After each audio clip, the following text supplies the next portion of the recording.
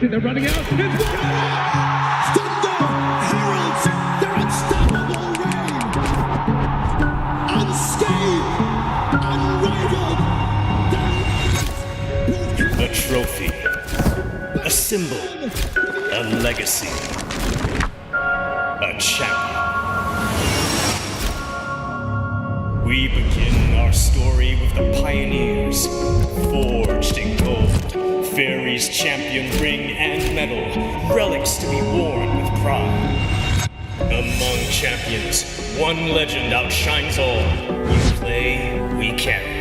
Realme M7 official gaming phone, forged for those who create miracles, the ultimate artifact of mastery. Every cheer from an army of believers shapes the determination of a champion. The Visa champion journey is reserved for those who never stop believing. When united, they become something greater. The legacy of the M Series, a home for every champion to stand eternal. This is the Hall of Champions.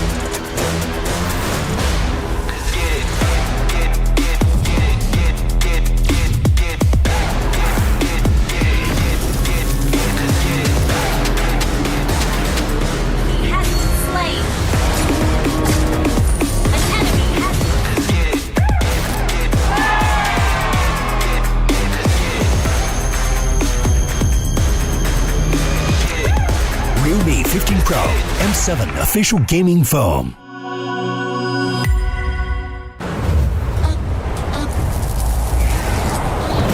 Just sizzle, got a crew so hot, no riddles. It's 0 to 100, no middle.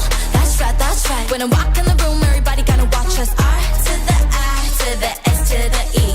Gonna shut down the apps if they tryna get past me. You can watch us sizzle. We're making this drop go triple.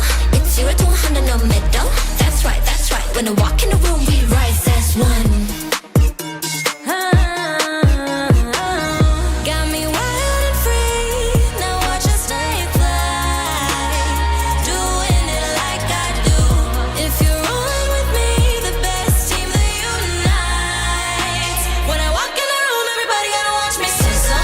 Got a crew so hot, no riddles. It's 0 to 100, no middle. That's right, that's right. When I walk in the room, everybody gotta watch us. R to the I to the S to the E. Gonna shut down the apps if they tryna get past me. You can watch us sizzle.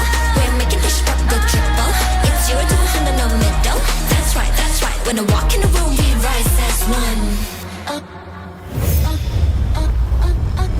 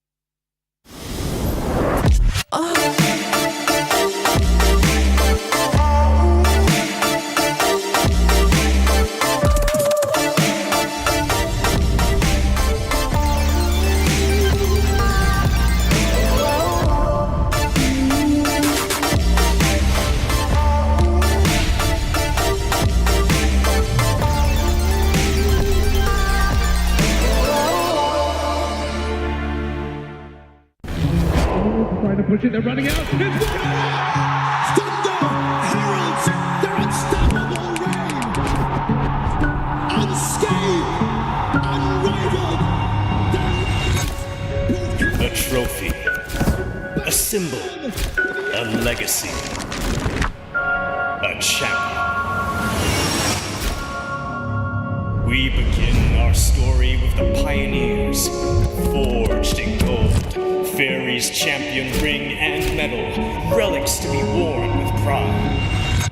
Among champions, one legend outshines all. You play, we carry. Realme M7 official gaming phone.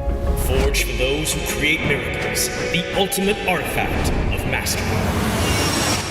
Every cheer from an army of believers shapes the determination of a champion. The Visa champion journey is reserved for those who never stop believing. When united, they become something greater. The legacy of the M Series, a home for every champion to stand eternal. This is the Hall of Champions.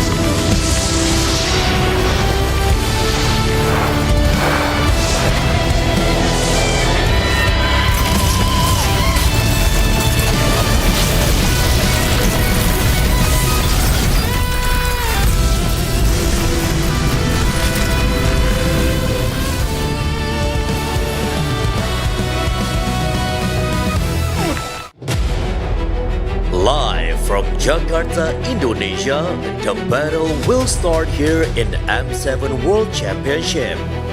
Let the world see us.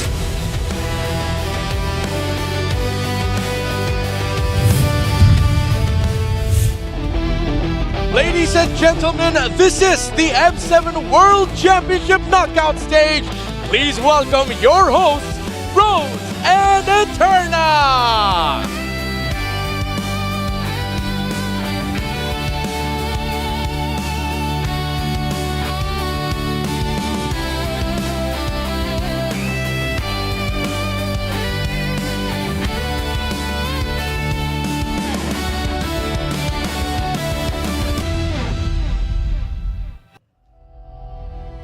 Good afternoon, Jakarta, and welcome to the M7 World Championship knockout stage, coming to you live from the iconic tennis indoor stadium, Senayan.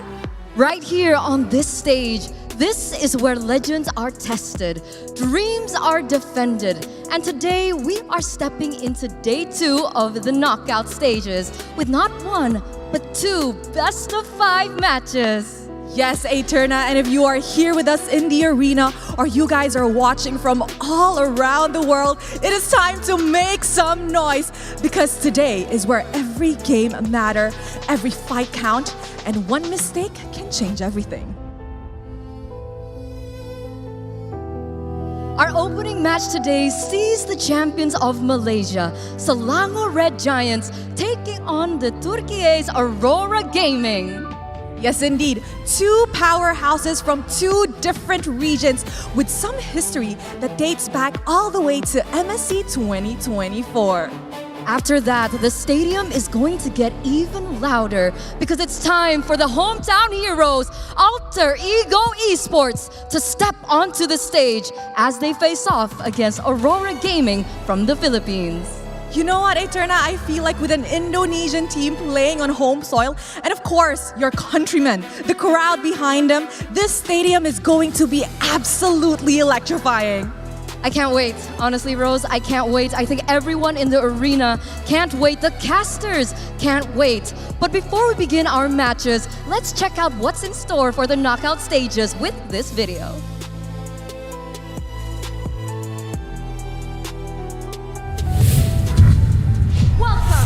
Swiss stages of the M7 World Championship. Alter Ego, they're the first team to make it to the knockout stage. Innocently, a 7! SRG are going to the knockout stage. Aurora, Philippines. Team Liquid. Aurora, King Spirit. Yangon Galacticos. DFYG out of M7.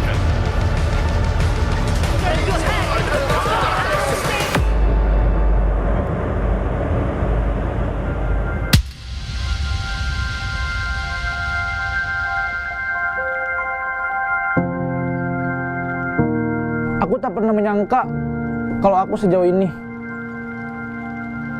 Selama 10 musim, aku cuma lihat dari kejauhan. Selama 10 musim, aku mimpiin momen ini. Burmese Ghouls will be going home. See you soon. Move forward in the bracket.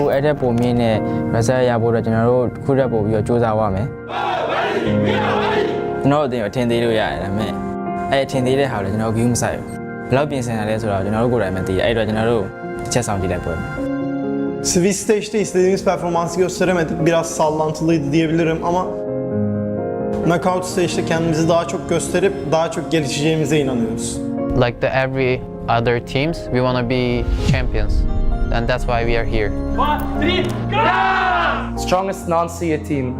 We've heard that many times, but we don't want to hear that title anymore. We're here to contend for the top. Oh, he go once and he'll get it. A Savage is secured. It's a good achievement, but I want to win tournament, so it doesn't matter. Team Liquid Philippines are your FPL Season 16 champions! Masakit sa amin yung pagkatalo na yun, pero ginamit namin yun as a motivation para mas lalong lumakas. Ayun, sa knockout stage, kahit na marami nag-doubt sa amin, gagalingan pa rin namin at magpo-focus sa laro namin. Thank you so much, Onyx! Tahun itu kami kalah. Kami berjanji akan kembali. Bukan untuk balas dendam, tapi kita akan menyelesaikan apa yang kita mulai. I've already failed a lot of times, so I'm not actually scared to fail again. Many wants to see us fall. That's the pressure of being at the top. We won't let distractions get to us. We're focused on the one thing we came for. Isang championship na lang para makamit ang kauna-unahang 3-time World Championship title at ang unang makakumpleto ng Golden Road. Hindi lang ito para sa akin, kundi para na rin sa legacy ng Pilipinas. I believe this is the strongest version of SRG, and we push ourselves to reach this state. Say whatever you want about us, our target is lock A. When I carry the flag of Malaysia, one thing that clicked me, I need to always bring the trophy back. Mari kita menang bersama. Let's win together.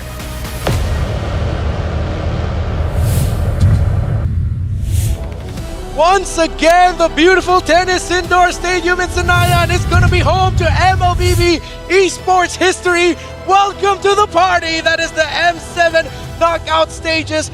Finally here in the big stadium. A lot of familiar faces here that you've seen all throughout M7, but of course, finally joining us on the stage, we have a Leo from the Philippines. We got Trex, the North American god. We'll start off with Leo. How are you feeling? Welcome back. Aku kembali, aku datang ini Jakarta, Indonesia. Did I say that right? Good enough. All right, good enough. I watched the whole thing from start to finish, joining the Filipino broadcast, but now I feel like I'm at home. This is great. Time to be alive. Trex, I'm looking at you because it's been a while. The first time you were here, M4, my guy. Very first international. We've got to come full circle back to Indonesia, and I'm sure a lot of the fans feel the same way. A lot of the same players in this same exact stadium. It feels good. It feels great to be back. And of course, this is going to be the panel. The three of us are going to be your panel of analysts analyzing the action. But of course, Mirko and Trex will be joining you as the casters for the in-game action later on today. But it has been a tremendous ride. We saw the clips, that story told to us of what has happened leading up to here. The energy, the vibe of the Indonesian crowd. How is it, Mirko, the community? How are they feeling heading into knockouts? Honestly, it's a mixed bag for sure. You know, looking at it again, it really comes down to some people getting new hope for Alter Ego. They're really, I think, stealing the show compared to Onyx. But obviously, with Onyx's disappointing run, it is quite concerning for most Indonesians as well. So, Alter Ego are lucky, Onyx are kind of cooked. That's the general consensus. I mean, that's how it all ended up here as we show you the brackets. I'm pretty sure the Malaysians are feeling great, Gideon, with SRG just a few steps away from making it to the grand finals. Absolutely. This is one of the best forms we've seen SRG in a very long time. The question is whether or not they can maintain it, because again, this tournament is high pressure. If at any point they take a suffering loss, that's going to be real mental damage as they move through the upper brackets or maybe even the lower. Leo, you were the Filipino broadcast, so I gotta ask you, what was the vibe back home seeing this? It's Team Liquid in the lower, while RORA's in the upper bracket. I'll tell you now, it's very different. From back home, the high intensity and unpredictable nature of the Swiss going into the knockouts was plenty entertaining, but the fact that you mentioned that it's Liquid in the lower makes it all the more scary. I'll tell you now, back home, it's a full-on thriller every time a broadcast starts. Rex, I saw that video when you mentioned that Aurora Turkey is a team that you respect. Are you surprised they made it this far? And what's your vibe with them heading into the knockout? It is definitely, I think every step from here on, they're surpassing what a lot of people thought they would do. I mean, I'm just glad they're here. I'm glad they made it. Can they go farther there? Because the games we're looking at right now, there's two big walls in front of both Auroras at this point. Yeah, how blue is this day going to be getting? Is it going to be blue because the Northern Lights are celebrating, or blue because the Northern Lights are sad, as it is SRG versus Aurora, and Aurora versus Alter Ego, of course. So we're going to be heading a little bit closer to our first matchup of today. We're starting it off with Selangor Red Giants and Aurora Turkey. Arguably the best Malaysian team ever versus the strongest Turkish team ever formed. Mirko, you've been a part of a lot of the biggest historical moments in MLBB for Aurora Turkey. I want to focus on them just a little bit more. Expectations for them heading into the SRG match. Expectations are they fixed a lot of the errors that we saw in the Swiss stage, because in the Swiss stage, honestly, it was a mixed bag, right, for Aurora Gaming Turkey. initially it looked very, very disappointing because they would be able to get these leads at the start of the game, but unfortunately, for some reason, they would always just throw that lead, like random team fights, taking bad decisions, or making bad decisions rather. But we saw towards the end of Swiss stage them really correcting and really getting back to the form that we saw them from GOTF. So I'm expecting that version of Aurora Gaming Turkey to show up here against SRG. I'm expecting actually a revived version, a refined version of the MSC 2024 Fireflux that almost took Selangor Red Giants down. Gideon, what do you feel about that? You are the Malaysian on the table. SRG man here. I'm telling you, this should be a walk in the park, personally. Like, you know, I'm leaning over. I'm relaxed just like the rest of the Malaysians coming up on the stage real soon. So there is a lot of story and history between these two teams, so let's watch this. Kadromuz iyi, koç kadromuz iyi. Bence Asya seviyesindeyiz. I respect the development that Aurora Turkey has been able to show, but SRG is just a different monster this time around. It feels like I'm seeing the same team from that MSC 2024 run where they eventually won it all. They've done it! For the first time ever, Malaysia is on I feel like MSC 2024 was a lot of teams not recognizing the greatness that was already there. This is the greatness that you already know that it's there, but somehow they got even more terrifying. Bir bakıma intikam olarak diyebiliriz çünkü onlarla karşılaştığımız tüm turnuvalarda onlara karşı kaybettik. MSC 2024'te 2-3 bir farkla kaybetmiştik. M6'da da onlara kaybetmiştik. Yani bunları yenemedik ve yenmek istiyoruz. Considering Aurora has been around for a very long time, I would assume that their change is going to be for the better. Antara tim Spirit sama Aurora Turkey kayaknya yang lebih jago sih menurut aku sih Aurora Turkey sih. Kayaknya dalam turnamen ini dia beradaptasi lumayan cepat. Jadi makanya gak heran juga kemarin juga mereka bisa menang 2-0 sih. Winning against Yangon, I think it's also one of the statement that they know that they can win against top teams. Bizim şu anki kadromuz MSC 2024'te göre daha yetenekli bir kadroya sahibiz. Daha yetenekli oyuncularımız var. Bunun üzerine kurulu bir kadromuz var. Birbirimizi iletişim olarak daha iyi anlıyoruz. Biz de daha güçlü olduğumuzu düşünüyoruz 2024'te göre. Mid üçlüsü olarak onları alt edebileceğimizi düşünüyorum. Onları side lane'lerinin daha çok ön plana çıktığını düşünüyorum mid üçlülerine göre. So RORA, if you think your mid trio is better than us, let's see later whose mid trio is better. Yani şu anki takımımızla SRG'yi yenebileceğimizi düşünüyorum. Innocent bence şu an açık ara diyebilirim. Açık ara turnuvadaki bence en iyi ADC. Umarım onu ezebilirim. You guys will not get your revenge because we will not let you guys win. We will go to the semifinals. I mean, a lot of words said there. You're looking kind of smug right now, Gideon. What's going through your mind? I have to look smug because this is one of the best performances we've seen Malaysia on a world stage in the past few years. No Malaysian team usually makes it past this stage, and better yet, having an international podium finish in the recent years makes me excited to say, yes, they are the new international standard. Yeah, mid-Swiss already, SRG are serving up these banger grand finals worthy matches. But I'll tell you now, Aurora Turkey, learning a little bit more about their preparation going into this huge stage. I'll tell you now, it's not even about the big moments. It's about the little details, the little things. Remember how they, as early as their first match, brought back Novaria, played Nolan. They have their own metagame. Again, I think if you're looking for MLBB from all around the world, you look at Turkey and you look at, hey, look at that little region in the middle of Asia and Europe and say, maybe they got what it takes to beat one of the titans, one of the giants in Southeast Asia. All right, I'm feeling a little bit of tension between you two. Do I have a clearly SRG guy and a clearly RORA guy as my panel for this first one? Hey, look, if we can learn anything from CG Esports, they're generous. SRG, not so much. So we'll give the scrim. We'll see how it goes from there. Well, just a bit. We're going to be seeing them enter the field. A historic matchup between these two. Remember, MSC 2024 could have looked so much more different if Aurora were able to take down SRG then. But they weren't Aurora then. They were Incendio? Fireflux. Incendio that time? Fireflux, there we go. Lots of names. Be ready to remember more. Because here comes Aurora and here comes SRG. Welcome to the stage.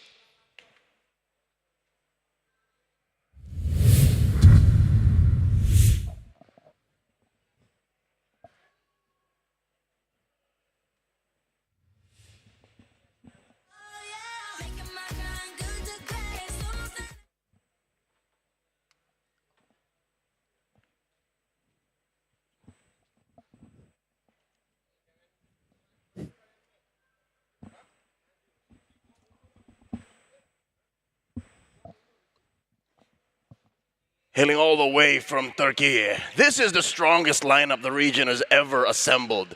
Built through relentless competition and sharpened by the highest level of play, they are fierce, ruthless, and calculated, always waiting for the perfect moment to strike. Ladies and gentlemen, Aurora Turkey will be slowly making their way onto the stage. They're chasing what they have never achieved before. The dream to win it all.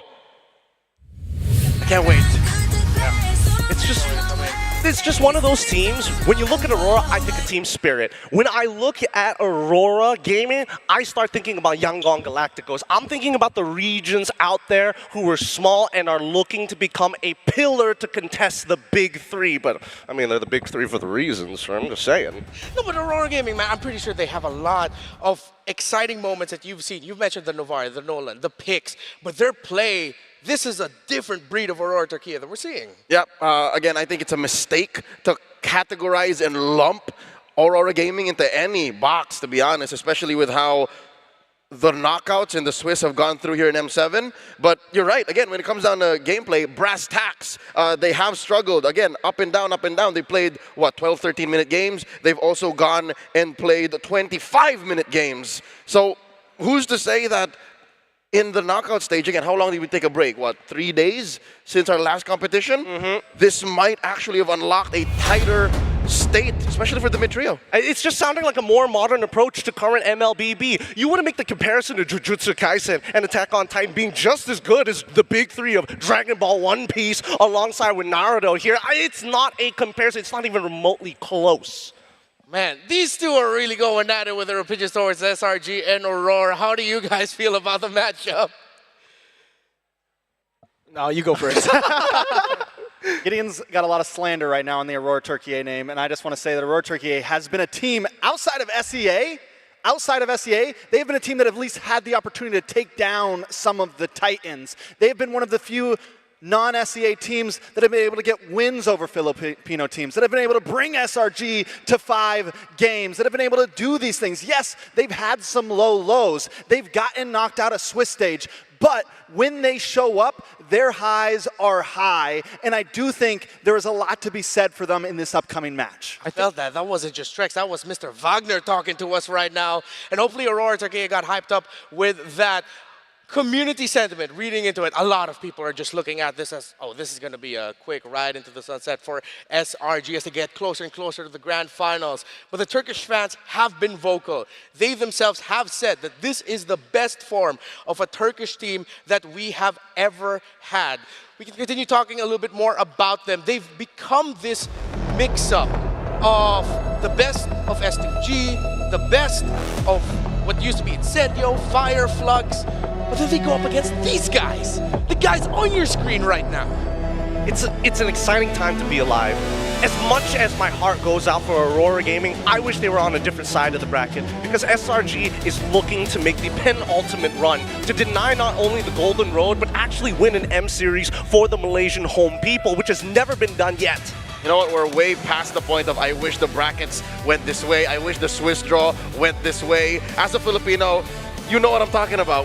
Twice we got ruined by the opener in the draw, but as it stands, I'm just optimistic that maybe just to follow through in the footsteps of how crazy the Swiss and the knockouts are, maybe here we see them more than just go all the way. Maybe we just see more than a MSC 2024 rematch. Maybe we see an upset.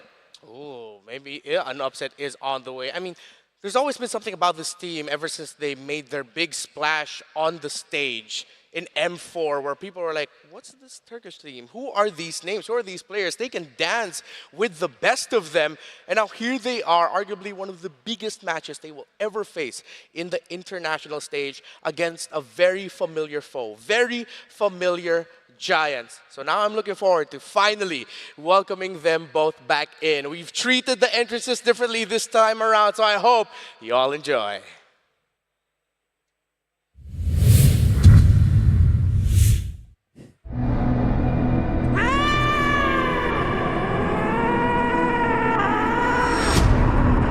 Hailing all the way from Turkey, this is the strongest lineup the region has ever assembled.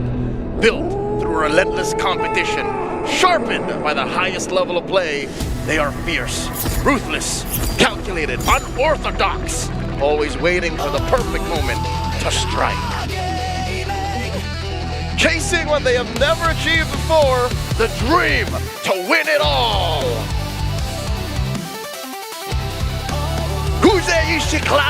The Northern Lights coming in, the Turkish contenders, it's Aurora Gaming! Led by M4 veterans in Rosa, the Thorn Queen and TNZ, a masterful jungler, alongside the Turkish trigger man, Sigiboom, the reliable XP laner, Lunar, and Paku, the playmaker who replaced their legendary coach, Apex 47. This squad carries both experience and hunger, proving they can change the game. And going up against SRG, they will need to bring in game-changing plays to go up against the giants before them, the Giants of Selangor.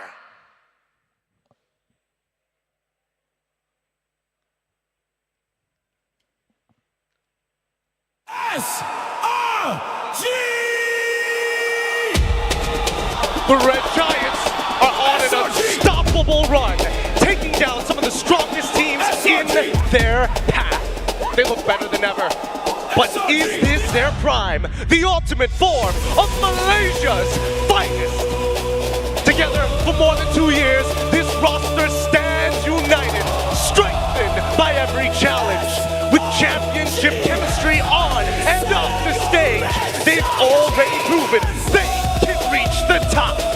Now, they return to the M7 stage with one goal, to win it all. Coming up to the stage is their EXP laner alongside with their roamer. Leading the charge, it's Yums and Cram. The unstoppable Red Giants! Half man, half beast.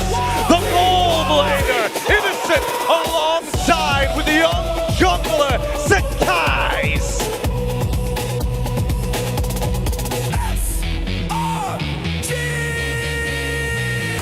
And to complete the squad, give it up for the mid laner, the Tempest, the Raging Storm, it's Stormy! And there you have it. This is the Selangor Red Giants! A lot of Malaysians in the crowd to support SRG. Closer than ever in the eyes of many, becoming world champions. But of course, we have to welcome the brains as we see the brawn before you. Guiding them through this match will be their coaches. For SRG, it's Coach Arcadia and Ozora Vecchi. For Aurora Gaming, it's Coach Bad Gal Seth and Apex 47. With them is our Marshal Gary to ensure the integrity and fairness of our tournament. This is the first series of the day. I want to hear the crowd in Senayan make some noise!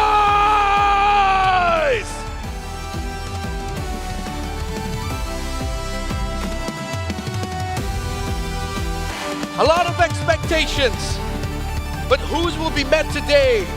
The fans of SRG or the fans of Aurora Turkey at the fist bump, and they will proceed to their stations. Pretty wild to see these two teams battle it out once again. How close Turkey was to go really far during MSC 2024. Who knows? The story could have changed. Maybe it could have been Turkey up on that global stage.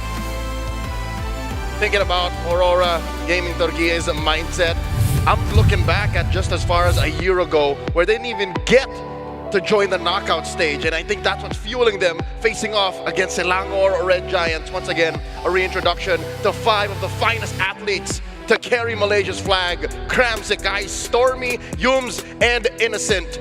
The Mage Prodigy, Stormy, an element of pure MLBB excellence, is #1 right now in KDA. Clean 9.14.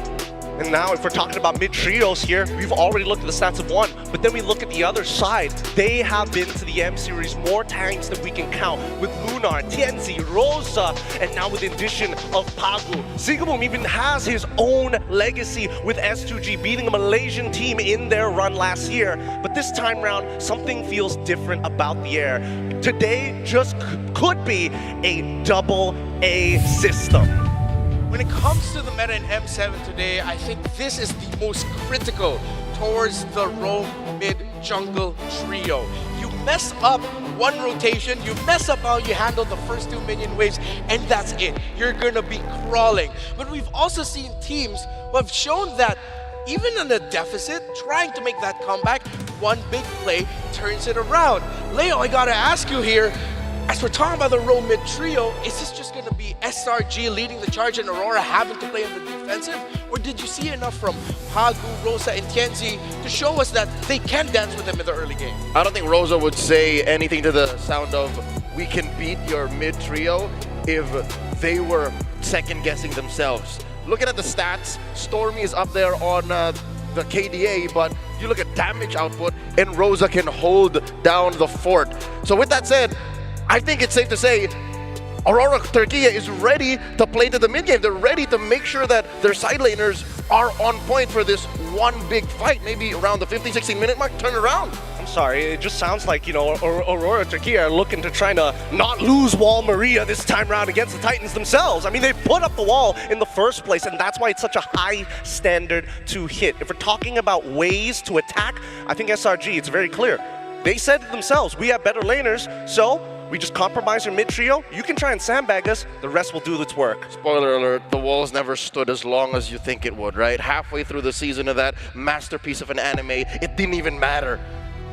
So now what matters here for Aurora is how are they going to handle the aggression of SRG. We know how disruptive Yumes is. We even got to talk a little bit with Sunset Lover from Team Spirit, who mentioned that one of the most difficult things to handle going up against SRG is the fact that you cannot find Stormy in the map, especially if he has his hands on that far. Some back-to-back MVPs in their last series. Let's start with that.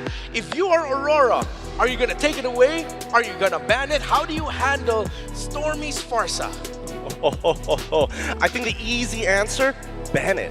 I think if I was in Bagdal Seth's position, and I'll give him a couple of pointers. The easiest way to take on SRG is to make sure that the EXP is sandbagged, the gold lane is supported, and the mid trio in the draft, I hope they win that coin flip, because if they get blue side, that might just be the first point. Yeah, so if Aurora Turkey can take away a hero from Stormy, I feel like there's still going to be a lot in the pool available for him. The Eve has been one of the menaces of the M7 World Championship, Leo. Yeah, I was going to say the Eve is a more dangerous weapon to put into the hands of Stormy. Sure, you can't find his Farsa. It's always hidden in some patch of grass, ready to hit you with a fair airstrike. Oh, you blink, he hits you with another one. Cooldown seems to be at 4 seconds for this young man, but I think the Eve is something that's more dangerous. In the twilight of their run in the Swiss, again, they qualified very, very quickly. And even in the knockouts, the Eve has become a more dangerous hero. So I'll say now, let go of the Farsa. Maybe if you're on the blue side, hit it with a 2-3 blue, because I'm not so sure if Selangor's on the red, they would prioritize for that.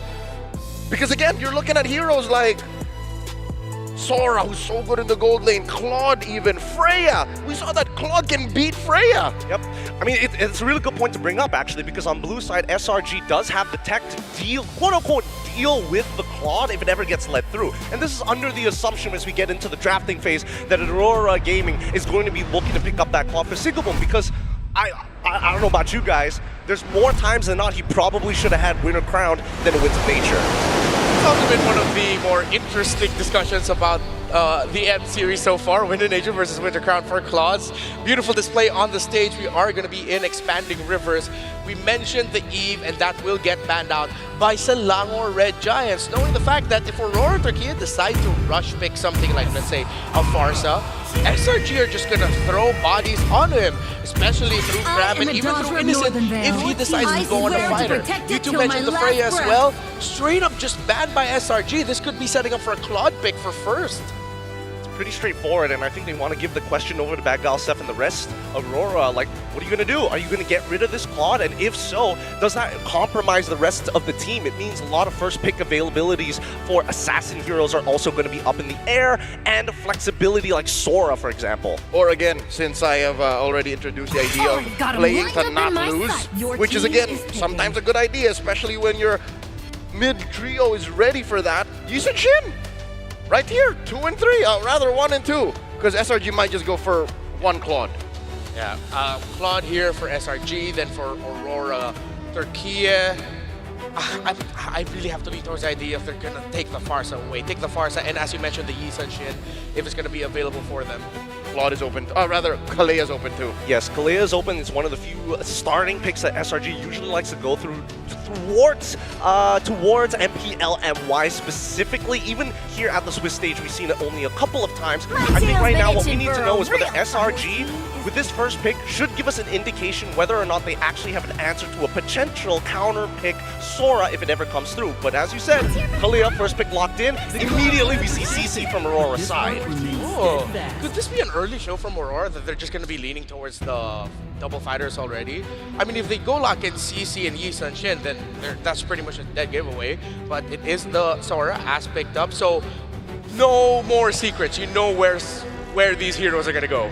It feels like Coach BadGalSef is now putting the cookie cutter onto SRG. Hey, you got to follow within the boundaries. We've taken away the flex picks. How deep are your pockets if there's any other extra batter that we can stuff in? Huge breakout performance by Innocent in the Swiss with this Sora, and I think this rung alarms all over the metagame. Like, oh, it's so good in the gold lane, but here it seems to be good enough to warrant the flex. So as early as the first pick on red, Aurora's putting SRG on notice. What are you gonna do about it? SRG answers back. There's the Yisun Shin, there's the Uranus. Good luck beating down on the EXP lane, because Cram doesn't even care. SRG have planned for this. So now we're going to be looking to see if Aurora can get the proper damage output to deal with the Uranus. The problem is, there's a chance they might not. They already took away the Kimmy that could have gone to the mid lane. You are not going to go Marksman anymore because you know these two are going XP and Gold in the CC and Sora respectively. Unless Aurora has the sudden game plan of putting that Sora into the jungle. I'm not sure, because I feel like at the end of the day, the mid lane pick is kind of what's holding both of these teams back, right? They're trying to take away the supporting structures around it. Want to make sure that no matter what picks you go for, they're still flexible towards the blue 4s, blue 5s, red 4 and red 5. And here we go, Gatot gets locked in straight away. And if Gatot gets locked in, I'm guessing that BadGalSef is like, you know what? I think Rosa has a deep enough pool. We'll play responsively rather than reactively. Good start. I like how Aurora are swerving this, saying they're expecting us to do this, and already SRG, true enough, oh, they're gonna beat down on the EXP lane, put a dead hero over there, not like a hero that just dies, but a hero that doesn't care what you do to it, and then Aurora switches their gears and said, yeah, let's just fight early. This is a level 4 ready team right now. I don't even care what's in the jungle. So Aurora decides to ban away the Ranger, taking away a carry pick there for Innocent. Did show it up earlier this M7. But with how SRG have fielded their draft, I think this is going to be one of those scenarios where they're really just going to be playing through Sekai's. But I understand that Aurora wants to take away any options of going for a double carry, because again, they are running out of options. I'm really having a hard time thinking of what this mid laner jungle will be that can not only end the game quickly, but make sure that they dominate so quick that SRG can't get farm with the Yisun Shin. I don't think they can do that anymore. I think with the first 2 picks being denied away from SRG's side, it's really limited down their pool in terms of how often we can actually flex, forcing them in a more linear path and a more honest approach. Yeah, I think Aurora are fixated on a carry jungle and then something to support it in roam. But what carry jungle? Like, sure, Lancelot is open, but you're kind of in deep waters. The Kalea is gonna snatch you up. There's potential Fanny, but I don't think it's going to be picked, knowing that the Tsunami Slam is on the other side. Fanny's banned too. And Fanny is also banned on the first pick. I mean, there's just not a lot to work with. Even Lo Yi is getting banned out, really trying to force them into pick Farsa, please. Hayabusa. Hayabusa is an option also. There's another one in my head. If you want a little bit more basic attack, maybe they'll lean towards a Leomord. Even though he is ultimate based, he does have strong basic attacks with his ultimate up. But they need Mad Burst in mid. That's a good thing for Aurora, because Rosa's ready to fight. Rosa's always ready to go. Personally, I think they do need a wave clearer, because when I'm looking on the opposite side, it's just how exactly, if you do happen to quote-unquote go even in the early game, you slightly fall behind in the mid game, how do you protect your waves against more empowered minions, right? I don't see that coming through. Yep. Currently, Aurora's playing with a lineup that has to smack every single minion on their way in. And SRG read into it. There's a Leomord ban. Oh, that's going to be rough for Aurora. If they're looking for basic attack and some strong burst, they might have to go as far back as a Martis to get that at this point. I really feel like the Leomord was the last best option. You mentioned the Hayabusa, I think. Next best thing. Before thinking about the Martis, yeah. Or before you go deep into TNZ's pockets and go aim on or something. I think this might just be a Nolan, because usually we do see that TNZ likes to play Nolan into these matchups. Oh no! They prioritize the Jushin over it and hold jungle for last. I think they can afford to do this because they're not going Leomord anymore. No need for the burst. So again, more utility. TNZ's got to play some damage. There's not enough damage on this lineup. It looks like the lineup of Aurora, instead of an inward to outward, it's going to be out to in. It's relying on the both side laners to clear minion waves, handle it so well that you can actually join the mid trio at the center of the map and at the river. But then why didn't you just pick Farsa in that case, right? I mean, the issue I'm having right now is that now that you have Jushin, sure, you're going to do decently okay in lane because you have the God Thought, but now it's like, oh, once we get into later stages, I'm still not going to be able to clear the lanes as effectively as other people. Valentina, going to get locked in for the side of SRG with the final pick going over to an X-Borg in the gold lane. I like this a lot, actually. They go for the double fighters. As we expected earlier, they are just going to be playing solely through Sakai's. Is it really just going to be a Hayabusa at this point for Aurora Turkey, as you mentioned? Or Nolan. The Nolan, right. Just as supportive of both, especially since you can make that X-Borg do a somersault really quick with a Nolan. Faster than Hayabusa. I'm trying to think if there's any other junglers out there that could potentially like scale to a level where he can contribute to the team without having to say, I'm purely just in this one phase of the game. He can still go for things like Boxia, the Fredrins as well, but that doesn't really take much to topple a comp like that over. And finally the lock-in's here. Oh! Harley, baby! 100% win rate given. It showed up once, but I can't believe we didn't see the writing on the wall. Yeah, for just a moment, I forgot that he actually got an MVP performance with this Harley. If this is the first time you're seeing the Harley get picked, well, it did get picked earlier this M7 through TNZ. How are we feeling about it? I'm still leaning a little bit more towards SRG for the draft. I don't know. I think that Aurora has a really solid game plan, but at the end of the day, I'm looking at the counter index. I have to agree with the counter index. Aurora has a slightly better draft. Yep, because even Innocent, oh my lord, what a switch up! Innocent is the one who picks up the Uranus. I think he's expecting a lot of heat. SRG, they're going on defensive here to get some farm on Sakai's. We're heading into expanding rivers and into the game to call the action. It's Mirko and Trex. Welcome to the first game in this best of 5.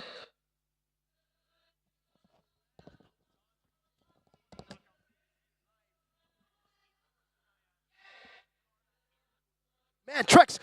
Hey, Leo called it, you know. We were going to see some crazy picks from TNZ. We saw the Amon back then, the Leomord as well. We saw this in Swiss. We didn't know it was going to be possible to play it in such a high-stake match, but hey, they brought it up. This is what you've got to love about Aurora Turkey. They're willing to always push the limits, and they get wins when they push the limits like this. I do agree with Gideon. I like their draft. One of the reasons I like it, there's a lot of kiting capabilities on their draft. For SRG, it's going to be hard to bring that dive in. And look at the damage already onto Cram early on. Yeah. So in the end, it is actually going to be Innocent on the X-Borg, Cram on the Uranus there. Unfortunately, we got to see, it was quite mixed. I was quite surprised as well earlier. But hey, this is already a very different approach. Rosa? First blood against Stormy. Hey, we heard earlier, Trex, that both of them really want to show who the better mid-trio is. Right now, it's 1-0 to Rosa. Yeah, the aggression already, and Zetian is a hero. I didn't know how much we were going to see it in this event, and every time it's popped up, it has done well. The poking capabilities, the wave clear, and again, the ability to kite against the enemy.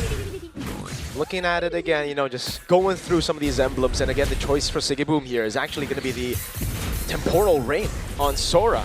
An interesting choice, something we have seen in the Swiss stage there, but for the most part, it is usually either the Concussive Blast or the Brave Smite. We saw the Concussive Blast a lot when it's played in XP, just to get a little bit more prio.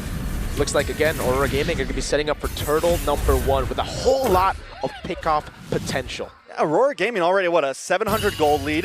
If they're able to secure this first turtle, it is huge for them. It probably sets them above the one, but here comes a little bit of damage. Pagu able to lock on to Yums. Sekai's looking for the dash in as well. Pagu just about to go down, but able to come back and survive. The dive in does come in. Tien's able to fling back and look at the damage. Rosa with another kill in the book.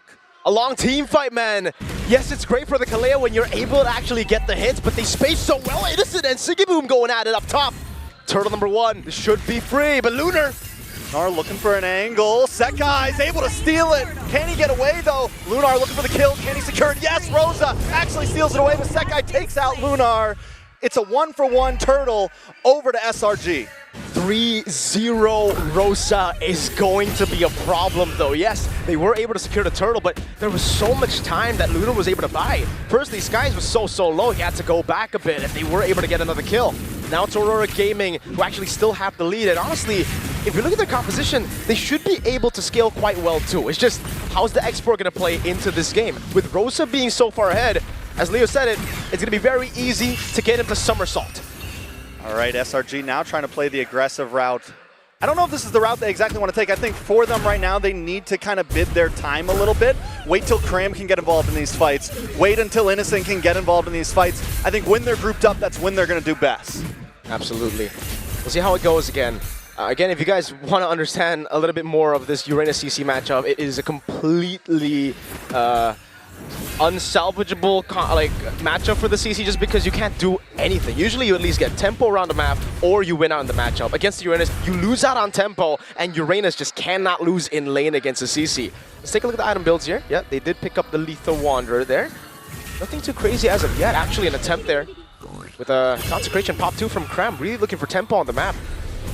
Yeah, SRG, I mean, the play right now in the mid lane, it seems where all the action is happening, trying to secure it, trying to get river control. SRG finally starting to push back. You said it about Cram. He has control in the CXP lane, and it's making him get involved in these fights, but look at the stun. Tsunami Slam does lock on, brings Lunar back. Lunar not going to be able to get away from this, but the AOT comes in, able to get the connect. Rosa joins the fight as well. Yep. Way too late on the AOG there. They didn't have the control in the mid lane, and that, therefore, it really just became a free pickoff for Selangor Red Giants. I really feel like Aurora Gaming should not have let that happen. Lunar knew that there were people missing in the mid lane, and the fact that SRG with, I would say, not the best mid prio, were able to rotate quicker is concerning. Aurora Gaming are losing a little bit of control. Pagu for the grab though. Yums on the run, forced to dash away. Stormy as well as Aurora Gaming take control over the turtle pit. Innocent does have the last insanity. Is he going to pop it and try to get involved? Tien's able to secure the turtle with ease, but now Pagu getting a little bit left behind. Nice kiting from Rose, able to push Cram away, and SRG can't do anything about it. It's so technical, Trex. This is what we were saying when we were talking about how Fireflux almost beat Selangor Red Giants in MSC 2024 in the semifinals there. Or was it the quarterfinals? Honestly forgot. It was single bracket. Either way. At that point, it's like you lose, you die. And honestly, it really feels that way too because no team wants to go to a lower bracket with TL, Onyx, YG, and Team Spirit waiting for them. It's true, and I feel like Aurora Gaming, every time these players get into top 8, they seem to really shine. This is where their prime kind of kicks in. They have trouble in the groups, they have trouble in the Swiss, but once we see them now, they are playing technical. They are fixing the mistakes that we called out before. And keep our eyes on TNZ, able to just steal a camp. He doesn't even go for the kill. He just, I'm going to take this, I'm going to take that. As an assassin, Trex, it's all about how to make the enemy marksman your boy. Your boy. That's the PG way to say it, right? I gotcha. That's all. For Tienzi, it's really all about taking him out because he knows that the main carry on this team is Skies, and the whole team's trying to support him to do it, right? Pagu already leaning into the green camps, trying to take it away, but it is Skies. He knows how to path. He knows exactly how to actually get the most out of even a bullying situation here. And again, for Selangor Red Giants, they lost out on those kills early. They lost out on the early turtle, or the second turtle earlier, but they're still able to get that gold lead to go down for Aurora Gaming. Yeah, I think my big worry though for Aurora Gaming here, as you know, Sekai's 2-0-0, and a YSS unchecked is a YSS that's going to check you soon at this point. Once he gets those items in, we know the damage he can do. And if SRG can get to that point, which, I mean, the gold lead is practically nothing for Aurora Gaming at the time. It's still a very much tie game, even with the extra kills that Aurora Gaming has gotten. I'm wondering when that pop-off point happens for SRG. should be around now. The mid game's definitely what Selangor Red Giants are looking for. Into the power spike. Pagu's gonna go in, Yums as well. They're holding this angle, and really, for SRG, again, it's all about the poke. It's all about the threat of Innocent on this export. Can he build enough stacks as they go for Turtle 3? Watch for TNZ in that top bush. Gonna try to look for an angle, look for a steal. Pagu also looking for the taunt. Innocent waiting for the dive in. Sekai's wants to enter the battle as well. Here comes the Tsunami Slam. AOG able to connect to multiple members. TNZ able to take the turtle. Lunar's gonna go down now. Oh, big last Insanity actually doesn't land on anyone. Yums! That's big. Sigiboom gets killed on the backside. We're seeing more damage. Stormy able to almost pick up one, but he doesn't get it. Sekai's, though, finds one of his own as TNZ makes the trade. Pagu finds Innocent, and members of SRG are falling. Rosa and Pagu just need to get away, but Cram doesn't want to let that happen. Yeah, wants to go and chase Rosa all the way. Does not want to give him tempo, and look at what Cram is doing for Skies right now. He's able to push everybody back so that Skies can rotate straight to top side, where he can actually convert on this winning team fight. It was actually not a winning team fight, actually. In a way, they won out because they were able to secure the structure, because they were able to stop the capitalization from Aurora Gaming. But it was Aurora who got the man advantage. They took Innocent down to the mid lane. There were trades all around. They got the turtle too. But it's all about the structures at the end of the day, if we have a technical match like this. And if you get those big neutral objectives, can you convert them into structures? Can you convert them into towers? And that's where Aurora Gaming is falling short right now.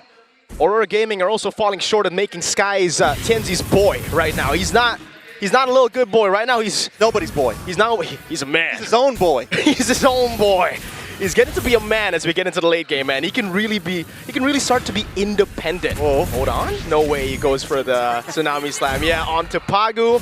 But Skies was ready for it, dude. He popped Mounted Shocker right as Yums jumped in. So they got to be real careful about that. Once we get to the later stage of the game, you use that. That's a big part of his kit, especially against Aurora Gaming's ambush, I would say. They have a lot of assassination attempt, or assassination threat, Innocent. TNZ's hunting. SRG as well. Yums able to get the grab. Tsunami Slam, and Sekai's gonna eat that TNZ quickly. Pagu now on the run as well. He shouldn't have got involved, but the heal does come in. Sigiboom here to back him up as Lunar tries to get Cram away from Rosa here. But Innocent doesn't let Pagu get away. He goes down. SRG got what they came for. They find two members, and they back off, but on the top side, Sigiboom as well, up against Innocent. Are they going to re-engage? Last Insanity down already. Innocent going to be taken low, taken out by Sigiboom, and now it's Cram who chases, but the Lord is being taken by SRG. Look at the damage from Sigiboom onto Cram right now. It might just be enough. But Cram is relentless. Down at the Lord, though, there's a fight going down. Stormy able to get the shutdown onto Rosa. Sekai's takes the Lord off Cam, and Cram picks up Sigiboom just to put a bow on the box. Lunar falls as well, and just when we were counting SRG out, they take the game into their hands. It's all about team fighting at the end of the day if you're Selangor Red Giants. Yes, they've been dominant. They've been showing how they can tackle games just through taking the macro, having those advantages. But at the end of the day, it's still the same SRG that won MSC 2024. It's an SRG where you really just rely on those crazy team fights to get back at a game if you're losing. And Cram, he's loving this chaos. Pagu's gonna try to flank him, but he doesn't care, yo. I mean, in that whole last fight, SRG did such a good job at splitting Aurora up. Yep. I feel like they were planning to take that Lord from the very beginning of that pickup on top side. Now SRG looking to try to come onto this tier 3 in the mid lane. Lord coming down the bottom. That's the thing about Aurora Gaming's composition. They look like they're built for the early game. Into the mid game, they have to start to group up. Meanwhile, for Selangor Red Giants, they're fine playing in the side lanes. They still have these very, very strong side laners who can really go for these 1v1s and win it out. Unfortunately for Innocent, the last Insanity got flickered out of, right? That was just the whole problem there. Sigiboom was able to get the kill, but Cram stopped him from rotating over. And now it's Pagu. Pagu tries to go in. Whoa. Big Sun comes down. Lunar able to find Sekai's. This is huge for Aurora Gaming. Sigiboom in the midst of things. Still there, last Insanity coming down. Now Sigiboom actually still able to turn things around. AOG! AOG connects, well just misses. Cram now back against the tower. Aurora Gaming trying to push down the mid side. Lunar keeping Cram at bay as the rest of the team follow behind. And look at the grab, look at the stun. Stormy falls, TNZ gets the kill. There's 2 members left for SRG. In a way, it's still the SRG from MSC 2024, you know? They take those risks, a lot of times it pays off, but when it doesn't, oh man, it really hurts. And just like in MSC 2024, Aurora Gaming are punishing that. They're going for these team fights and they're finally understood we need to group up. We cannot let Selangor Red Giants split us up the way they did during that Lord take. It's really all about getting those proper sets. And yeah, this is the problem about having a Valentina in the mid lane as opposed to in the matchup purely against the Sora. Because Stormy isn't building tank, he's building Lightning Truncheon and the Bloodwings here. He's still such a squishy boy, so when he goes in, it's either everybody follows up, they get the win, or he goes in and he gets insta-deleted by Aurora Gaming. I mean, at this point, wait a second. I mean, Cram is the menace right now. I feel like Cram is really the thing keeping SRG heavily in this game. SRG looking for a target that decide to not fully commit. I think it's a safe bet. It's back to level. 600 gold lead for Selangor Red Giants at this point of the game. It really is insignificant. What's going to be significant, though, is the structural advantage that Selangor Red Giants have been able to get. This bottom lane is big for them, dude. They still have a tier 3 up top, or tier 3 down below. Up top, I have no idea.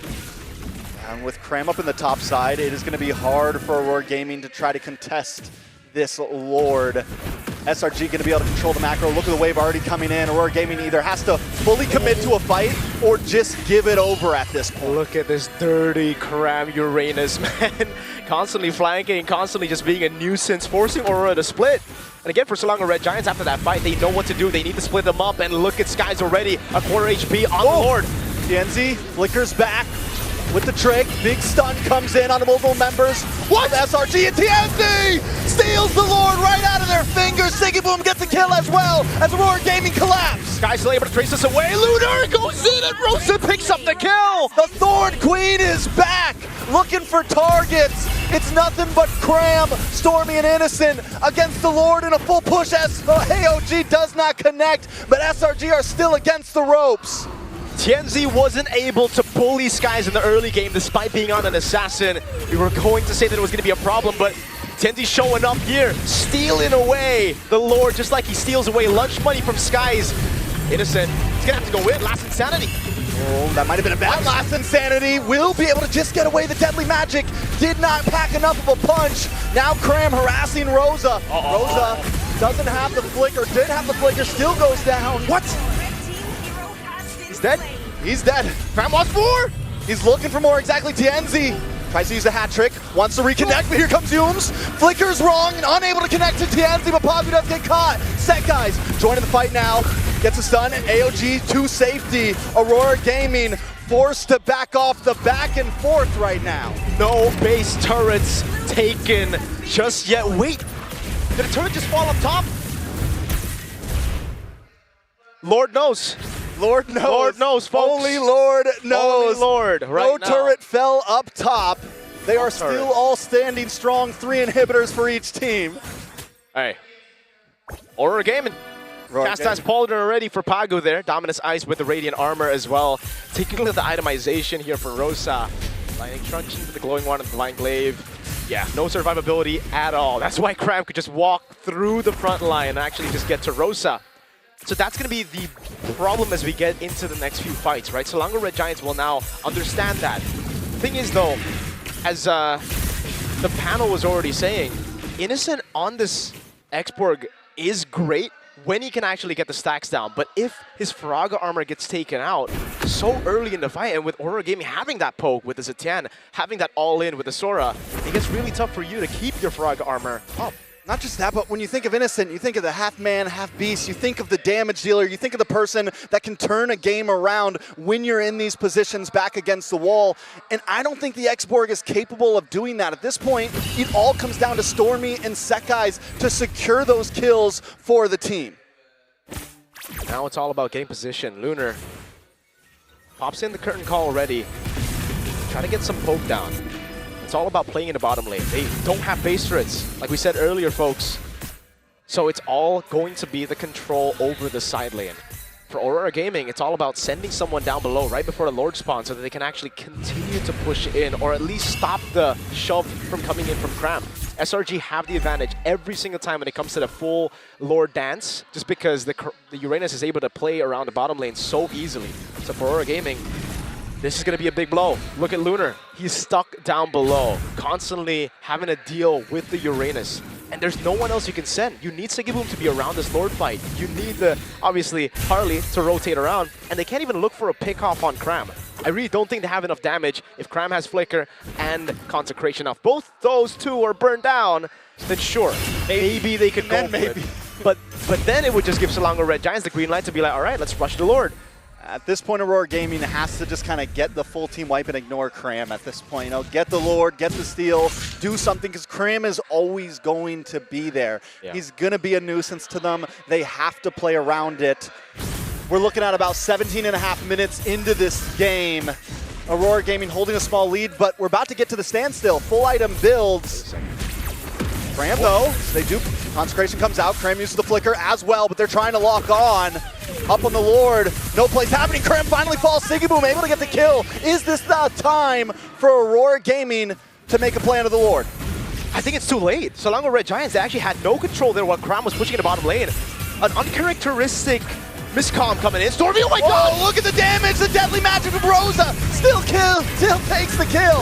Last and standing defensively, Yum's gonna be caught as well. He's gonna be taken down despite going for the Tsunami Slam! Aurora Gaming! They've taken 4 members of Selangor Red Giants out, and they are knocking on the base! It's nothing but Innocent left, and it's time to put the beast down! They got a minion. Aurora Gaming are trying to finish this. Immortality does pop. Innocent still trying to hold it off. Immortality pops for Innocent. Aurora Gaming just need to lock on the base, and game number 1 is finished. The upset happens, and Aurora Gaming takes the first game. Ladies and gentlemen, we were coming into this matchup talking about a possible Fire Flux versus SRG in MSC 2024. And I think we got what we wanted plus more. Aurora Gaming outclassed SRG in game number 1. It wasn't just a draft. It wasn't just how they played the early game. It was the thing we were talking about mid our pregame. Swiss stage, they were struggling. After getting leads, they would just fail to capitalize, to close games out. They found a way to stay clutch. TNZ on a Harley. Is that ban-worthy or not? I mean, I don't know. Aurora Gaming on a Harley. Harley in the top 8 of M Series. It wasn't on my bingo card, especially them winning. Hey.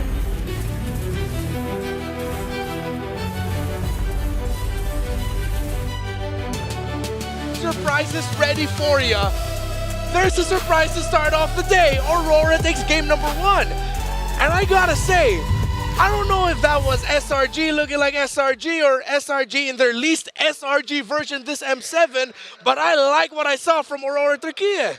Let's be real. Let's be real. It wasn't non-SRG though. I mean, there's a couple of ways we can explain it, but the easiest way we can is Aurora, they did a lot of homework. They did good homework in a matter of fact. 2 of the most important picks that we see from SRG's side that has been not only dominating but causing a lot of ruckus amongst the draft has been that CC alongside with the Sora, and I think they answered it perfectly, but they also put their own spices and spin on it too. Yep, of course the little garnish of the Harley was great, especially as an answer to that X-Borg. Aurora Gaming Turkey really used the red side advantage, and you'll see that the reason why I'm saying it's not a non-SRG match is because they still played strong for a majority of that, relatively quick game in terms of M7 matches. It's fast for me. It was SRG who was in control, except for 2 or 3 big swings, wherein suddenly our caster's jaws just dropped like, what is going on? What is this? Turkey wins. Which then begs the question, who should be the player of the game here? Is it Tianzi with how well he played this Harley? Is it Rosa with how well... Rosa just did a lot of things for the team too, to be honest. A lot of the vision, a lot of the key crowd control. If you could pick, who's your player of the game? Pagu, easily, because I think Pagu sets the floor for the team. Nobody does as badly as the way that Pagu is able to kind of keep it together. Every single time somebody makes a micro mistake, Pagu is there to compensate for the mistake. But on those winning moments, Pagu is the trigger man who sends them skyrocketing into double, triple kills. Every single time they do capitalize on a fight. I'd say it's Rosa. Rosa is the heart of the efforts that they showed here in game 1. The Harley wouldn't be able to do what it wanted to do without that control and that vision that the Zetian provides. the combos with Gatot on Pagu wouldn't be possible without the stuns and the utility that a Zetian brings. So I think really just the way Rosa shot called, the way we know that they do that alone. There's a reason why when we were first introduced to Aurora Gaming in this very stadium years ago, that's why it's Rosa who's stuck in our minds. I think they are the player of the game.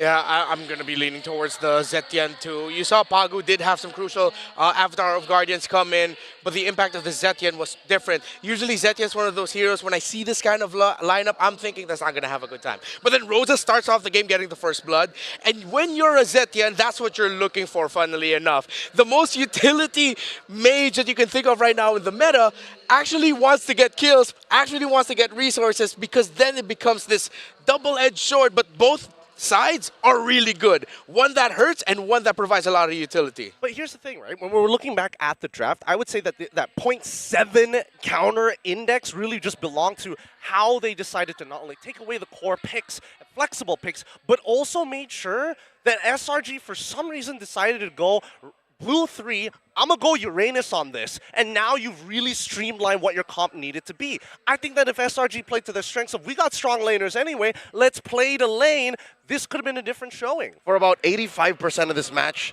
that could have worked, right? The economy wasn't as easy to read, especially when it was such a high intensity and high action game. But looking at it from a spectator's view, again, I have time to dissect things. Our casters were so busy calling the action. It didn't matter how big the gold lead was, yes, but what mattered was where the gold actually was. So that's why I'm saying this wasn't so bad for SRGs, because a good chunk of the money was actually where it mattered. It was on Innocent and it was on Sekais.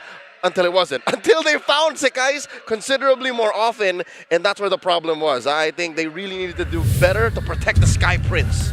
So let's see who the MVP is, and it is going to be the Zetian of Rosa. In the hands of many players, Zetian is just another hero. In the hands of the Thorn Queen, it is the Empress that Zetian is made out to be in the lore of in-game MLBB. Fire! Fire, absolute fire from Rosa. Rosa was everywhere. You felt the impact all throughout. But what I appreciated about Aurora's gameplay is that it wasn't so just focused on the fact that let's play around the Zetian, let's play around our jungler, our Harley. No, all across the board, every member of Aurora knew what they needed to do at the right times. Was it always clean? No.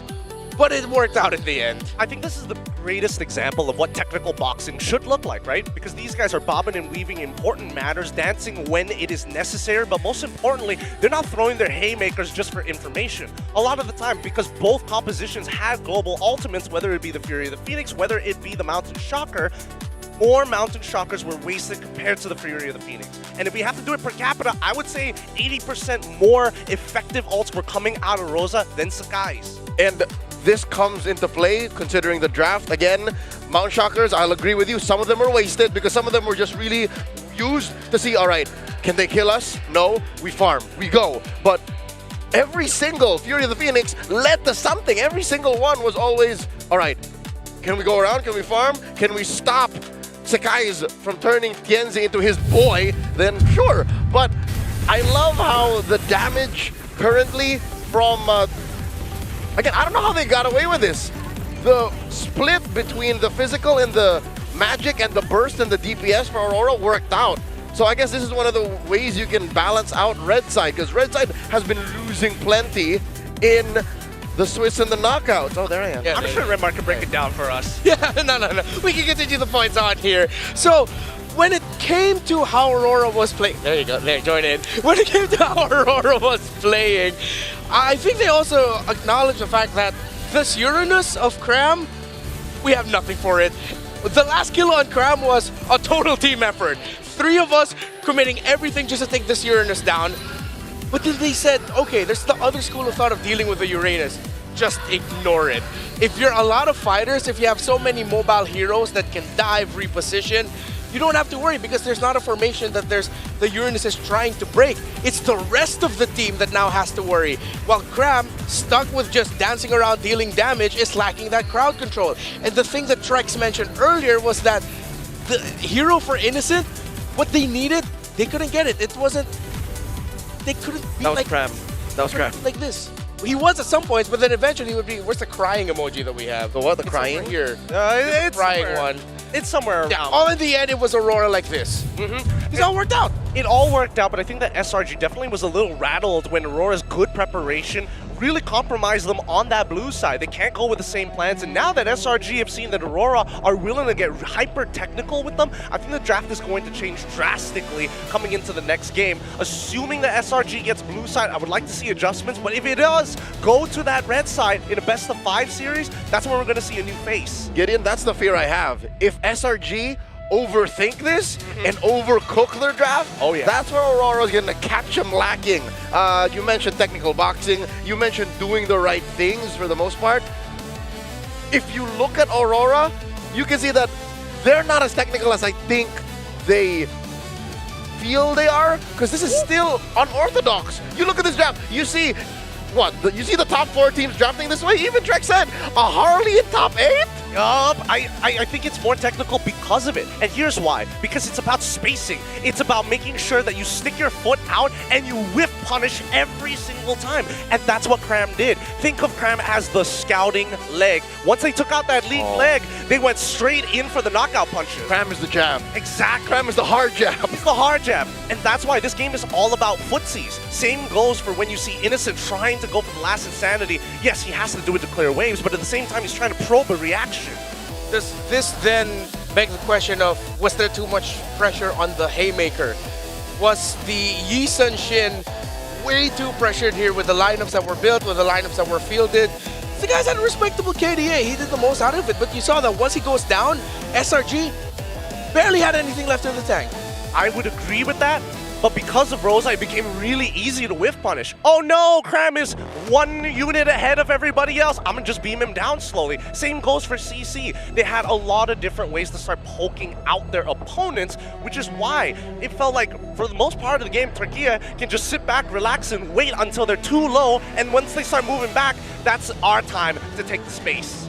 Yeah, I love how you're starting to mention heroes, because that's the reason why I want them to keep it simple. That's why if you too hard think about, oh, what did we do wrong in the draft? Cram is a little too open. Sekai's became the boy later in the latter stages of the game. I think just keep it simple. Know that you play better like 90% of the time compared to Aurora Turkey, and then start there. That's how SRG equalizes. Then maybe they can go on the front foot again once they get out of the ropes. Right now, I think they're still rope-a-doping. Oh yeah, for sure. And I think the rope-a-dope can only last for just so long, especially now that we have to consider, like, hey, if this game actually dragged out a little bit longer, will we still have these same results? And I think, honestly, no, it's still very much a 50-50 in the later stages of the game. So clearly, both compositions knew exactly what they wanted to do, but coming into game number 2, hopefully it's going to be a more streamlined plan, because this is the first time we're seeing Aurora Turkey taking advantage of red side to say, yes, we will set the tempo of the game. Who knew that this is how we were going to start things off? Aurora in an emphatic victory, taking game number 1 against SRG, while SRG looking a little bit uncharacteristic. But it's time to say thank you to some of our friends. We got the real me. Well, you got it. I got the real me. Check out the AI insights from the Realme 15 Pro. It has win rate predictions. Can analyze gold, items, everything in real time. It's like having a strategic coach in your pocket. Coach in your pocket, not strategic coach. That's the AI gaming coach for you. When the fight breaks out, its consecutive skills feature lets you unleash a perfect preset combo with just one tap. It got your strategy and elevates your execution. That's a full AI-powered edge. From prediction to performance, it's the complete package. Nay, the complete package. You play, we carry. Realme 15 Pro M7 official gaming phone. I'll be taking that now. You probably want to watch that before you put that in your pocket. I'll be honest with you. We don't know where that came from. But more importantly, you probably want to be able to buy one for yourself anywhere in the world. How exactly would they be doing that, sirs? Well, you do it with V. He's over there. Can you hand me V? Toss us V. V! Yeah! Oh! He's so cute. Give me V. This is my friend now. Meet V, our cheerful buddy at the heart of Visa's biggest cultural movements and moments. Here at the M7 World Championships, he's here to cheer all of us up. Isn't he cute? So cute. He's so cute. And sometimes we call him V-Champ because, you know, V is fluffy, blue, heart-shaped entity. They love him in Japan, Italy, Spain. I'm trying to think what other voices Lapel did. Latam as well. And sometimes he's mistaken for a cloud because he floats around everywhere, bringing V's vision of being everywhere you want to be with his playful energy. V is here at M7 to experience the world of gaming and esports alongside all of the amazing MLBB fans. He's here to cheer on every team, whether they're winning or losing, Aurora or SRG. And remember, with Visa, stay fast, secure, be the champion you want to be. No, wait, be the real MVP. Get it? Yes, we get it. We get it. It's a long Swiss stage, but more importantly, we also have to talk about you guys who have invested the time and really congratulate you for earning high points at the M7 Battle Pass, because the bonuses are here. The M7 Battle Pass went live on January 1st, 2026, packed with the exclusive rewards with the Granger's Thunder Ascendant Epic Skin, Cosmic Finality Prime Skin, M7 Figure Battle Effects Prime Avatar Border, and more. Plus, get the Gato Gacha Solar Spark for free, the fan favorite M5 Yuzong skins, and the revamped M Championship skins, also making a limited time return. So don't miss out on all the wonderful rewards. While our teams are winning, you should stay winning as well with everything that the game has to provide for you, and of course everything that the show can provide for you with all the goodies that you can get, so don't miss out. There we go. I gotta get used to working with these guys. So let's talk about what the rest of the series now needs to be for SRG. For Aurora Turkey, I feel like with them getting the victory, the highlights put on them, we now have to look at the errors of SRG, what went wrong.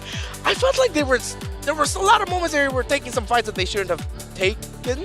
There were moments where Stormy shouldn't have tried to initiate when he shouldn't have, because he just got blasted every time. Yeah, but I also think that with this particular composition that they had, there was a lot of preemptive risks that they have to take, right? And the only way to confirm it is with the Mountain Shocker, and that's why we saw a lot of those Mountain Shockers actually whiff in the first place. You get the vision, realize, we don't actually have an angle here, let's back up. And I think that's too much of a resource, a huge waste of an ult that could be used elsewhere. So just looking at the math, looking at the values that SRG was playing with, it just did not add up to what Aurora Turkey finally found in the late game that led to, again, a post-Lord fight that led to almost a wipeout or a clean wipeout. And then also after that, they just started winning fights when they found out, hey, look, Cram is soft enough, which is, again, the fact of the matter. When you add up values, when you look at the timing and you divide it up to, what game time did we have? Just under 20. Under 20, yeah. You wouldn't just win if you're SRG, which again brings us back to what ifs. What if that did go the distance? Something tells me SRG would have found a way to win. SRG would have outmaneuvered and outpaced, what is that, outweighted? Yeah. Outweighted Aurora Turkey, because Aurora Turkey's lineup also kind of falls off. Yeah, the lineup of SRG had the Yi Sun Shin, and that was your main basic attack carry. Whenever you're going to go for the sieges, when you're going to try to end the game, it's going to be that guy. Which is why you saw the focus of Aurora was that let's try to mess up the Yi Sun Shin as much as we can in the fights. Sakai's took a good amount of time staying alive, and then eventually it just goes to show how technical M7 is. The demand for you to not mess up, to not get caught at the worst possible time is so much higher because the punish is so much greater. I think right now the biggest skill that we see from the side of Aurora Gaming is the fact that they can really take a lot of punishment, right? They can take a lot of punishment, but they can really capitalize on their opponent's mistakes. The gold conversions that we've seen in this game, oh, I take the first one, what happens next? The chain reaction is too big to control, and I think that's something that SRG need to start taking into account. We can't stop thinking about, hey, I take the first fight, but let's also start thinking about the possibility of following up for a second fight as soon as we respawn. All right, we're heading into game number 2. The draft is about to start. So now we're going to be looking out for what SRG will do in terms of adjustment. They decided to lean towards double fighters. Uranus in the EXP lane makes sense. X-Borg on Innocent, there is precedence for it. But what if it's just a little bit too not SRG? Innocent on an X-Borg? Really? Maybe we're just blinded by the whole 19 kills with the Granger at M6. We're just blinded by the, oh, Sora, he made it good in the gold lane. I think we should allow Innocent to evolve. Again, this might just be upper bracket optimism, but I think we should allow SRG to draft the way they will and not say, Yeah, they took the Sora, they took the CC, they took the, Granger, the Claude, it's over. There has to be a way to play SRG's game with not that much pressure on Nutsen. Here's the thing though, the Claude was open. They just decided to pick it up, not pick it up. That's what I'm saying. Pick winning lanes. Because here's the problem. If they are trying to take away your flex picks, that gives away, hey, we can immediately look for counter picks against them. CC obviously is going to be a little difficult for a majority of gold laners in the current meta right now, especially with Vengeance. But other than that, that could have been a Yuzong coming in onto Blue 3 for Cram, worst comes to worst. So they made two weird decisions back to back. Yes! Leaving open the Harley, or rather no, leaving open the Claude and not picking the Yuzong. Again, I think this is a playstyle where it's like, yeah, we're playing for the team, making sure that the composition isn't compromised for absolutely everyone, and we want our 5v5s to be great, which we did see in game number 1. But coming into game 2, that has to absolutely change. We need to see SRG playing for winning lanes to really set the tone that, hey, I'm sorry, Aurora Gaming Turkey, but this is not going to be as easy as you think it is. Just waiting for the draft to start up, and yeah, maybe for SRG, you don't need to go as high concept. They made it this far and they performed the way they did it in M7 for a reason. Yeah. I like how we as a trio discovered the right answer. It's not going high concept. It's not getting as technical. It's just making the right calls. I didn't notice. I guess that's how in the zone and in their heads sometimes we can be and they can be.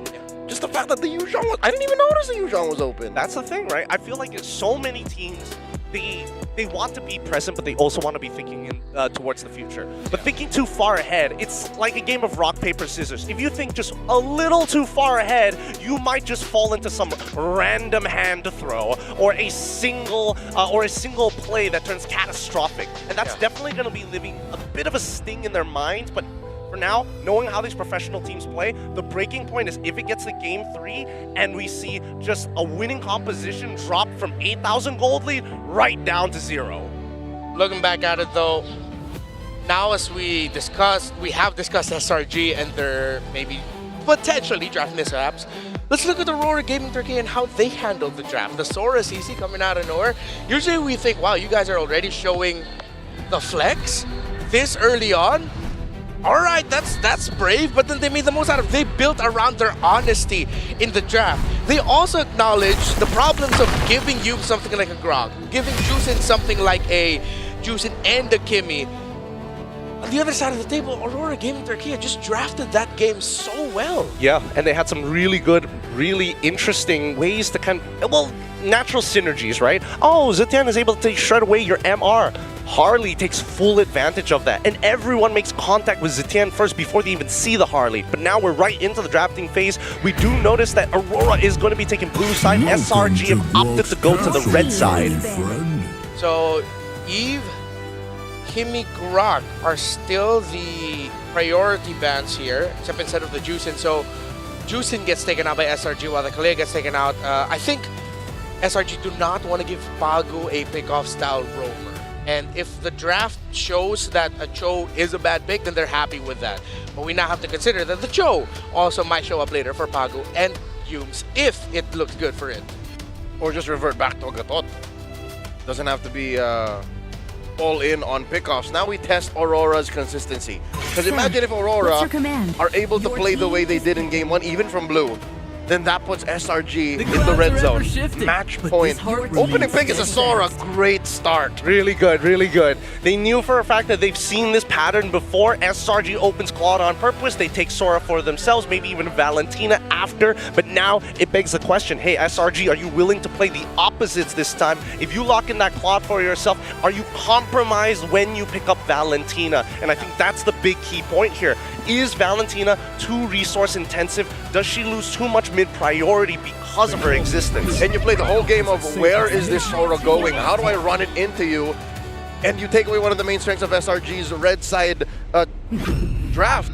The fact that you're free, the fact that you're open. They answer with the usage in CC. Solid splitting up the Sora CC. And then Aurora take away Stormy's Farsa and they plant that Esmeralda into EXP. So does it spell it out? Is this a gold lane Sora? It's looking like it. We have not seen Sora in the jungle.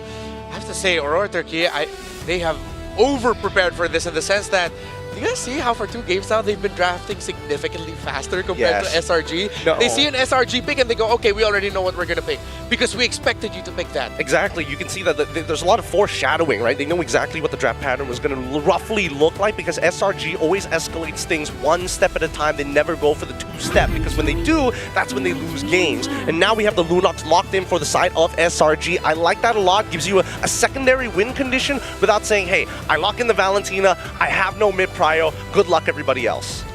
This could be one of these games where Rosa takes a charge alongside Pagu.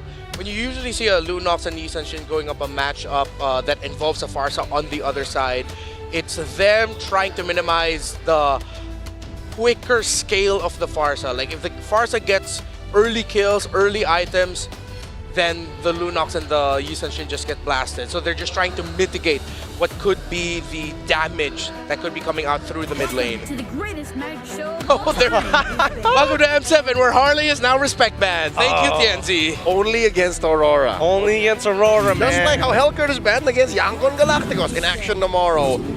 Aurora answers back. Cram was a hard enough target to deal with in game number 1, so get out of here. Yeah.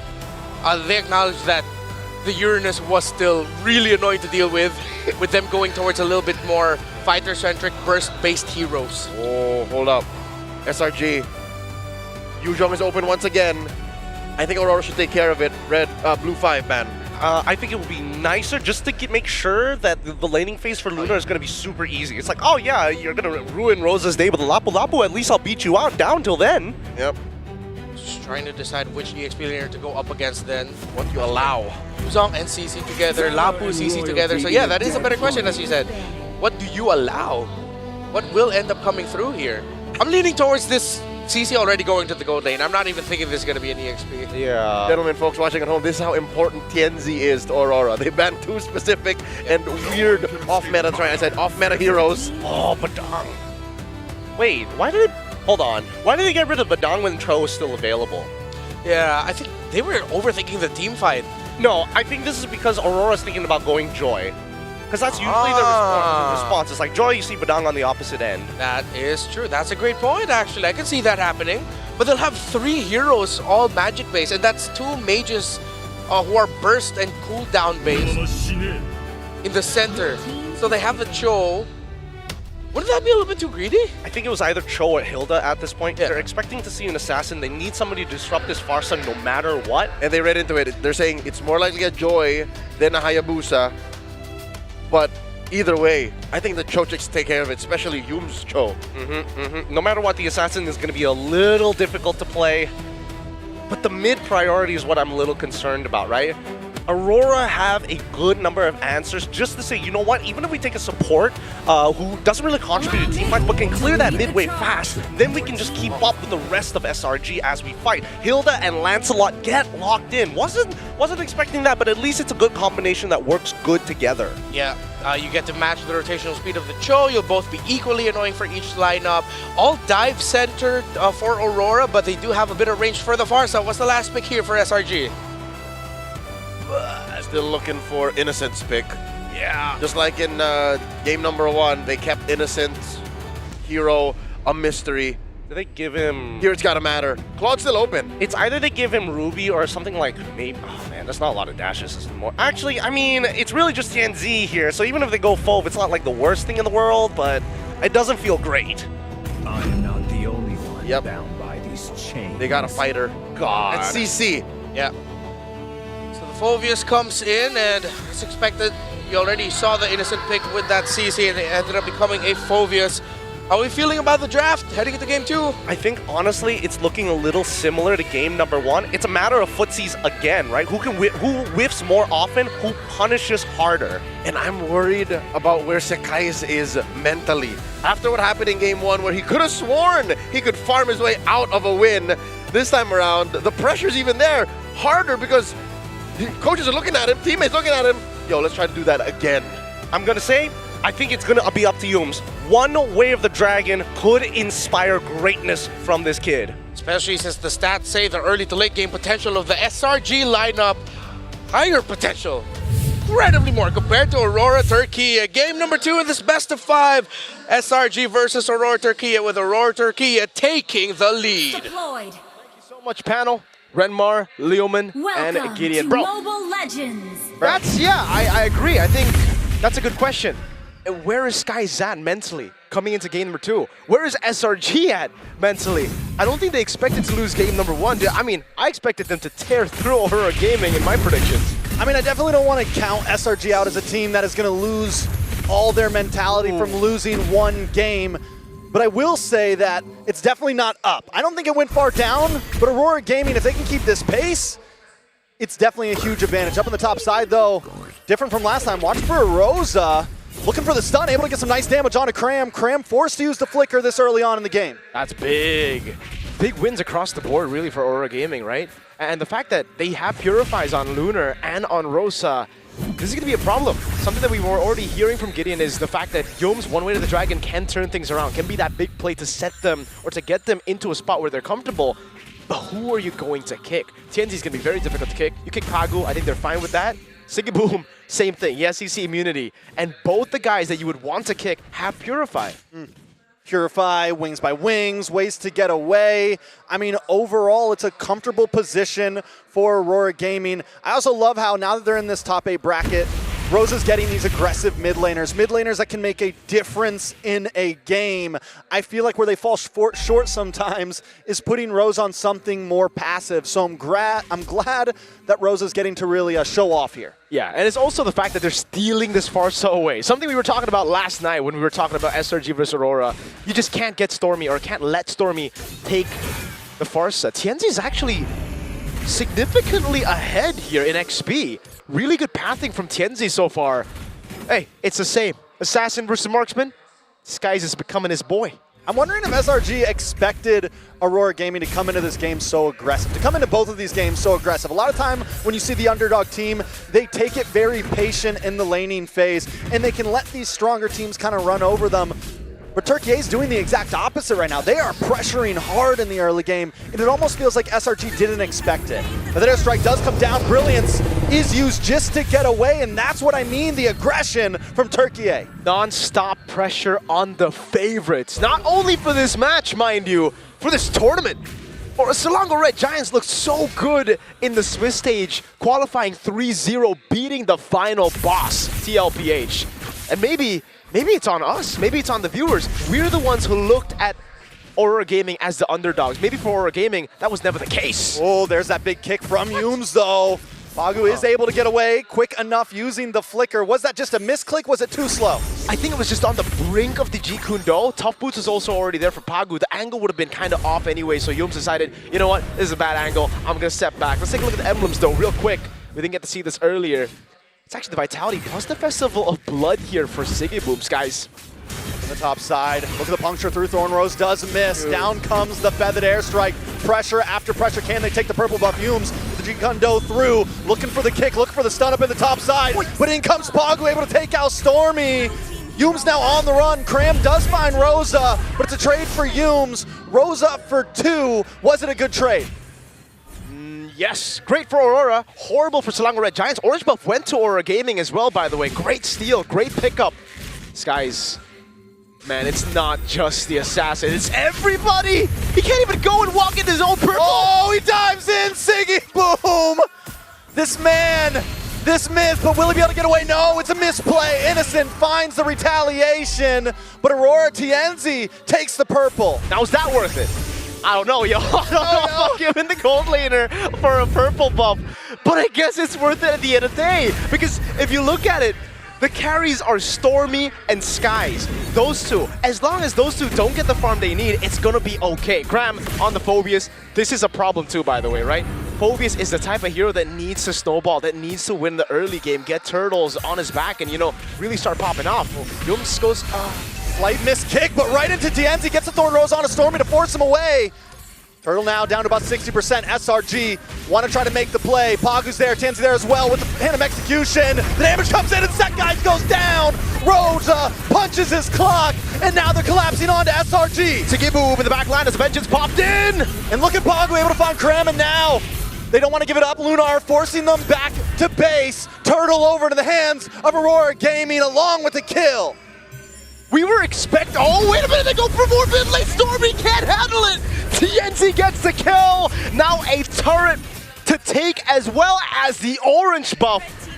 If game number 1, we saw glimpses of how the assassin could bully this Yusun Shin, this is a full boy game. Skies is forced to be a good boy to just take it everywhere because it's not just Tienzi, bro. It's the whole team who are constantly diving him. He can't get space at all.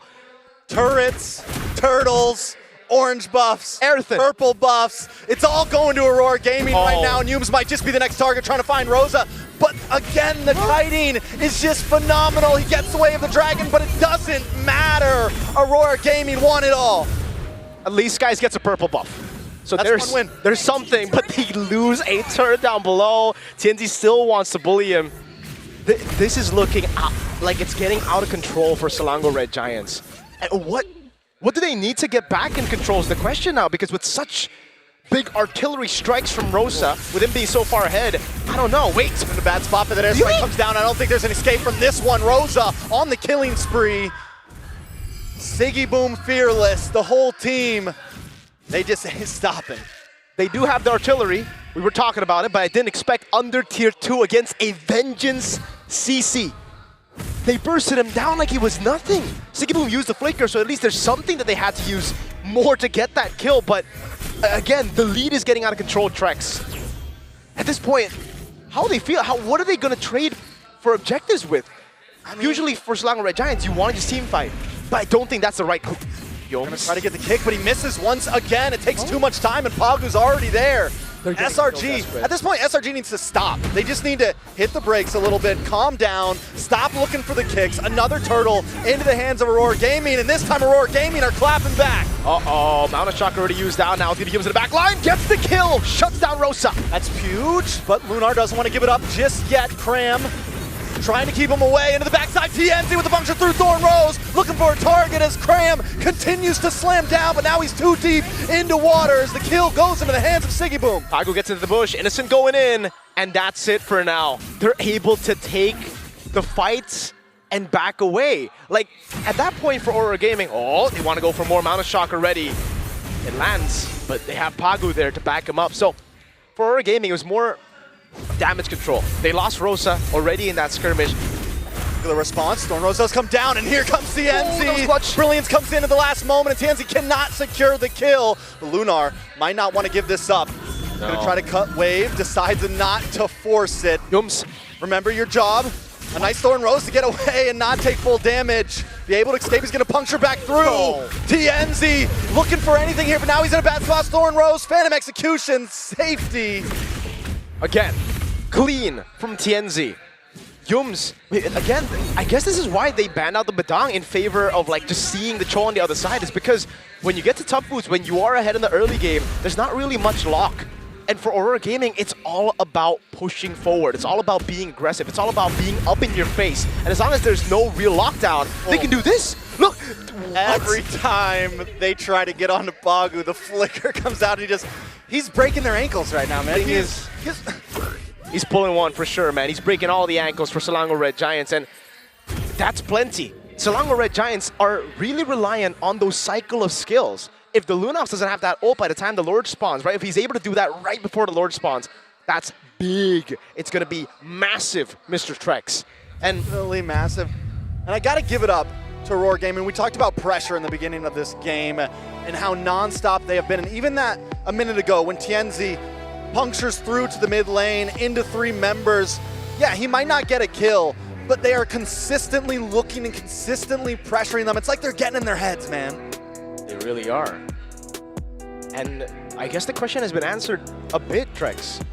How are they doing mentally after losing in game number 1? Has it impacted them that much? Because I think the common answer for a lot of the fans, especially after seeing how Selangor Red Giants came back against TLPH in the Swiss stage to qualify to the knockout stage in a reverse sweep fashion, is no, 1 game isn't enough. Maybe 2 games. A game and a half? A game and a half may be enough, because it really looks like they are... Yums is defaulting back to just the Todak Yomes. The guy who just, when they're behind, goes for these plays in such a desperate manner, and it just doesn't work out for the team. He constantly looks for these, and it's the frustration buildup of the early game. After getting that Ji Kundo, not being able to find the way, the Dragon still having discipline, but as the game goes on, keeps making the same mistakes, or maybe it was, constant outplays. But that frustration builds up, Trex, and when it happens again, he's gonna have to just be like, all right, I'm gonna flicker in, I'm gonna go away the Dragon, I'm gonna try to get the game back. And it's not really his fault. This is the nature of the composition with a Phobius, with a Cho, and a Lunox. You have scaling, but that's not your main goal, bro. You need that mid game. You need to actually get those leads early. So on the flip side, Aurora Gaming mentally, they come into this essentially with nothing to lose, right? This is the farthest they've ever been. They're comfortable, they're confident, and you can see it in their gameplay. They're willing to take the risks in terms of draft picking things like Harley. Absolutely. They're willing to take the risks in terms of gameplay. If you catch Rosa, or you catch a member of Aurora Gaming right now, they brush it off quickly and are still willing to take these fights. So mentally, yes, I think we have answered the fact that Aurora Gaming in a much better position, and even in terms of gameplay so far, just in a much better position. Let's take a look at the total kills though. Innocent with 45 still leading the pack.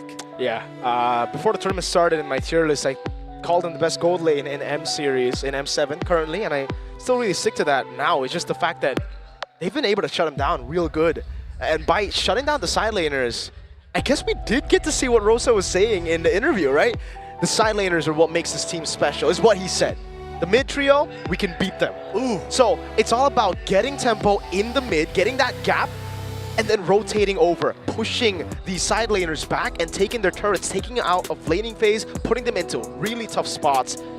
And really, that's been the name of the game in Game number 2 especially. Yeah, I mean, he wasn't just talking, right? They're walking the walk right now. Oh, yeah. We always see the first rotation come from Aurora Gaming. We saw it in this game. Rosa goes up tops, puts pressure onto Cram. We saw it in last game, bringing pressure down to the gold lane. Overall, Aurora Gaming has been winning that laning phase, especially in the mid. And that's why every time, I guess it's something for all of us to learn, right? But Swiss stage is so different from knockouts. We're coming into knockouts expecting similar results to the performances, to the results of the Swiss stage. Let's take a look at the hero matchups here real quick. I'm gonna just mention it to you guys back at home. Yisun Shin has a 3-2 win rate against the Lancelot. Farsa is 0-2 against Lunox in the Swiss stage. Lancelot and Lunox are both on the side of the winning team in the knockout stage right now. It's Aurora Gaming Turkey. And we're back the lead. Back in the game now. Lord is up. Humes continues to hold on to the front line. Tienzi with the Thorn Rose, puncturing back to his team. Let's see where it goes from here. It's all about that mid prio. Bottom lane slow pushing as well. It's gonna be big. Lunar! Star Moon along with the Feathered Airstrike pushing SRG back, but they should be able to re-engage after this. If Lunar can hold them at bay, though, it should be an easy Lord for the side of Aurora Gaming. He got really low, but SRG do not know that. Oh, just like that, Aurora Gaming picks up a Lord for free. We're back in the game, folks. 5,000 gold lead. Just to let you know, if you guys are just tuning in right now, an endless battle for Skies at this point of the game. That's really, really late. You can definitely see the gap here starting to form for TNZ as he picks up his third item, a Brute Force Breastplate. He already has a Fury Hammer built up completely, I believe. No, it's a Warax, an endless battle second. On the top side of Aurora Gaming, trading towers for towers, but it's a tier 2 for a tier 3, so a big win on the side of Aurora. Lord gonna be marching down the boss side. We just broke the 10-11 minute mark here, 10.5 minute mark, and Aurora Gaming holding a 6,000 gold lead. I mean, last game it felt a little more back and forth. This time Aurora Gaming has been in control from start to finish. Yeah. We saw a few of those team fights, you know, a few of those moments where Selangor Red Giants could still take the risks, take the gambles, and actually win it out. But in this match, when they're getting outlaned in every single lane, when they're getting capped in every single position, it gets really tough for you to go for those big gambles because you don't even have those sets that can turn games around. It's Yums on a Cho with Purifies on Aurora, with heroes that have untargetability on their abilities. And now also the Siege actually gets cancelled. Yeah, but the airstrike does come down. Big damage does land onto Yums there. Lord finally connecting. Oh. But the defense will hold strong and protect SRG from losing any inhibitors so far. Yeah, they'll crack open all the tier 2s, they'll strip them down at the tier 2s here. Selangor Red Giants choke down and push to their own base. Skies, even more now, is going to struggle to take any camps, to find any gold. They're going to have to divide the gold, disperse it amongst each other whenever it comes through. And Aurora Gaming, I will say, they're doing a phenomenal job. This is something that we saw on the Swiss stage, them leading in the early game but always falling short. Now, they understand how to really capitalize on the big advantage. Good airstrike once again to help clear the waves and give space for Aurora Gaming to back through. Yums comes in, shifting clouds, gets a stun onto SRG as Innocent pushes Pagu away. Aurora Gaming finally backing off. They were looking for a moment, but SRG didn't fall for it. Osa? Okay. It's all good.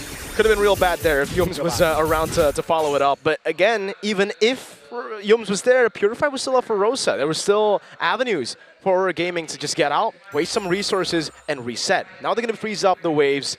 They're really going to be putting Selangor Red Giants into a tough spot. Chastise Pauldron now. So the Eastern Shin was already behind, now is going to struggle even more in the team fights on top of farming. Yeah, they're stoning them away, dude. Play on the Innocent, a lot of damage. Pagu gets the kill. One by one, SRG are falling down. It's not just Skies anymore, man. Aurora Gaming Turkey, and they're making Selangor Red Giants their boys.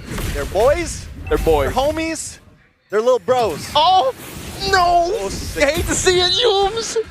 Did have to back off there, though. Sigboom uses a lot. SRG, I think, again, SRG just really pushing their limits, coming out maybe too far here. Look at the damage from Rosa.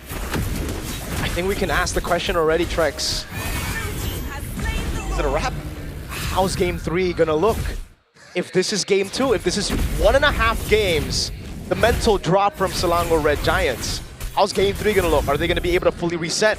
Coach Arcadia, Veki, and Winter, they're gonna have to step up here and like really help them reset. I do want to say this. I don't want to go too quickly to game 3. Not yet. SRG, yes, Yums has had some bad plays with that kick so far, but he could still get something. Is it going to be enough? They do get the kill onto Pagu. That's big before the Lord comes. Only if Stormy gets away, though. Brilliance does come out. TNZ forced to use the Phantom Execution just to get away. Great pickup. Great pickup. Signs of life now for Selangor Red Giants. Finally. And that's such a good lift for Yums, who's just failed constantly in this game to get the way the dragon. Now he finally gets one good play, one good pickoff in. That's the slow build of confidence. That's the slow build of possibly scaling back to being so bad. Rosa. Feather Airstrike does come out. Look at the damage. Stormy finds the target, locks on, and another one goes down. Aurora Gaming this time on the wall. SRG, that's what they needed, a moment of grace. Yes, sir. The slow build again. From one play, the domino effect to the next. They find Rosa Lack in there, and they instantly punish. Unfortunately, I don't think they'll be able to really capitalize on the Siggy Boom and Rosa pickoff, but they need to find something back on the map. They need to get back control. They're able to get some farm. Skies is now level 15, so that's really, really good. The gold lead has been reduced down to just 4,000 now. Genzi punctures through. Thorn Rose try to clear the waves. SRG unable to crack that tier 3, which is big for Aurora Gaming. Like you said, they can still gain control of this game again, but don't push too hard, because you can see those moments SRG will have to shine. Look at TNZ. Brilliance does come out in the backside. Lunar able to lock onto Yums. Pagu there as well with TNZ following up. Looking for a moment to strike, a moment to bite as Rosa repositions. I don't know how the wave in the bottom lane is looking right now, but it does look more like an Aurora Gaming slow push. So for Selangor Red Giants, it's all about managing the wave down below. I think at this point, they might have to take fights. No, okay, we're still at the 15-minute mark. Not Evolve Lord just yet. I think Selangor Red Giants, they can do one more Lord where they defend. There's a threat of obviously a base trade getting taken there. Yums has the vision, knows Pagu is in that bush, but knows that there are a lot more players here to back him up. So we can't just be going for Pagu. Cram? With an airstrike once again, a lot of damage lands onto Cram. TNZ tries to get away. Yums able to get the knockup, but doesn't convert to a big kick. SRG reclaiming position, but nobody goes down. Really good attempt there for Selangor Red Giants. They need to be looking for more of those plays again, build the confidence slowly but surely. But unfortunately, like I said, it'll probably be a lore that is given to Aurora Gaming. Slow push down below. Selangor Red Giants are going to be split up. unless Aurora Gaming make a mistake here, I really don't think SRG can push forward just yet. They might have to wait a bit longer. I feel like Rosa needs to be up on the top side. Yums and Stormy. Siggyboom at a bad spot. Rosa as well. G-Kondo doesn't come in. Tries to get away, but Stormy finds the kill again on Rosie. Pagu now brought down to 40% into the backside though. One trying to get him, unable to do it with the shifting clouds, but TNZ picks up Sekai's. Siggyboom still able to survive right now. Pagu in the back just buying time. Yum slow, able to dash through. TNZ with a Phantom Execution. But look at the damage from Innocent once again. Lunar trying to get away. And that's him. Innocent picking up the kill, going on the turret. TNZ and Siggyboom get away. Pagu's pushing in mid. That base turret down below is looking juicy for the minions. Does it take it down? Only Yum sent down. Oh, should be able to. Actually, I think Tower may just go down here. A couple more hits. No retribution on the side of SRG right now, but Aurora Gaming aren't going to try to take advantage of it. They keep it alive. Aurora Gaming buys some time, or their minions rather, buy some time for them. A bit of capitalization now, a bit of conversion on the structural objectives. Yenzi's so aggressive onto Innocent. Stormy through. Stormy locks on Rosa. Feather Airstrike comes down in response. Siggyboom looking for targets. Aurora Gaming maybe just trying to open up the map. They dealt with the wave in the bottom lane, but it was a temporary answer. They're still going to have to send someone down below to clear it up. Actually, never mind. It might actually build back now. I didn't really get to see the HP bar, but hold on. Yeah, that's why Sky is not handling it. It will be able to build back towards Aurora Gaming. So now, Aurora Gaming are the ones that have to send someone down, but Yums! A lot of damage. Wow, great Rosa. cancel. Rosa is the target locked right now. If they can find Rosa, Rosa's good. Yenzi, Thorn Rose on a Stormy. Damage from all members all around.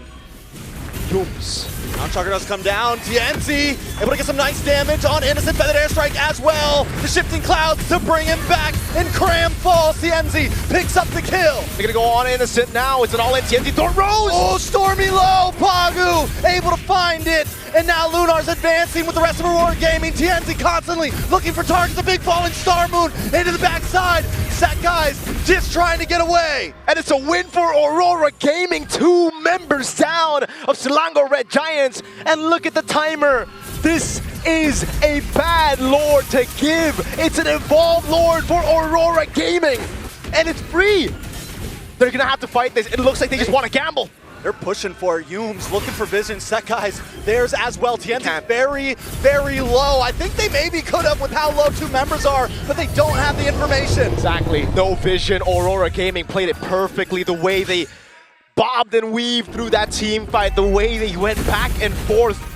They even need to handle the way down below because they know they still have the lead at that point. They have the items to swap. They have the advantage. All they need to do is execute, and that they did. Pagu, now with the winner crown, we do get to see a replay of how that happened, but keep your eyes on the live view because they are setting up in that bush up top. So going through this fight again, Cram really tries to get in, but it's Phobia's late game. You fall off real hard. You're just a frontliner. And with the damage that Aurora Gaming have in the late game, it's too much to handle. And that ambush up top didn't really amount to much. They just push in top lane so that at least there will be one lane that they don't have to deal with. It'll be a 2-way push coming down onto Selangor Red Giants base. Inhibitor goes down. Airstrike falls as well. Cram with the demonic force into the backside, but Rosa falls. Sekai's able to get the kill. SRG looking for Stormy. Dan's able to find the kill. Now it's still with the Evolved Lord. They have damage reduction. Innocent's going to be very low. They're still handling the waves right now. Can they fight the... They can. That guy's actually responding back. Innocent with a lot of damage on Lunar. Wow. Aurora Gaming has to try to get away here. The re-engage of the shifting clouds in the back line. Good call! No, but TNZ falls. Innocent, the beast, carries the team to glory at this point. It's always... There's always a way for Selangor Red Giants. Whether it be Innocent, Stormy, or all 3 with Yums together as well. What a flank by Yums, creating a diversion so that Stormy can just jump in. He was full kamikaze there, man. He went in, he was like, I will die as long as Rosa falls with me. That's a win for my team. So it's a 5-second counter on Rosa. TNZ at 24. SRG aren't going to be able to end anything exactly here, most likely, but still, we are at standstill territory. This game could go any way at this point. Aurora Gaming, with the Evolved Lord damage reduction, I really thought like they would be able to power through it, but Selangor Red Giants played that so well. Innocent with the spacing, with the constant pokes, building up to them being so low. The space turret will not fall, at least not now. There's another wave to come in, but they won't use it. It's way too risky. Genzi wants to fight. Yeah, I think that'll be it. Now it gets really troublesome for... Oh my god, they just want to keep on going. Rosa! Flicker out already. Lunar? No, they can't go for it. They're gonna like try to rush Lord here? I don't think so. But what they have gotten is the position back. They push Selangor Red Giants away. And now Cram, when he jumps in, Trex, he's cooked. Does he have Winter Crown? That's the question right now. I want to take a look at the items real quick to see if he does. He doesn't have Winter Crown. He doesn't have Immortality. Those two items are not in his inventory. So when he jumps, he's gonna get shredded, bro. Luckily for Aurora Gaming as well, Long Lane is pushing. In the backside, Sticky Boom onto Cram, keeping him away from the team, but Innocent is always the problem. Yep. Innocent and Set Guys have been jumping onto Rosa so much that airstrike comes down, chips away, but still in the top side. Cram, oh my god, might get the outplay. Winter Crown comes in for Sticky Boom, Immortality pops! Now Sticky Boom's dead! Selangor Red Giants! They fought through it and now they have a man advantage. The waves are still down below, but now it is a heck of a lot more equal. Wave versus man down. Who's gonna win? Selangor Red Giants already on the Lord. Yum's handling the mid-wave.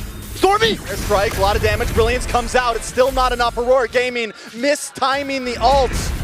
They can't go for the shred. They can't burst the Lord. The wave in the bottom lane is gonna crash into their base. Yeah, will Aurora Gaming try to really take advantage of that? Mount Chakra does connect. Pagu able to just get through. Oh my god. Moves into the boss side. Rosa looking for a position once again, and watch for TNZ on the top. That wave is big in the bottom lane. TNZ's there. Rosa falls! Lunar gonna take a kick to the face as well, but there's still minions coming down the boss side as TNZ and Set Guys go for the 1v1. Mono e mono. TNZ looking for the and he's able to get it. He's on the run now. Immortality pops. Does he buy the second item? He buys it with a crown. Can he do it? No, he cannot. He takes the rose gold in the end, but it was not enough. It was not quick enough. The waves handled right on time, but what TNZ did is he bought more than just those items. He bought time. He possibly saved this game from being a full turnaround. An Evolved Lord in the mid lane. SRG want to look for the end now, but I really... Oh, Siggy Boom? Siggy Boom with a shifting clouds goes too deep, takes himself down about 10%, but now Cram is deep as well. Lunar gonna be the next target. The next one in the chopping block, the 9s are out as SRG slices through. Innocent takes the tower along with members of Aurora Gaming, just trying to defend. Winter Crown down, Siggy Boom goes out. Now it's just Pagu. Rosa though, back on the field for the airstrike. Quickly gone! And Innocent with a double kill! SRG, even the playing field. It's a wipeout at the end of the day. If you beat Selangor Red Giants early, you have to close it out early. Because if SRG stay alive, if there's just even a breath left in their tank, they have a way to come back. You know, Leo said it before this match, that if the last game went the distance, SRG would have came back. Well, this time it proves it. SRG waited it out and won game number 2. But how is it that game number 1 was less dominant by Aurora, yet an easier route for them to close it off? For SRG this time, it was much more difficult, it looked like. Aurora Gaming, they had the dominant early game. They held everything. They took everything away from Skies, from Stormy.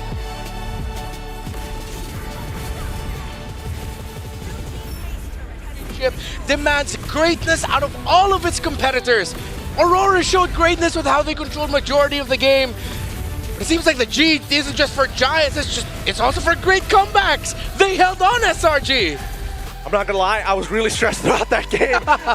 This team, Aurora, have proven that they are worth the time and effort of SRG. But Mirko is absolutely correct. Why was game number 1 so dominant in comparison to game number 2? And I think a lot of it comes down to the timing of resources when their ults come back up, but most importantly, when their battle spells come up. Rosa noticed very quickly that Yums have been gunning out for him since the mid-game past the 13th minute mark. And because of how big their lead was, I really felt that they needed to just trust that TNZ would be able to play cram at the end, because I think that was the only stopping force when you have that wide of a jungle gap. That was a 3-level lead by 8 minutes. And I think that's where my hope and my trust in SRG's just macro foundations and mental comes in. That's why I said in game one, hey, if that went the distance past the 22, 23-minute mark, SRG would have won. This is proof that they could have done that. Also, just to answer the question of, yeah, sure, why, despite the more dominant performance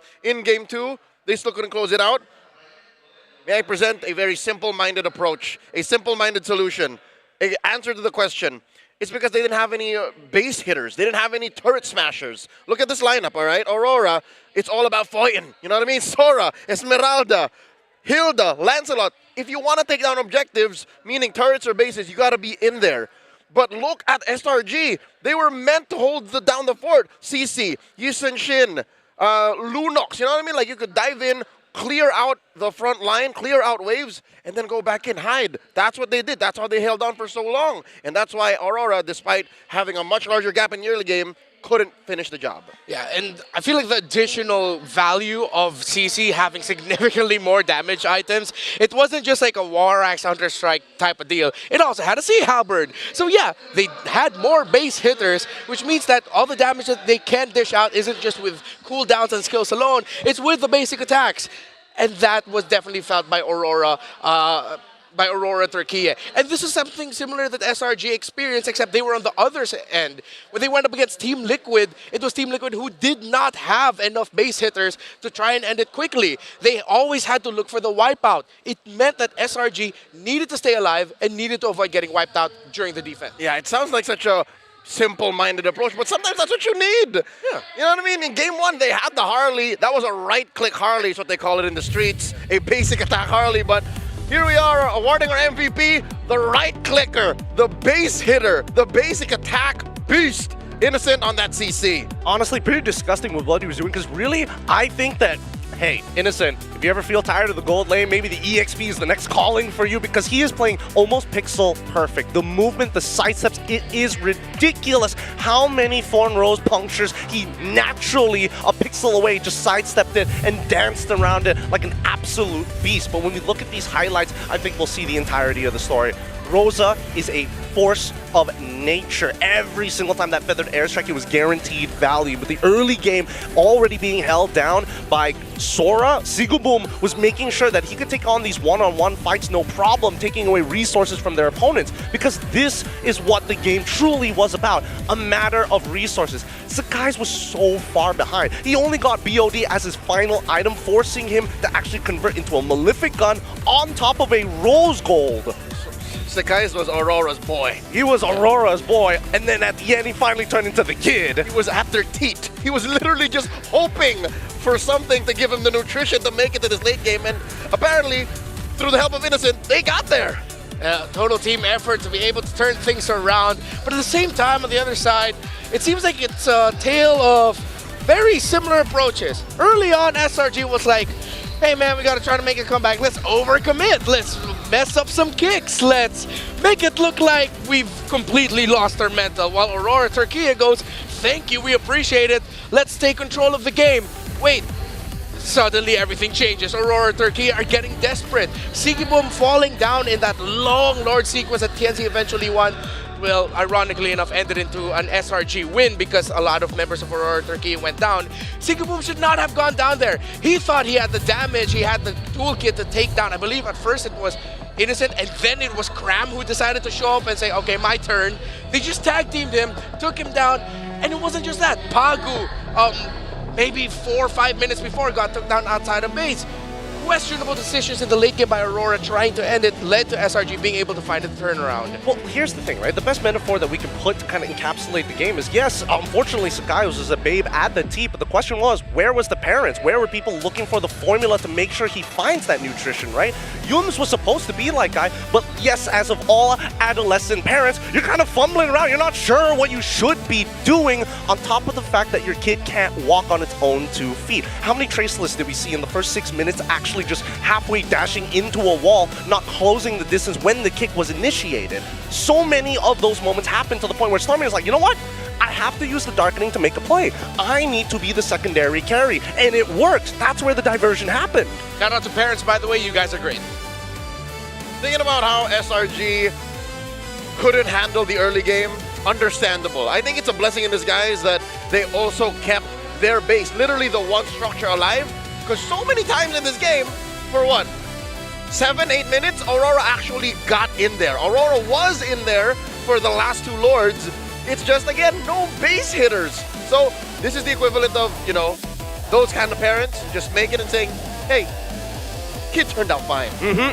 They turned out great, and they matured well. Yeah, it's heartbreaking here for Aurora, even more so that all 4 Lords went to them. All 3 Turtles went to them. They even had a 2-tower advantage over SRG there in the end, but they couldn't get that close out. If anybody deserves to be angry on the side of Aurora, it has to be TNZ. He was playing a phenomenal game. He had all the resources. He was given a lot of side lane pressure to steal those resources with a 3-level lead at 7 minutes. This is an unacceptable loss. Yeah, TNZ was a fencing prodigy with a silver spoon in his mouth as soon as he was born, but he couldn't take home the gold medal, which was basically the game to win. So, with everything Tenzi got to do, with Rosa got to do, was this a little bit more towards Sigiboom and Pagu overstretching at the wrong times? I think it's the former. The Turkish trigger man was a little too overzealous. What was it, 5 deaths? That's not good. Yeah. Well, if you want a bit more money for you, a bit more resources, let's say thank you to some friends. The Fairy Games app. We don't really have anything to like do. You know, so just scan the QR code. It's the place to create and host a room to play MLBB 1v1 online with your friends, colleagues, and esports club members. How does 1v1 MLBB look like, Gideon and Leo? Well, if you download the app right now, you have to go into that 1v1 against an AI bot, and you stand a chance to win if you get a high score, the M7 Tribute Rings.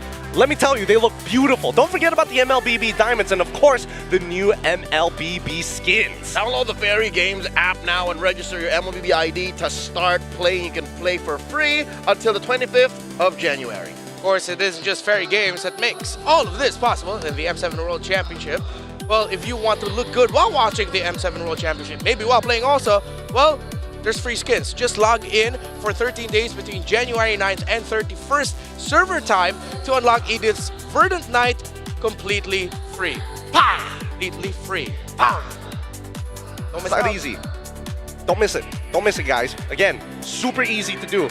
I've yet to get it. I'm like 3 days away and I can't speed the process up at all. Yeah, but hey, if you can't get the Edith, then maybe you can get the ďakáča, because come on, who doesn't love free stuff?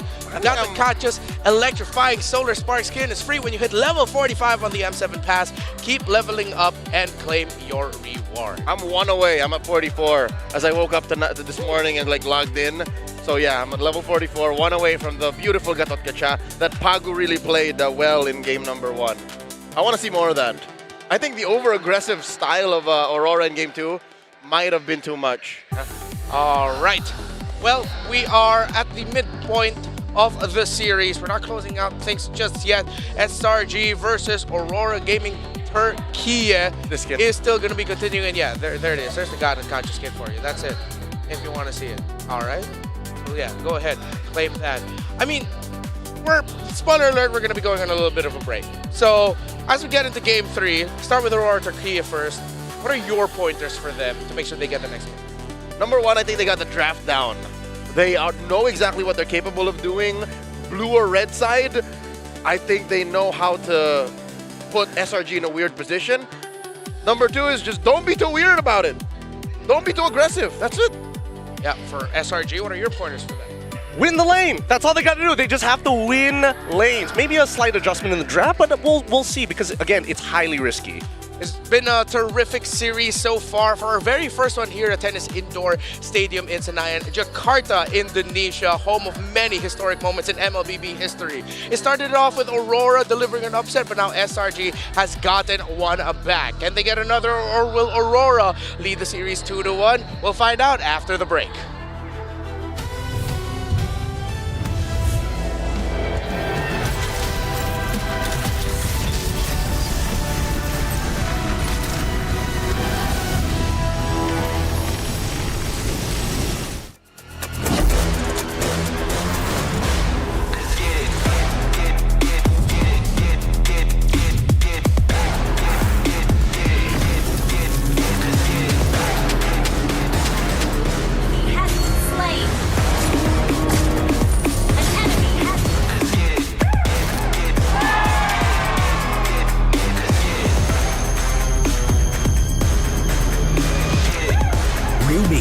proud M7 official gaming foam.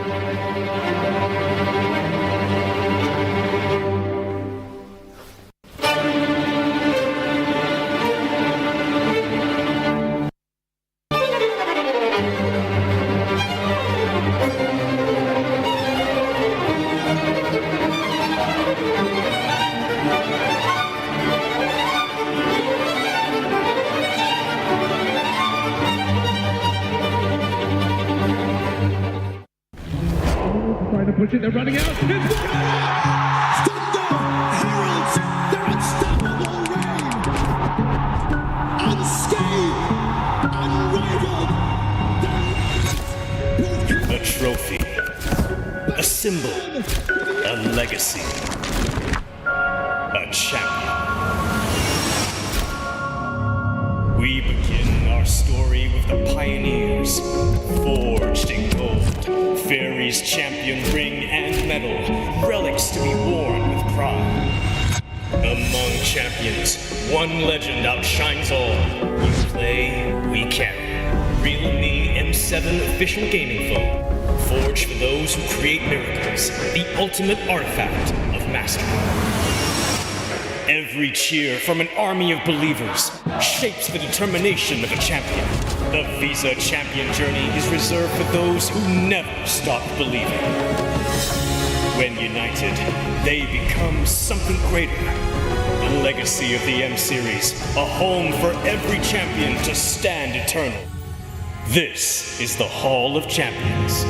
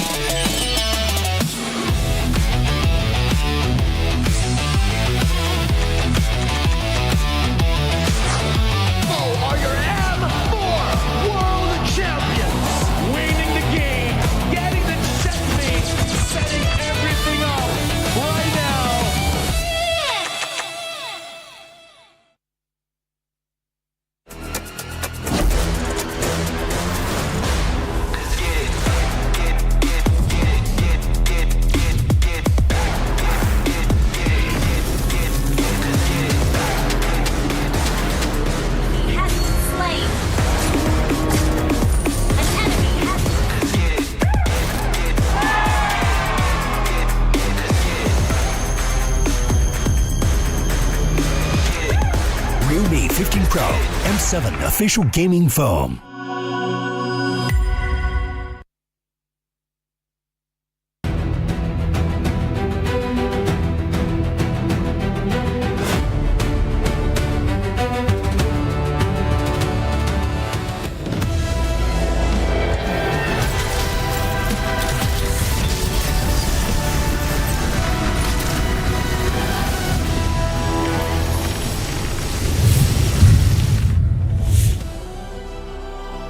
Welcome back to the M7 World Championship knockout stages, day number 2, a banger so far of a series, but a lot of uncharacteristic decision making from these two, from the draft to the in-game execution. Welcome back to the English. I can hear myself in the arena right now. We've missed you. Still Redmar, Leo, and Gideon here. We've been talking a lot about what these teams should do, should not do. Now, as we head into game number 3, would we see a little bit more stability? Would we see a few more heroes that can dish out basic attacks consistently? Because it feels like for 2 games now, this has been one of the key focal points in the draft. Do these lineups have enough basic attack damage heroes? Where is Claude?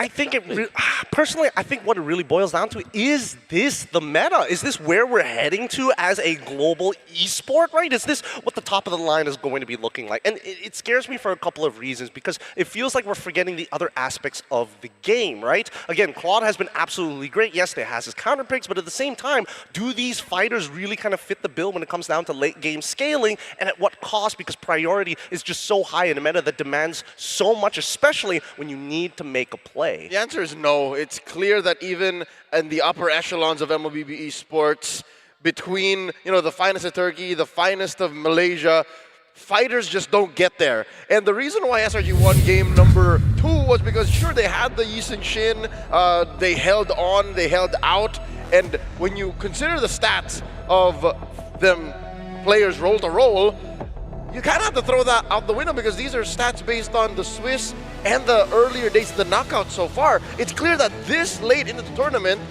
almost halfway through knockouts, the game is still evolving. Yeah, especially because of what Aurora TRKIA has decided to field throughout this tournament. The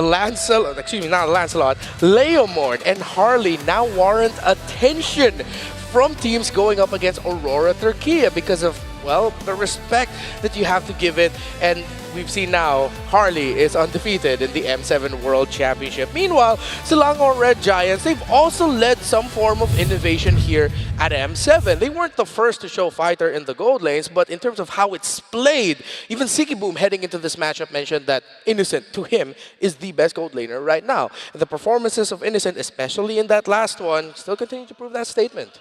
I think what I'm most concerned about is the fact that SRG, as much as I feel like Aurora Gaming have kind of hit the threshold of, hey, we need to whip up something a little bit new. We can't just focus on pure fundamentals and hope that we don't have to show anything, but well, we'll see, because it's at the discretion of Winter, Azoroveki, alongside with Arcadia to say, you know what, maybe they do deserve it this time round. 2 games in a row now, we've seen Aurora TRKIA lead the charge against Selangor Red Giants. I thought this would be a series where we'd see Aurora be a little bit more of the counter-punch team, the team that plays through the defense. But it's the other way around. They're the one leading the charge. It's just the question of, can they close it? I think they have to make sure that they don't doubt themselves on this path of aggression. In game number 2, towards the latter part of that match, I'd say minute 18, minute 19, they start to get real sloppy. You can't be sloppy when you're aggressive. It's because you're going to slip up and fall on your face. That's what happened in game 2. And I hope you're watching real close, because there's a redeem code for you. Go ahead, put that in your game. Redeem it. Input the code, log in, and enjoy a random skin trial card. Think fast, because these won't last. But I feel like there's more than enough time to actually redeem it. So we're being very generous with the time here. 9PU29QWJI. There you go. I dictated it for folks who don't want to, I get you. I think that, for 7 years straight, people have been real fast on this with the screenshots that shared across the world to make sure that everybody gets a quick redemption code. But for this upcoming game number 3, this is going to be the tempo setter, right? We've seen Aurora show what their approach to SRG is going to be. We've seen how SRG is overcome in the later stages of the game. Simply put, Aurora need to put a time limit on SRG. Yeah. But SRG, I don't want to say that they're punching above their weight with such a prepared Aurora, but at the same time, they need to find a leg kick of some sort. Yeah, let's double down on that idea. We mentioned earlier, after 2 drafts, Aurora TRKIA came into this looking like they have completely read SRG like a book in terms of the drafts. With how fast every single pick of Aurora has come in, it really looks like they know who they're up against and they know their tendencies. The question is, can they outplay them and outclass them in the game? I will double down also on the idea that you presented earlier, Leo. I don't want to see Aurora suddenly shift gears and stop being aggressive. It's worked out well for them. It's continuously put SRG to their limit, applying that pressure. Why change that now, right? But if there is one little tweak, it's invest in a little bit of a mid-game to late-game power spike.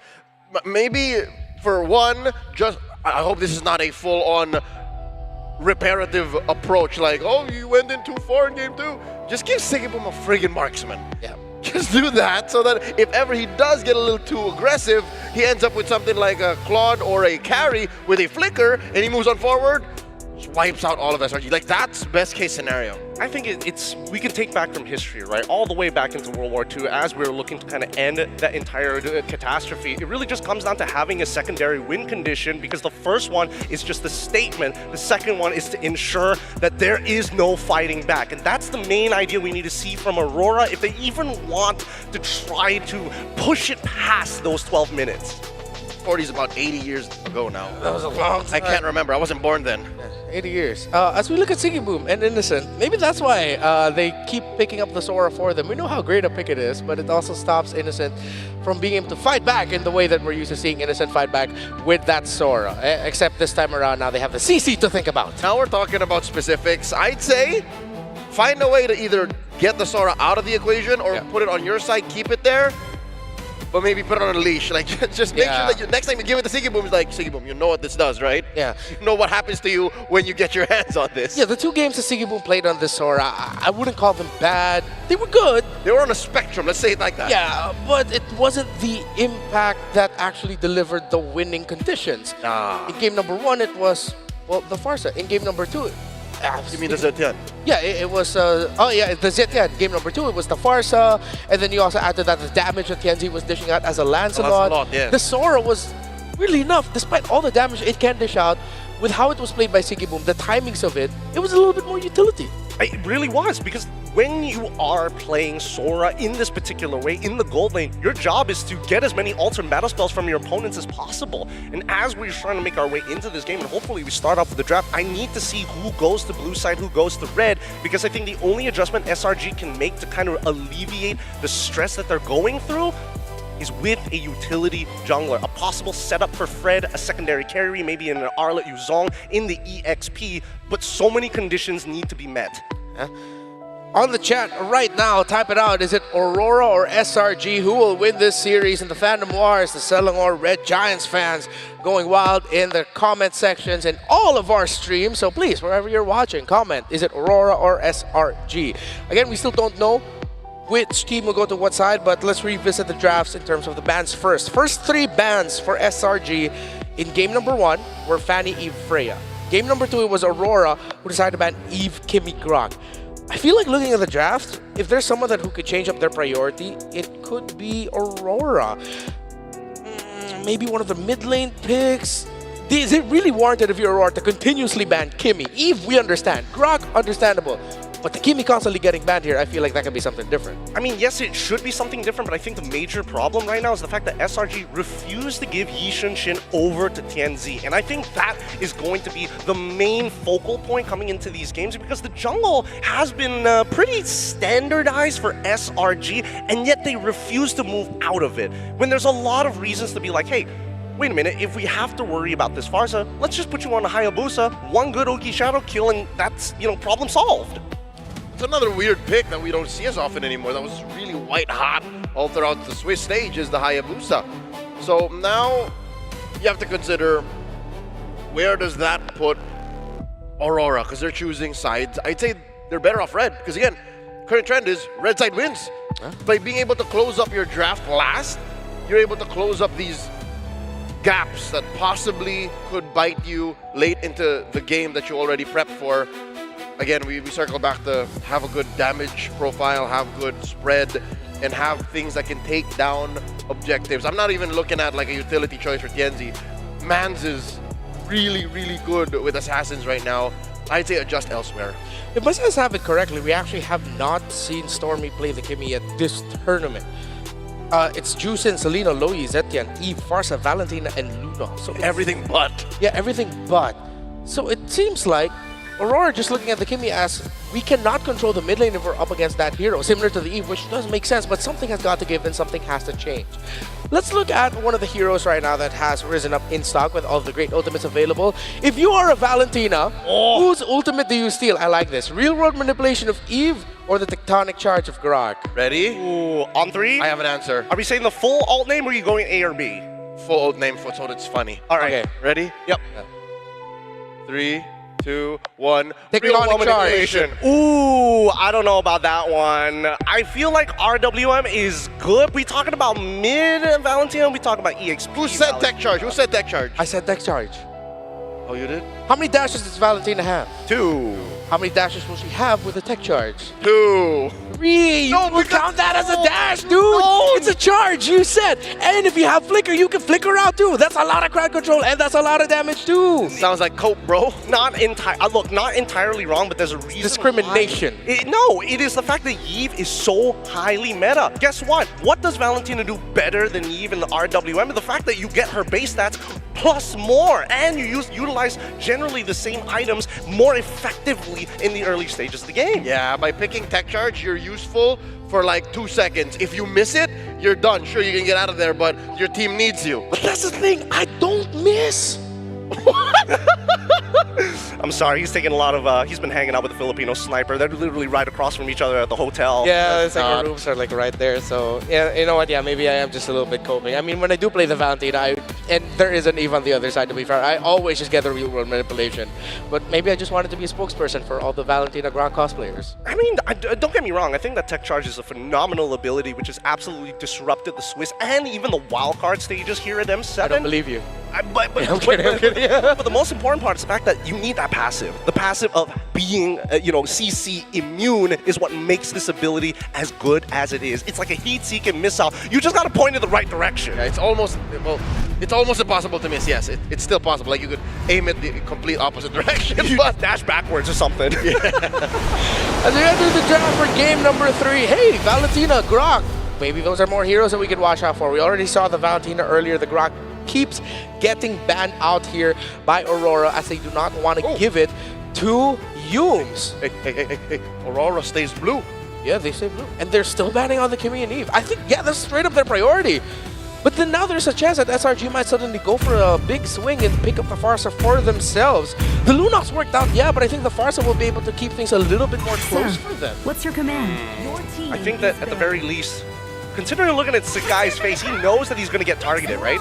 Throughout the past, 2 games already, he's been put down how many levels? A total of 5 levels by 6 minutes from game 1 as well as game number 2. 2 in game number 1, 3 in game number 2. And I think this time around, SRG either need to double down and say, hey, we either protect Sakai's and make sure that he gets the nutrition he needs to become a big boy and turn from a boy to a kid, or we're going to lean into the other side laners. Okay, we haven't really covered that whole aspect of SRG's game. What if just take that out of the equation entirely? Stop treating Sekai's like a boy. He's a man. Sekai's is a man. Give him a man hero so that the rest of the map can maybe, grow out, progress, because we know that Innocent is in carry mode right now. You give him the utility pick. Speaking of the sort of a little bit more utility Sora that we've been seeing this series, gets taken out Aurora. Brock's open! There we go, seems like. Gotta take Claude now. That's a 1 point for Grok. Yeah, we gotta take Claude. It's tough to take Farsa at this point because Grok is always gonna be able to cancel out the feathered airstrike, whether tech charge, barrier, or just punts you in the face. Yeah. It's not impossible, but I'm not the biggest proprietor of picking a Claude into the Grok because you're forced out. You're most likely either gonna get forced out of a BMI use or your Purify use if you are going to be packing Purify. For sure Purify, but at least it makes the Grok a little hesitant to walk for it. He can't just walk around tax-free, right? Especially when you have the Hunter Strike, sorry, not the Hunter Strike, the Demon Hunter Sword available, but they still go back to the Yi Shinshin and they're willing to take this risk. Why take the risk? Oh, I think they're going to be happier now because finally the condition that we said that Aurora should never give to SRG, they've given it. They've given Stormy as far as expected, open for them.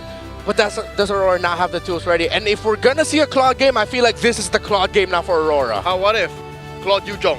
Yep, Poggy It's gotta be! Where is the Black Dragon? Pod Lapu, there's so many good options here for them to cancel out the Feathered Airstrike and still have a lot of pressure. I really hope that's not what I heard. That's Freya on top of Uranus. Okay. What a flex! Unorthodox problems, go for unorthodox solutions. This is some 4D chess picks right now. Are we thinking? Are they thinking too far ahead in this rock paper scissors scenario, or are they right on the dot with their tempo? Are they picking Spock right now? That's what I'm trying to figure out. I feel like instead of going for the Claude, because the Freya still could have been picked up by SRG, well, as we said, innocence and carry mode. And then as we've seen in M7 so far, Claude on the other side, Freya's a pretty good answer for it. You know, it can deal with it. Yeah, what is that, like 75% win rate? I will double check. We'll get back to that. I think it is, like the 3-1. Last time I checked. Yeah, I mean, no matter what, this Farsa is going to have a really, really hard time with many different ways to get on top of her. Yeah. I think that high loss is going to be a pretty good priority for Aurora, but we'll see, because now SRG, they don't want somebody lane dominant. They want to make sure, well, it's lane dominant enough, but still requires peel during a team fight. Lunar has to be careful leading up to level 4. The Esmeralda will mess him up. Eventually it settles into a dead lane and then eventually turns into Uranus actually can't do much on Esmeralda come later to the game. But with them having the Freya, they might not be worried about getting into that portion. Now, SRG will now play towards getting a better roamer option for themselves and a gold laner as well. Should they double down on the range? I feel like they can still go fighter here. They already have the Farsa and the Yi Sun Shin. That's enough to actually carry, but if there's a marksman they want to slot in, double down on range, just go for the... Oh wait, no, carry is still open, yeah, carry. Oh wow! Oh no. I thought there was a Harith, but no, it's a Harley. It's also just a magical little baby boy. I thought they weren't convinced that the Freya was going to gold. I'm not the only one. Oh, Fulvia is banned for the side of Aurora. I thought they were going to get rid of both Claude alongside with carry just to make sure that nobody can really take full advantage of, like, you know, the on-hit DHS. But at this point, I think it's fine. Getting rid of the Fulvius is okay, but what's the signal here, right? Is the signal that they want to play something along the lines of Nolan? Nolan or Joy, I'm thinking. Yeah. They're willing to back Grok, Freya, and they were willingly giving the Farsa. Yeah, it's the quicker access to the backline assassins, the easy burst. Joy or Nolan would slot in very well here, depending on what they pick up in the mid. They might end up eyeing the Zetian here again, considering they're up against the Farsa and the Yi Sun Shin. That extra bit of utility is going to help in terms of the vision. Gwyn. Okay, it was either Gwyn or Lyra Mord here. Gwyn or Lyra Mord would have been okay. Oh, this is so scary because now Aurora, if we are going with potential counter picks, and now that they've seen that the Gwyn is gone and Leomore might actually be open, they might not have to get rid of the Badang. But at the same time, the displacement is annoying when you want to get on top of RBL. Granger, the ban. Yeah, it's the one I considered, but I thought Aurora would think that maybe SRG would want to pick up the carry over the Granger, considering that they have the Uranus. But maybe SRG just, they will end up having the damage to deal with this Euro pick. So they're going to need a few more bodies to really help sustain, but in terms of the position, there's nowhere to put it in. They can't go like utility jungle anymore. They have to go with something for damage. It's clear. I think they pick Yume's hero here first, and then again, as their modus has been this whole series, protect Innocent, reveal later on where this Esmeralda goes at Red 5. What would be a good support at this point? What can you actually go for? You need something that peels, you need some kind of CC. Kalia was still open this entire time, but it can be a dangerous game. You got a Farsa combo, so at least there's a, you know, 1-in-1 pickoff. That's a crowd control too. Bit of a reaction there by Yumes. Hopefully that didn't mean he accidentally picked the Kalea. Maybe they're just laughing around about something. Yeah. Good to see them in good spirits, despite the rocky start to this series. Now we're going to find out what goes in mid and what finally Tianzi picks up. Because again, after game 2, I'm sure he's just as eager to get back into the game. I like the Joy here. But I'm trying to remember whose voice line that was. Yeah, I wouldn't launch. Alunox. Ooh, close range. Ooh, they need range. Oh, they're still going to be going for all dive, Yeah, that makes a lot of sense. They have some way to scale a secondary win condition, a good means to punish the front line against their opponents, and then the Leomort finally at the end. Okay, so both of them have let out picks that they've been banning consistently. Aurora finally gets a Leomort, meanwhile, Stormy finally gets his Farsa. Innocent, what are you going to pick? Is it going to be a carry or a fighter? CC has been banned. Sora's out of here. Ruby? Carry or Claude? I think you just take Claude. Yep. At this point, just call it a day, pick Claude, and Innocent just play perfect. You'll win us the game. Which, I mean, isn't a tough task for Innocent. Asking Innocent to play perfect is like asking any of us to breathe. It's like, yeah, sure. I'm thinking it's still a fighter side lane. It looks like it is. Xborg is round 2. Final pick. Oh, and I like it because there's really no one to force him to do a little front flip. Yep. Yeah. I mean, no one quickly. No, you know what I mean? It's just, it's very honest. I mean, the Freya potentially can break it open, but it really just goes down to two things. Who's going to get the first blood of this game? Who gets first turtle? That's going to tell us everything we need to know, because the counter index is still leaning towards the side of Aurora, and even their lineup rating is better. Yeah, early to late potential, even damage, survivability, pushability leads just a little bit more towards Aurora. But fire off in the comment section wherever you're watching. Who do you think has a better lineup here? SRG or Aurora? Real quick, Gideon, SRG Aurora. SRG for me. Theo? Oh, I'm on behalf of all of the fans calling them Bizim Çocuklar Aurora. Man, you are learning Turkish fast this broadcast. Welcome to game number 3. Mirko and Trex, I'm gonna loop you in. What do you guys think about the draft? Thank you so much, panel. Yeah, I don't know. I really like that expert pick. That's number 1. And also, the reason we don't see carrier Claude is because Aurora Gaming wanted the carry Claude. They wanted to have the Freya to go up against that. It's a really good matchup for the Freya. I think if they went Claude, it would have been cooked. If they went Claude, I definitely think they would have been cooked. I was expecting something maybe like a Ruby to kind of slow down the enemies. It goes great with the YSS, but still the Xborg is phenomenal against all of these fighters, all of these divers. My worry for SRG is, yes, they have some CC, they have some crowd control, but is it going to be enough to kind of stiff-arm the possible dive from Aurora Gaming? If Aurora Gaming can pounce correctly in these fights, that's going to be their objective here, right? Definitely. They need to find those big sets, and honestly, Pagu, whenever he's on the Grok, it just seems like it's inevitable. They have the mid-prio as well. Remember the matchup head-to-head that we were talking about last game? Lunox now is 4-0 against the Farsa, thanks to Stormy and SRG's comeback in game number 2.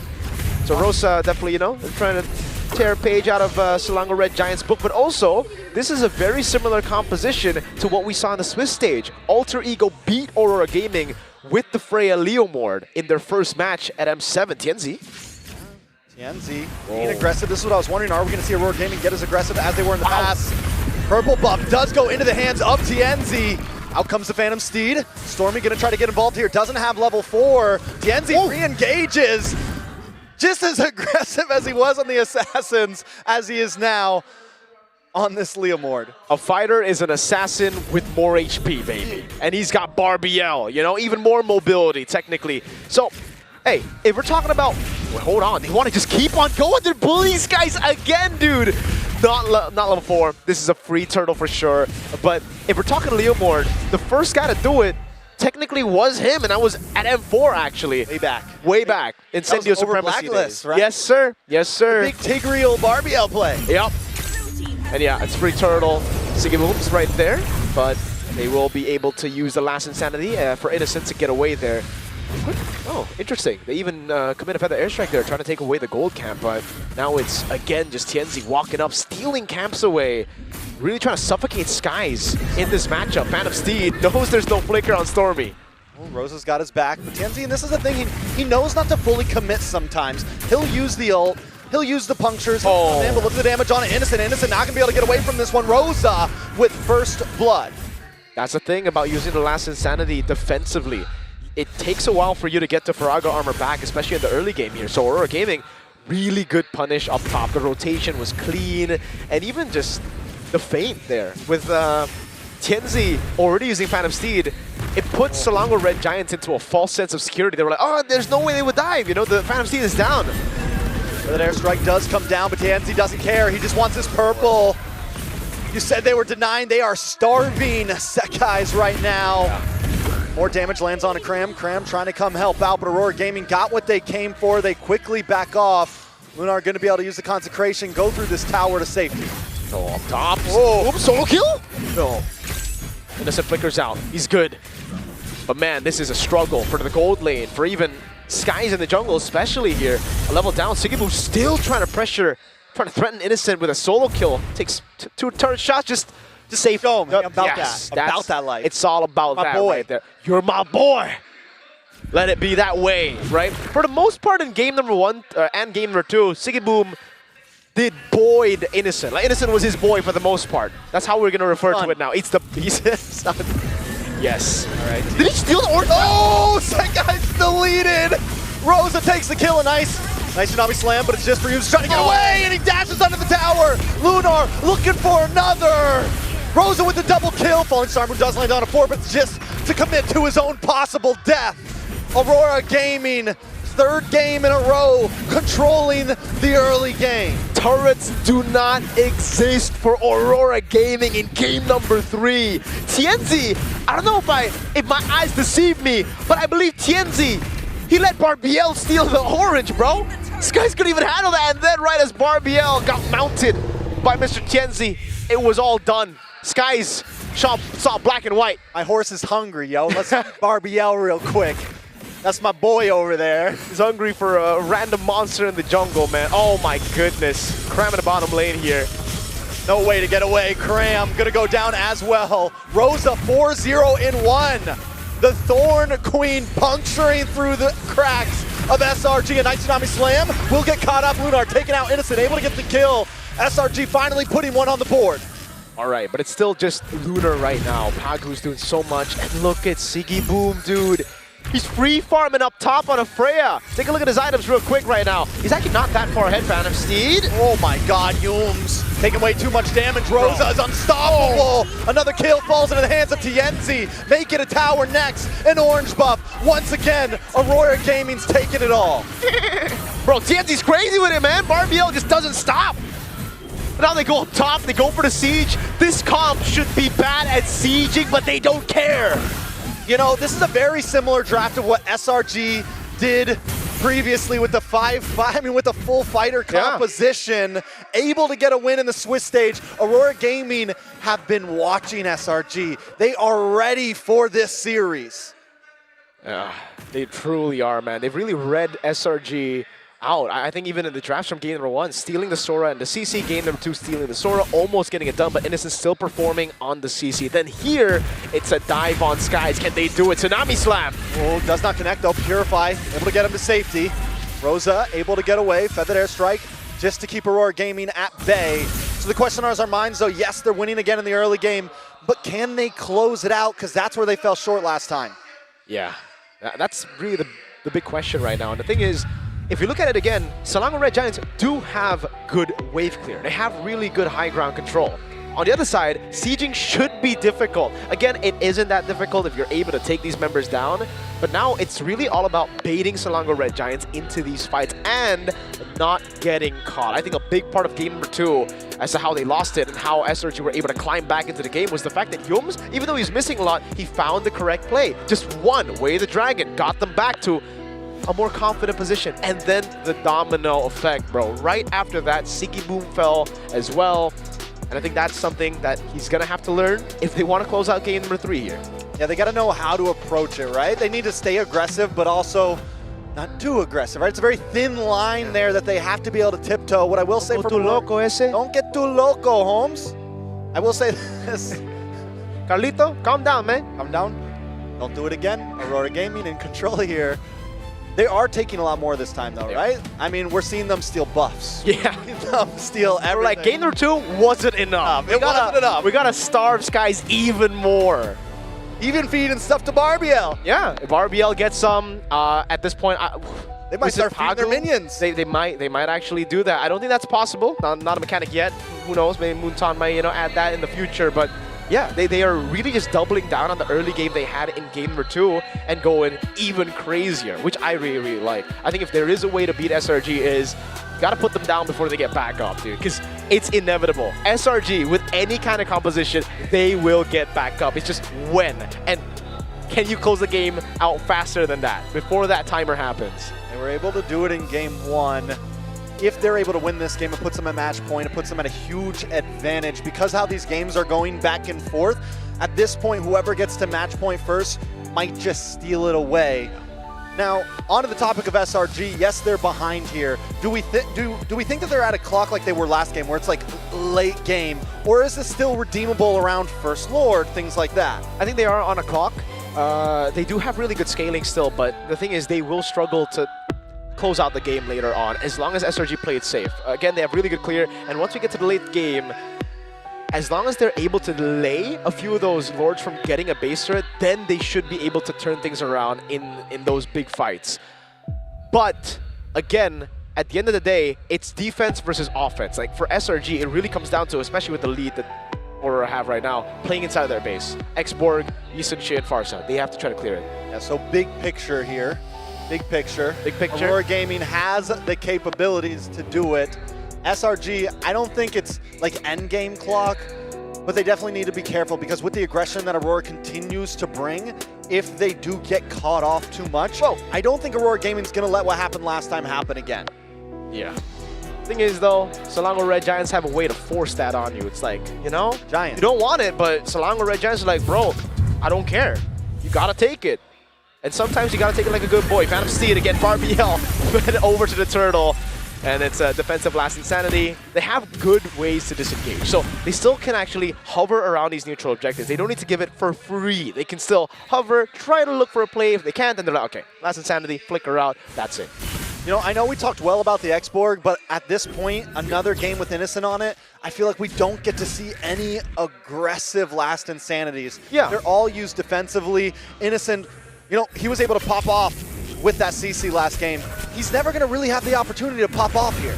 Yeah, it gets really tough because of the ganks, and Aurora Gaming have consistently been able to do this. They've actually outperformed Sky, Stormy, and Yums in the trio mid. That is what has led to Innocent losing out a lot in farm, and now they're going to do it again, dude. Right on time. They are just zoning Innocent away from farm, trying to take... You know what? They might be starving Innocent now. They're like, we're done with you, Skies. Now it's time to make you Innocent our boy. This is something that Aurora Gaming lacked in previous games. Converting kills, converting gold into towers. This time they are cutting lanes. They're quickly moving things forward. A huge knockup. Sekai's trying to get away, but TNZ picks it up once again. Yum's in a bad spot as well, up against Siggy Boom. Rock's gonna make his way up. Should be able to escape, but still Aurora Gaming, 6K gold lead. Yeah, never mind. Aurora Gaming, usually it's like, I take the territory and then you have to move somewhere. But even when Selangor Red Giants try to reclaim some territory, Aurora Gaming were there and they're like, yeah, no, that's not gonna happen. Innocent in the bottom lane, we bullied him. You're not going to get space, not at all. And even if you do, we're gonna take you down. So it's a bad trade in the end, a turret tier 1. Oh, look at that damage, my guy. What is that damage? Oh, my Lord! Here comes TNZ as well. Another tower is going to drop here. Innocent trying to defend, trying to get some damage off. He doesn't have the frog armor. He's in a bad spot. Tsunami slam, but it's right into all members of Aurora Gaming. And SRG are shattering right now. Sekai's drops next as Siggy Boom pops off. TNZ survived that! He got caught in the flicker Tsunami slam, brought right into the Mountain Shocker, but it wasn't enough though. Innocent! He's an assassin with more health bar. And they dive in. Lunar takes out Innocent. Lunar takes out Stormy. Lunar with the double kill. And a Lord is coming soon. Aurora Gaming are stomping Selangor Red Giants. Nice steal, Pagu. Lord slain by Pagu. That's going to be a stat later on. I don't know how we're going to figure that out, but Pagu's going to have one Lord in the stat sheet. They don't care about turrets. This is an assassin with more HP. They've done it. They went in, and man, Aurora Gaming looks so good this game. It really looks like they should be able to get more. But remember, wave clear is still really good. Again, Flicker Tsunami Slam right into the Mountain Shocker, and TNZ's just sitting there saying, nah, bruh. I'm an assassin with more HP, bro. I'm an assassin with more HP, You're bro. my boy. And then Uranus Lunar is just like, yeah, Uranus, yo. Another purple buff. Lord coming soon, like a movie near you. Man, I don't know about this. SRG should still be able to clear it out. Oh, the Holy Shield gets broken right before. Oh, Pagu makes the play. Siggy Boom jumping onto the back line as well as Rosa puts damage on SRG. The Lord cracks through the base in the face of Aurora Gaming. SRG trying to defend. Usually you see teams knock on the door. They're barging through. And there's no way to do it. Aurora Gaming look the Giants in the eye and tell them match point. A shocker. Who gets to match point first? It is Aurora Gaming who do it first. 2-1 in the best of 5 here in the upper brackets. We were saying, man, Siege is going to be bad. It's going to be difficult for them to knock on the door. But I guess it ain't difficult to kick the goddamn door down with a horse and a tech charge, bro. Hey, Renmar, I'm on your side. I'm stealing that tech charge all day, yo. Vacation! It wasn't even in the Valentina in this match. Yeah, because she didn't show up. You know what? The Valentina would have been good. Steal away that tech charge. Got tech charge for tech charge. But no, we gotta give it to Pagu. Pagu was on point. It wasn't just the tech charge, bro.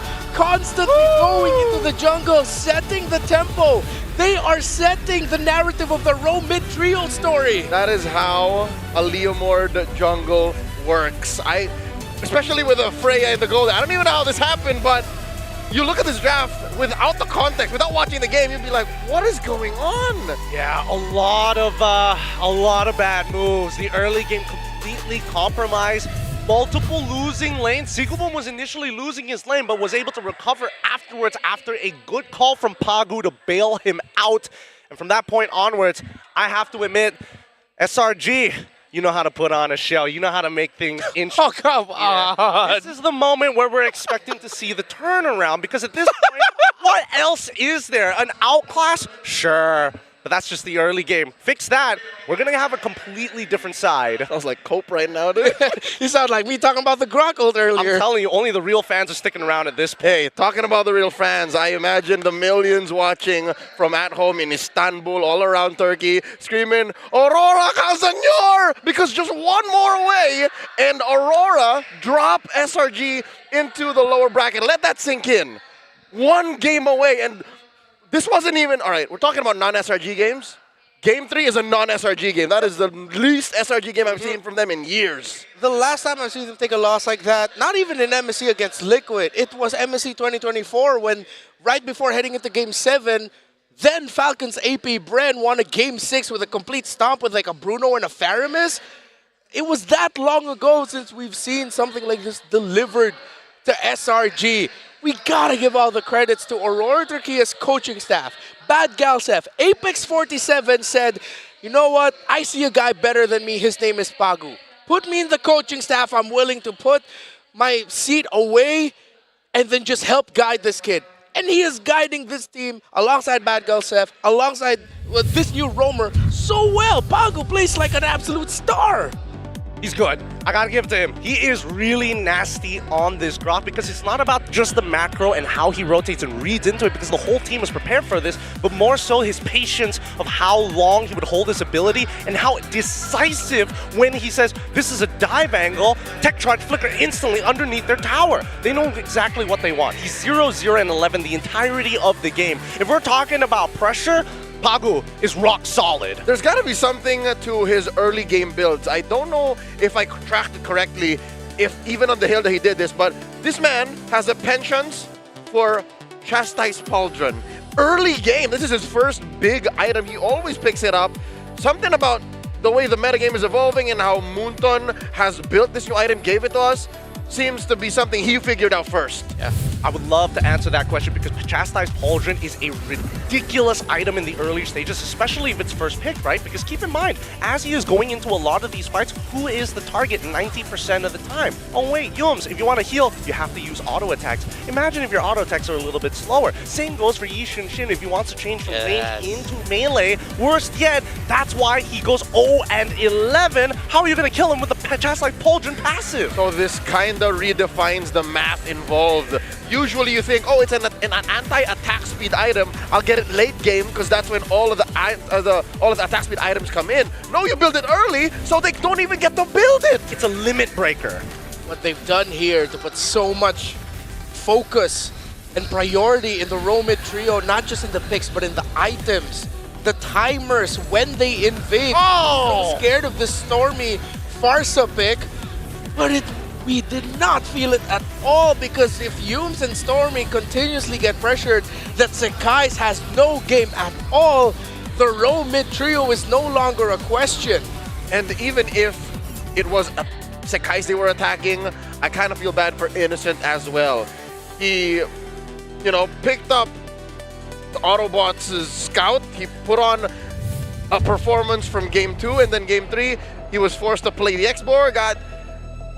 Where do you even go from here, right? Well, he couldn't get anything on Sigiboom. They couldn't even call for a swap because the map was literally on fire. Where do you go next? Stormy? Sure, they gave him his best hero, one might argue.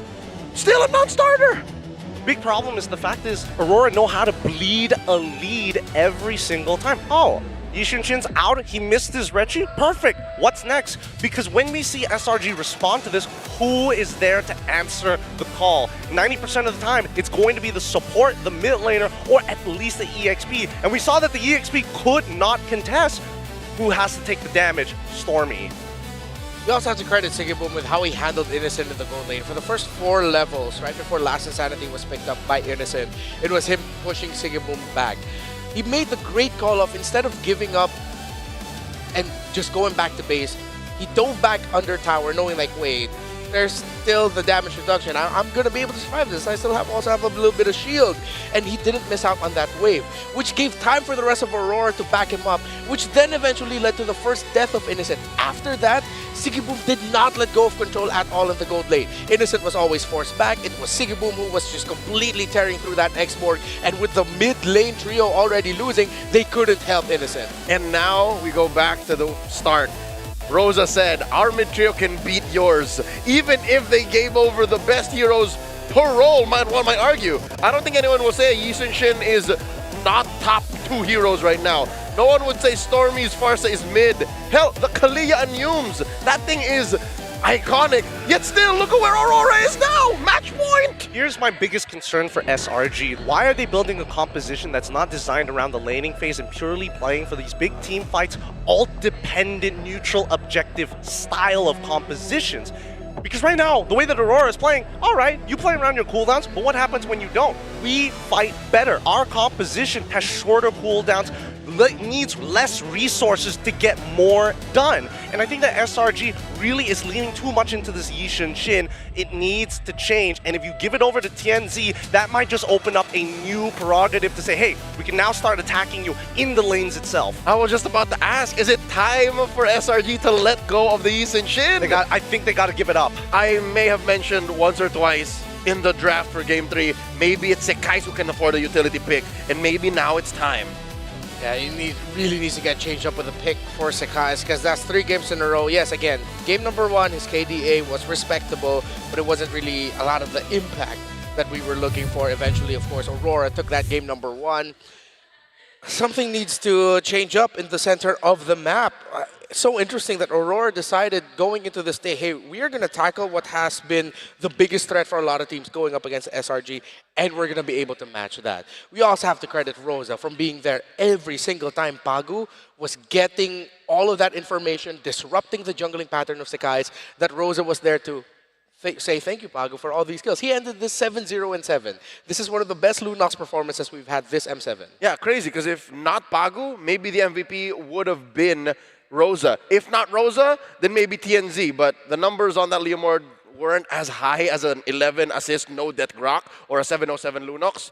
So I guess it was a toss-up between the roamer or the mid laner. At this point, I think it's clear to see that Aurora is much better when it comes down to understanding a composition's tempo, and when you visibly see the resources being used, you are on a timer. That's something that SRG needs to keep in mind when going up into this next upcoming draft, because if they keep wanting to force this, it's not going to go well. The Yi Sun-shin is not working out when your laners are struggling, and especially when your mid-trio is getting outclassed like this. There's too many relationships somebody must sacrifice, and unfortunately, I think it might either be Sekais or Cram. I think you mentioned something very key here, Gideon. Don't force it. Anything you have to force, especially against a team like Aurora, is already a problem you're facing, and that's not even thinking of what they'll do on the map. So with that said, I'd say go back to comfort, but don't let Sekais wait for something to come. Let him be proactive minute 1.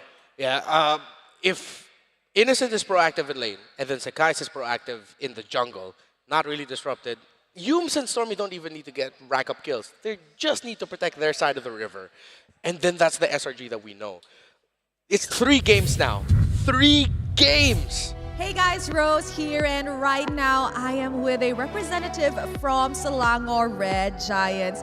You know what, I'm pretty sure there are some people who may not know who you are, so could you please kindly introduce yourself? Hi everyone, I'm Simon. I'm the co-founder for Selangor Red Giants. I see another Malaysian is in the venue to show their support for SRG. Now, I was going through social media just now and I found out that you actually just landed in Jakarta. How was your journey like coming here today? Yeah, I came late. I missed 2 games. You know, Jakarta, macet banget, Pak. I'm pretty sure the traffic was tough on you. So you came here straight from the airport. And I'm pretty sure that you were probably surprised at what you came to. Yes, unexpected. I think the boys will bounce back. So let's see.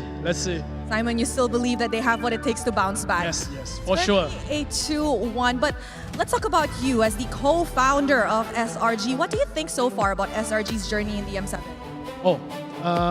This time the journey is very good. The boys look so sharp. They look good. They train harder than before. The boys wants to win this. They're very hungry for that. Yes, and also we are very excited for next season for MPL MY. We got a slot. We just got a slot 2 days ago. Oh shit! Oops! I cannot review this. Did you just accidentally confirm that SRG will be in the MPL MY season 17, Simon? I don't know whether I can say this or not. Oops. Oh my. Now let's talk a little bit about SRG as a whole. We know that last year back in Malaysia during the M6, they had a very shaky start in the Swiss stages. And now you guys are actually snowballing through the Swiss stages. But for your second game in the knockouts, it seems a bit shaky. What's the difference? You talk difference between M6 and M7. This M7, we are more prepared. We are used to the Swiss stage because in M6, it's the first time for us playing in Swiss stage, which is BO1. So now we are so much better and our preparation are so much better. I think we could see that. Now, Simon, you have already teased us a little bit about you guys being in the MPL MY season 17. Well, then perhaps you could tease us more. Will there be any lineup changes? Will we see any addition to the side of SRG? Or you guys are going to be keeping this exact same lineup? Right now, I think we focus on M7 first because you talk about next season. I have not talked to the coaches yet and the players as well because I don't want to disturb them. I want them to go fully focused and hopefully we can win the M7 back to Malaysia. Wow. And of course, being the only Malaysian representative left in the M7, because previously in the Swiss stages, last day of the Swiss stages, we had to unfortunately send CG Esports home. Do you guys feel any extra pressure with regards to this? Sorry, I cannot hear. Do you guys feel extra pressured being the only Malaysian representative left in the M7? Yes, of course. We are the only Malaysian team left, and we know the community of Mobile Legends in Malaysia are fully supporting us, and they have high hopes for us. So the pressure is there, but the boys and the coaches, they are used to it. Wow, you're saying SRG is really used to the pressure from the Malaysian community. Perhaps we know that a lot of Malaysians are actually watching, and I heard some of the Malaysians even flew into Jakarta to support SRG. Perhaps a word for the fans? Yes, to all the fans that flew all the way to Jakarta, thank you so much from the bottom of my heart. And also on behalf of all the teams, behalf of the players, the coaches, thank you so much. And those who are at the watch party and those who are watching at home or wherever you are supporting us, thank you so much. Wow, that's very sweet. Any words for your boys? Because I see that they're already here. Anything you want to say to them? To the players, I know you got this. I have confidence. You guys gonna win the next game. Let's go. Oh my. I think Simon wants to push this game to a full best-of-5 series. Thank you very much for having a chat with me, Simon. I hope you get to rest and enjoy the rest of your stay here in Jakarta. It is now time to see if we are able to push this series to a whole best-of-5 series. So without further ado, let us throw it back to the panel.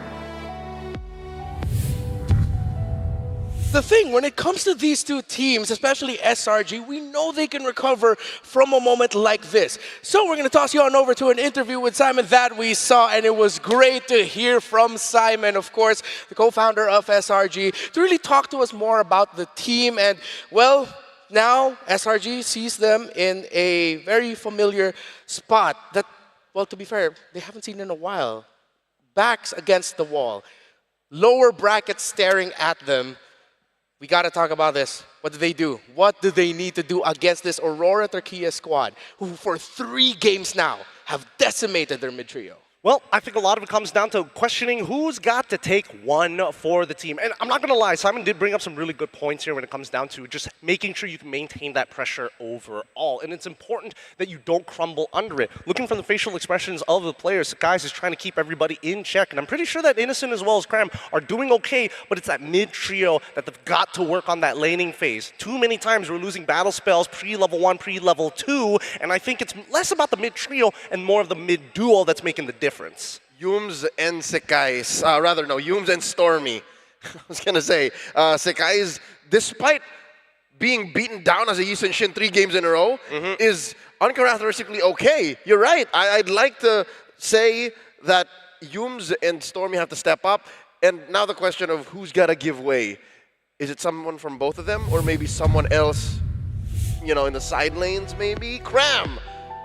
Is that a valid argument? It is a value argument, but I feel like right now, Innocent has kind of been giving up a lot for the draft, making sure that he's able to stay flexible with his fights. He's good on it, don't get me wrong, but I think now they need to revert back to the comforts, get him back onto a marksman one more time. So you're talking about the weight of Red 5. The fact that we waited for you to be the last pick. We expect you to win the friggin' matchup. What's happening? He did win the laning phase, don't get me wrong. He did win it. It's just the team fights on CC just kinda awkward getting into these fights. Okay, we don't talk about that one because they won that one. They did. MVP, but I'm talking like game 3, dog. I'm talking about give me Bumblebee. Give me Bumblebee again. I don't know. The X-Borg is a little tough to say because it's just not enough of a lead that we saw him generate in the lane to make the difference. And eventually he evened out by the time we got into the mid-game anyways because he has to be part of these turtle fights. Now, my faith in God only goes so far, but I need to see SRG really show us something that they are touched or maybe at the very least have a direction to attack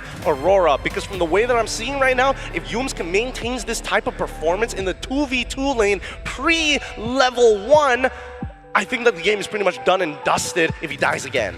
We talked about this leading into this matchup, the importance of your dueling for the first 3-4 minion waves that come out through the center of the map. A lot of matches, this M7 World Championship, have been determined by the little chess match of absolute peak detail-focused gameplay that is the duel between the roam mid trio and the eventual entry of the jungle, maybe for a quick attempt at a gank, quick attempt at a clear, and then rotating out of that.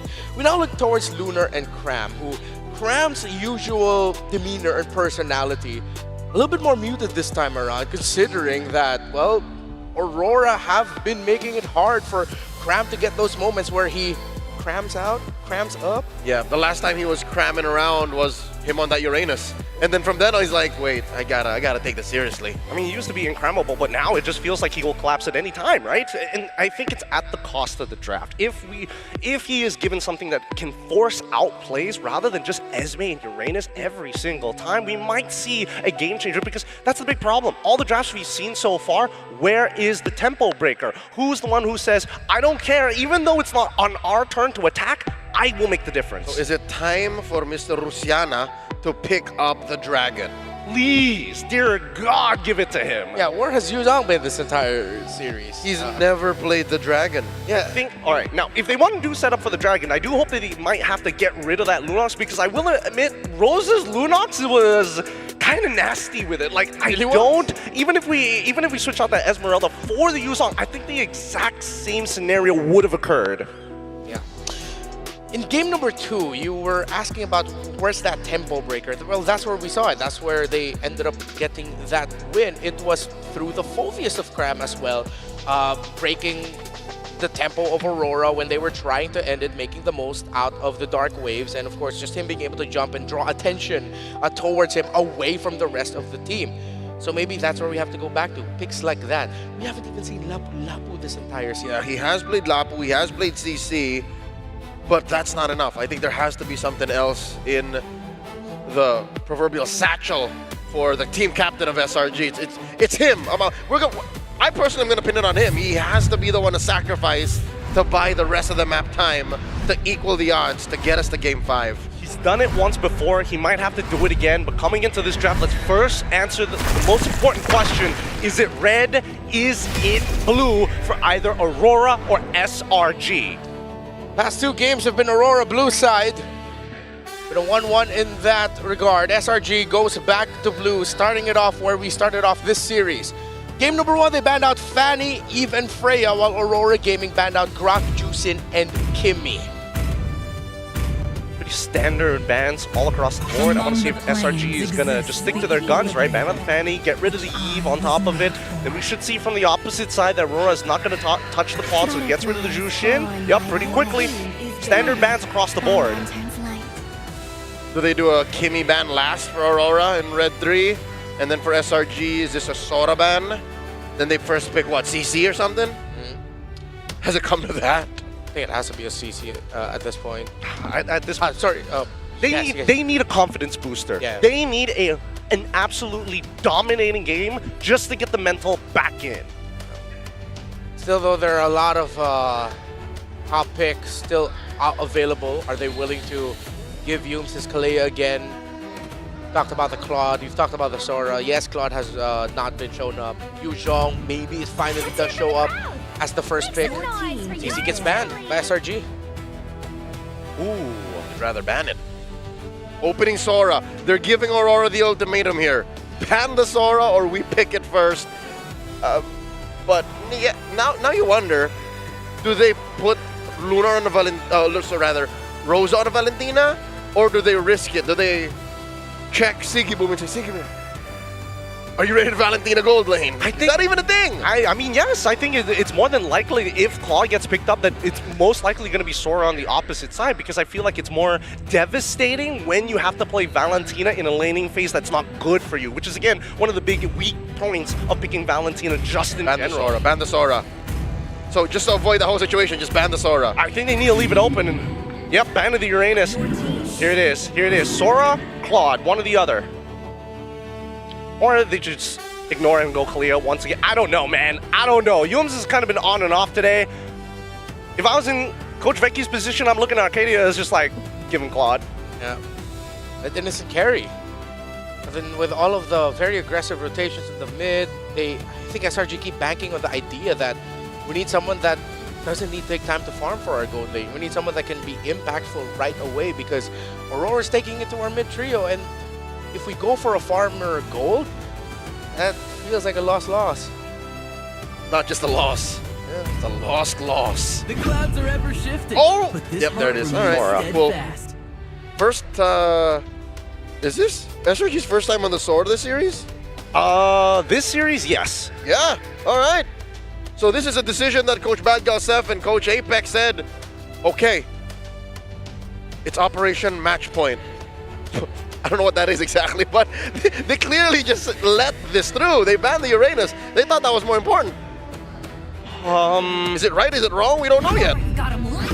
They're going to go with the Kimmy. They're going to go with the Freya this time around. And that's not a bad idea, because at least with the Freya, even when you're facing off against the Sora, pre-level 4, you're absolutely just punching Sora in the face, and there's nothing much you can really do about it. The Kimmy is interesting, though. Is this punishable? Because it feels like they're kind of baiting SRG and saying, you know what? You can have the laning phase, but at the very least, if we pick Farsa, we're going to blast you out of the water later in the game. But the whole story for the past 3 matches is we win an early game. Generally, we should win the game in general. Game 3 was a prime example of that. I think 10.5 minutes is a little too slow for Aurora, if I'm reading their movement from Game 3 right. Freya, basic attack. Oh! They want to give Aurora a taste of their own medicine. Okay, does that mean Pagu gets access to Cho? Give him the Cho. Do you need to show your jungler at this point? I feel like Valentina might be a consideration as a potential flex, but now that you've already got the Kimmy, you kinda are guessing whether or not you're gonna put Lunar on it. Lunar, as well, has not played El Dragon. Oh wow, I think there's just those kinds of teams in M7. It's just like, are you a dragon or not? The tough thing about picking up the dragon here is that most likely you'll have 3 bodies on your backline jumping on you. The Leomord, the Sora, and whatever the roam will be here for you. That if you go dragon, I feel like it's gonna hurt more. So at least they have an extra body to help peel. They're gonna need that Unbreakable to get that taunt off. No, man, this Gato is really good pick from the side of Aurora. Really well played by them. They're gonna be making sure that they're banning out the Phoveus alongside it, which means they want something with multiple dashes inside the jungle or outside of it. SRG, on the other hand, where are the other points of a contention, right? Because they've been consistently banning out the Guinevere each and every time. And then maybe the +1 in the jungle. They did try to adapt it a little bit more, but it doesn't seem like that game plan was working out on the red side. Was it Guinevere Joy? Guinevere Hayabusa. Shin? I think... Yeah. If I'm Aurora, I'd want to see them pick... I'd want to see them get the Guinevere here. So if SRG can take it out, take it out. Yep, there it is. Okay. Yeah. So what's left? Lancelot, Hayabusa, split-second response, taking out that Granger. Still no clear pick in the gold lane. Just making sure that, you know what, Innocent, you got it. That better be yours. Okay. This is a really tough one. This is a really tough one. Because if we're following back on the traditional pattern, this should also be another jungle ban for the side of SRG, even if it's on the blue side. I'm trying to think, are there any linchpin picks that could, maybe, I don't know, pull a little bit of the thread of this t-shirt to hopefully unravel it? Is there room for TNZ to utility? That's another question. Yeah. We're not considering the box. If they want to play for the Freya and Kimmy, then they go something like Fred, right? Welcome to the greatest mag show. Or, of course, just the hyper-aggressive TNZ's Harley. They were hesitant to team fight with that Harley around, so understandable. I thought that maybe SRG would be confident enough to not even let it get to the point where it's going to be a threat. So. Well, no, I mean, the reason why the Harley came out was because Zetienne was already there for the MR Shred. Now that you don't have the MR Shred, and considering that Uranus is already gone, those are the 2 main picks that you want to pair up with the Harley. So I don't see Harley coming into this, considering that his only main target is going to be this Farsa. At that point, anything with a dash would be just as good. What's Senji gonna end up with? Utility or Assassin? The utility changes the focus to a carry through the Kimmy and the Freya. They go for Terizla. They needed stability. They needed that BOS. That's really smart. That's really smart. Oh my goodness. Even if they do get Yuzhong on that side, it's gonna be a bit like, yeah, you'll kind of win out the lane, but not enough to kind of kick the ankles out of Lunar. Yeah. At that point, Lunar is just making sure he gets to penalty zone as fast as possible. That's it. Well, I mean, there's also the lane prior as well. He clears way faster than Sora or whatever next pick is going to come out. And we're about to find out. That's where I'm a little skittish still. I don't know what is in the EXP lane or the gold lane, and I don't know what Yulz is rocking. What are you trying to do here? Do you Cho? I think he goes Cho and then forces people to take Purify, right? But do they have enough blasting power to make sure that whoever they kick gets killed? They don't. Or they can go for Kalia, one or the other, right? Victory is now Cho Esme, interesting. Gold lane Sora. That's Innocent specialty. Time to drop the beat There's of the joy. Man, this is a really good draft from Aurora. Gotta give it to them. A lot of interesting ways that they can play this, because if this comes down to a messy, like, one fight you already lose a couple of people, and then afterwards you're thinking about the next fight to happen within the next 5 seconds, I think even then, on a lane per basis, yeah, Aurora should be able to kind of hold up if necessary, but the counter index says otherwise a minus 0.5. So, is the SRG man showing a vote of confidence for Aurora's draft here? I would say that I still gotta lean into SRG. I'm sorry. This is SRG's first Leomord. I'm not so sure. I'm with Aurora.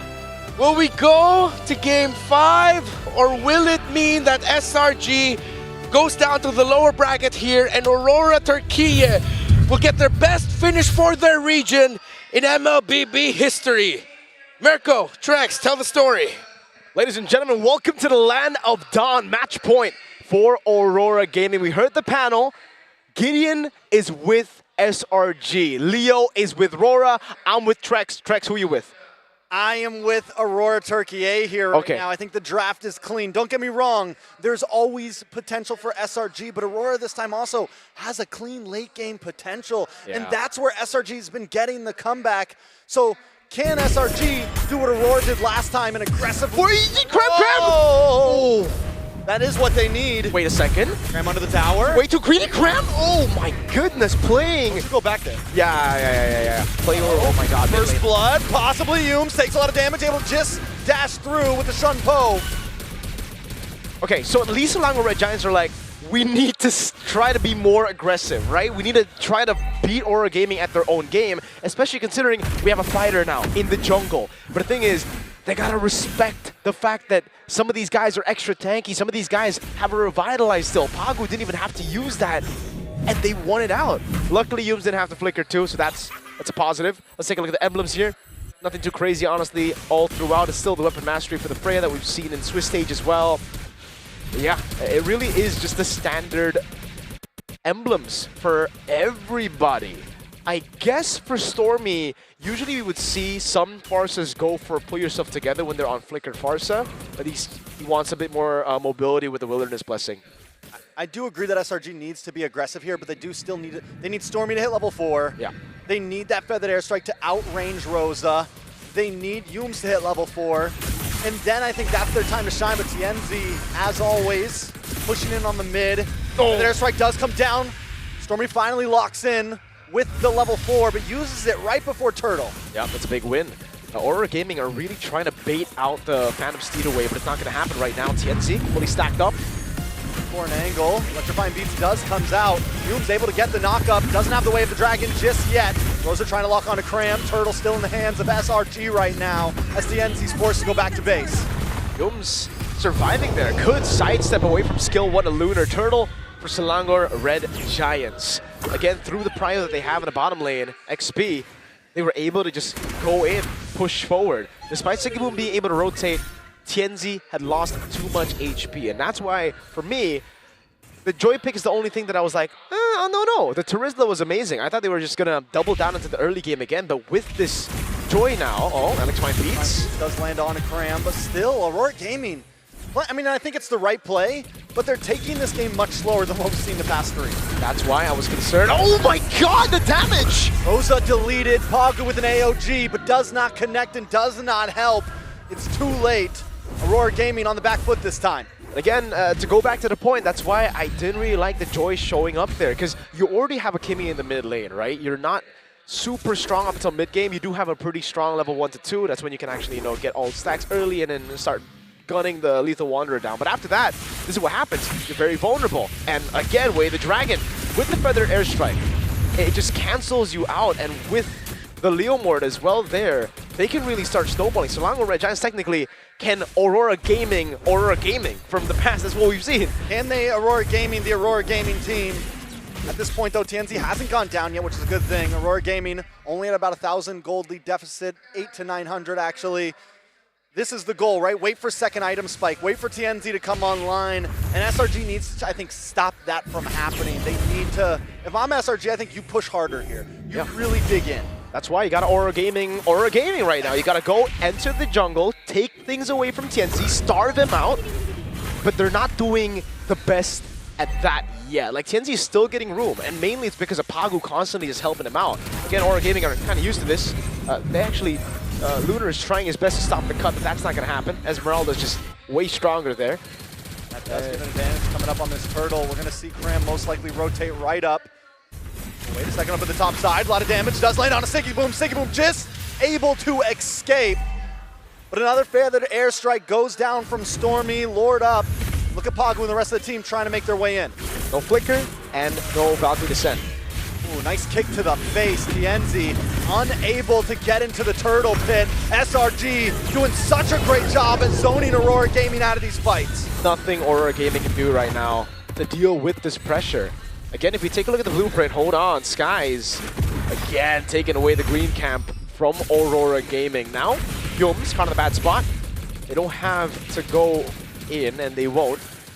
But back again to game 1 and game number 3. How have Aurora Gaming been able to actually outpace Selangor Red Giants when it comes to the early game? Winning mid prio, getting the winning mid matchup. Right now, it ain't it, right? Like, you have a pretty good mid matchup, but it's not something that can make you rotate. It enable you to rotate around the map. You're just kind of there farming up instead of clearing, rotating. That's what Stormy's doing. Stormy might not be able to get away from this one. Stormy finds the kill. That's going to be a tower as well. SRG are starting to push in, dig deep, and Aurora Gaming. Uh-oh, wait a minute. More to come. Penalty zone does come down. Lunar not going to be able to escape once again. Barbiel gets the kill. Sekai secures it. And now, Genzi just trying to get his own purple. Luckily, he does that. But it's still a big loss for Aurora. Uh-oh. Now goes on an innocent, but he already used electrifying beats. First item, Genius Wand, is the choice here for TNZ. And that's quite late if we're thinking about things right now. He's very far behind compared to Skies. Look at Skies already with the Fury Hammer and the War Axe, man. Building towards the next item. Honestly, from everybody here, you can definitely see the big lead over from Cram as well, just constantly cutting the wave and forcing Lunar to rotate to lose out his own wave to turrets. Hume's also doing such a better job this time on the Cho than what we saw last time. Even if he's not getting a big pick off, he's using that kick to zone them away right before objectives. He's not as aggressive on it, but he's technical with it. A lot of damage on a Stormy there. Agu looking for the re-engage, looking for the taunt. They do jump on to Humes. But enough, but look at the chasing clouds. They're yoinked up. The response comes back. Siggy Boom trying to get out of the way. Feathered Airstrike does come down. Aurora Gaming doesn't lose anyone just yet. Yeah, really good sustained by Aurora Gaming. Great maneuvers as well to escape. Now they're going to go in onto Cram, who's up top. But this is just a distraction, and I don't think they can beat him. Oh my god, look at the damage. Cram under the tower! AOG to come in. If Cram gets away from this, he truly is immortal. That's why he's immortal, folks. He's still human. But damn, that was impressive, man. Damn, Cram! Skies now with a Phantom Seed as well, is using it to get control over purple buff. And again, even though he's mortal, he died there, he ain't immortal, they get the purple buff. They get a tier 1 mid lane turret as well. So it's super worth it. There was no bounty on him. Valkyrie Descent now over on Stormy. So much value for Cram there. Stormy gonna be able to get away. We're waiting on a Lord. 3 turtles going to the hands of SRG. Almost a 4,000 gold lead. 3 towers down.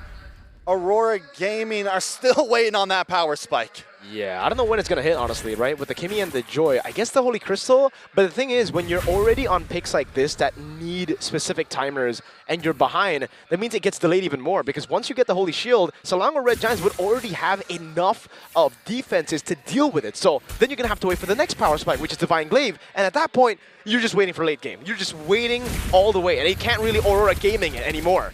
Again, for you guys who just tuned in, Aurora Gaming, the way they've won was through prio and winning early game hard to snowball. That's not it right now. For Aurora Gaming, their position, the way Selangor Red Giants have been positioned in the last 3 games, they're the ones fighting from behind. Penalty zone does come in, but once again, the Clouds are able to catch Aurora Gaming up. AOG to respond. Rosa's not quite there yet, but here comes Siggy Boom. Aurora Gaming might want to try to fight this. Siggy Boom continues with the onslaught, gets knocked back. And Aurora Gaming back off, but they are able to defend the tier 2. So at least they have good clear. They have ways to deal with Selangor Red Giants if they overstep. Again, taking a look at the items, I really love Stormy's itemization. It's Genzi! Genzi with the electrifying beats, but the damage just isn't there at all. Sekai's doesn't even have magic defense items right now. He went for a brute force breastplate, and still, the damage isn't there. You don't care. You don't care at all, man. He just got the tough boot. That is enough to deal with just a Genius Wand. Yes, at this point still, just a Genius Wand. He's building towards the Holy Crystal. He's getting closer, but with all the orange buffs being taken and him zoned away from even mini waves here, it's going to be tough. Yums. Aw, dude.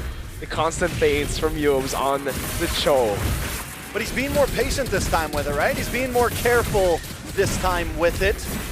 Aurora Gaming on the defense, and this is what SRG did with the Turtles. They zone away Aurora Gaming, and Sekai's just personally takes the neutral objective himself. He doesn't need the rest of his team there. Aurora Gaming has no way in. They have too much zoning power right now, and honestly, there's not really enough damage still for Aurora Gaming to deal with Cram. That's him solo lording. Sky's picking it up. TNZ trying to make a cross-map play here. Trying his best to just get some camps away, at least be able to breathe in this harsh climate that Selangor Red Giants have created for Aurora Gaming. And at this point, it really comes down to defending. Do they have as good clear as Selangor Red Giants in the previous games? I don't think so. But they do have wave clear, just with the Kimmy. They have good zoning, too, with the Gatan and the Terizla. Oh no, TNZ. TNZ in a bad spot, electrifying beats. Decides not to go for it. Aurora Gaming just, I mean, they can't commit at this point. I think they want to, but they know there's just no way. You try to go in with all of these fighters, they have no range. You get kicked in the face by Yums, or you get a falling Star Moon, or something stops you in your tracks. It's on for Pagu. It's only on to Yums. Waves coming down, crashing into the mid lane. That's the Holy Shield down. Bottom lane as well. Aurora, they need to defend up top. That's the far lane. There is no holy defense to stop the Lord. He will get the crash cleanly. In the backside though, TNZ does use the electrifying beats. They're trying to lock on. Nice way of the Dragon Feathered Airstrike. Takes him off of the map. Base still on the defense. As Pagu and the rest of the team move back, they give him over the inhibitor. The Lord at about 20% of Aurora Gaming should be able to defend this if they don't make any huge mistakes, but more minions still coming. Now in the mid lane they go. It's Stormy who's going in, trying to dish out a little bit more damage to the more Yums. Pops into Jiku, no Innocent! Oh, big play by Innocent, the knockback with the AOG to try to save the day, but it connects to nobody. RBL is out, Phantom Steed to cause some more damage. Feathered Airstrike comes down. Two baser, it's down Cram! With a flicker in, a cannon minion on the base. And a minion on the base, they will still be able to defend. All 5 members back on the field. Siggy Boom looking for a target. Oh! No Valkyrie's descent just yet, but out it comes. A nice knock-up, and Innocent finally falls. Wait, Skies, I don't know about this. Walks in way too aggressive. Aurora Gaming trying to respond. Sekai's in a bad spot, stuck against the wall. Can they get the finishing blow? He pushes back, and he takes out Rosa. Lunar finally takes him down, but down comes the Feathered Airstrike. Now it's Cram trying to go and peel for the team, but Stormy's going to be taken down. It's an all-in. TNZ on the defense, Cram there as always. Star move lands on. TNZ just able to get away. Does he re-engage? Purple buff still there. TNZ is able to secure it, but Cram is relentless. A long fight. And it goes in favor of Aurora Gaming in numbers, but Selangor Red Giants got everything they needed. 3 base turrets with Lord 1 is more than anything else, dude. They could have even been wiped out. They would still have proper timers to respawn back and to have the value. So right now for Selangor Red Giants, it's all about, okay, we got the base turrets, now how do we utilize the advantage? Let's not brawl against Aurora Gaming like that around Lord, right? Let's just wait for the wave to push up top. We already have a big item gap here. You can see a 2,600 gold lead for Cram, 1,400 for Sky's Cram. Ooh, Cram caught up. Valkyrie's descent. Cram might not be able to get away from this one. If he does, once again, he's a problem. Yums does come in. No. AOG comes out just to keep Yums away. Aurora Gaming find a pick off before the Lord, but look at the boss side. Exactly. Look at the Lord. They're already doing it. They're trying to blitz it right now, and it's actually already done. There's no way for Aurora Gaming to respond to it. Cram for Lord is the trade, but Selangor Red Giants, oh, wait, it spawns instantly. Can they wait for Cram or no? I don't think they can. I don't think so. Gaming. I think at this point you just let that clear. They shouldn't be clearing. Shouldn't be clearing. They should. Oh, there you go. Just let it. Yeah, okay. They still get it. Innocent's looking for the flank. Side. Looking for an angle. Stormy there as well. TNZ and Yums in the boss side. Conceal play coming out. Yums for the big kick, but he kicks him away. Phantom Steed does not connect. Penalty zone there as well. As Rosa tries to defend along with his team. Innocent in a bad spot. Electrifying beats hasn't popped just yet. Lord finally does fall down. TNZ to the backside. Finally does use it. Aurora Gaming looking for the smack back. Looking for the fight back. Oh, the fighting armor is a bit short. Rosa's still able to escape. Yums is going to go in with the Jikudo. Oh my goodness, Rosa with the flicker out. Ram flickers in, looking for another target. Sekai's and Innocent also just waiting for the possible mess up. But Aurora Gaming aren't having it. There we go. Good resources burnt out already. They burnt out the flicker from Rosa. That's big. But the thing is, the Lord will spawn in 110 seconds, so it's aligned with Rosa's cooldown on the Flicker. So next Lord, because if we're speaking realistic here, Aurora shouldn't walk out of their base until the Lord spawns, so they should be safe still. It really comes down to Selangor Red Giants getting that one combo down. Aurora Gaming, as we get into the late game, they're going to have those frontliners that can actually sustain through a full-on initiation. And remember, for SRG, with the Leomord, with Sora, with Farsa, this is a very one-cycle team fight that they're looking for. They're looking to burst their opponents out with a cycle of skills, and if they don't, Aurora Gaming might be able to retaliate. Gold has been neutralized a bit as well. Down to about 2.8k. Big falling star moon though on to 2 members, but it's just Lunar and Paragu. Innocent also testing the waters here. Yumes as well, constantly looking for the flank. But Rosa and TNZ have not showed face, and he knows those are the targets I need. That's a smart move for Aurora Gaming. There's no reason for them to put themselves into vulnerable positions before the neutral objective spawns in the game. Pagu was waiting in the bush. Knows where Yums is. That means TNZ can actually still go for more dashes. Now it comes down to how Aurora Gaming deal with the wave up top. Can they clear it or not? Because at the end of the day, Selangor Red Giants don't even need to do anything. We hit the Dragon. Dragon, wrong way. Penalty zone misses as well for the air strike. Comes down, and TNZ is taken off the map. Siggy Boom goes to the back line, trying to deal with Stormy, but on the top side, the battle pursues as Rose is taken out, and members of Aurora Gaming are falling. Lunar going to be caught low. Crowd with a double. And with a double, can he make it a triple? Lunar still stands strong. Siggy Boom in the backside as well. It's just 2 members against the world. But Sekai's like, forget this. I'm moving on to the base. Lunar trying to defend, but it's not enough. The score is neutralized. SRG make it 2-2. Ladies and gentlemen, our first match in Tennis Indoor Senayan will go all the way. 5 games for SRG versus Aurora Gaming Turkey. The same way it went in MSC 2024, but that was won out by SRG at the end of the day.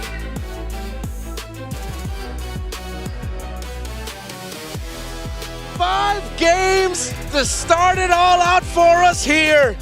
Will history repeat itself and mean that SRG wins the 5th one? Or will Aurora change expectations? They've already done that for this series. But SRG reminding Aurora Turkey who they are. Monstrous performance. They needed a win like that. Where are the doubters? Where are the doubters now? I told you they were looking to put on one hell of a show, and that's exactly what they did. A little bit of a taste of their own medicine, denying farms, starving out TNZ, but at least they've adapted the draft a lot better. We're finally not seeing that Yishin Shin anymore. This is why you don't give Farsa to Stormy. I think he pulled the rope-a-dope very, very well. And it came to the point where in the final moments of that game, I was frustrated for Siggy Boom. You watch the highlights and you'll see that, where is this Farfreya going? Again, it's a noble effort to try and Valkyrie's descent into the Farsa. That's the right call, like 4 out of 5 times of every team fight. But again, this is Storm you're talking about. He literally just skedaddled out of there, leaving Siggy Boom going, hell, what am I doing? Where's my target? Now it just looked like, I mean, him not even being able to help defend in the back there, I feel like that was like the perfect snapshot of what the Freya experience was like for this game. It also did not help that all 3 lanes were lost from minute 2. Minute 3, they already done. Cram handled the matchup against the Turisla really well, matched the aggression, forced the Turisla back. Even though he was brought low, he knew he had the shields. And then on the other side, Innocent had Siggy Boom's number in the gold lane with a Sora matchup against that Freya. This was the SRG that we have been looking for this entire series. Yep, and it's good that they've kind of, reloaded their fists and are now getting back into this one more time. And I think for SRG, they've now kind of, hey, you can see that Winter, he's spamming Yums on the shoulder. It's like, finally, you didn't die in the early game. Thank God. And it's like, that's on me, that's on me. And it's understandable that now they have to prove themselves one last time. They've won blue side, but can they win on the red side as well? Because I'm telling you, Aurora Gaming not going to make it easy for them once they have the blue side for themselves. Now, what I'm going to be looking out for here is, of course, who is going to be our player of the game? Difficult to decide on that one because that was just an old school SRG team performance overall. Is it going to be Yums for you guys? So let's start with Yums first, because him not dying, I feel like, was a condition they needed to check. It's a condition, but it's not, you know, an impactful condition. It's basically the bare minimum. This is the Yums we were expecting, not the Yums that we were waiting for 4 games in. So I'm going to give my nod over to Stormy. I think he deserves it. This is it. Again, in that late game especially, and not to mention the early to mid, he was such a menace. He was literally one of the reasons why all the lanes were won for SRG. So my nod goes over to the Mage Prodigy. I'm thinking a little more towards the side laners, whether it's either Cram or Innocent, because at the end of the day, Cram is like getting the information, probing out the reactions, and then you have, man, I don't even know how to explain. He is so good at initiating, it's ridiculous. But that Sora play with the Cloud Shift, just to pull them back into the Feathered Airstrike, was way too important. Hopefully we get to see who our MVP is up on the screen, because well played to Cram. Honestly, really opening up that map, and as soon as he got that Ice Queen's wand, all of a sudden, so much value lost. What are you going to do with Terizla? Walk up to me? Not going to be a good time for the Terizla, and it was not. 3-2-2 in the KDA, but the impact that he brought out was his presence. We were asking about tempo breaking. Don't really see that a lot with Esmeralda if she doesn't win lane, but when she does win lane and can get out freely, yeah, she breaks a lot of tempo. Yeah, Cram's Esmeralda was a tempo breaker in the lieu of leg kicks. It's not that kidney punch that you feel all of a sudden like, oh, I'm weak. It's more like the leg kick that's been kidding you for like 3 rounds. Like, why can't I stand? It's the calf kick, right? Not even the inner thigh kick. That one is like immediate impact, like, ow, I really feel that one, but it's built over time. And eventually when you put too much weight on it, your ankle is going to snap in half. And that's exactly the pressure that Cram is able to provide for the team. SRG can send like 4 dudes and Cram's like, okay, that means we get a free Lord. Okay, that means the 2 turrets that we need to take care of down bottom are done for. And I love that you mentioned the Ice Queen wand, because when Esmeralda builds Ice Queen wand early, it's the equivalent of a Yushin building Blade of Despair early. It means it's over. Yeah. A lot of value brought out by Cram through itemization, handling the lane, and his presence. And of course, early on, if at 7 minutes in he can do this, yeah, he eventually fell here, but this was like a heat check for Aurora. Do you have the damage? The answer was no. How bad you want it? How much you want it? How much can I take it? And he can take a lot. And all throughout, even though there were members of SRG that fell, they slipped out in some engagements. At the end of the day, Rosa just could not have a good time, because Rosa is one of the carries of this team alongside Sigiboom. If Sigiboom isn't there, then Rosa needs to help cover alongside TNZ. But TNZ and Sigiboom together could not find any kills in the back line, meaning that Rosa could not get any value, meaning no items, meaning loss. Well, I mean, I think Miracle put it the best, right? Because level 1 to 2, you're already super far ahead. Like, yeah, I got this awesome passive, gives me extra range, and I can gun you down in the streets. But now, once we start moving away from it, you lose your battle spell. You are a victim, no matter what. Every single angle, Yums is pressuring you. You cannot walk up. And you can see even for Rosa's side, as soon as Cram is on top of him, hey, he's got Radiant Aura. He's taking negative damage. You don't see his life bar go down as much as it probably should. Talking about victims, TNZ is one of them. Oh, this Joy could not catch a break. Even like 2 seconds, 3 seconds into a fight, he can't even get damage in. He was using Electrifying Beats to clear waves. That's how bad it was for Aurora's jungler, which is uncharacteristic of how he's been performing all series long. Even in the game that they lost on the Lancelot, he still looked like a legit threat. So this time around, maybe reconsider the order of picks, maybe reconsider how their jungler is going to come into play here, because this 1-3-3 Joy, it's not what they need. It may not be what they need, but I definitely think it was something they were eventually building to what they wanted to, right? 4 items already down for TNZ. He could have turned it, but he needed just a little bit more. He needed that Feathered Airstrike to disappear, and I think the mid-pick on Rosa was the mistake. This Kimmy had to be shown early, unfortunately, but I think Zutian would have done a lot more with the Fury of the Phoenix to kind of keep that Feathered Airstrike in check. All right, figure crafting. What if they switch? What if they switch? What if it was the Farsa for Aurora, and then the Kimmy went to SRG? How different would this be? I feel like even more so that would be terrifying. Now you have a Cho Kimmy and a Leomord to deal with in the center of the map. Well, at least the effectiveness on Yum's Way of the Dragon, you won't be able to get as many picks, right? Because then you would need to what? It would triple the amount of econ? It's DOT, yeah. But at the end of the day, that you end up splitting their formation, which now I want to look a little bit more towards this Leomord pickup. I don't think Aurora Turkey expected this. The Sakai suddenly, after 3 games of the Yi Sun Shin, if I'm not mistaken, suddenly shows up with a Leomord first phase pickup alongside the Forza and Sora. I think this was two birds with one stone. It's taking it away from TNZ and just, I think, again, kudos to the genius of Arcadia, Becky, and Winter.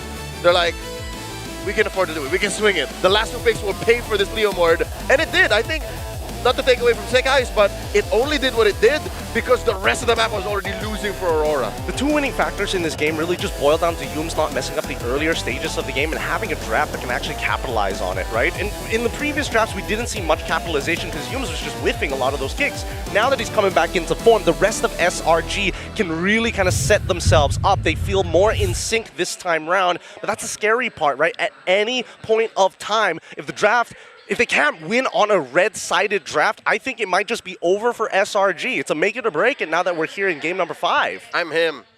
Just the way you're talking about Yums makes me want to be him. I mean, if you can play a Cho like Yums, then why not, right? Do the kick. Do the kick. Do the dragon. Oh, man.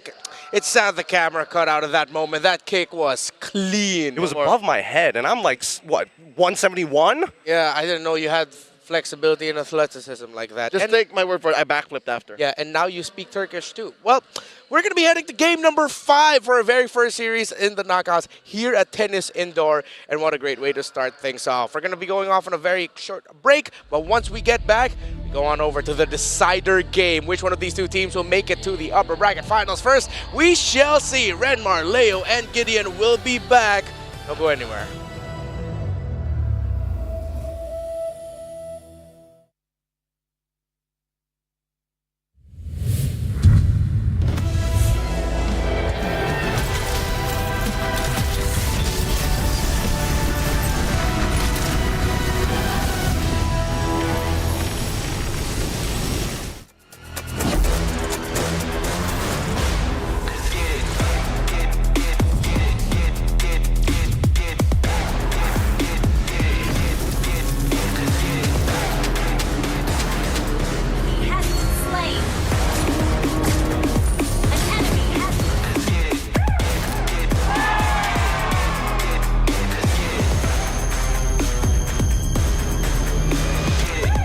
Realme 15 Pro M7 official gaming foam.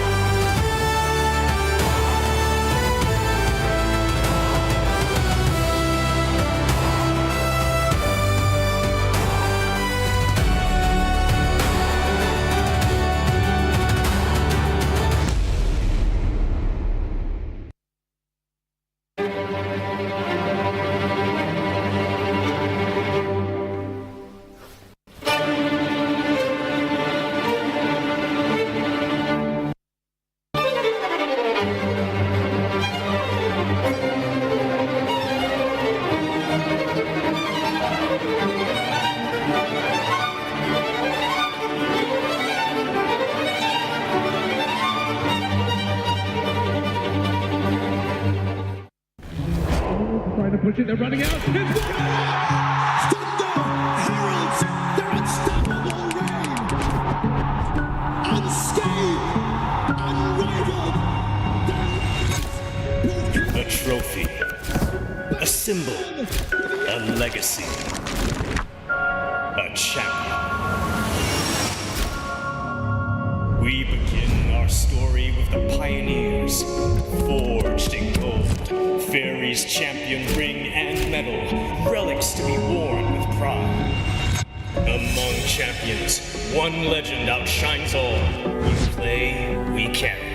Realme M7 official gaming foam, forged for those who create miracles, the ultimate artifact of mastery. Every cheer from an army of believers shapes the determination of a champion. The Visa Champion journey is reserved for those who never stop believing. When united, they become something greater. The legacy of the M Series, a home for every champion to stand eternal. This is the Hall of Champions.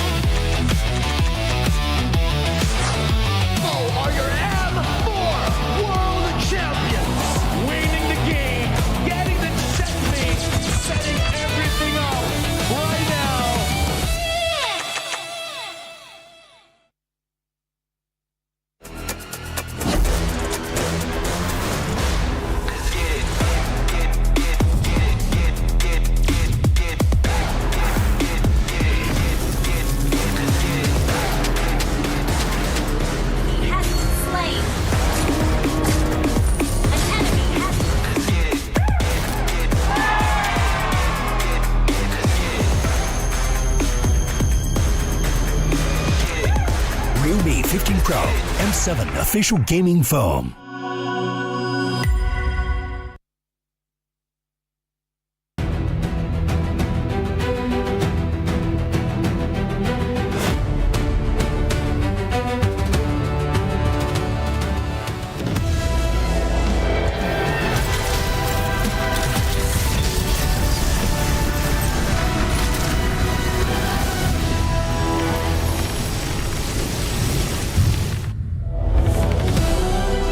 Welcome back to the M7 World Championship.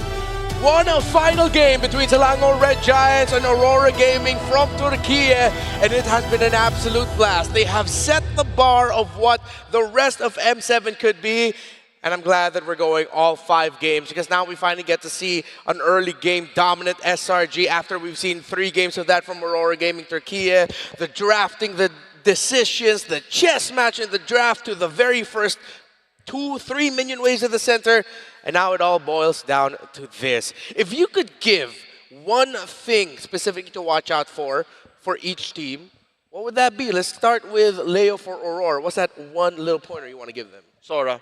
Sora. Watch out for Sora. I think if there's a hero that we have to consider as a major Omega level threat, it's the Sora. Do what you can to either pin it down, pick it, which means maybe blue side will be very incontested. I think blue side will be hot here for Game 5. I can get behind that, but I think I got a better one. I think that these guys, if there's one thing you got to look at, it's the standard of which these guys are currently playing at. A single mistake snowballs into such massive leads for either one of these teams. So you have to play pitch perfect every single time in every aspect of the game. That seems so demanding. For Leo, it's Sora. For you, it's perfection. Hey, the better standard stands. Well, that is the headline of our matchup. But hey, if you want a new way to celebrate esports highlights, let's say thank you to some friends. Of course, the official MLBB M Series tournament trading cards bring premium design and modern tech together. The cards are absolutely beautiful if you haven't seen them. Available this January, head to oneplay.com for early access. You can grab yours and hold a real piece of the M Series legacy. Go ahead and scan the QR code on your screens for more information. And yes, there are chase cards. Some of them are signed that you would want to, what do you call it, when you put them in that little glass box? Get it graded. Get it graded. Get it, it's not a brick. Oh, I'm forgetting the card term for it. A top loader. A top loader. Get in the top loader, yeah. I have a question for you, gentlemen. What? Are y'all Granger mains? I'm not. Wait, no, I am when I do play gold, yeah. Are you? I am Granger main. Well, I got something for you. You need this new Thunder Ascendant skin. It's available right now when you unlock the M7 Pass, and it's yours immediately. Really? Immediately? Just get it today, dude. Just wow. That easily? Oh my goodness. And with a smile on top of it, how could you not get it here today? Because as soon as we see that Granger, well, I don't even think we're going to see the Granger's been banned out like a good majority of the time on this side, to be perfectly honest with you. But that's not the only thing you should be excited about. Because again, what else is in that M7 Battle Pass to witness the true prestige is when you get the Prestige Granger's new Prime skin. This beautiful beauty is waiting for you at level 75. The M7 Pass to unlock the pass and get grinding here today. Yeah, don't forget, every M series we have 2 skins of like the main headliner. You have the one that you get right away when you get the pass, and once you hit level 75. So make sure you play. Yep, okay. It's this one. It just evolves. He's a Cosmic Finality version now.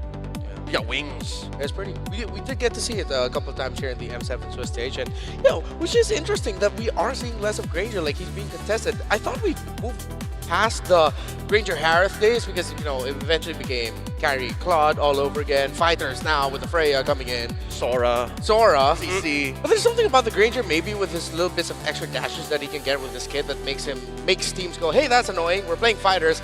I want to be able to catch that. I mean, it might be that one marksman that's non-reliant on the late game. Because he's like online as soon as you get the Skypiercer Hunter Strike. I mean, there's a little bit more to it. You gotta obviously put some investment in. Hopefully it doesn't go crashing down later when someone tries to short that market. But in general, based on what we've been seeing, Granger has already taken advantage of the Festival of Blood prior to the changes. And I think it's still gonna be relevant here today for a good amount of time, as long as Skypiercer is still a relevant item. Another look at our gorgeous stage here at Tennis Indoor Senayan in Jakarta, Indonesia. As SRG and Aurora are now ready and we are about to head into the draft. Sora, one of the big questions. I want to add to that, Leomord now I feel like is a definite pick to watch out for both of these teams. Again, it is surprising to me and maybe even to Aurora Turkey. Hopefully we get a word from them in a post-match interview if they even expected ďKaij's and SRG to whip out a Leomord. Yeah, it's one of those picks that you don't see. But then again, how many teams have actually tested SRG? The 2 big teams so far right now that they faced against, TL as well as Aurora. Everybody else has not hit that standard. And I'm happy to see that Aurora Turkey is just doing so much and demanding so much that SRG are forced to pay attention to them, are forced to give them that respect. I think they earned it though. This is a form of Aurora Turkey that they've worked hard for and that they've lost for. They bled for this. And here now it really just comes down to, several times you mentioned in the series, is make the right calls, make the right decisions, because one little itty-bitty wrong move in the early game just leads to a sudden, all right, we're going to the next game. Yeah, that's the toughest thing about the top level MLBB teams. One mistake could lead to you losing an entire series, an entire hope of making it into a deeper climb into the playoffs. As the clock ticks down to the draft, the clock will tick down on either of these 2 teams. A reminder again, this is not an elimination match, but a very important one, as the first team that wins here will be the first team in the upper bracket finals. We go into Flying Clouds, which means we could end up with an almost 20-minute plus game. That's been the average for Flying Cloud this M7. It has, and it also opens up potential side matchups where even if you're losing, it's not the worst thing in the world. You can get back into the lane and still maintain a decent GPM. Now, when we come down straight to the bans, Aurora has adjusted a little bit with CC now getting banned on that blue side. The question is whether SRG are prepared on red side now that they have banned not only Jushin, but Sora too. I told y'all, Sora is the hero of the night, hero of the tournament, might I even say. Kind of dropped off mid-Swiss and then now suddenly, boom, in the gold lane. He is an absolute that you have to acknowledge. Jushin, forget about it. Even in our next series tonight, might be a mistake to let that through. One here that's still open is Grok. Will you open the Grok? I think if I'm SRG, hell no. Yeah. Hell no. Unless they're so brave to say, okay, pick up the Grog and we'll just pick up a Valentina.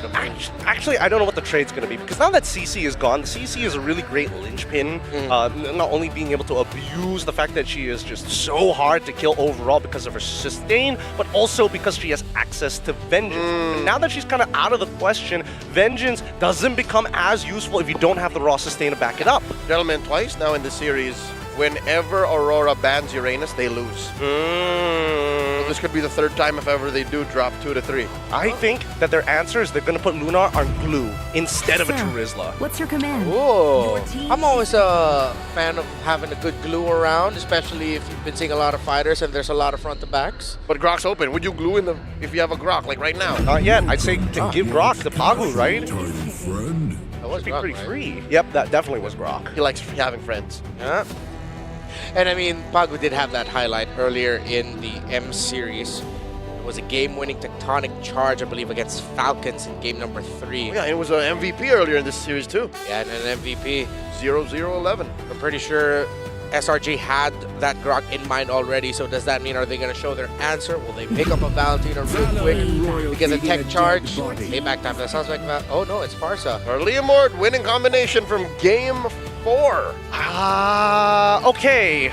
Ooh, this one's a little... I feel like they played into the 2 birds, 1 stone here, right? Again, yeah. The stone is looking very good. If we're talking about ways to kind of disrupt your opponents, Grok is amazing. He can literally punt Leomord away from Barbiel if he's in the wrong angle, cut him off from angles while still canceling the feathered airstrike. Pagu's stocks right now are so high. What is Aurora planning to put in the mid now, though? If they want to match that. Exorcist of the Dragon Spirit. Oh, there's finally. Is that the Yuzhong? I think so. It's gotta be.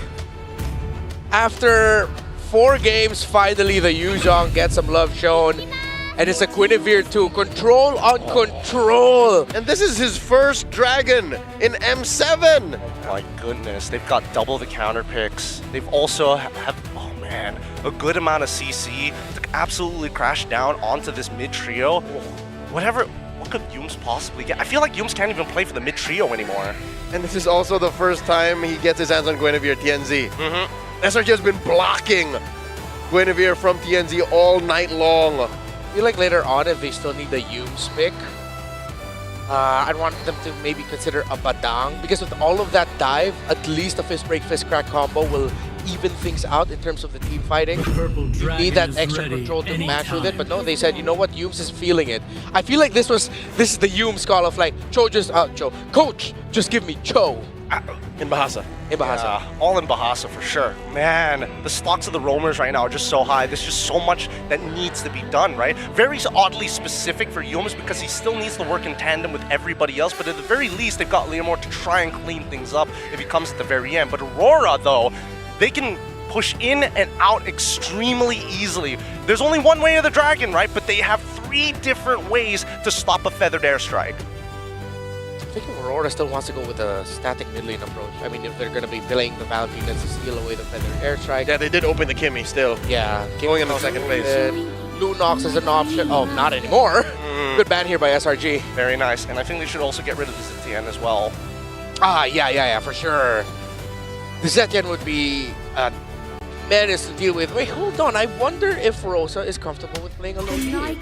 Oh, that's actually a pretty good call. Oh, wait, hold up. I think the answer is, you know what? They banned it earlier in the series, so maybe, no? Maybe they would rather pick something else. I think this is a really great composition to actually take advantage of with Lo Yi, right? Because it's like, oh, you're always going to move first, so... Yep. Oh, and imagine sending a dragon through that thing. Yeah, and we have always discussed that, yes, everyone thinks about Lo Yi's ultimate.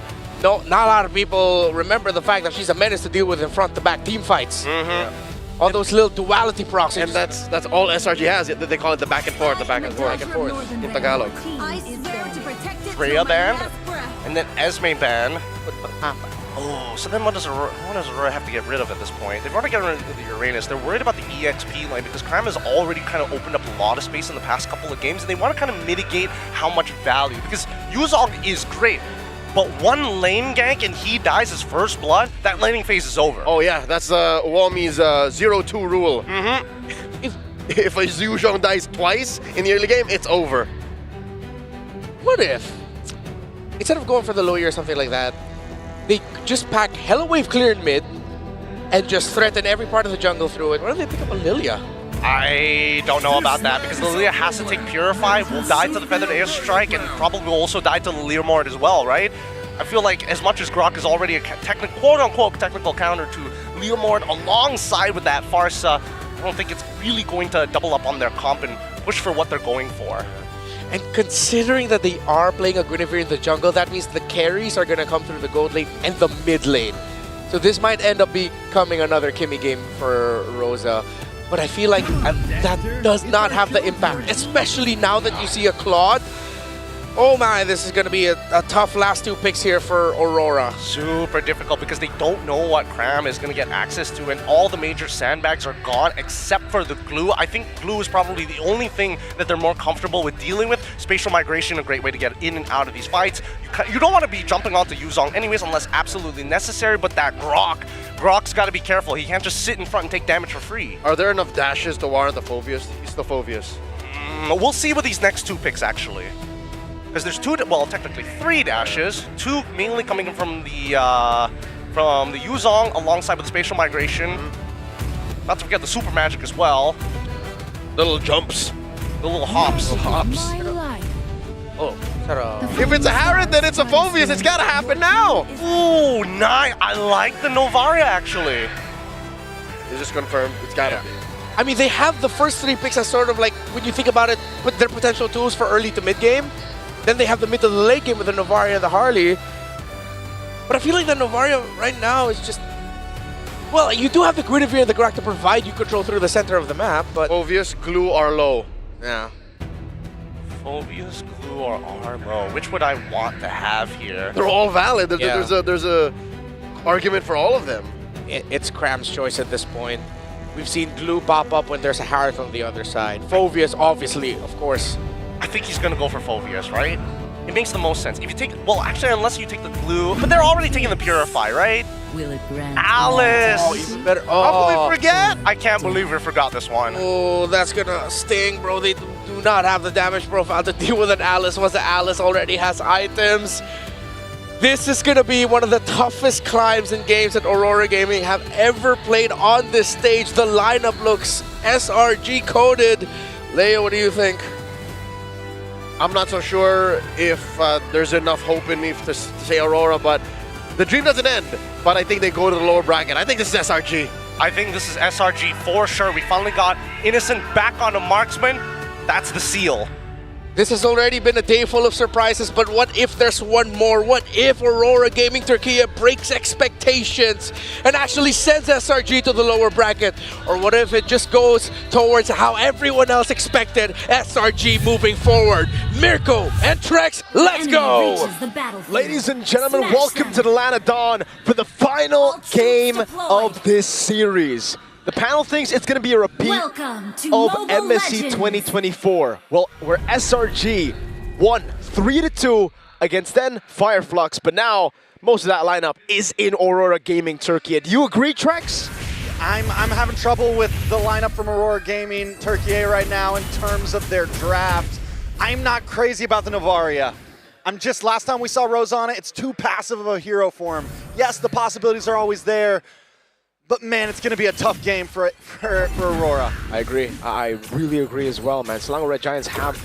It really seems like this is Selangor Red Giants. Just like the panel said.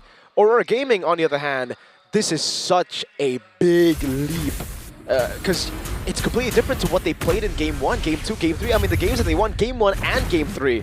This is already completely different. The Grok is the only thing that really stayed. Everything else, they changed. Now, did they change too much? Did they have to think that far ahead in the draft? Because, for the most part, those picks were banned out. We'll see exactly how this goes down. There's definitely been a... Whoa, look at the damage on Innocent. What? Segi Boom with first blood. That's a good start for Aurora Gaming. It's a phenomenal start, man. What? I mean, I guess for Innocent, he just didn't calculate the damage coming in from the Guinevere, which is surprising, by the way. Guinevere does a lot of base damage, has a lot of base damage, and Tienzi will stay in the bottom lane. He's hanging. He's hanging there. He's hanging with the boys. Set up a big tent now up top, though. Lunar. A lot of damage on a Lunar. He's going to be able to try to re-engage, and he gets one. It's a trade for a trade. That is a win for Aurora Gaming there, I feel like. I think so. There's different ways to see it. Spatial migration. Nice knockup from Tienzi. Yum's going to go down. Aurora Gaming finding these moments of greatness in the early game like they did with the first 3. There's no throne or ruin for Cram. They're going to go for it. TNZ, can he win the Rectory battle? Nice echo. Sekai's able to just steal it out of his hand. Stormy finds TNZ as well. SRG snatched the lead back. Not enough for Aurora Gaming to push the lead to a comfortable position. It's Selangor Red Giants that have Sekai's riding in, getting it now. Phantom Steed in mid. Along with the feathered airstrike, Pagu forced to use the flicker. Rosa takes one to the face as well. Just trying to clear this lane.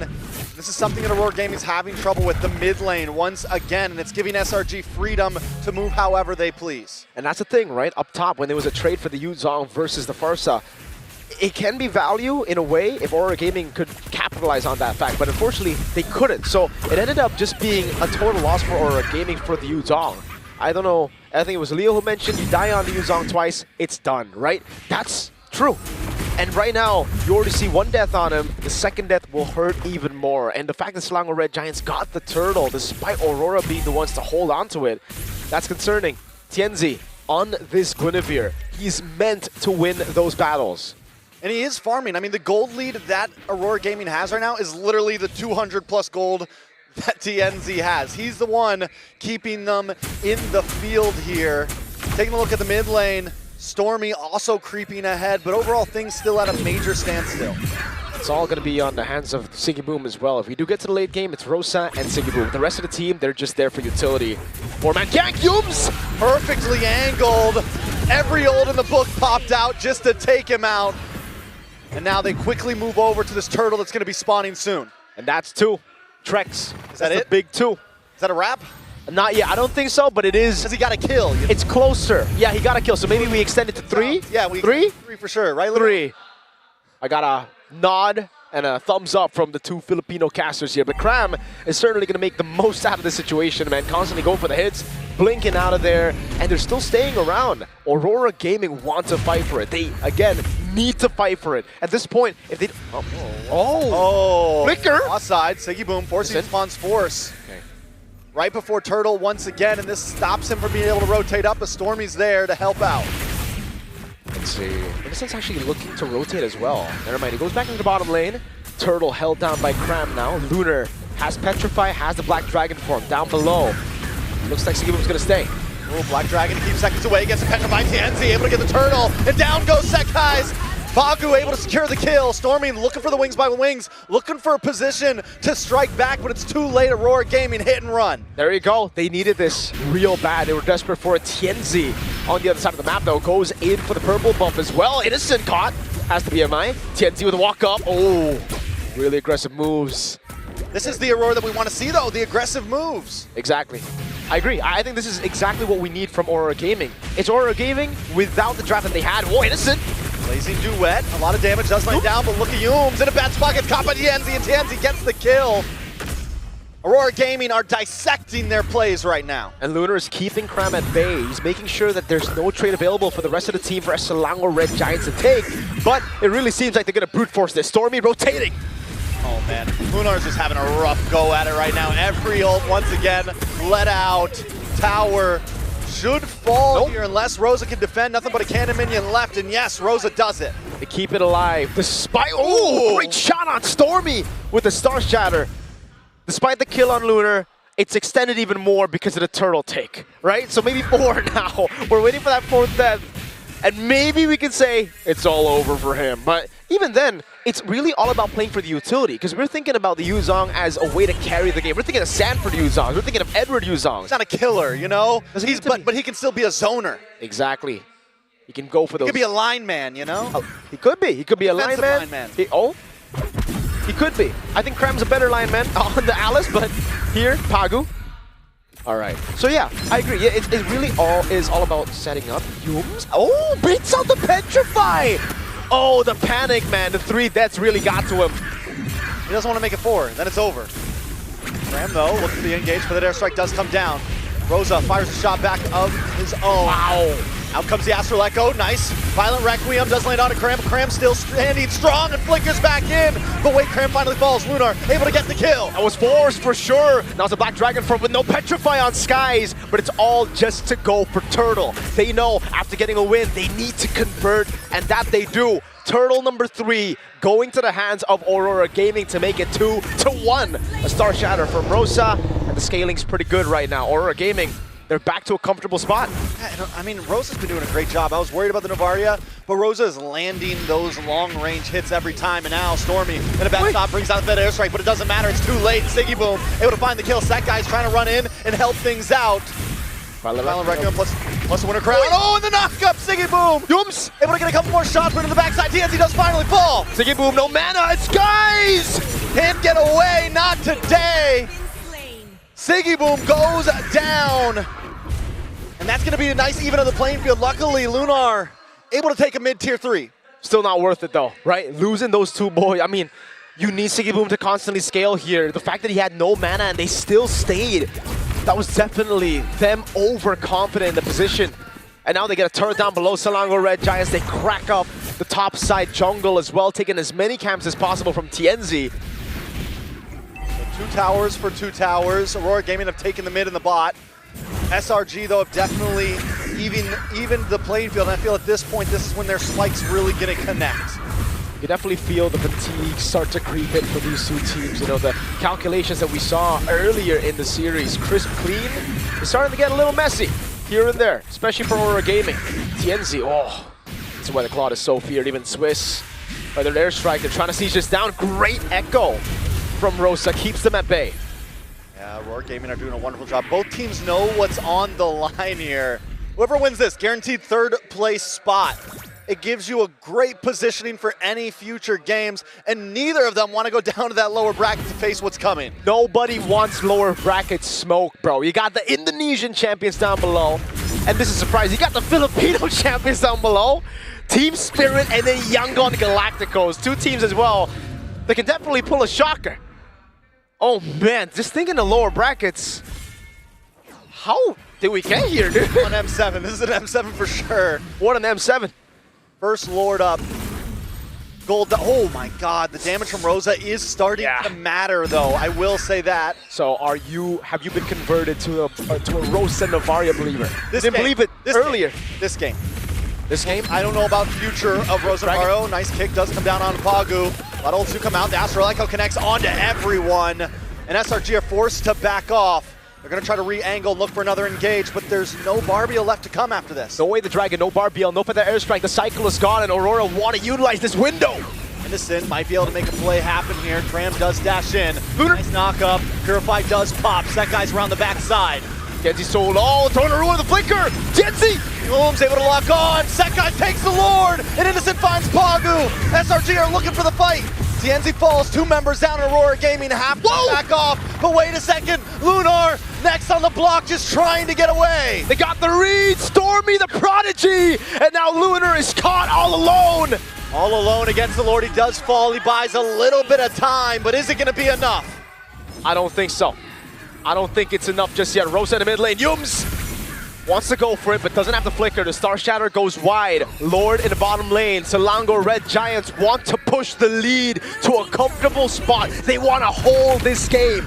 And what even happened there? TNZ goes for the pickoff instead of just focusing on the Lord. Purify pops. And then they just lose their positioning. Lord now coming in soon. I think in that position it was just unfortunate Trex. SRG went in on him and he just took too much turret aggro, or rather Lord aggro. Violent Requiem does come in, but the airstrike to help out. Support Rosa gets the kill on the Cram. They should be able to make quick work of this Lord, and no one, I mean the Inhibitors even keep their holy defense. I gotta give it to Aurora Gaming, dude. I think the panel as well were expecting that there was not gonna be enough damage to really threaten the Alice here. But turns out, the Star Shatter with a Lightning Truncheon and Glowing Wand is enough. Like, dude, we've been seeing crazy damage, and it's only with 2 items. What happens when the Holy Shield, the Wishing Lantern, the Divine Glaive gets built up? Literally Radiant Armor on Alice, plus Oracle. Like, what else do you need? Bro, if it lands on Stormy or Innocent, God bless. Masarap. Masarap, indeed. Oh, Aurora Gaming. So do we extend? Oh, Aurora Gaming. Rex, do we extend the 4 death to now 5? Like, he's playing lineman. He is. He's not, so, doesn't matter. He's not a running back. He's not going to sack the quarterback. He's just there to defend the quarterback. All right. Yomes is trying to get the initiator down, but I don't think that's going to happen, man. Pagu on the Grok. Clean with it. Let's see in the top lane and in the bottom lane how they manage these waves, because it really comes down to that later on as we get into these big Lord fights. And again, for Aurora, this is what we were saying earlier. TNZ took too much Lord aggro early in the fight, and that's why he was like, you know what? It's either I back or I go in, try to look for the retreat, try to look for the big play with the Violet Requiem. Now it's a Divine Glaive. There you go. For both. For the team. Crazy timing, bro. Share the love. Share the love. Rosa and Siggy, boom, with the Divine Glaive together. Innocent on the way to the Winter Crown. So we will start to expect more of those crazy BMI forwards with a Blazing Duet than the Winter Crown. SRG. They have a gold lead, but still it doesn't feel like it's a game in their hands just yet. Aurora Gaming, I mean, and those Rosa, man, one of those lands on Innocent, we're talking at least 50% health, I feel like. Yep. One of those lands at that range, and it is a reset. That's completely for a fight. And this is going to have to pull a Benny Cutie with the claw, dude.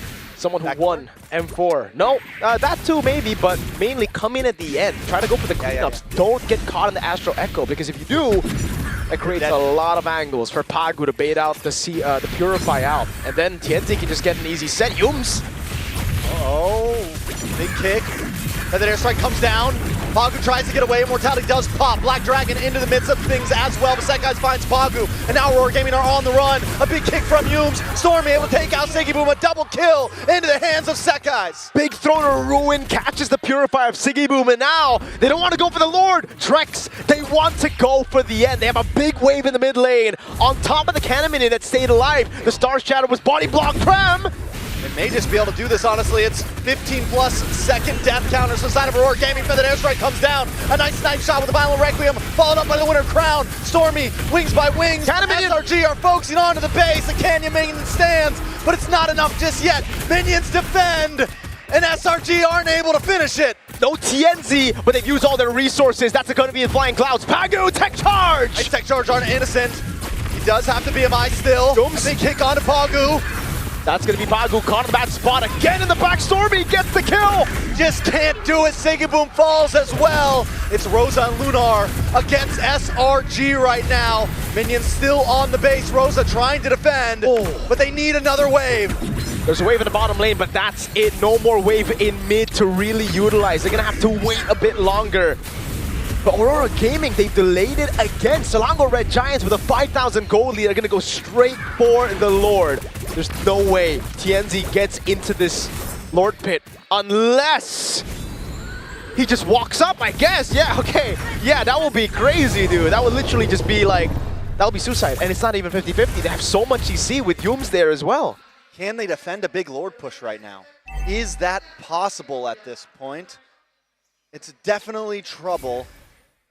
I mean, at this point, it is hard. You have a Feathered Airstrike to help Siege. You have so many things in the hand of SRG to try to end this. Let's take a look at the replay here to see exactly what happened. Pagu tried to really force the issue with the Flying Clouds, and you can't really blame him. In this position, he was expecting an instant follow-up, but it just didn't happen. These members were down on the cooldown. They had to clear some waves. Now a Lord of the mid lane, bottom lane, turret very low, top lane going down. Will this be the final defense? Hume's looking for a target once again. Feathered Airstrike does come down. A nice tech charge, but it doesn't land onto many members. Lord's still there. Sekai's brings out the Phantom Steed. Lord finally falls as Aurora Gaming continues to defend. One cannon minion left. They should be okay, but another wave are coming. Pagu, don't overstay your welcome. Name to SRG. A nice Violent Requiem does land down onto Cram, but the damage still just isn't there. Tianzi finally falls. Black Dragon comes out. Cram still standing. Pagu finally falls as well. He moves still there. Rose Gold Meteor. Yum's gonna go for Jiku. No! Double kill for Siggy Boom. Innocent. Sekai's gets the kill. Innocent on to Lunar. And Aurora Gaming. It's a full wipe. As the lights fade dim, the Giants rise from the darkness and move forward in the upper bracket. A repeat of MSC 2024 in the end, despite the impressive start to the series. Selangor Red Giants throw Aurora Gaming down to the pits, down to the depths of the most feared lower bracket that we've ever seen in the world stage. 3-2. At the end of the day, a full series going their way yet again. They confirm top 3 in the M7 World Championship. Let's be honest though, with the best of 5, I think that best of 5 was unprecedented overall. Aurora Turkey taking SRG the distance, but from the beginning we knew this was a battle of standards. This was a battle of the distance, and SRG, whenever those games went the long haul, whenever we go to 5 games between these two teams, SRG continues to get the win. It's because of the adaptation, the instant adaptation coming in from Selangor Red Giants every single time they meet. Aurora Gaming, they would come into this tournament, they would come into this matchup with the preparations, the homework the panel was mentioning already. How to deal with the CC, how to deal with Innocent Sora as well. But as the series prolonged, Selangor Red Giants again made those little improvements here and there. At the end of the day, it was the Claude, a hero that was dominating in the Swiss stage, coming back again here with the Freya band away, and it was open. Innocent did well, Skies did well. This was a phenomenal series to start things off in Tennis Indoor Senayan, and we're going to be throwing it over to the interview with Selangor Red Giants.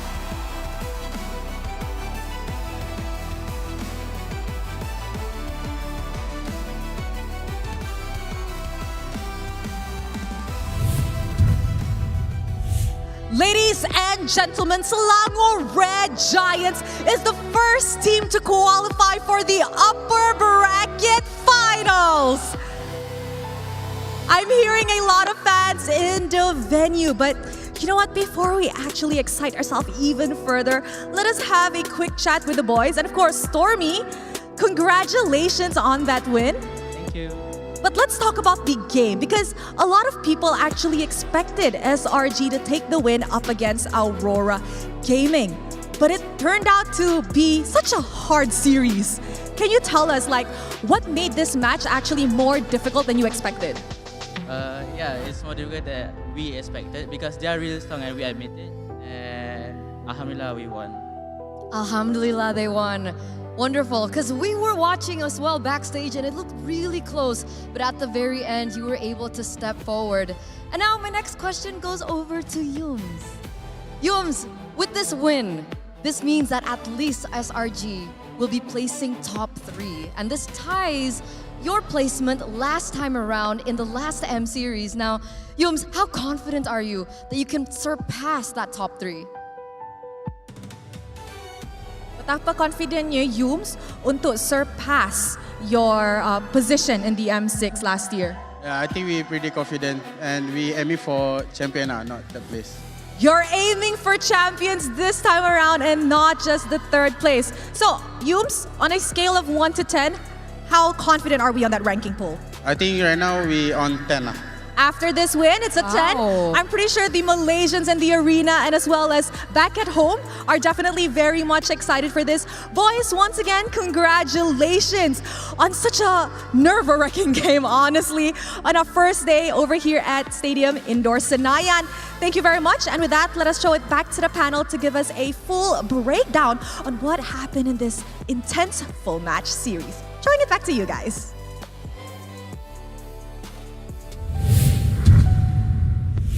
Thank you to Rose and Eterna, and of course, congratulations once again to Selangor Red Giants! What a win! What a series to start off our M7 World Championship here at Tennis Indoor. It was so close that you could literally count the 3 errors that led to the victory of SRG here. Yeah, honestly, that game was so very tight. And luckily, in all things, they balanced themselves out. My faith in humanity as well as God has been restored. Thank God for SRG winning that game, because I have to put up one hell of a compliment to Aurora Gaming. That was so close. A couple of moments could have tweaked, and that could have been the difference between going to 3rd place or playing through the hellish lower brackets. I mean, we did set it up. If you break the whole WOMI rule of 0-2 in the first 5 minutes, you're done. You have the trouble of having to get this Guinevere to work, Our good friend Ray Ash at home is crying. You also have the fact that there's nobody to burst Alice, despite them getting a good couple of kills on Cram. At the end of the day, logic will state that this lineup should not work against what SRG brings, and eventually it came to a breaking point. It hit critical mass, and just what happened. I think the most important thing we have to look at here is the fact that these two teams traded everything every time. Someone gets a kill in the jungle, someone will get another kill in the top lane. Usually, of course, early on, it was the Yuzhong of Lunar. Someone gets an objective, someone else is getting a tower in the other team. So they were always making sure that there was an equal value to what they were losing in the end. But then, the problem was, as you mentioned, Aurora just could not get over that hump of getting maybe at least a 4,000 or 5,000 gold lead, which is what you need up against a team that has an Alice and a Leomord together. And one of the biggest factors for that is because Yumes on this show had the rotations of Aurora checked. Yep, this is what we call a driving force for SRG, the trigger finger. He initiates a majority of these fights because even though we have Cram actually playing with that Throne of Ruin, his goal is to ruin Sigiboom specifically. I'm not gonna let you use that Zaman Force freely. I need you off of that little rune. Don't get your resets. Keep you in place and let this man on that screen do the rest of the work. You know what, my glowing moment for Yumes, which again almost cemented his player of the match status for me, was when he messed with Lunar and forced Lunar to press Petrify all the way out just to not hit that 0 and 2 death early on. But it was too little too late. Again, how can you expect even Sigiboom to bounce back if the other half of the map is in total ruins? I think Trex put it very well. I love his basketball references. You've compromised the rest of the lanes for Aurora, which allowed for, again, Sekai's second Leomord game in all of M7 to look this good. As everyone knows, when it comes to baseball, linesmen are the most important position in the sport, especially when you want to score that field goal, I believe is what they call it. But it did become a story of the Yuzhong versus the Alice at one point because Pagu is just an initiator and a sponge. It's the impact of the Petrify Furious dive from the Yuzhong versus the Throne of Ruin of the Alice. Of course, the Alice, a little bit more unkillable compared to the Yuzhong at this point. And then eventually, what I like from SRG here is that you started seeing them hit another level of timing. Not just in terms of rotations, but in terms of when they're using every dash, every battle spell, maximizing their crowd control, so that when Aurora Gaming Turkey decides to go for their all-in fight, suddenly they're met with, wait, they still had abilities to get away from us and even crowd control us? And what that translates into when you're watching a fight is when it seems like they should be doing one thing, they decide to do the other thing, which is again an internal communication. It's like, we could go for Lord, nah, how about we force it? Because I think Aurora can't respond, and that's what allowed for them to exponentially build an advantage, the one that you mentioned, Renmar, that Aurora just can't. A lot of the macro plays that we do inevitably see really comes down to the 50-50. Which risks are we willing to take? There are no wrong decisions. We need to call now, and majority of them happen to just be focused around fighting. And I think for SRG, it's actually more important for them to actually get into these fights in comparison to Aurora, because the longer they make that decision, the more Rosa is going to get value out of that Star Shatter. And we saw 2 items alone was putting Stormy basically to half of his HP, if not less. And against Cram, who had MR items, he was giving chunked a quarter of his HP each time. And this is why as much as I appreciate and respect Rosa as a player and what they get to do in this game, the Novaria pick for me just was not enough. Yes, I will not deny the fact that his Astral Echoes were on point. Star Shatters were keeping Stormy at bay, and from time to time even dished enough damage to take Cram down those 3 times they did. But you're lacking that hard impact that an instant feathered airstrike will be able to dish out. The stun from the Curse of Crow. I think that's the keyword. Instant. There's a lot of things Aurora wants to do, but it needs a lot of setup. Even Tech Charge needs to be found in the perfect moment. Even the Violet Requiem needs the perfect setup. Not to mention how Lunar was this whole game just trying to keep his head above water. So, again, I feel really bad for Sigiboom in this game. Sigiboom was their only payoff. Rosa was going to get there anyways, given how far he was from everything else, but really, Aurora, I think just going past 15 minutes, again, we saw them try to defend and save a bare base for at least 3 minutes too long. And that just goes to show, right, if you don't have that instant impact, you always just kind of have to tenderize your opponent so they can't get into position to hold it. I will say this, though. This makes the lower bracket picture even more terrifying. You have Team Spirit, Yangon Galacticos, Onyx ID, Team Liquid waiting there. And now this team, Aurora Turkey, will be joining them in the lower bracket after what they did today to SRG, forcing them to 5 games. But once again, congratulations to Selangor Red Giants and all the Malaysian fans for moving forward to the upper bracket finals. But for now, we will go on a short break before we go on over to Alter Ego versus Aurora PH.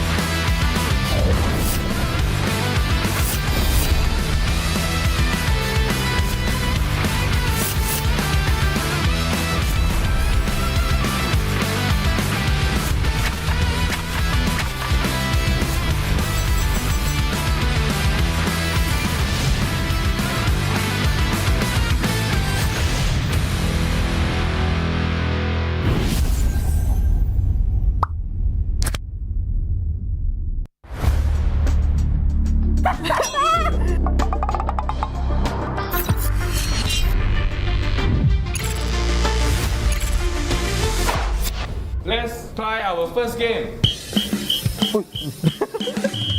Okay. Oh. Just ling, just ling, just ling, ling. Ling, just ling, ling, just ling, just. Ling, cho, ling, veil, veil, cho, veil, ling. Ui. Cho, ling, cho, veil, ling, veil, cho, veil. If link, link, glue, link, link, if glue. Glue, link, link, just. Glue, gourd. Chick, clean, veil, if just, guard, glue. Gato, test me. Ayaw mo sabi. Ay? Balik. Gato, test me. Ayaw ba yan? Balik pa naman. That's it? Balik ako yan.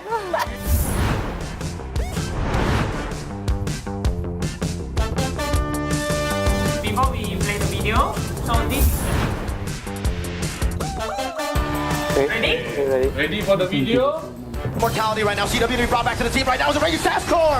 Will be hours away from by Kyrie. CW pops in with an nature. Able to shot some damage. Kill the base is wide open, but it's going to be cleared out. Sans in the back doing some damage. Mortality's falling left and right. AP Brett losing members. Caltese with the patient by break. Base an implosion, and just like that, the Sky Tanks descend from the skies back to the Philippines. What time everyone got white out? Wait, same time. 3, 2, 1. 22:10. 22:09 naman. This one is the video end. 22:09. Oh, 1 second apart. Oh, 1. 0-1. 3, 2, 1. 3-1-11. 1-1-13. 3-1. Ah, si View pala yun. Gago, lagi siya. Wala, yung ito masyado kailangan. I just said randomly. I don't know. 3, 1. Super Marco. Ew. Oh my God! Yun yung sasabihin ko sa ni, kaso di ako sure eh. Oh, you remember this? Oh, 3, 2, 1. View and who? Huh? Ogwen? So, Ogwen na lang. Mga View and Ogwen. The answer is wrong. View and KTZ. Correct. Wow! I see the KTZ. So, no die, 3-0. Doing some damage. Mortality's falling left and right. AP Brett losing members. Caltese with the patient by break. Base an implosion, and just like that, the Sky Tanks. Ay, yeah, View. Okay, time's up. 6 got killed, right? 3, 2, 1. I'll say the player's name, right? Yeah. Yes. First is View, Flap, Marco, Ogwen, Caltizi. It's wrong. Okay. View, Marco, Flap, Ogwen, Kyle.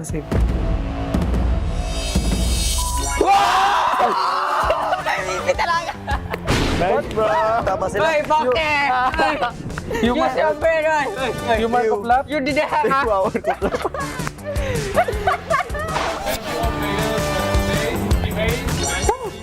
Ooh. 23, easy win. Bye!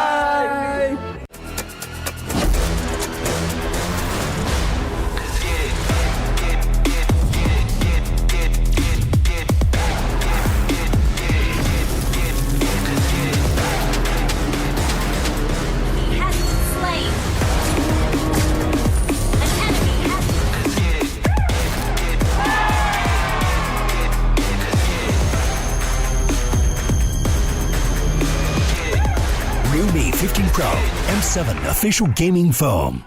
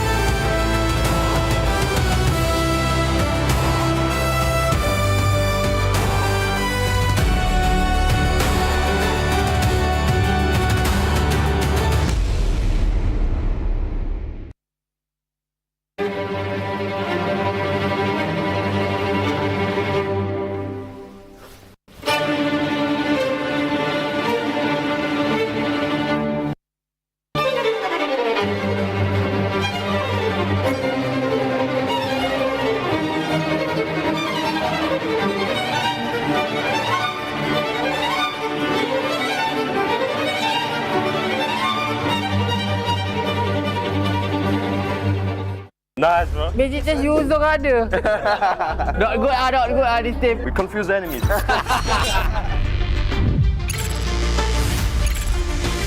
Welcome players to today's game, Strongest Brain. Let's get ready for our first game. Okay.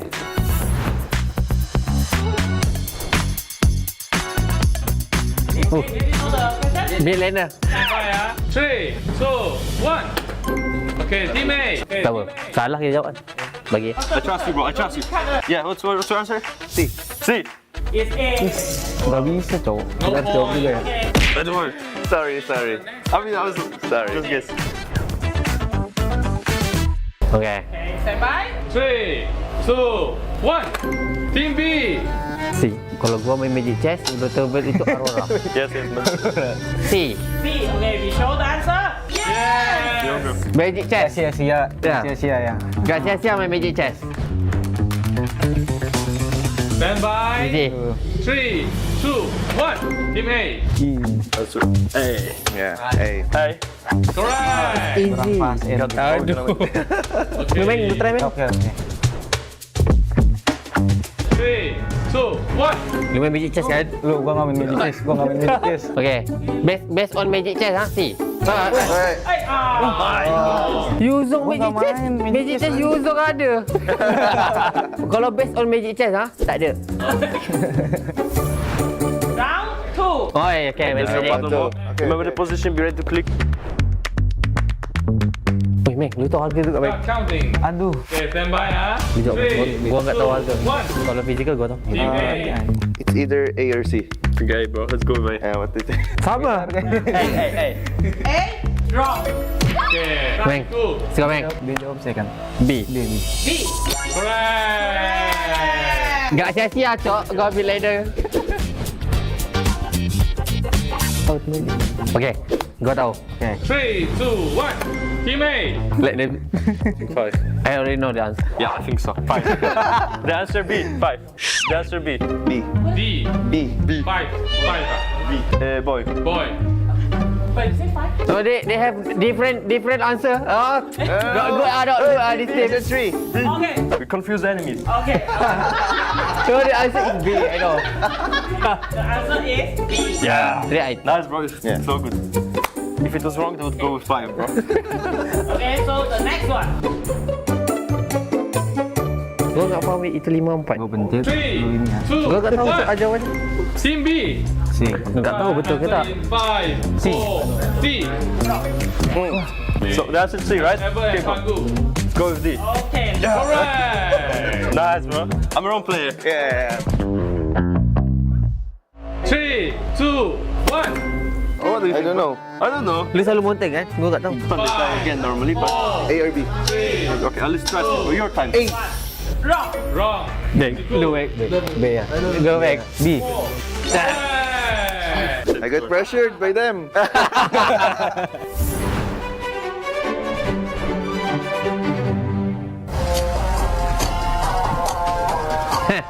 Okay, stand by, ah. Langganan. 3, 2, 1.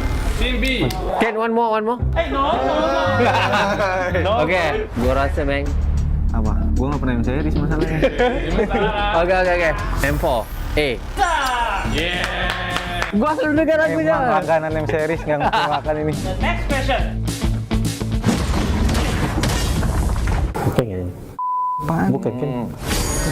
Bukan sound gat kan? Ini juga bukan. Apa cok? Ini nih 4. 3, 2, 1. Team B. Gua percaya lu, Mek. Let's go. Answer. Can I answer? Obviously, answer B. Pasifnya itu. Okay, be the answer. Itu tahunan. Gatot nih ya. Udah gatot dua.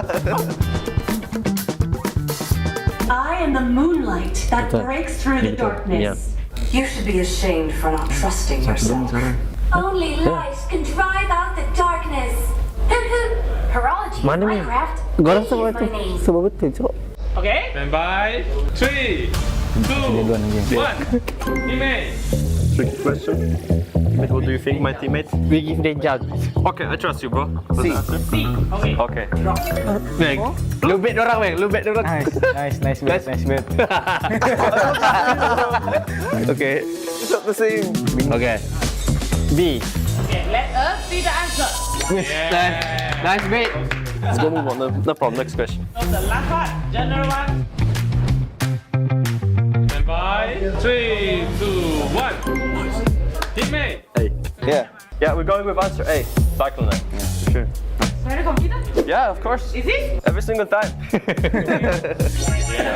Correct. Same score. Yeah. Bang, lu tekan bang, lu pasen sikit. Okay. Langsung. Yep. There, Mali. Nice. Wait. Home ground, bro. Yeah. The MPL. Okay, stand by. 3, 2, 1. Take. They know, bro. They know. Gue juga nggak tahu. MPL player. Here. 3. I'll go with answer B. So lucky. Yes. Anjir. Nggak tahu juga, Cok. Past tense. Forget. Okay. Last question. Okay ni, Bang. Oh, berapa jumlah? Berapa hero? Lu tahu? Enggak. Aku nggak tahu. Okay. 3, 2, 1. Oke, jawab bang. Lu jawab, Bang. Gua udah jawab. Play. Percaya diri, Bang. Percaya diri. Suara bilang. B. Also Itu. Okay, thank you all players for joining us today for strongest brain. Team A, 12 points. 12 point. Nice. Team B, only 7. Bang. So the winner is Team Nice try, A. nice try. We have big brain. 7. Is that? We have 12. Oh, Nice. We won. we 7 dia. Aurora. Big brain. 7. Nice. Thank you. Oh, nice. Okay, 7. Better than none. 0. Thank you. Bye. Trying to push it, they're running out. Heralds their unstoppable reign. Unscathed, unrivaled. A trophy, a symbol, a legacy, a champion.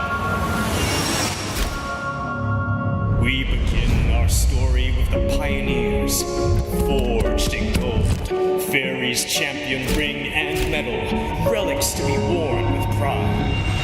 Among champions, one legend outshines all. We play, we carry. Realme M7 official gaming phone, forged for those who create miracles, the ultimate artifact of mastery. Every cheer from an army of believers shapes the determination of a champion. The Visa champion journey is reserved for those who never stop believing. When united, they become something greater. The legacy of the M Series, a home for every champion to stand eternal. This is the Hall of Champions.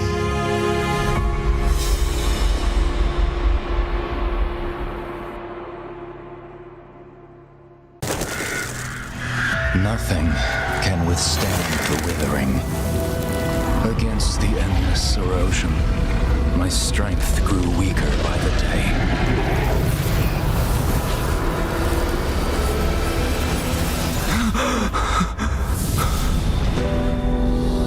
True power dwells within the spirit. Try to embrace all that you are.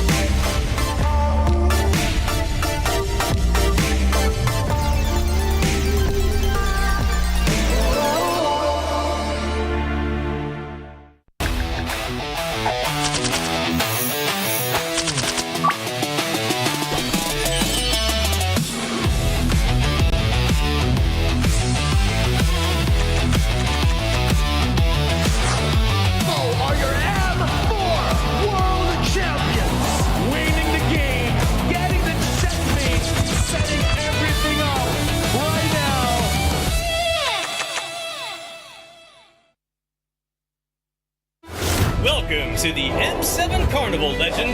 You traveled all the way to the land of dawn?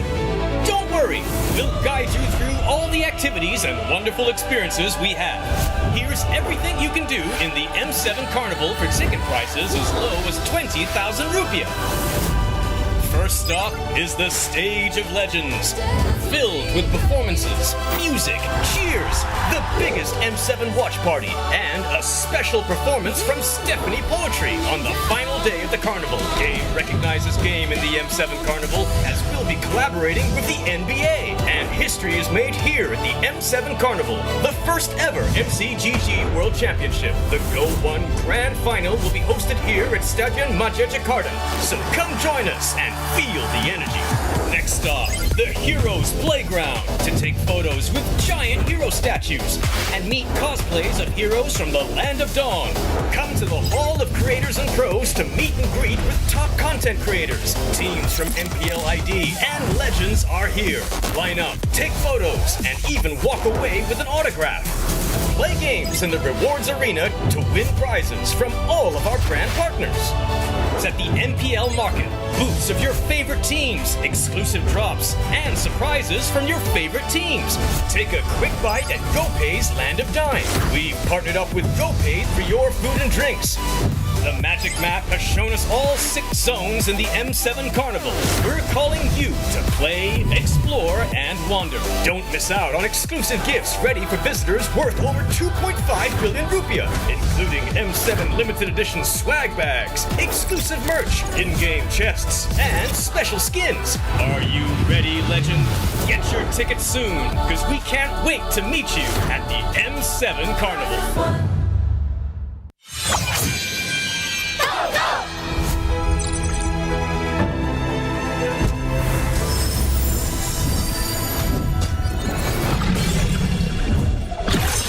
Rise beyond greatness and reignite your star.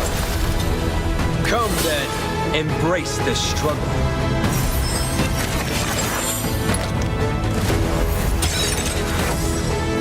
Hold on. Let it become your strength.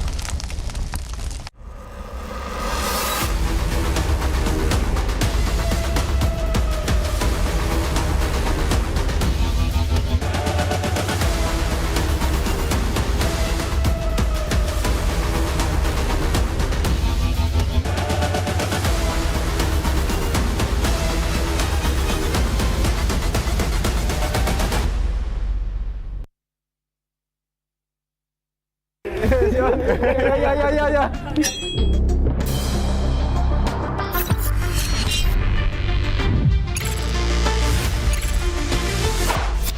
Let's try our first game.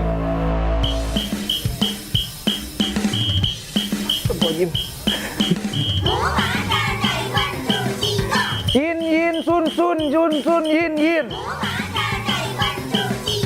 San san yin yin yin yin san san. Yin chit yin san san chit san chit. San chit san yin yin san chit san. Yin chip joy sun sun chip yin.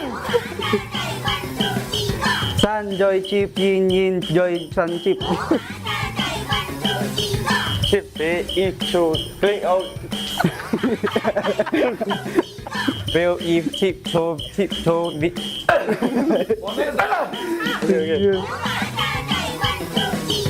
Gatot Esme, Gatot. Valen. Gatot Esme Haya, Valen Esme Valen Gatot Haya. Uy, gokil. So good, you. So good.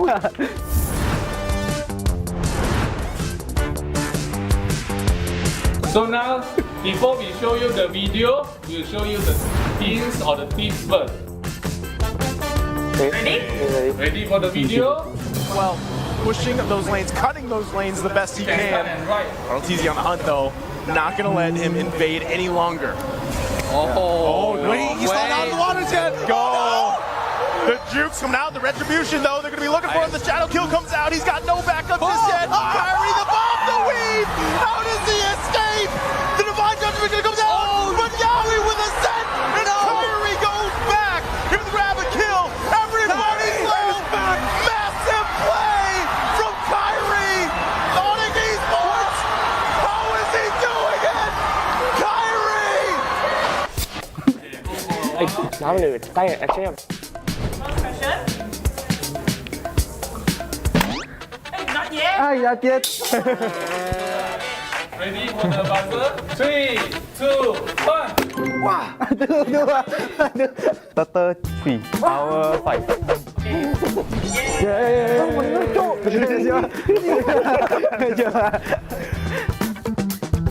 Between this time? Okay. Or like this? I'm not sure. 3, 2, 1. How many seconds? I think.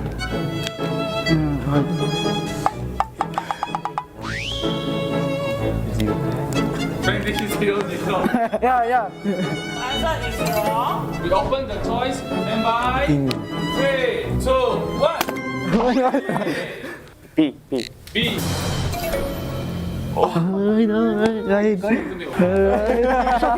okay.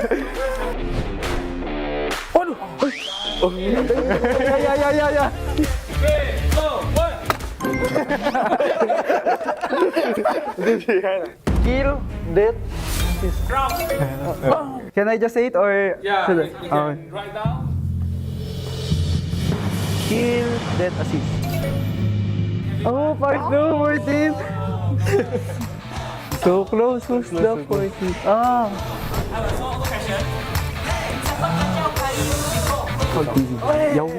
3, 2, 1. Spoil. 1-0 to 0. What? Answer is wrong.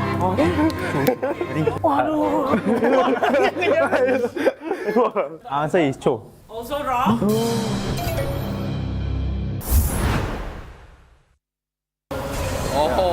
Wait, he's not out of the water yet. Go! The jukes coming out, the retribution though, they're gonna be looking for him. The shadow kill comes out, he's got no backup just yet. Kyrie, the bomb, the weave! How does he escape? The divine judgment comes out, but Yawi with a set, and Kyrie goes back. Give the grab and kill, everybody's left. Massive play from Kyrie. I think this. Sim. Yeah. Stand by. 3, 2, 1. Yeah, it's not like. The answer is correct. Thank you all players. One team get 15 marks, one team get 30 marks. The reflex king is Team B. Bye.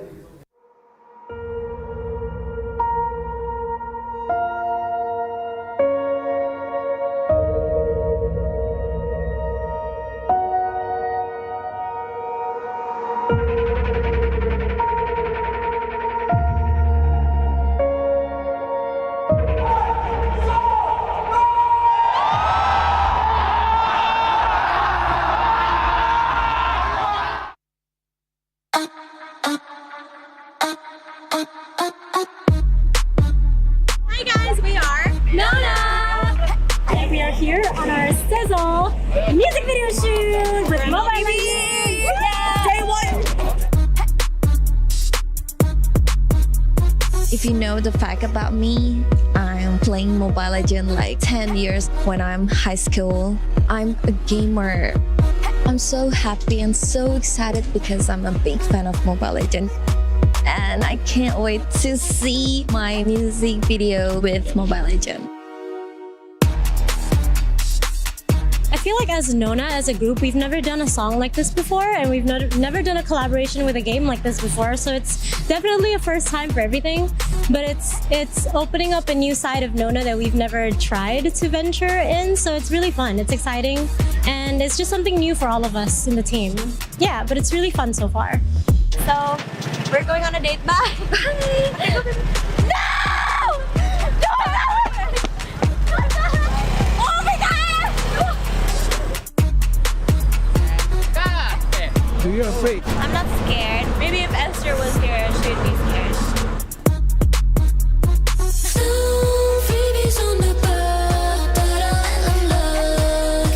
When I walk in the room, everybody gonna watch us sizzle. Got a crew so hot, no riddles. It's 0 to 100, no middle. That's right, that's right. When I walk in the room, everybody gonna watch us. R to the I, to the S, to the E.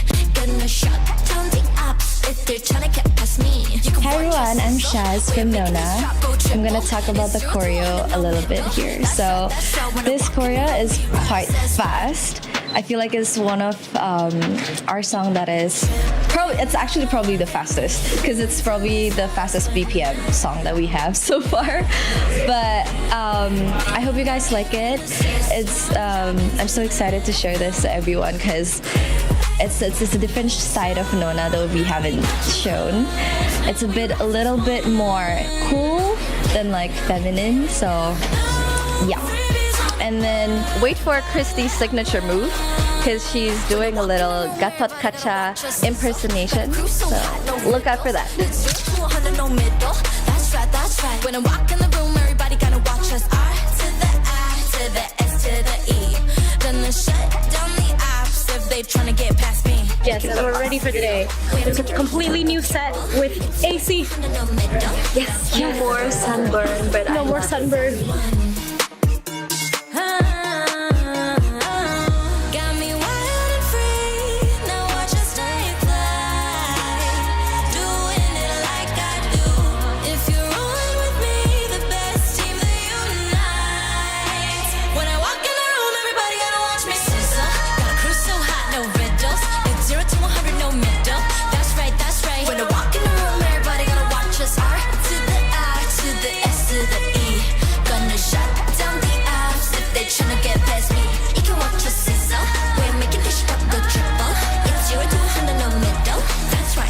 When I walk in the room, we rise as one.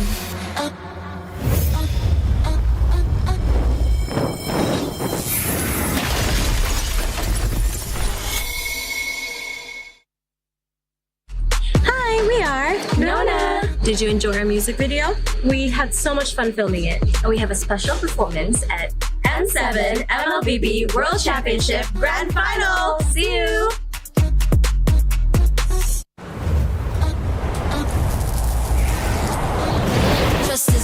Got a crew so hot, no riddles. It's 0 to 100, no middle.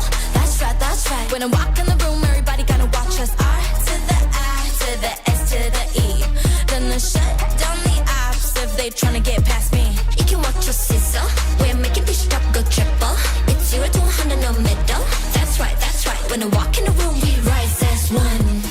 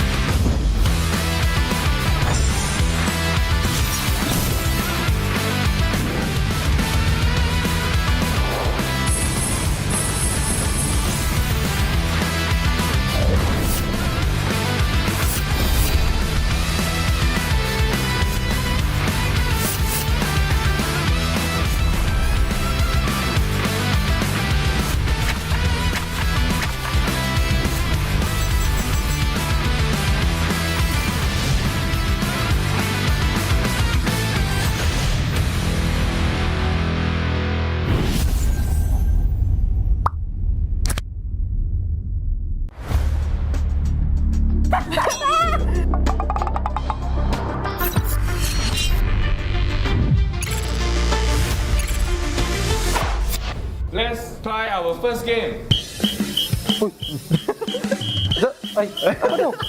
Okay. Oh. Just ling, ling. Ling, just, ling, just, ling, just. Ling, chow, ling, veil, chow, veil, ling. Chow, ling, chow, veil, chow, veil. If link, glue, link, if glue. Glue, clint, ling, just. Glue, gourd. Chick, clean, veil, ling, if, just, guard. Oh! Gato, test me. Ayaw po sabi. Ay. Balik. Gato, test me. Ayaw ba yan? Balik. That's it? Balik ako yan.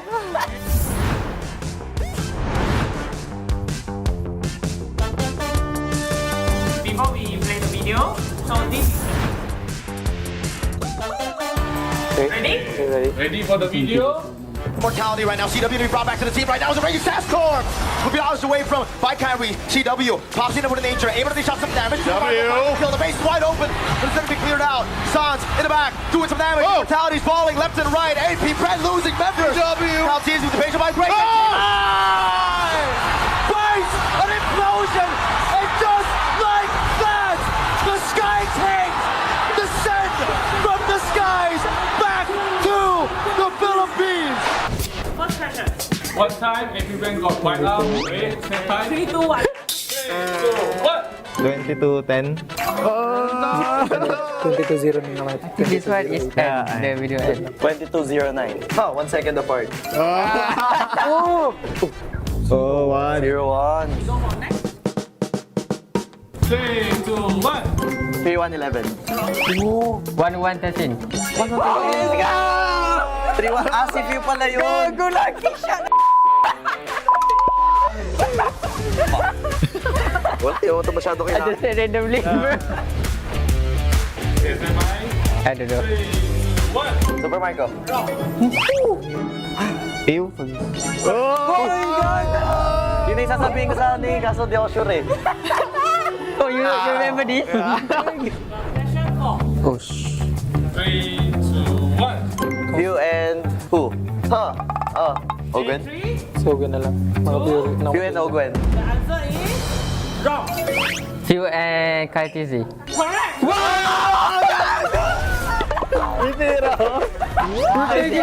I see the Kaitizi. So, no die, 3-0. Doing some damage. Mortality's falling left and right. AP Brent losing members. Now teams with the patient by break.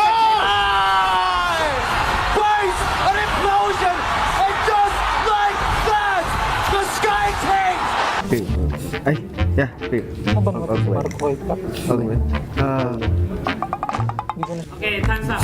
6 got killed, right? 3, 2, 1. I'll say the player's name, right? Yeah. Yes. First is View, Flap, Marco, Ogwen, Kaltizi. It's wrong. Okay. Few, Marco, Flap, Ogwen, Kyle.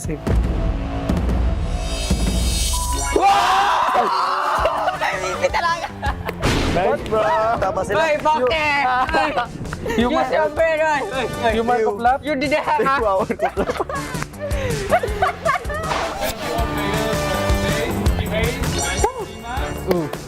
23, easy win. Bye!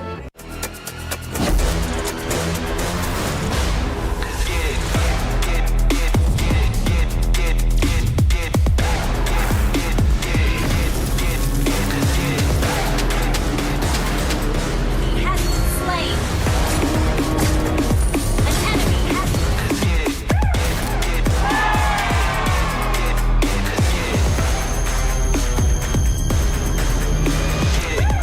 Realme 15 Pro M7 official gaming foam.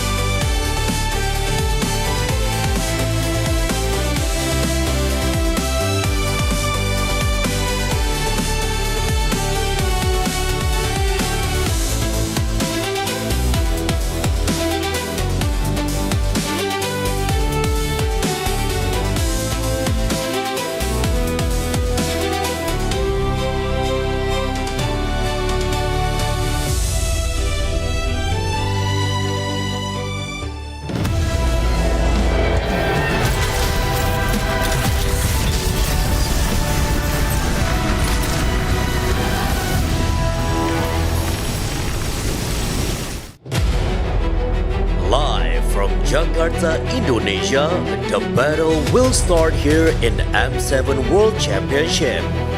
Let the world see us.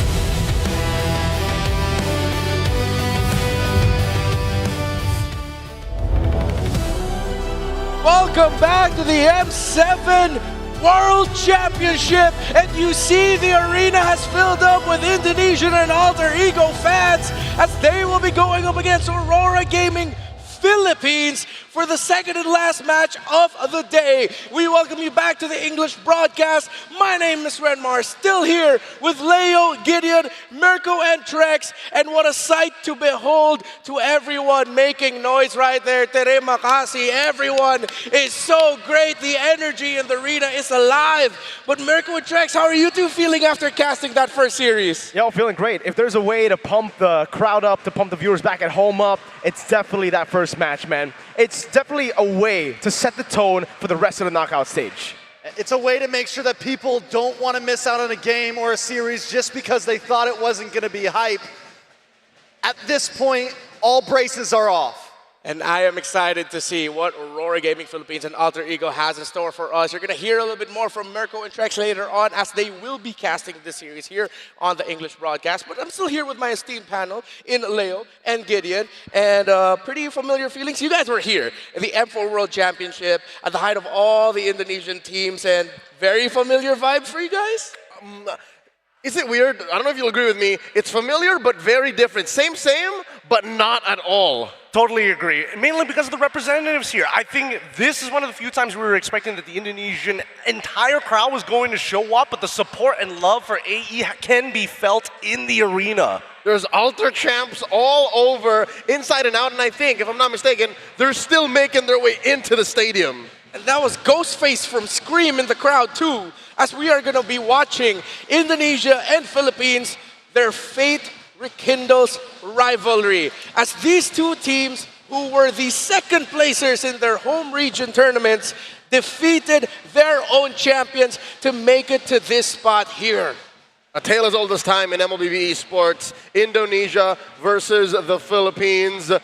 Is there a more iconic rivalry? Because again, even if Malaysia-Philippines has become more recent, I think you can't say no to a match between the two world champion regions. It's a classic. It's a classic if you've been in the scene for a very long time. It's one of those matchups that you cannot just miss because you know that the sparks are going to be flying and the best Mobile Legends is going to be put on the stage. It's a rivalry almost as old as the M series itself. It finally gets another chapter after fate brought these two redemption-seeking squads together. And that's going to be the main story and focus for these two.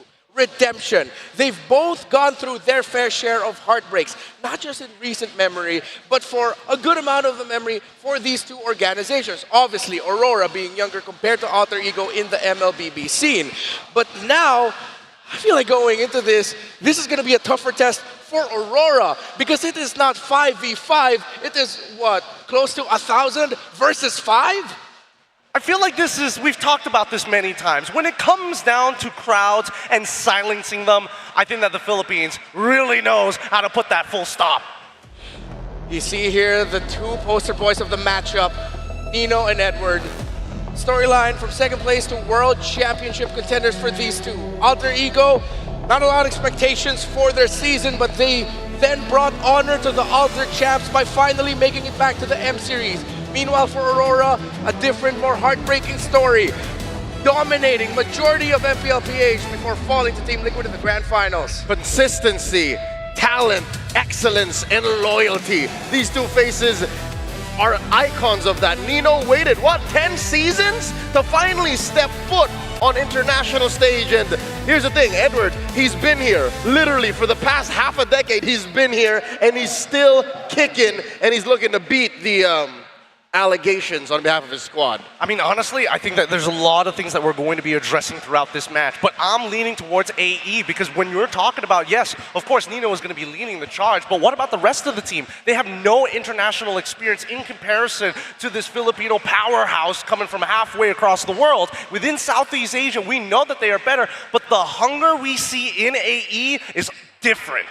Aurora are a roster filled with World Championship MSC contenders, some of the best in the world, while Alter Ego have the hungriest players. Even Yasuke, a rookie, looks good this M series. Let's watch this for more information on them. All the hard work that they did in the regular season. Alter Ego, so close yet so far. Menurut aku di international turnamen orang-orang pasti mikirnya sebagian besar tuh yang juara dari regionnya masing-masing itu akan tampil kuat kan daripada yang runner up-nya. Tapi kali ini berbeda gitu. Alter Ego taking their revenge against the Indonesian champion. They sent TL down to the lower brackets. I think a little bit unexpected because we really thought that Liquid's gonna give us a hard time in this match. Nggak expect lawan Aurora sih, soalnya dari scrim itu kita lawan TLPH tuh lebih susah dari kita lawan Aurora. Yung meaning sa akin ng pagkapanalo namin sa Liquid, napakalaking bagay kasi doon kami kukuha ng momentum for mga next series. Nagsisik din talaga kami ng revenge sa kanila kasi tagal na namin walang bawi sa kanila. Nakakagulat din na tinalo ng Alter Ego yung Onyx. Mungkin sama tim ya, mungkin sebenarnya kita ada beberapa kartu yang belum kita buka. Mungkin nanti kita pakai di draft gitu. Momentum is really something because of what's happening in M7. I think Alter Ego is doing good right now. Yung malawak yung hero pool nila, tsaka pagdating sa pindutan, magaling sila. Tsaka hindi sila yung nagbaback down sa mga team fight. Kung ma-execute namin yung mga plano or game things nagawa sa scrim, sa tournament, may chance, pakiramdam ko may chance kami na mapanalo mismo yung series. Alter Ego! Go, go, go! I think this is going to be an important win for them if they do get this against Aurora, because this is going to, funnily enough, shut down the idea of it being luck. Alter Ego have done it! Alter Ego Esports take the win! First team to make it to the knockout! I don't think they're just lucky, I think they're really good. Sama muka baru kan Alter Ego. Jadi yang didukung itu bukan cuma Onyx doang kan. Jadi Alter Ego jadi salah satu kandidat harapan Indonesia yang bisa membawa pulang Piala Series itu. Alter Ego, go, go, go! Kalau AE benar-benar bisa menang dan bisa top 4, aku rasa aku seneng sih. Soalnya kan kita Indonesia selalu dianggap kayak kita di bawah Filipina kan. Jadi kayak kalau bisa menang ya mungkin kita akan mengubah statement itu sih. Yung meaning sa akin ng M7, parang malaking bagay siya sa akin. Kami magdo-double effort kami and gagawin namin best namin para mag-champion. Good luck to Yasuke. Hopefully you bring your A game in our match because I'm gonna destroy you. Hey Nino, you think you're good, but I think I can beat you. Ya coba aja, nanti kita lihat hasil akhirnya aja.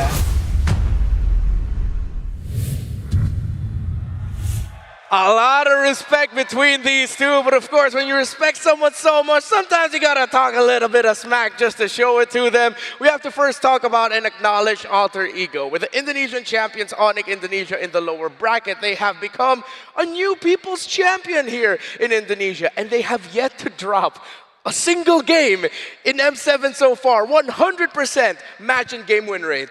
I'm telling you, there's a lot of parallels that can be taken with them and previous Malaysian representatives before. It's such a good time, and they've convinced me for certain. Hey, you know what?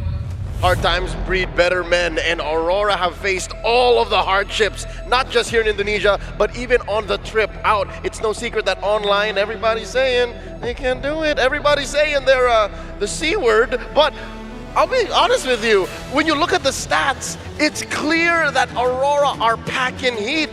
It's not just all lights and sounds and smoke and mirrors. Aurora are good, and they've done it in the Swiss already. They've proven that they deserve to be here. They've proven it in the knockouts. They beat Liquid.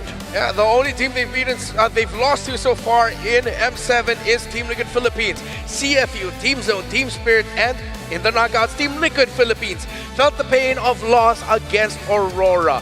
As we look at these two, we talked about the lineup of Aurora having a lot of experience. There's one player I want to look at Alter Ego that I want to see have a star-making performance for him to remind him that he is, in his own right, a world champion through IESF 2022. Hijime was in that roster, and he is going to be a big factor against Aurora. I totally agree, and I think that Hijime is one of those players, when you look at, he is international ready. You see it, you know it, you feel it, and that's what AE is bringing out here today. They have 3 faces on their logos for a reason, and they want to be able to kind trying to keep Aurora Gaming quickly on their toes as much as they can. If Aurora PH can play with their plans, of course it's going to be good, but that's the beauty of AE. They know how to make the gears stop turning. Are you talking about champions without belts? How about Yue? How about the man who has been on so many multiple international stages and has yet to bag a trophy, a ring, or a medal of his own? Yeah, we still give those out, right? Yeah, we do. How does Yue not have any of these things? He's top 5 worldwide. Alter Ego are hungry to prove that despite their youth and relatively lack of experience compared to the roster of Aurora, that they deserve to be here. And they have proven that already and beyond, I feel like. For Aurora, they are also hungry to finally get those championships that have been escaping them since their inception of around MPL Philippines Season 14. It's been a long time coming for these two teams, and in just a bit they're going to be making their entrance. You saw a little bit of our entrances from the first series, but I feel like this one's going to have a different vibe. For the first time, we're going to be seeing a hardcore home and away walkout. Yeah, and that's going to be a fun time, especially considering how many Alter Champs and well as Aurora fans in the arena alone. So I'm expecting the entire indoor stadium to explode. Again, to remind everyone, Alter Champs outnumber Auroras in the stadium. I'd say what, 20-1? Yeah. It's a huge understatement to say that the Auroras and the Filipinos in the crowd are outnumbered, because we know about Indonesian fans. They show up with pride and they show up with love for their representatives. But in these hallowed halls of Tennis Indoor Stadium have also delivered some of the most heartbreaking moments for Indonesian fans. So what are we gonna get today? A win for Alter Ego or a win for Aurora? Heartbreak for Alter Ego or heartbreak for Aurora? All I know is we are gonna get a beautiful match of MLBB. Let's welcome our teams.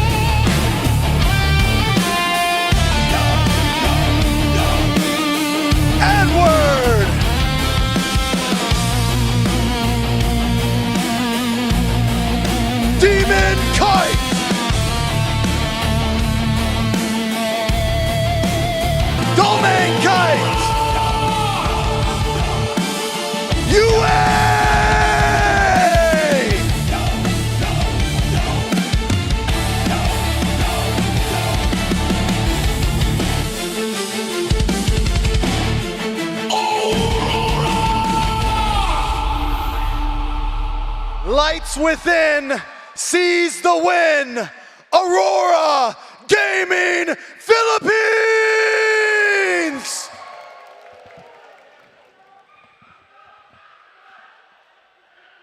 Alter Champs, mana suaranya!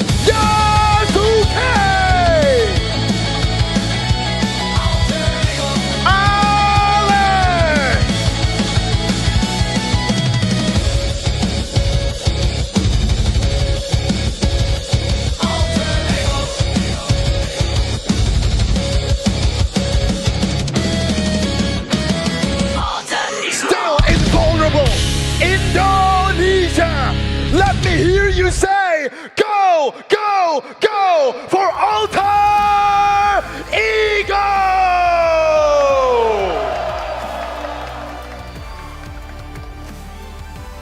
It felt like an anime entrance for these two. Different vibes, but the same story. Redemption, hunger, Alter Ego and Aurora Gaming Philippines have a lot to prove, and they are ready to do that. To put it in the context, it's not just 10 seasons Alter Ego waited to step forth. It's been 6 years. Let's welcome their coaches on stage, Aurora and Alter Ego. An exciting time to be alive, to witness this battle happen once again. The classic between two major regions. What to be expected here will only stay here in JKT. An interesting difference between these two is for Aurora Gaming PH, it's expect the expected. Because they deliver the cleanest, fundamental, solid MLBB. The understanding of the playbook of this team is bar none. Alter Ego throws that playbook out, writes their own book, and expect the unexpected from them. It's a clash of styles. The real test is whether or not Alter Ego has mastered every face of the game, because with Master of the Basics just behind Aurora, I'm pretty sure small mistakes can be recovered. Big mistakes is a detriment. Let's run through these lineups. Reintroducing Alter Ego Esports for you guys watching at home. Yes, some of them did shave their heads in an effort to prove their commitment to running straight for that World Championship title. Nino, Yasuke, Hijume, Alec, and Arfi. Nino is #1 in KDA, GPM, current damage per minute amongst EXP laners. Yasuke #1 in KDA, kills per game among junglers. Also the fewest deaths with 6 among all players in M7. This guy was a rookie last season, and he's doing this on the world stage. And this is why they're so hungry. The first to actually qualify here to the playoffs, but their opponents are no pushovers. When it came down to the best of ones, maybe they struggle, but as soon as we see best of threes, this team comes alive. Aurora Gaming PH with Edward, Demon Kai, Yue, Light, and Domen Kai. Edward, Mr. MVP himself, just keeps on getting it right next to Nino. One of the three, known as MV3 when they ran with Blacklist International. He's also got Demon Kite, #3 in damage taken per minute next to Detective and Boyet. You can tell it to his Fredrin to stop taking so much damage and dishing it out in return. I was thinking about Edward and the leadership he can bring here for Aurora. Playing on the world stage in Indonesia is not new for him. But I forget, there's one more player for Aurora that can add to that. It's Light. He's experienced playing with a fervent crowd of Indonesia when he was in MPL ID Season 15 with Bigatron by Vitality. So, with that in mind, I feel like when it comes to two teams with very clashing styles, is mental gonna play a factor? For me, definitely. 100%, and I think, when we're talking about mental resilience, it goes both ways. As much as this crowd is going to be supporting AE and putting pressure onto Aurora PH, if a single play goes wrong, that could hurt AE's odds. Don't show AE this chat because they already know, all right? It's Aurora who needs a little bit of online presence because in Tennis in Dortinayan, it's all Ultra champs. Where are the Auroras? They're still outnumbered, 2-1. Of course, we all know how passionate the Indonesian fan base is, but I'm pretty sure the Filipinos are going to start racking in some votes in the fandom war for Aurora in the chat. But as you see, this is a hostile and passionate crowd in Jakarta as the Alter champs continue to go wild as we head into the draft. Speaking of draft, let's talk about it. Alter Ego. Question is, I feel like a good beginner is, what the heck is Arfi gonna play? Are you gonna see him in a marksman? Are we gonna see him on a fighter? It feels like so far in M7, whatever you give him, it goes well. Okay, that's a valid question to ask. Given their spotless record, they've played the least amount of games possible for a single team in M7. Arfi's only played Claude, Freya, and CC. Has never touched Ruby, has never touched Carry, has never touched the breakout hero of the later half of M7 so far, Sora. But we don't know that for sure, right? We don't know if he's going to whip out that Sora in that gold lane. We know that AE seemed to be ahead of the metagame when it came down to the gold lane specific picks, but at the same time, Rora on the opposite side, with their linear style of play, very fluid motions across the map, really need to find that starting ground, right? That first kick off to make sure that they can start the snowball crashing down against AE, because that's the only time we see AE actually back away from fights when they're at a deficit. Yeah, Aurora Gaming PH has shown that it's weird to say, slightly older version of MLBB with having a marksman carry in the gold lane still definitely works. They're one of the few teams that after seeing the effect of Claude in the metagame suddenly said, hey, let's just pick up Claude in the first pick right away, and they would consistently do that. Freya, Granger, Harith, and Carry are the other heroes that Domigite has played. Not as many fighters, but maybe that will change. That has to change against a team like Alter Ego. As we count down to the draft, sound off in the comments wherever you're watching. What do you think will come up? Because in my head right now, the permutations continue to go. From the gold lane, let's look at the opposite end in the EXP lane. Edward and Nino, to be fair, I feel like they have a similar playstyle. They actually have a pretty similar playstyle. However, with Edward, there is a certain level of expectation. I need you to do X. Nino, on the other hand, kind of probes that question a little bit more. He starts asking the rest of the teams, hey, what are some of the cooldowns I can take advantage of? What kind of openings can I create for somebody on the team? Both are looking to dominate their lane. Both looking to find impact in those team fights. But based on what I'm seeing in the bans, it looks like AE targeting on the Baxia, the Yeep, alongside with the Valentina opens up options.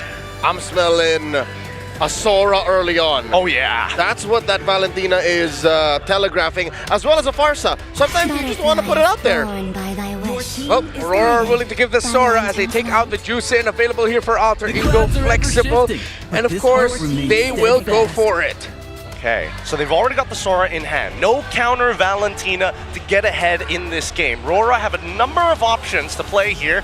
One of them happened, well, I don't know whether the family is going to come out within the first phase or towards the second phase. It's one of the few picks that we don't usually let through as often, but knowing Demon Kite, and also on the opposite side, Yasuke, both are more than happy to get access to it. I feel like between these two teams, it's Aurora who definitely has to think about the Fanny more. Yasuke has had an MVP performance with that hero earlier this M7. Definitely have to watch out for it.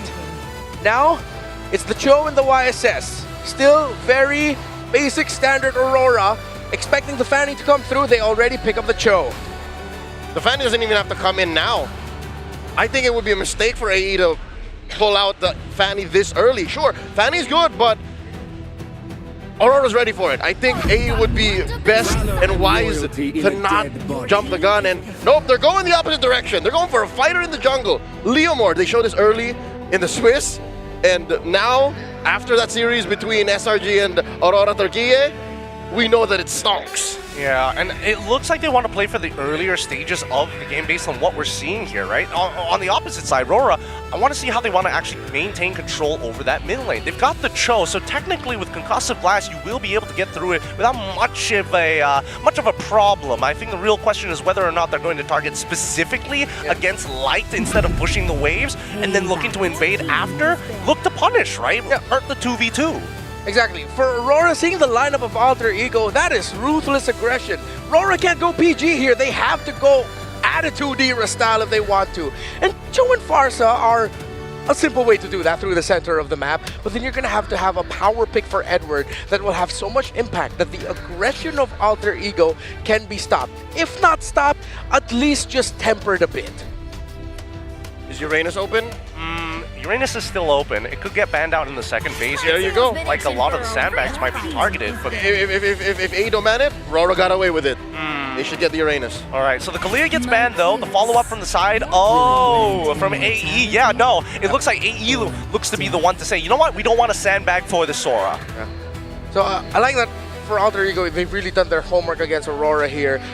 Again, we got to go back to the first phase of the bans. Taking away the Baksha, that's an old RORA favorite that became one of their main pieces through their MPLPH Season 16 dominance. The Valentina and the Eve respecting you. And now we were just talking about the Edward pick, taking away the Alice. If you're going to be looking for something that could disrupt team fights, if it's available for them, though it is slower, if RORA want to go front to back, the glue is still going to be an option. See the Esme going to be banned out from the side of RORA, and I think at this point, AE just need to get rid... Oh, wait, no. Oh, do they hold up the Uranus or do they... both don't feel very good here. No matter what, I think that Sora's going to get sandbagged and they might have to open up a couple of other options, thinking towards... maybe towards the Rome section, but there it is, the Uranus already gone. So what does that leave our boy Edward? Mr. Consistent. still has in the pocket Lapu-Lapu. Yeah. Yuzhong, one good target so far. And we saw that Yuzhong is very, very vulnerable in the early game. He can play Arlo, he's 100% with it. I mean, played once. Final slash would be good. But Aurora does need a sandbag, I feel like. Arlot isn't really a traditional sandbag. He's a guy that comes out of nowhere, final slash, and he'll buy time through aggression and vengeance ticks. So now they're going to be going for a Demon Kite-centered lineup with YSS being supported by 4 pieces in the side of Aurora. They pick up a Freya for Dominkite. Didn't go well for him the first time we saw it, but now in the second game after that, it went really well. I think it'll be good here. I mean, no matter what, it's going to be tough, right? If you forget about Dominkite on this Freya for too long, your entire backline, and especially if you get stuck in the middle of the fight, like walking through mud, he's just going to start shredding through you, even if you are pumping out like 10x the damage, just because of how her ult works. But Gwen, I like the Gwen. AE of Hansen for the front line of Aurora, and here's a online favorite. A lot of folks online, like these armchair analysts, saying, why don't they just pick Mincetar? It stops a lot of the big meta heroes in the current roster of M7 top picks. And here it is. So many dashes instantly negated by King's Calling. Alter Ego's lineup needed more crowd control, and they got a hell of a lot of crowd control. Guinevere and Mincetar, as unique as it is, I like how Alter Ego closed it out. Hold up. This also shuts down Vengeance. Yes. I see a Freya and I want an Arlo. That's how earlier teams in the Swiss figured out how to make this work. But now you are kind of slowed down. They instead go for the Lapu-Lapu, the safer pick. yeah, no choice here for the side of Aurora. They've got a decent amount of damage on their side, a lot of bursts, a lot of key components that they can mix and match according to the scenario. I think that AE need to take the more linear approach. Keep it simple. That Mincetar looks poisonous to me. The Mincetar did not keep it simple. Yeah, it's not simple, but oh my god, all those dash blocks. As a Filipino, I gotta say, this pains me to say, I'm leaning towards Alter Ego for the draft.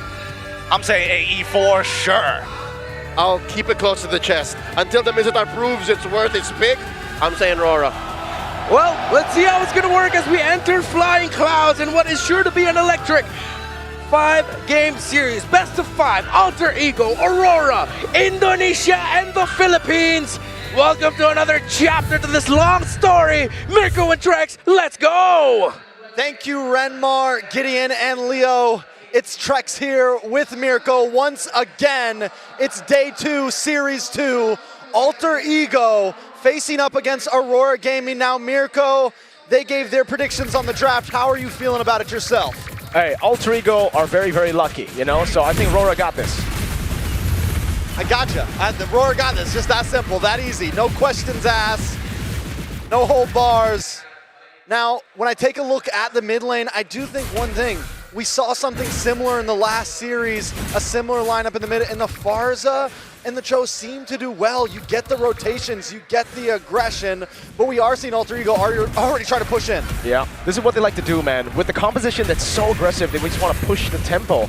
And honestly, we got to see this already. Aurora Gaming did the same thing to SRG early on. In game number 1, all the way to game number 3, but then it was the SRG adaptation constantly coming in. Yazuke, though, a bit late to go with the orange buff, not going to be caught still. It's first blood for Light. First blood for Aurora Gaming, very well done. So, at this point, Aurora Gaming already capitalizing on the aggression that Alter Ego wants to bring in. Already showing that, listen, we're ready for that. We don't have a problem with that at all. Taking a look at some of the emblems, Warcry onto the Freya, trying to be aggressive. On top of that, extra damage for the items, and a whole lot of movement speed on the side of Aurora Gaming with the Wilderness Blessings. They want to move, they want to be able to respond quickly to the aggression Alter Ego brings. RP in the bottom lane, almost getting caught. Light again! Jikundo and the Shunpu, but it's just to threaten RP, just to possibly bait out the flicker from him. So Aurora Gaming still playing it safe. They don't want to force it. They don't want to force their hands. This is your typical Aurora Gaming, not pushing anything too far. We're going to get a slow chokehold on you and just keep letting the gold bleed out.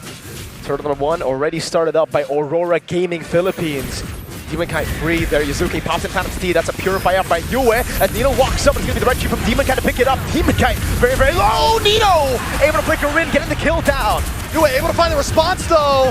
Nino goes down, but it's a kill for a kill. And now it's Alec and Hijume cutting them down. Edward fall in light. Wait, the Dragon with Kudo brings the kill over to Yue, but Hijume gets a double.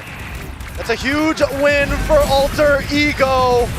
They're able to turn things around a little bit, but Demon Kite looking for the possible response. Demon Kite has him on the shotgun. This will be the double stun coming in as Tomeng rotates from gold lane, and it is given to Demon Kite. If you want to go blow for blow, Aurora Gaming is ready. They hold about a 800 gold lead, but this is just the start. And one of my worries for Aurora Gaming is they might crumble under the pressure that Alter Ego wanted to bring, but they are answering it head on. That's the thing. For Aurora Gaming Philippines, we've just been thinking about them playing the fundamental MLBB, playing just a systematic style. But clearly, something changed. They're now much more willing to take those risks.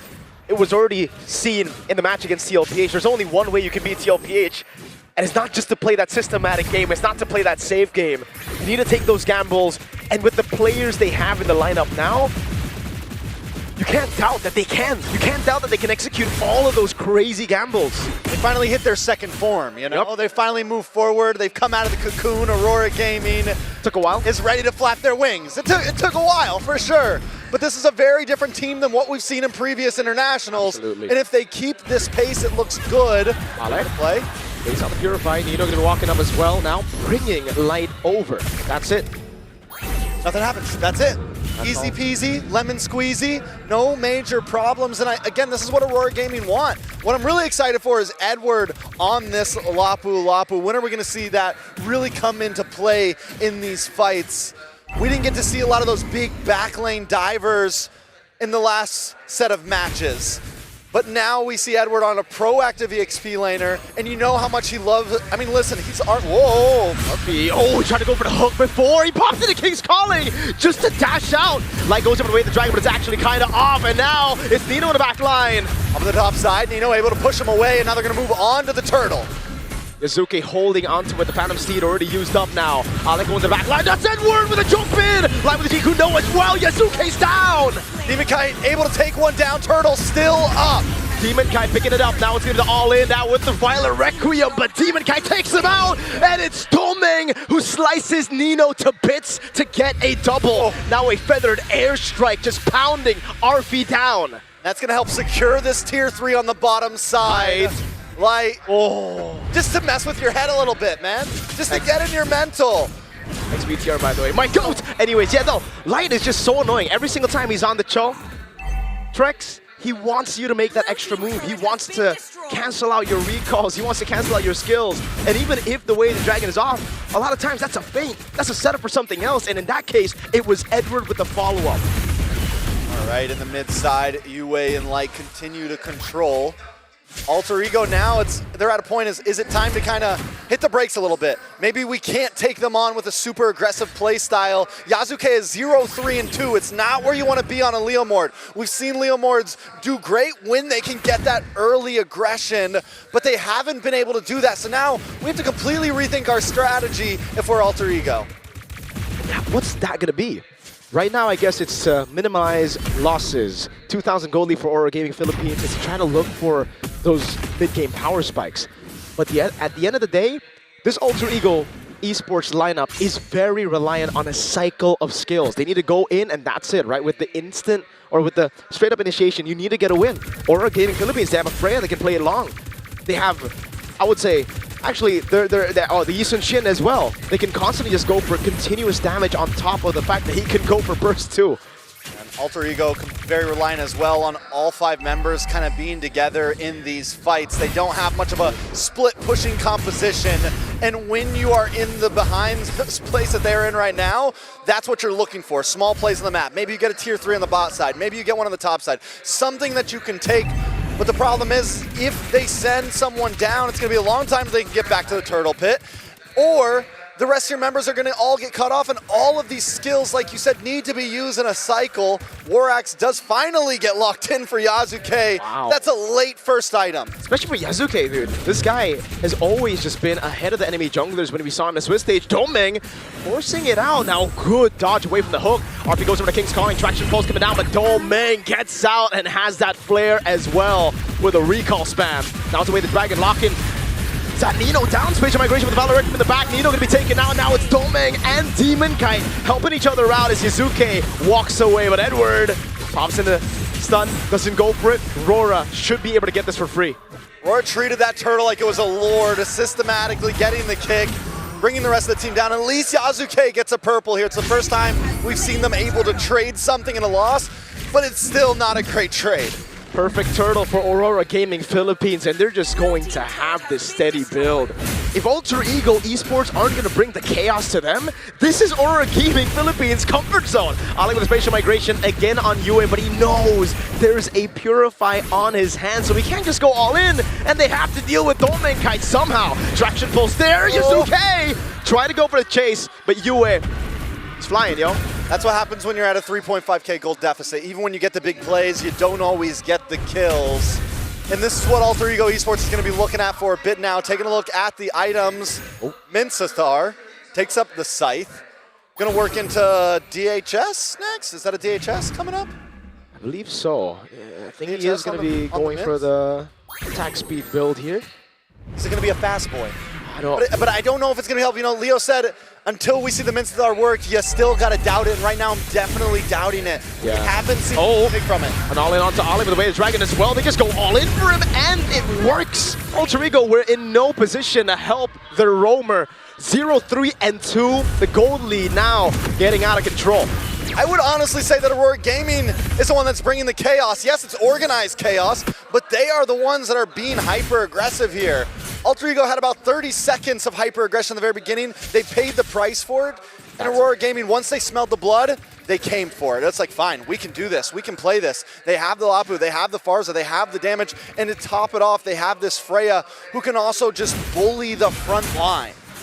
So again, for Alter Ego, it's all about the backup plan, which is farm it up. He should be going to be caught. Going the way to Dragon now as Domeng continues the chase in the back, and that's going to be the final Requiem use. Edward goes through him. Yasuke tries to do something, but it's just not enough. The Mountain Shotgun catches Nino. King's Calling. They all fall under it, but there's not enough damage to take him down. RP with a 3-man hook, but it's Edward who goes through them all. They tried valiantly, but it just wasn't enough. Aurora Gaming with the full team white.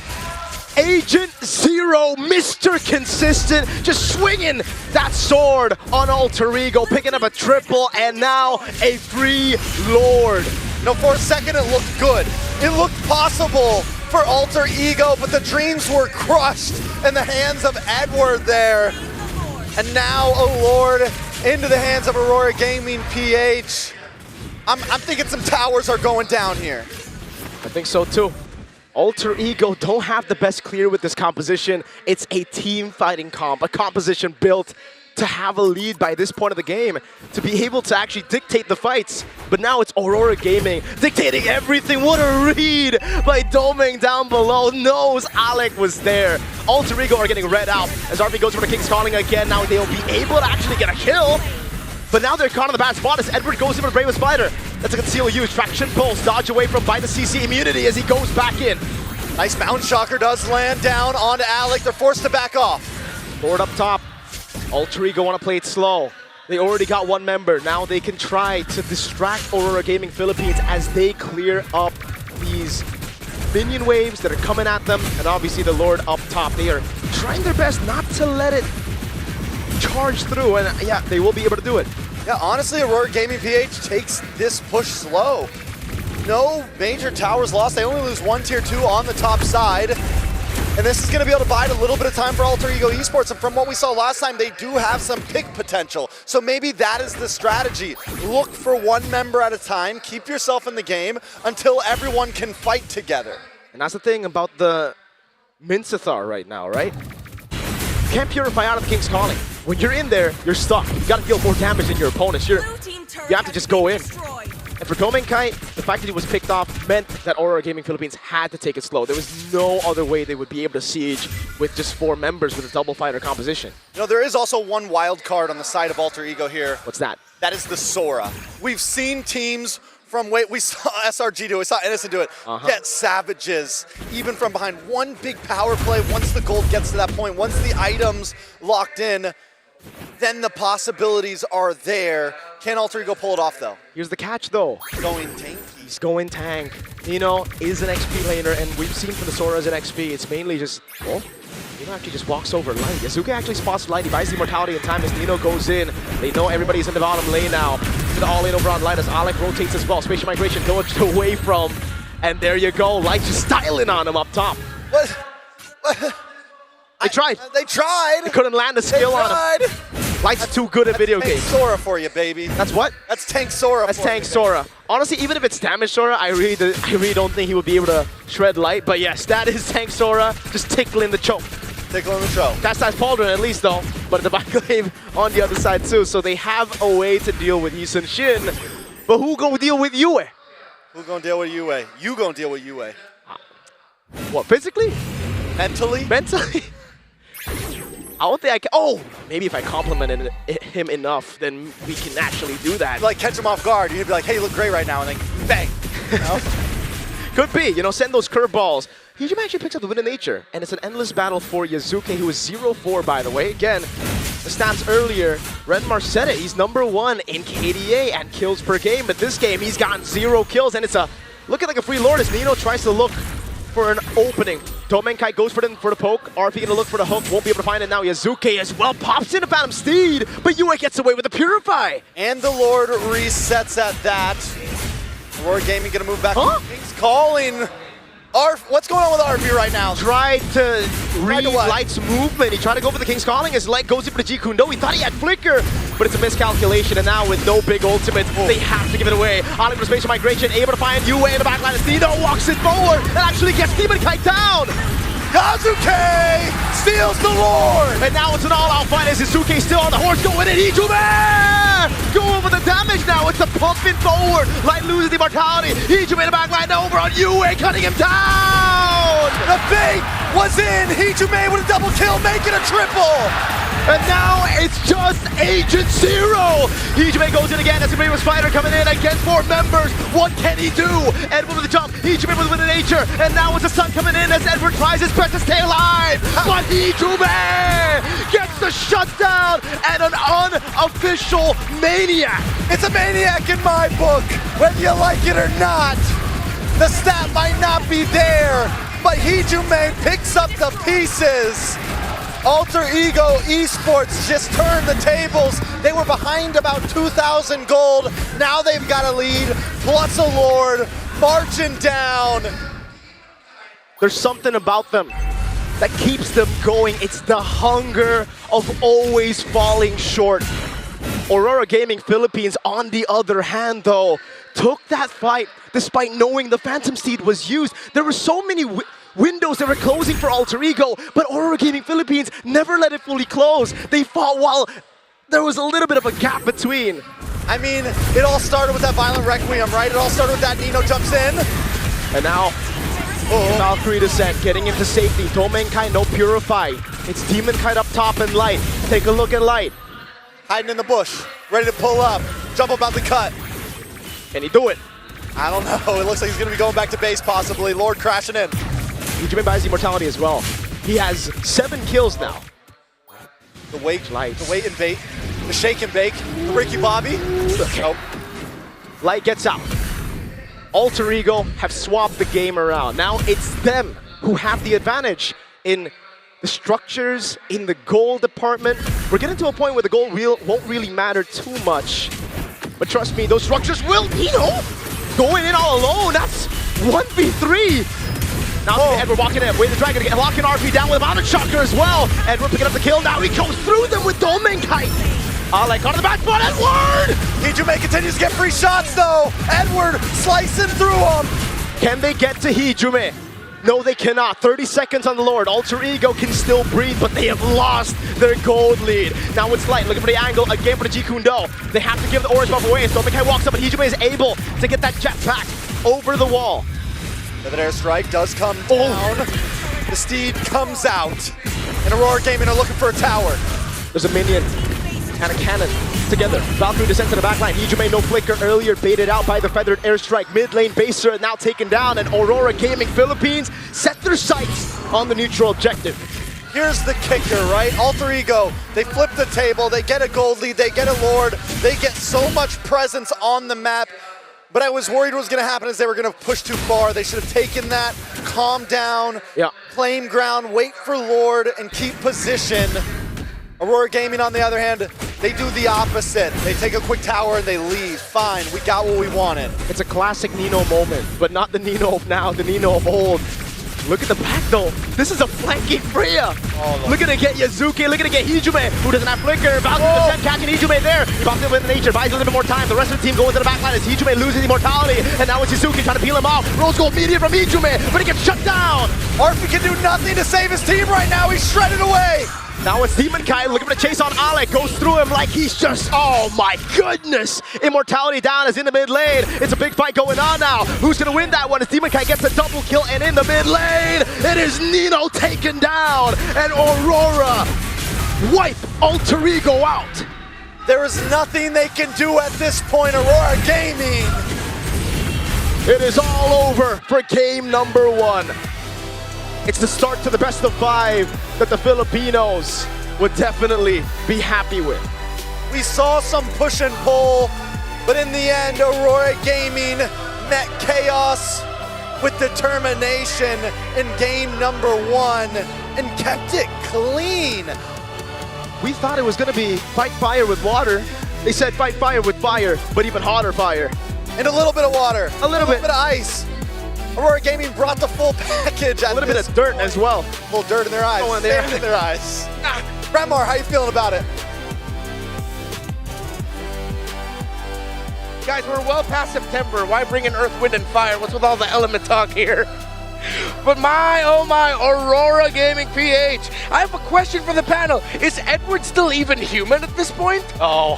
What the heck was that, Edward? That was one of the craziest individual performances I've seen on the Lapu-Lapu.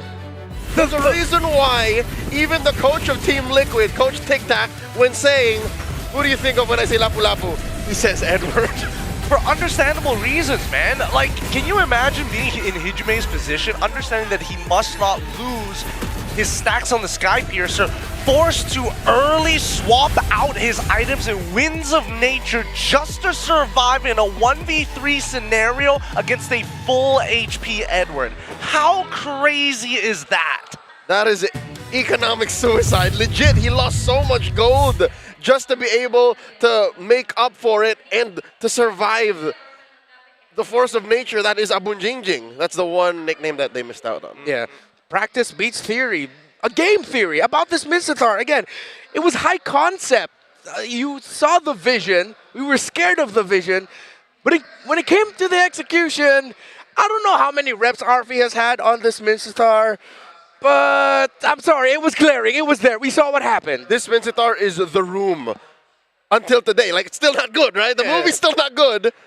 Oh, hi, John. You know what I mean? Hi, Mark. It's still not good, so until it is. I mean, I bet for viewers out there, you're throwing spoons at your screen right now. I mean, it feels the exact same way when you miss out on really important mechanics that honestly could have changed the laning phase for him had he landed the spear into the King's Glory. And that could have changed a lot of things for the rest of his team members, because let me get this straight. Aurora Gaming, PH, their basics and their fundamentals is rock solid. They figured out extremely quickly, wait a minute, this aggression is coming without no information, so if we just put bombing in the right place at the right time, it's over. One might say masterful. And here's the thing, it's not just Light who's now able to find those weird angles. Domenkai showed us a little bit of flanking as well, and that's lethal in the hands of a hero like Freya. Our MVP for this game is none other than Edward himself. 6-2-10 on this Lapu-Lapu.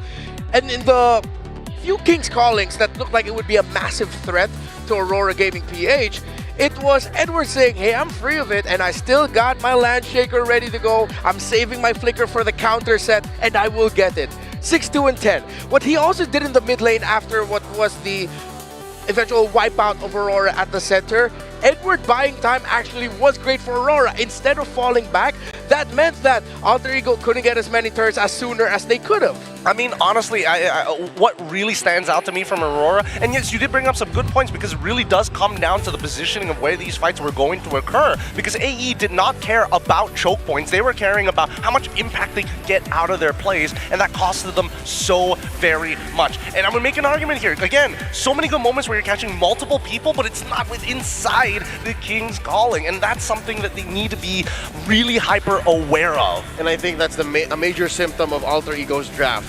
I'm not so sure if there was enough time or space for our casters to cover it, but now in hindsight, my diagnosis is this lineup requires way too much of a 1-2. It requires too much of a, as Trek said, the shake and bake. You can't have a Ricky Bobby without Kyle Naughton Jr. So how do you find the combo when Aurora is so busy being in your face, dealing this kind of damage, setting up these flanks? And I'll tell you now, AE had their moment, but if it wasn't for Nino jumping up and, you know, scooping himself up on a silver platter up there, would be a different story. Yeah, the jump by Nino was questionable at best. Here you can't fault for Alter Ego because this was just really great positioning by Dom and Guide. You know what this performance of Aurora reminds me of? Not the death ball RSG Philippines, but the RSG Philippines that love to flank. If it's not Light, it's Eman back in the day. And now it was Light and Dominican, but this time on a fighter as well. So it's good to see Aurora channel back to some of the roots of where these players came from, those playstyles. And that was, again, to call back to the history of MLBB Esports, one of the beautiful things about the old RSG Philippines was that, yes, they have this structure, but sometimes when they get out of that structure, it's actually so annoying to deal with because you have no idea where the biggest threats are coming from. Exactly, and that's why AE needed to get an early lead in the laning phase personally. Like level 5, level 6, they should have already been able to consecutively win multiple fights, but I think that what Aurora had ahead of them was the fact that they had future sight, right? They understood, we're playing Flying Clouds. If you want to capitalize on our jungle, well, good luck. We're going to make you pay the brass tacks, and we saw that happen on multiple different occasions. Now, when AE loses that tempo and loses the ability to say, hey, we fight here, right now, that's when you see Aurora play push and pull with the Lord, because that's the only place that they could fall into the King's Calling and die. And I think this is what was started in the early game. Alter Ego wanted to take resources away from Demon Giant and Aurora. They had Aetherize. Aurora had the counter spell. They answered the aggression of Alter Ego early on and stopped them from taking resources. Thinking about how this could have been different, if there is something I might say about Alter Ego, I like Nino's XP Sora. This is a tanky Sora. Say what you will about it not dealing enough damage to take down even possibly the easiest, well, I don't want to say easiest target, but an important target, a premier target in Aurora's Cho, the hero that Light was using to really annoy and check range for AE. I think there's a place and a time for a tank Sora. I can appreciate it, it's just not this lineup, not wherein you need to perfectly get that Torrent Thunder kind of juggle, where all the heroes are also kind of thinking the same thing, like, where do I find the perfect King's Calling? Do I call Barbiel now? Do I jump in with the ult? Should I traction pulse here? Should I jetpack away? It's just a little too much mental load. Yeah, it was too complex, I guess, for Alter Ego. With the draft, they decided to show up. Again, if you look at it in the sense of if everything falls in line, Aurora Gaming Philippines is not going to have a good time. I don't know about whether or not this is what you guys are mentioning as in, oh, it's too complicated. It's not that complicated. You just have to press a bunch of ults on one guy, right? It doesn't even have to be 5 people. If you do it just to one person in the earlier stages and play towards the gold lane rather than fighting for these neutral objectives when you clearly can't have control over it, I think that's when you put Aurora in a hostage situation and then you have to negotiate. It's the equivalent of watching Interstellar when you're EP. Like, I just want a movie to fall asleep to, and you decide to watch Christopher Nolan's Interstellar. And at that point, Alter Ego just needs to bring out Rush Hour, man. Something that is great, might keep you awake, but you can fall asleep to it because you've probably seen it like 100 times. And something we've done 100 times is thank our friends. And we're never going to get tired of thanking our friends. Of course, the real me. You guys keep taking it away from me. I can never get my hands on it. It just appeared in my head. I don't know. It's pretty crazy because check it out. The AI insights from the Realme 15 Pro, it has a win rate prediction. It can analyze the gold, items, everything in real time.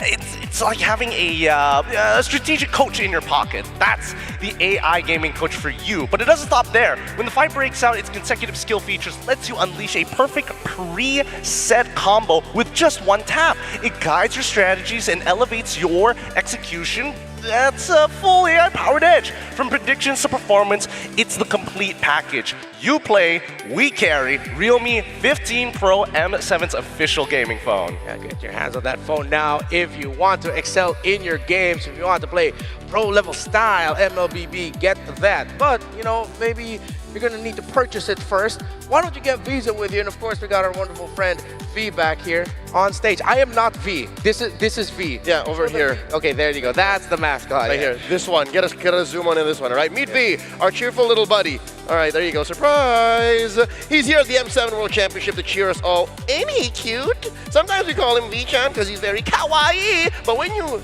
know V is fluffy, blue, heart-shaped entity, none of that matters. Sometimes he even gets mistaken for a cloud because he floats and he's everywhere. Bring V's vision of being everywhere you want to be with his playful energy. V is here at M7 to experience the world of gaming and esports alongside all the amazing MLBB fans. He's here to cheer on every team, whether they're winning or they're losing. And remember, with Visa, stay fast, stay secure, be the champion you want to be. No, wait, be the real MVP.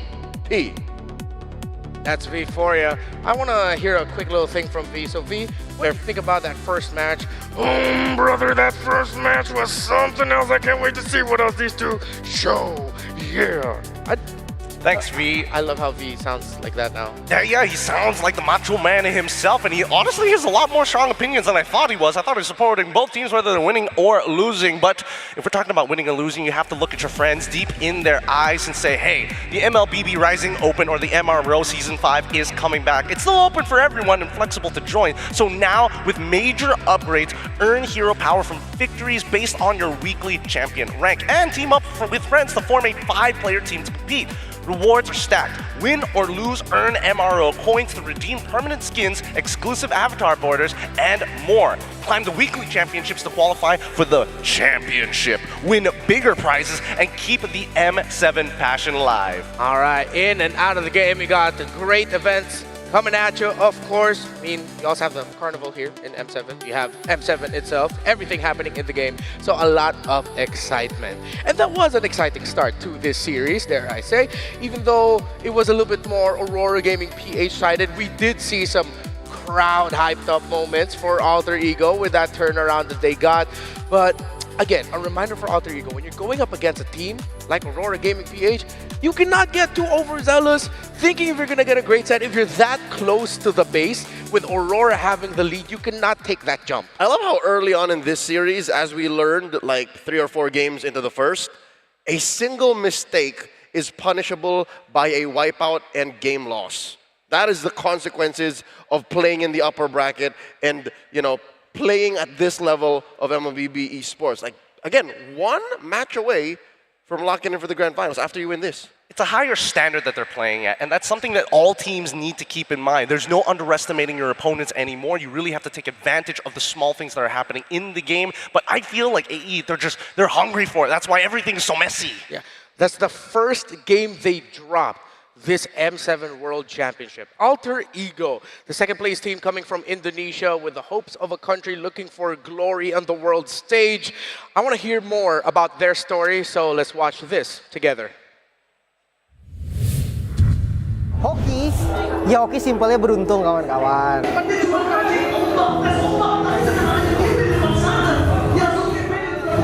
Jawaban template dari para pro player, kebanyakan pro player di Indonesia ya.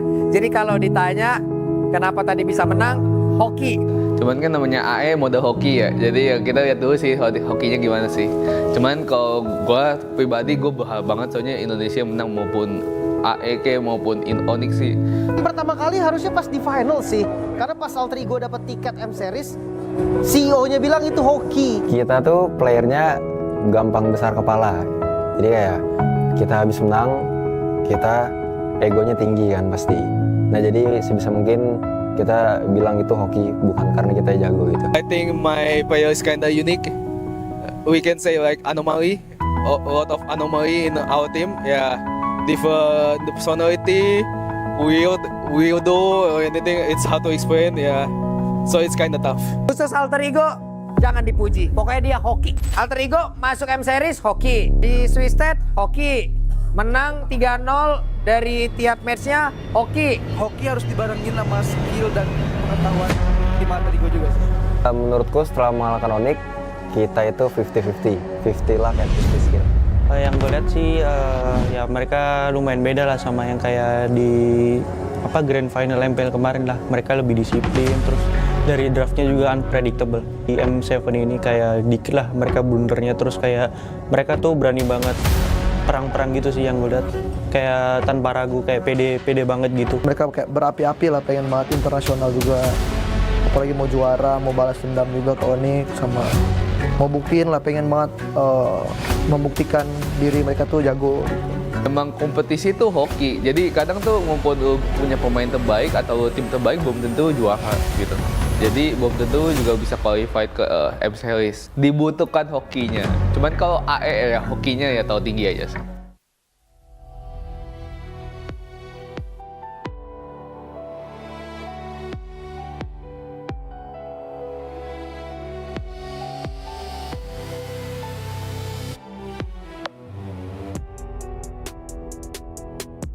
Semoga kita semua, apalagi terutama yang bermain di panggung M7 ini bisa memberikan performa yang terbaik, khususnya buat Nino.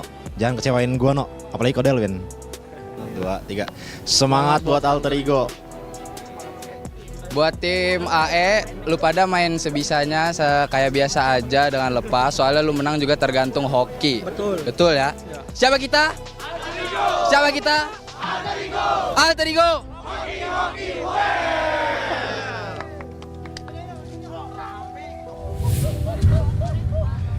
Gotta appreciate Alter Ego and the Alter Champs embracing what could have been ammo towards them. They just said, yeah, hoki, man, we're lucky. But you know what they say about luck? Luck is when skill and opportunity cross. And again, with a loyal and rabid fan base such as the Alter Champs behind them, again, we're throwing back to Singapore. Early 2021, again, 5-6 years ago, wherein Alter Ego came up to the world stage, and if I'm not mistaken, Alter Ego was then Brand Esports, who would then become eventually the champions' biggest rival. Yep, it was one of those few matchups that you just couldn't wait to watch happen. But they also didn't have the Alter Champs in the arena to support them, so this is why we're seeing such a different side of Alter Ego.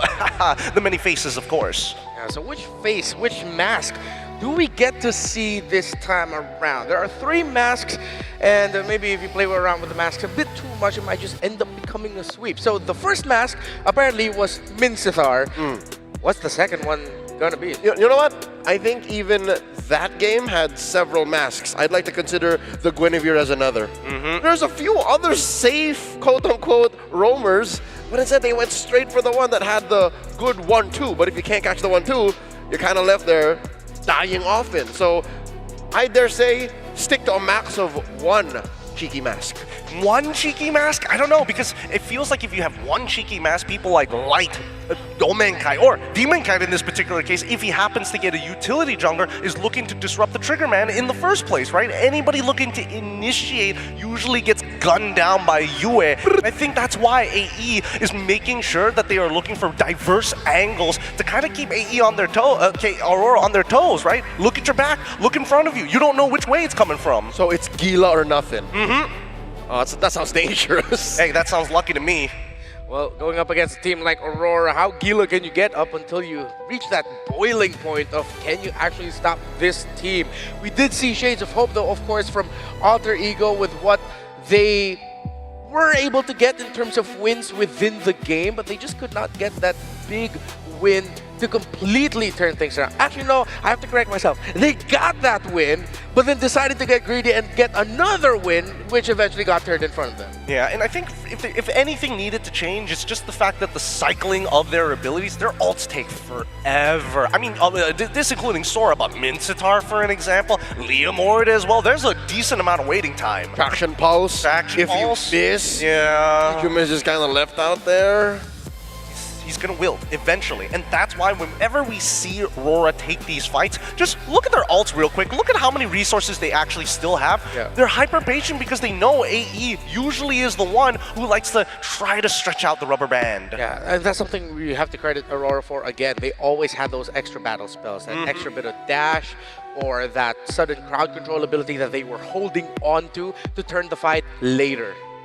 And I think they have one more ace up their sleeves that we don't count and you can't get in the draft or in a pre-game prep, is those weird angles. Yeah. More often in game one than AE could have, Aurora just had this weird way of getting behind them. I think if Alter Ego invested in a hero that, or heroes, that could get more vision more reliably, then they can avoid that. That's definitely one way that they lost this game. If ever, that was the way they legit lost this game, via that flank by Dominkite. Yeah, and it's not just an Aurora thing too. I think it's a Filipino thing and we always have an ace up our sleeves, ready to swipe a victory for ourselves. Well, then that's why you have the two differing teams from the Philippines, TLPH and Aurora PH, where Aurora is the one who plays standard and TL plays, as their name goes, like liquid. You gotta flow, you gotta make some preemptive calls, and they realized that AE was doing that 9 out of 10 times. Let's take advantage of it. Come at us. We already have that flank angle. But now AE, if they're going to try and take that initiative again, they need ults that come back up quick. It's our showtime. We go into broken walls, hence why still Alter Ego would want to ban out the box shot. That would have been extra more annoying to deal with. While, funnily enough, a hero that puts up a wall for himself, well now a rampart, in broken walls, is actually one of the best heroes for this map. So that's a good ban here for Aurora. Well, they also get rid of the quad. Oh, Freya on the red side. Does that mean that Aurora wants to kind of keep AE in check here? I mean, it feels like no matter what, it's going to be like the Sora opening, but Valentina this time is still wide out. Ooh, I like how Aurora's approaching this, because again, they're forcing AE to make a different move. We beat your Sora, even without Valentina. What else is left? Yeah. So it's still going to be a Sora for Alter Ego, or are they going to switch things up around? Switch up the mask that they're wearing. Okay. Go for a little bit more standard. Eva's open. Kalia is open. Kalia is open. Ooh. You know what? I like the former. I didn't even notice. Go for the Eve. Yeah. Considering that they banned the Claw, it makes sense. Among the planes exists There we go. Really nice. Gotta be. Really nicely done. Now the question... Or answer with a Yi Sun Shin Farsa? I don't think it's a bad idea, but at the same time, you could be looking for options like Kalia, for an example, for light, and then after that, get the Yi Sun Shin and kind of, you know, let AE develop the draft a little bit more. So Farsa Kalia. So you get that combo. Yeah. I feel like Farsa, I think, is a solid base to hold on to. But it's not going to be that. They still go with Cho YSS. Similar picks for Aurora as the last game. And I'm thankful, because there's so many times when we see Light get his hands on the clear, it's like all or nothing. But with the Cho, there's a little bit more leeway with getting in and out of the fights and really positioning yourself well. Now, AE on the opposite side, we have access to the RWM. We're not going to go with the Kimmy, with the Sky Piercer. We're going to go with Leo Mort, on top of actually having the Hilda as well to try and disrupt Demon Kite in his jungle pathing. Yeah, I like the readjustment here by Alter Ego. Same idea, but this time a different picture. Hopefully not too cheesy a pick for RP. They can go a little bit more solid here depending on the picks of Aurora. I mean, the Harith is still an option because it pairs up really well for an Eve, and you have a Leomord with it already, so you don't have to worry about it being the only carry. And I also like that there's less stress on Alec. He played the Guinevere in game 1. I believe his record was 0-5 and X. So now with the Hilda, same with the Cho. Even if you're not winning and you're not as aggressive, there's a lot of things you can do. Provide vision, check in on certain lanes, maybe even threaten a kill if you have just as much economy to build the Fury Hammer casually in the mid game. I think this is a good start. It's a good start for both sides, but I feel like right now AE is a bit on the back foot, right? On the second half of the banning phase, I'm expecting a couple of things. Like RORA have kind of set themselves up for a potential double fighter lane. AE, I feel like they want to lean back into a traditional marksman for Arfi. That's one small synergy if he goes for something that's physically inclined. That way he can take advantage of the damage, armor reduction from specifically the Hilda. But then it's really awkward, right? Because let's say he takes Granger. Oh no, there's Cho, I have to take Purify, and that's an easy Harith on the opposite end. Interesting decision here by Aurora. They're still thinking that this Hilda could suddenly go into the EXP lane for Nino. as they still ban out the Kalea. Not the worst. Makes sense because they haven't revealed what Edward's playing too. Yeah. So they just want to be open to the possibilities. Yeah. Are they going to start attacking gold laners? Both teams. Is it going to be? No. So the Uranus, actually the Uranus would have been perfect here for Aurora. So another good block by Alter Ego. Still, they could lean towards Edward getting a dive. Still get the Lapu Lapu even if he can. I mean, yes, he can still get the Lapu Lapu, but what would be the cost? Does it mean they have to get rid of like things like Esmeralda? It is gone already. Oh, yeah. Yeah, Alter Ego banned it earlier. What else can they go for? Glue, maybe? No, that's not going to be enough. He's definitely wanting to go for Lapu Lapu, which means that Nino is thinking, how do I get to the back line? I mean, he can still play Yuzong, worst comes to worst, right? Yeah, good ban on the Khalid, though. So it's like they're shoehorning this Hilda into the role. Which I think, which is why they banned out the Kimi here. Yes, we saw the Kimi versus Slaymord matchup earlier, and it did not fare well for Aurora Turkey. But those were different elements. They had a Cho on the other side. This time, if it is a Hilda forced into the roam, the Kimi would be great because you could slowly pepper down her health and then force her back. The Arlot, this was actually a very good read by Alter Ego.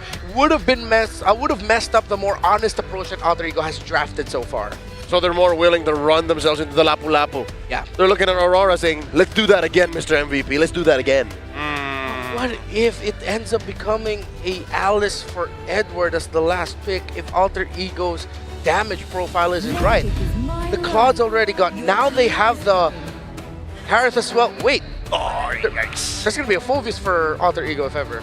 I mean, there's a really good reason actually, the Phoveus, don't get me wrong, but I feel like at this point, unless AE is willing to make that pivot, it really depends on RF right now. Looking at the gold lane, it's like, hey, sir, you either play a fighter and maybe win the lane, or you get the Granger and you're going to get dove like almost 100% of the time. I think the Granger Eve with a Hilda, Laymord, and theoretically a Phoveus is a good front. Yeah, even if that is difficult for the Granger, they need the extra damage support to make this Leomord count. Yeah. The Laymord is going to be the sweeper. Okay, they get the Yuzong in the EXP lane. And there it is. And then there's the Granger. They don't go for the Phoveus. They want a little bit more crowd control and high impact. So they go for the Yuzong. Last pick here for Aurora. Which I like, this fits the Alter Ego playstyle.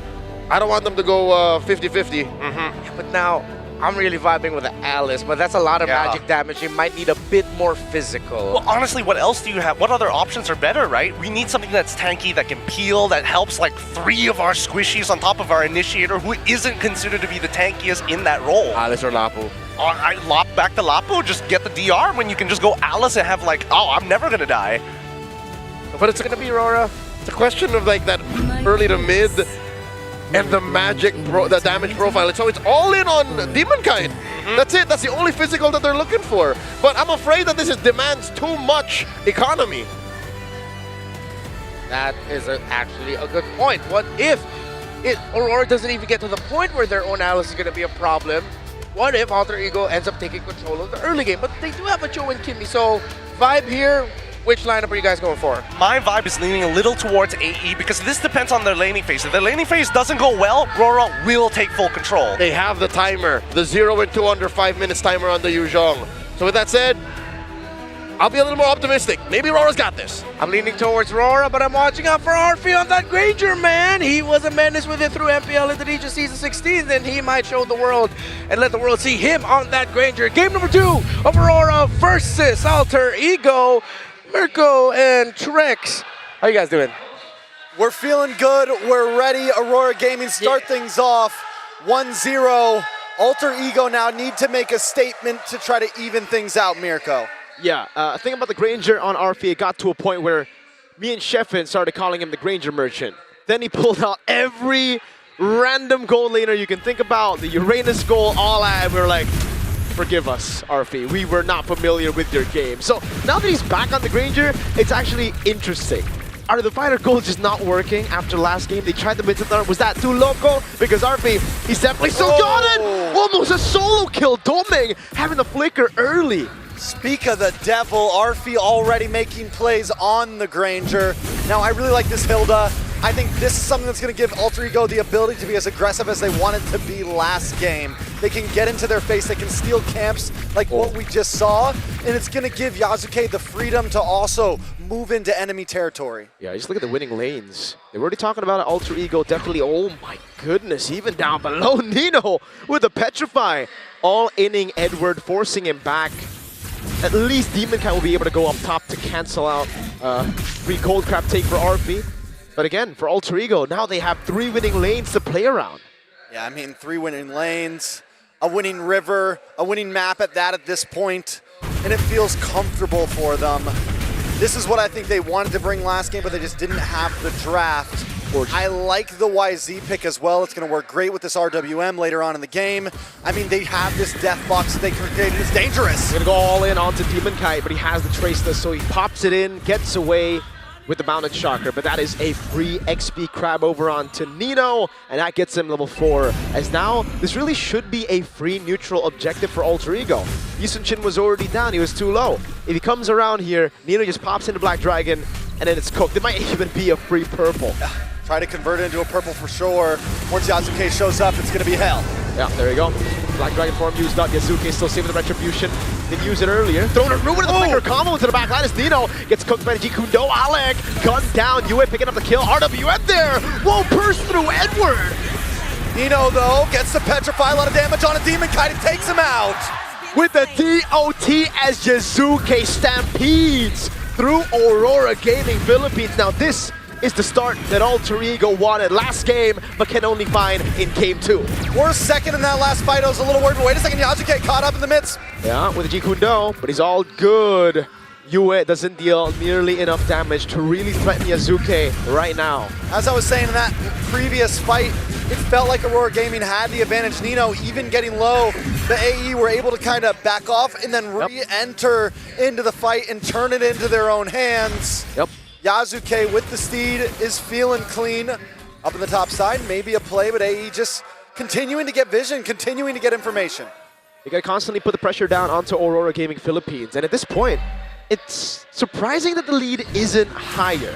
I really thought it would be higher at this point, knowing that they were able to take the purple buff and all that. Light with a Shunpu could flicker out. Now the Phantom Steed now over on Light. Could Mountain Shocker to disengage, and we get to check the items. Taking a look at the That's it. That's it. That was it. We got a glimpse. Only get to check those things. Remember that. You blink and you miss it. If you don't remember it, it's your fault. Skill issue, bro. Nobody's hit a full item yet, though. Yasuke has got in what maybe looks like the beginning of a endless battle. Is he going to go for endless battle first, or no? Hunter Strike. Yasuke? Yasuke. Yeah. Go for the War Axe, I think. War Axe up front. Wait a second, though. Black Dragon to the backside. Interesting. There's a Petrify on Yue as well. Gonna go for the all-in under turret. Nino actually gets the kill. And now it's gonna be the stampede from Yasuke. Away the Dragon to go for it there and disengage Nino, taken down by Demon Kite. It's 1-for-1. EXP for mid. Not a bad trade overall, but at this point, now Nino's on the clock, you know? Yeah. One more death, and that's a wrap. You're just a linebacker at this point. Is Nino a carry or is he a linebacker though, right? Because I think he can play both roles depending on the situation. But the thing is, the turtle was spawning. There was no reason for them to do all that, you know? Like, they were doing too much, Unk. Who you calling Unk, bro? Them. Them, all right, just want to make sure. Just want to make sure, all right. And you, second turtle of the game. Edward holding down the front line. Can Alter Ego break through? Oh, throw to Ruin, zones him away. The RWM comes down, but it's not going to be enough damage right there. His light's going to be taken very low. RP, with the help of Ijume, Void blasts him to the ground. So it's a turtle for a kill, but it's a kill on Light. Kill on Light. I mean, overall, wait a second, maybe a kill on someone else? No, man, dashing through Oh, has to flicker out there. He saw Ijume, he saw a glimpse of Ijume. He's like, yeah, nah, I ain't handling all that smoke. And Nino takes a tower on the bot side, though. The first tower of this series so far. Possibly a second on top, unless UA can do something about it. RP goes for the Rhapsody instead, wants to just clear it out. Knows he has another wave that is going to come through, so he's going to take the turret down. Inevitable. It'll be inevitable. And it is the War Axe for Yasuke. Right after the Fury Hammer, he went for the War Axe path. That's why I was unsure, like, is he actually going for Heptaseed? Probably not. War Axe, and there it is. So just to get him a little bit more physical. penetration before he gets the War Axe. And on the other side, Aurora Gaming, defensive items into the hands all around. Skypiercer also coming in for Arfi. He hasn't gotten a kill yet on the board, but with the pace that things are going for Alter Ego, it feels good. You're at a 3K gold lead. This is the time to buy it and start scaling and just put the nail into the coffin. Yep, Alec with the power of Wilderness straight onto Demon Kite. Traction pulse will lock Yazuke down, but there's no one to follow it up, and Yazuke gets the retry on the orange before Demon Kite can. Yeah, this is exactly what Aurora Gaming was hoping wouldn't happen. This is what they were able to stop last game. Yep. This next turtle, Aurora Gaming was able to take second turtle. Third turtle could be huge. This could be the thing that takes this 3K gold lead into a 4, and then the Stampede is truly on as we get into the 8, 9, 10 minute mark. First Lord, Alter Ego just need to keep on hitting the gas if I'm them. Keep on stealing purples, keep on stealing oranges. Don't let up. And that's exactly what they're doing. They're pulling a Trex 101 as to how to utilize the horse in MLBB. And I gotta say, man, I'm just not a fan of Edward on an Alice, you know? Like, it's a playmaker show. Oh, what? Like with the G-Crew knowing the breaker away the Dragon as well. They go all in onto Nino with RWM, catches you in the back as Yazuke goes for the steed. And I don't think Aurora will want any more smoke after using those resources. A Petrify from Nino, but a good flicker out from Edward. Very well done by Alter Ego. Alec. Oh. Second. Chasing the Yisun Shin down. 1v1 me, bro! Balanced hero, by the way. Balanced hero, totally. Now on the mid side as well, Yuzuke wants 1v1 as well. Just across the map, they're throwing hands, they're ready. But they can win those 1v1s. The thing is, for Aurora Gaming Philippines, Demon Kite's so far behind, he can't win any 1v1s. Against the Granger, I think he's cooked. Against the Eve, probably same. Against the Hilda, 100%. Is this going to be another orange buff into the hand? Bro, how? He's not even farming his own jungle at this point. You know who's farming his jungle? Demon Kite. Demon Kite's on the other side, farming the jungle. But because of that, they lose so much tempo. And Alex able to bait out the Zaman Force of all things. Flickers out to safety. At least Demon Kite. Oh, no. Was he seen? I think he was seen. No. Are they going to go for... Okay, no. He gets away. I thought he was seen by the turret. That's why Alter Ego move bot. That was a bit scary. Now, you mentioned Edward on the Alice earlier. Yeah. I do agree. I want to see Edward on something aggressive. I want to see Edward on something, damage dealing. You look at some of the EXP laners in the Philippines, Sanford, Edward, these guys can make plays happen. Yes. And you don't want to put them on something passive like this. Give them something proactive. Again, Alec the back line, able to go in, but it's going to be the Skypiercer stack for free as Edward jumps around. Blinking back to the turret, RWM, oh, so much damage from Hijume, but not nearly enough to zone them away from clearing that wave. So Aurora, despite this big lead for Alter Ego, they're standing their ground, man. Yeah, slight misplay from Alec there. Going too deep, not knowing exactly. I mean, yes, you have the gold lead, but you can't just jump into their face under towers like that. You still need to keep it smart because you catch one Mount Chakra to the face, and it's GG's. Now, Dolmen Kite is going to end up possibly being one of the saving graces here. Yeah. He's got 2 items in. I still think he needs one more. You've got the Feather. You've got the... Holy Crystal? Holy Crystal. Next? Oh, the next one. Starlight Scythe. Yes, sir. He already has Starlight Scythe. We're coming into Holy Crystal. Once he has that, the damage might just pull through, but that's a while out. Yeah, it is going to be a while. Oh, good Petrify. UA forces the flicker out before the fight even starts. Now the Black Dragon forces the throne. The Ruin goes to the back line, but Yazuke gets blocked by the way to Dragon. Yazuke able to take out Edward and get the Lord. Yazuke was locked, but it doesn't matter, Nino! On 2! 1 swing and a tail! And it's 2 members down! What's 2 plus 2 Trex? 4! Quick maths, and that's how many members of Aurora went down that fight. Plus a Lord. I mean, they robbed the bank at this point. 5! Exactly! That's a lot! Make it 6 and 7 with the small camp. Look. They're gonna leave that one. It's only 6. Just 6. Just 6 lives were lost in that battle. Maybe minions. Do we count minions, No, Trex? No, those aren't people. Minion. Whoa! Minion lives don't matter? Okay. Let's take a look at the item builds real quick again to see exactly how they dealt that much damage. Yazuke, brother, I could have sworn he was locked down. He got up like it was nothing, dude. Nothing at all. Alter Ego Esports with a 7,000 gold lead are going to crash into this base. And honestly, taking a look at Aurora Gaming's composition, They don't have any range. Yes, they can clear waves. Yes, they can shred lords, but they put themselves at risk while doing that heavily. And all it takes is one big dive, one good petrify from the Black Dragon, or everyone getting caught in this RWM. ΔRIGO has the ability to do that. Light in the back, trying to really look for the play now, but look at the Black Dragon form. Edward able to find 2 members on the throne of ruin, but Alec tanks up the turn. A petrify from Nino! Nino does go down, but wait a second, Edward falls. Hijume picks it up. Man, the turret juggle was perfect! It was first Alex, and we thought it was Nino! But in the end, it was Yuzuki on the horse who took the turret shots! And the tower goes down. ΔRIGO got what they came for. More jungle stolen, and another wave coming down the top. No tracks, they want more. Absolutely, they want more. Look at how low that turret is up top. And Aurora, they just have to take it. There's no way they can find. Phantom Steed comes around. Zaman Force defensively from Domenkai. And RP doesn't even have a Sky Piercer stack. Like, he's 0-0-4. This is as utility as the Granger gets. He's still waiting. It's coming. Don't worry. Eventually. The stacks were promised to him. They were promised to him long ago. Written in stone. Lisan Al-Gaib. It was in the prophecy. It was in the prophecy. The Granger Merchant prophecy of MPLID. But he's no longer a Granger Merchant, so that's unfair. You know? The great ego himself. The great ego himself. With a little bit of esports. A little bit of esports. Meanwhile, though, Yue, he got, I think, 1 Sky Piercer stack? But then he got one and they took it away. They took it away from him. He's got 7 stacks. 6 or 7. 6 or 7. But ΔRIGO have a 10.5k gold lead, and really, it just gets tough. Yes, they have scaling. Aurora Gaming Philippines, they have really good clear. Oh, Holy Crystal, finally, but is it too late? I think that delays the power spike a bit, right? The enemy team is 10,000 gold ahead, so you might have to wait for Divine Glaive before the power spike actually hits. But even then, he's on a flicker, so it's so hard to go in for free hits. Oh, Nino! Black Dragon from the back. Oh no, Yue! Can you run away? It's Nino flying around now as Yuzuki gets on the steed, but Barbiel ain't fast enough.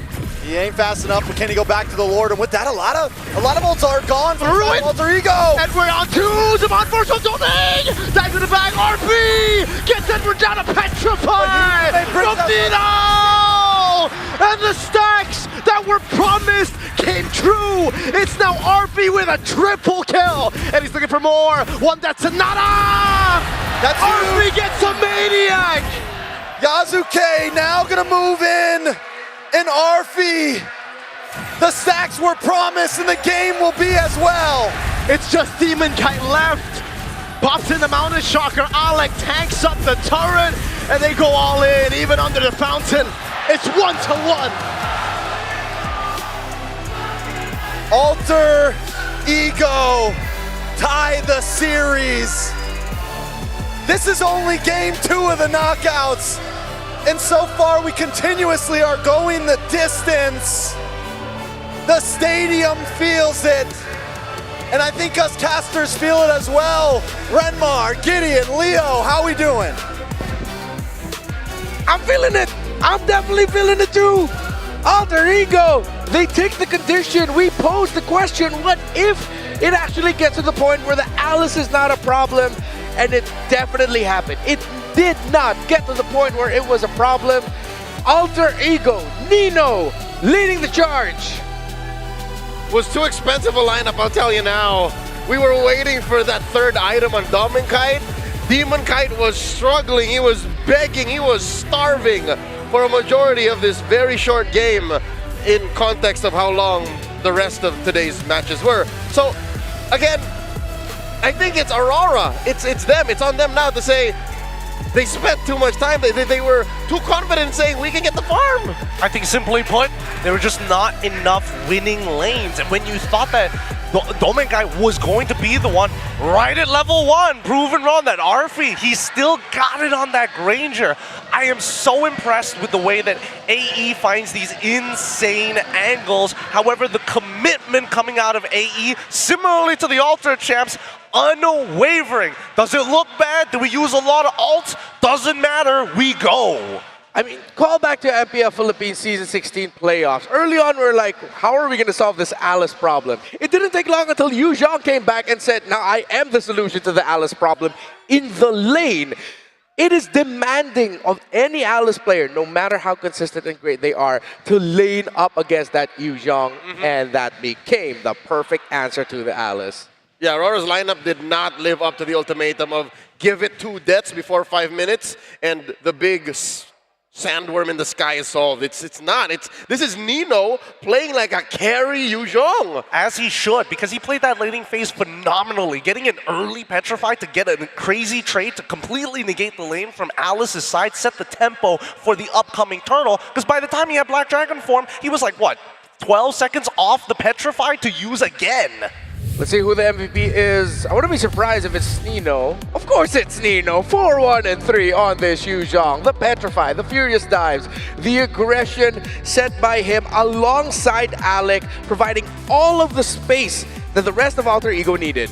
The stacks that were promised to RP would not have come if it were not for the efforts of this Yuzhong early on, all right? And in the mid game, I love how you just randomly Black Dragon form, play around in the back line, and if he can combo out, and then on his way out kill somebody with the power of Shoo, then, you know, that's just him saying, you know what, I might not be the carry, but I can try.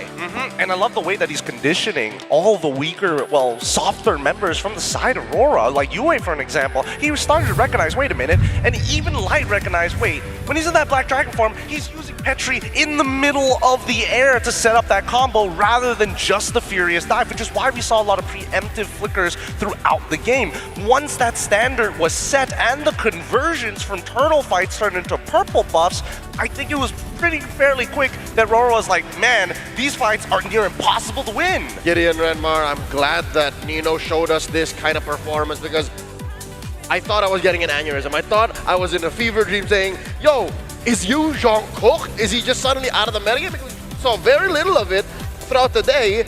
And finally, here's one that got an MVP performance.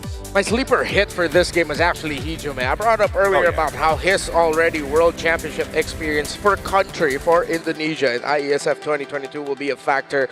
I always appreciate any EVE game that shows us the value of timing your real-world manipulation at the perfect time. Whether it's going to be part of the initiation or the late fight-changing ultimate to cover any of the Aurora responses, Hijime was great on this Eve. And all of that started in the early game, right? Where Hijime got that initial freeze onto Yue. He could not walk up into the lane anymore. And with the help of the Hilda alongside him, Alec, he was doing a phenomenal job. He was not only disrupting Demon Kite, but he was also pulling the attention of Light as well, which in cause gave up on the lane where Yue just had to just back off and eat Void Blast after blast. Yeah, what this Hilda brings the AE is what they needed in game 1. They needed a safe way to check bushes, safe way to flush Light out from these weird angles, and that allowed for them to feed the aggressors. That allowed for them to embrace the playstyle they were looking for even from game 1, because I'll tell you now, even if they lost game 1 in like 18 minutes,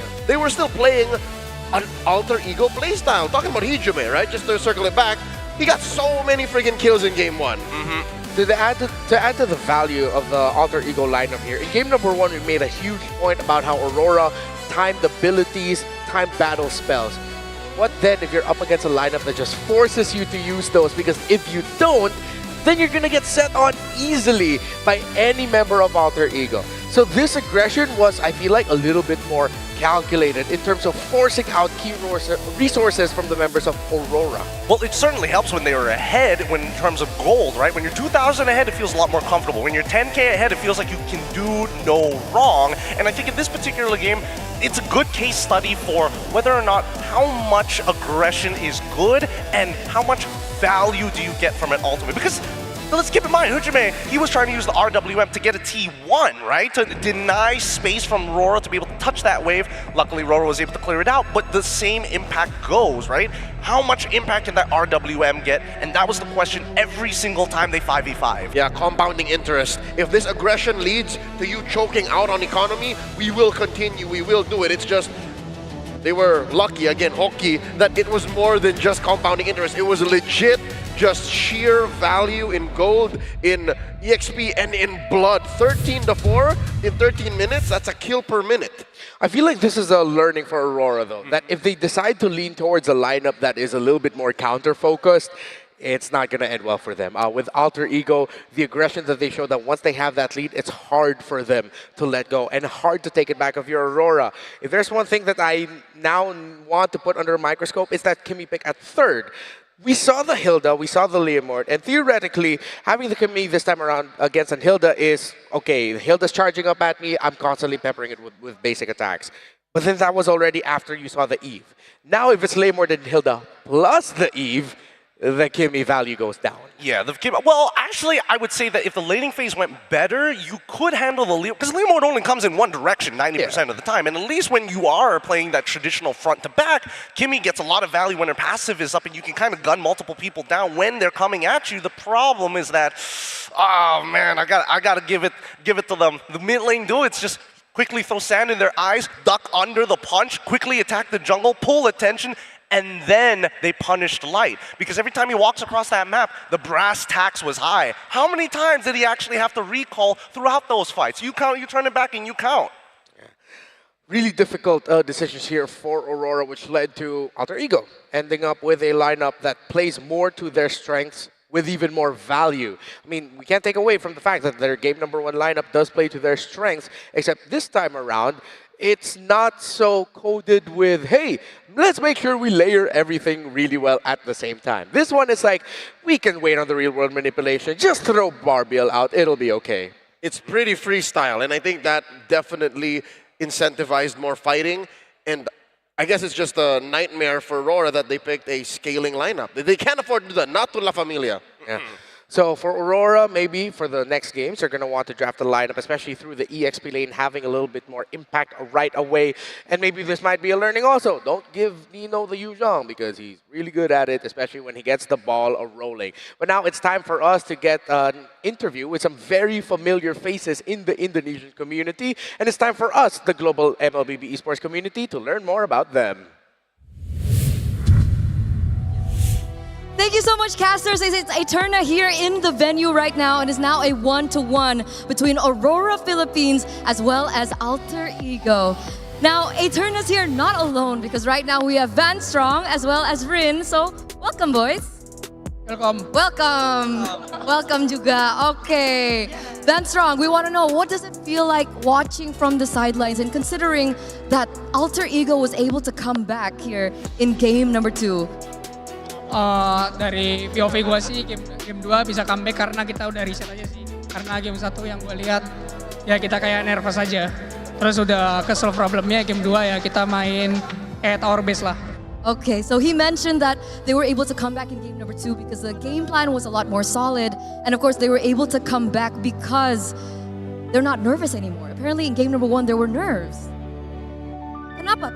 Apa yang bisa bikin deg-degan? Apakah stage-nya? Atau karena lawannya? What made the nerves? Was it because it was game #1 of the stage? Or was it because of being up against Aurora Philippines? Gue rasa sih cuma gara-gara first match di stage yang ini sih. Jadi makanya nervous dikit aja. Okay, so Van Strong mentioned that it looked like there were a lot of nerves because this is a new stage here for the second day of the knockout stages. Now let's go to Rin. Rin apparently can speak English now. So he will reply in English. Yes.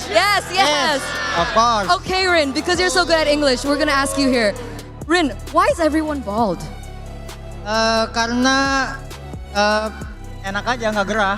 Oh, okay, because it's nicer, it's not hot. Because I saw in your interview previously with Monica that people said, from Alter Ego said that they are all bald because you told them to be bald. Is that true? Ya, karena saya ingin mengumpulkan jajaran para orang botak dan menjadi baik hati dan tidak sombong. The Alter champs are going wild. Sir, apparently Rin said that they're all bald, and Rin asked everyone to be bald because he wants to combine a line of what? Of bald soldiers that are humble. Bold circle. Bold circle. Soldier. Yes. Yes. All right. So what's your design for today? Apa desainnya hari ini? Apa-apa? Untuk kamu. Kamu di kepalanya desainnya apa hari ini? Desainnya SpongeBob dan Rata Geng. The design is SpongeBob. All right. Van Strong, do you think now we're seeing a 1-1? Remember, this is a best of 5. Do you think Alter Ego can come back full 3-1? I'm confident my team will come back lah. Will 3-1. Oh, okay. Nggak boleh gitu loh. Oh, Oki. Cuman Game 2 hoki. kita menangnya Oki. Okay, they won game 2 because of the luck. Don't remember the passive. Remember? Yeah. Okay. Oki, game 2 Oki. Game 2 was lucky. They were just lucky. All right, Rin, to close this off, we want to hear your voice. All right. So there's so many Alter champs in the building right now here in M7. We want to hear you cheer. Okay, you have okay. to lead the cheer, okay? Ready? Ready? Ready. Semuanya ready? Alter champs mana woi? Pas gue bilang Alter Ego, kalian bilang go ya. 1, 2, 3, Alter Ego! Go! Keren banget. That was very nice. Thank you so much, Rin. Thank you. Thank you so much, Van Strong, for this interview. Thank you so much, Alter champs. Thank you so much, because we're going to throw it over back to our casters. So Filipino, I just want to say, I love that the Alter champs were inspired by local legend Rufame Quinto with the go chants, of course. And now they're going wild with a go for Alter Ego as they have tied up the series. And even Van Strong said he's confident that his team is going to be able to seal it up with a 3-1. But we're still going to be going into what is going on. What is that? I would like to propose a new cheer for the Alter champs. Oh, a new cheer for the Alter champs. Did you and Gideon work on this? Okay. What is it? Me and Mirko too. Oh yeah, Mirko as well. So what is it? We are Alter champs. There's a little shoulder dance involved. We're workshopping it. It will get there. But I think what's so exciting about AE for me personally, as an individual comes from MPL MY, a lot of the AE members so happen to come over as imports, and I mean they've kind of given a different perspective on what AE is all about. They're not just about all aggression. They're pretty smart at what they do, and they know the fundamentals enough to break them on purpose. And I think that's the key difference here. Yeah. Of course, we know the history as well of the coach of Alter Ego with esports background already. I'm going to M7. That's what he said. And now here he is, and I like the restructuring of the draft, the change of approach. Game number 1, a little bit too gila. Game number 2, balanced out the gila, and then eventually worked out well for them. So hopefully we get to see more innovation from Alter Ego. While for the side of Aurora, I think now it's their turn to do a little bit of restructuring in their draft decisions. I thought we were heading into the draft. That's why I was setting things up this way. But right now, it's time for us to thank some friends. Wish we had our friends here for this one, but we don't. So we're just going to thank Secret Lab first and foremost. That's right. Play better for longer with Secret Lab's ergonomic chairs used on stage by our athletes. It's trusted by the world's best MLBB teams. Whether you're enjoying a casual game with friends, climbing to Mythic onwards, Secret Lab can elevate your game with tournament-grade ergonomic support, the very same kind that powers the pros on the elite stage. Man, right now I'm actually using the Secret Lab Invisible. Oh, yeah, it's the foot. No, it's actually the footstool that they. I mean, obviously, it doesn't come with. What do you mean footstool? I'm not using a footstool. This is totally height accurate right now. Yeah, 100%. Quickly pick up the Secret Lab Titan Evo, one of my personal favorite chairs to sit on. Definitely love the GU leather, of course, but more importantly, the ergonomic advantages that you get from it. I like the fact that it's just all magnetic. It's something that tickles my pickle a little. Excuse me? It's his cup of tea. Yeah, it is. And you see it on your screens right now, the Secret Lab Titan Evo. So scan the QR code if you want more information on the model. And I love how we get special treatments for the Secret Lab chairs every M series. Yeah, year in, year out. Yeah, different color schemes. I wonder if there's some lucky individual out there in the world who just has like every Secret Lab M series collab ever. Don't look at me like that. I only have like 2. I have 2 out of the. That's 2 more than I have. Sir, we don't even have 1. Oh, yikes. Oh, yikes. Well, that's unfortunate for you guys. I'll guess I'll enjoy the benefits for myself because that's not the only thing that I've been enjoying in terms of benefits, because one of the few things, and honestly, it's my guilty pleasure, I've been checking out Acecraft. It's a SDG build around adaptability. It's got like a lot of roguelike elements where you have random skills, bullet deflection mechanics, and a retro cartoon style, all designed for fast, skill-driven aerial combat. So, jump into Acecraft right now for some nostalgic fun. He was playing this whole time. Oh, no wonder. That's why you keep getting the real memes per month. And you're still in game, man. Stop! You don't have to tell everybody. No, you're gonna lose that if you don't get ahead and play it. But hey, while you're playing Acecraft, well, no, we have jobs to do. Let's talk about the draft now for game number 3. What to expect? Balancing for Alter Ego. Right now, I'm not looking a lot of requirements from Alter Ego. Now I'm looking for what the adjustments will be for Aurora. And hey, there's a little bit another surprise here. They could refer to the MLBB Academy. It's been fully upgraded. Get personal weekly reports to understand your pacing, strengths, weaknesses, along with complete match history, so every big moment is recorded. You can also rate trending topics and share your perspective. Whether you're tracking stats or joining the conversation, MLBB Academy is where your matches are there for you to watch, and it helps you understand your growth in Mobile Legends Bang Bang. You can check it out on mobilelegends.com/academy.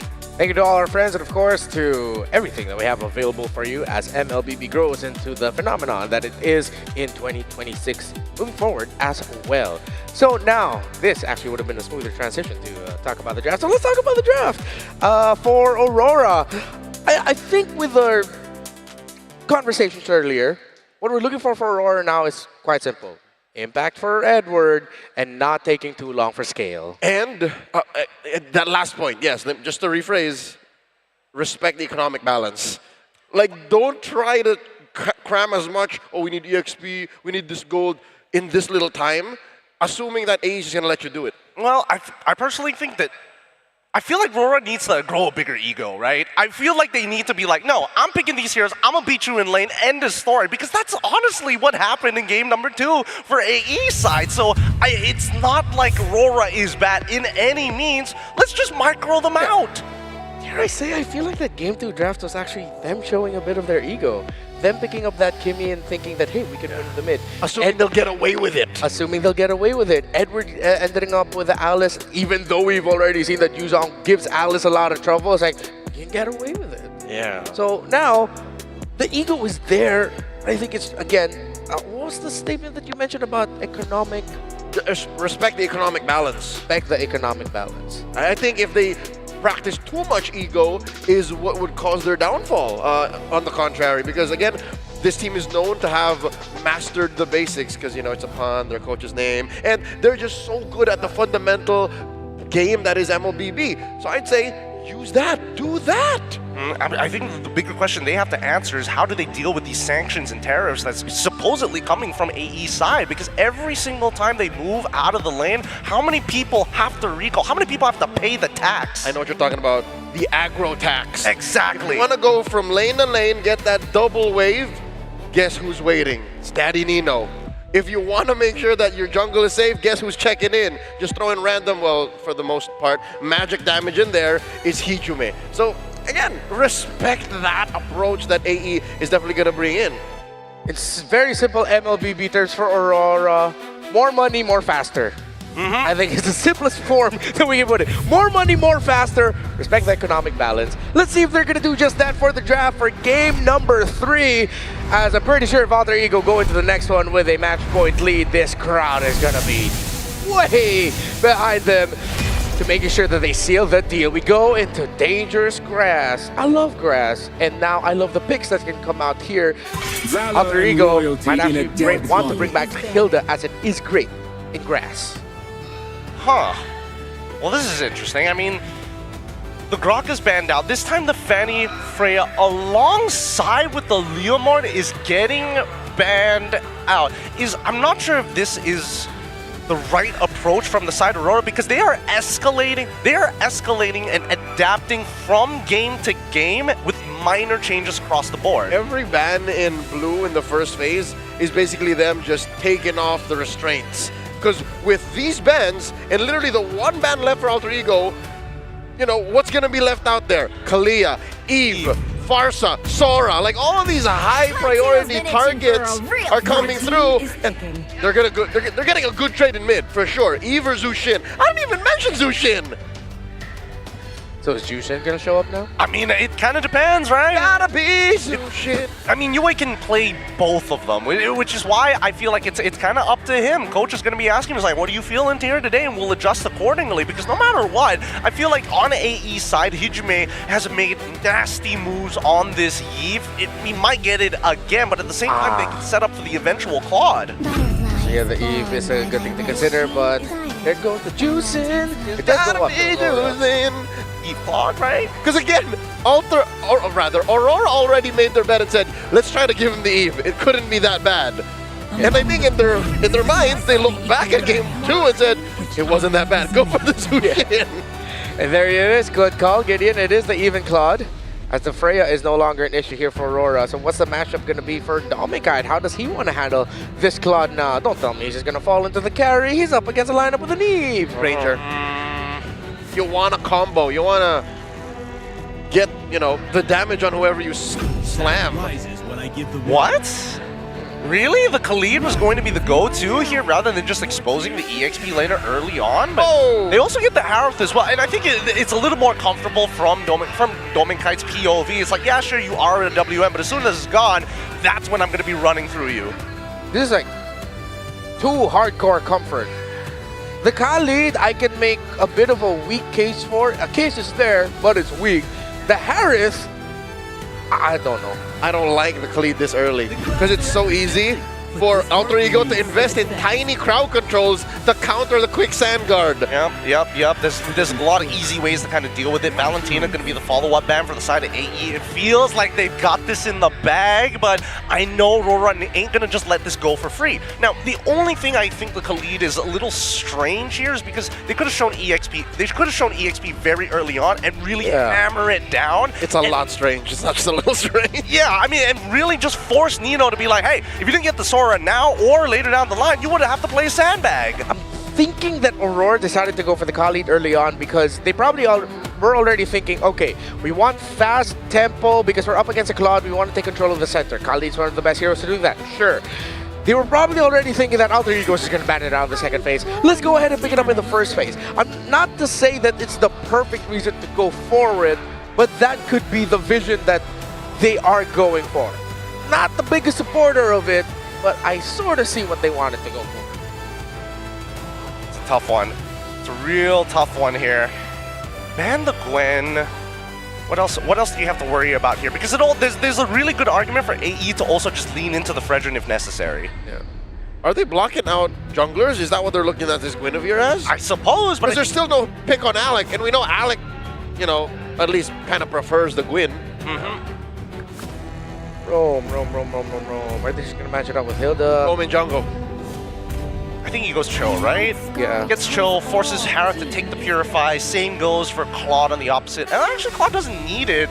There's no hard lockdown besides the Raging Sandstorm, but that's more towards the RWM than anything else. We see an Esme ban up there. Real good stuff from AE. Aurora, do they ban the Fredrin here? Are they worried about any potential flexes? Yeah, I think maybe utility, because what if they're already eyeing Demon Knight is going to end up playing an Assassin?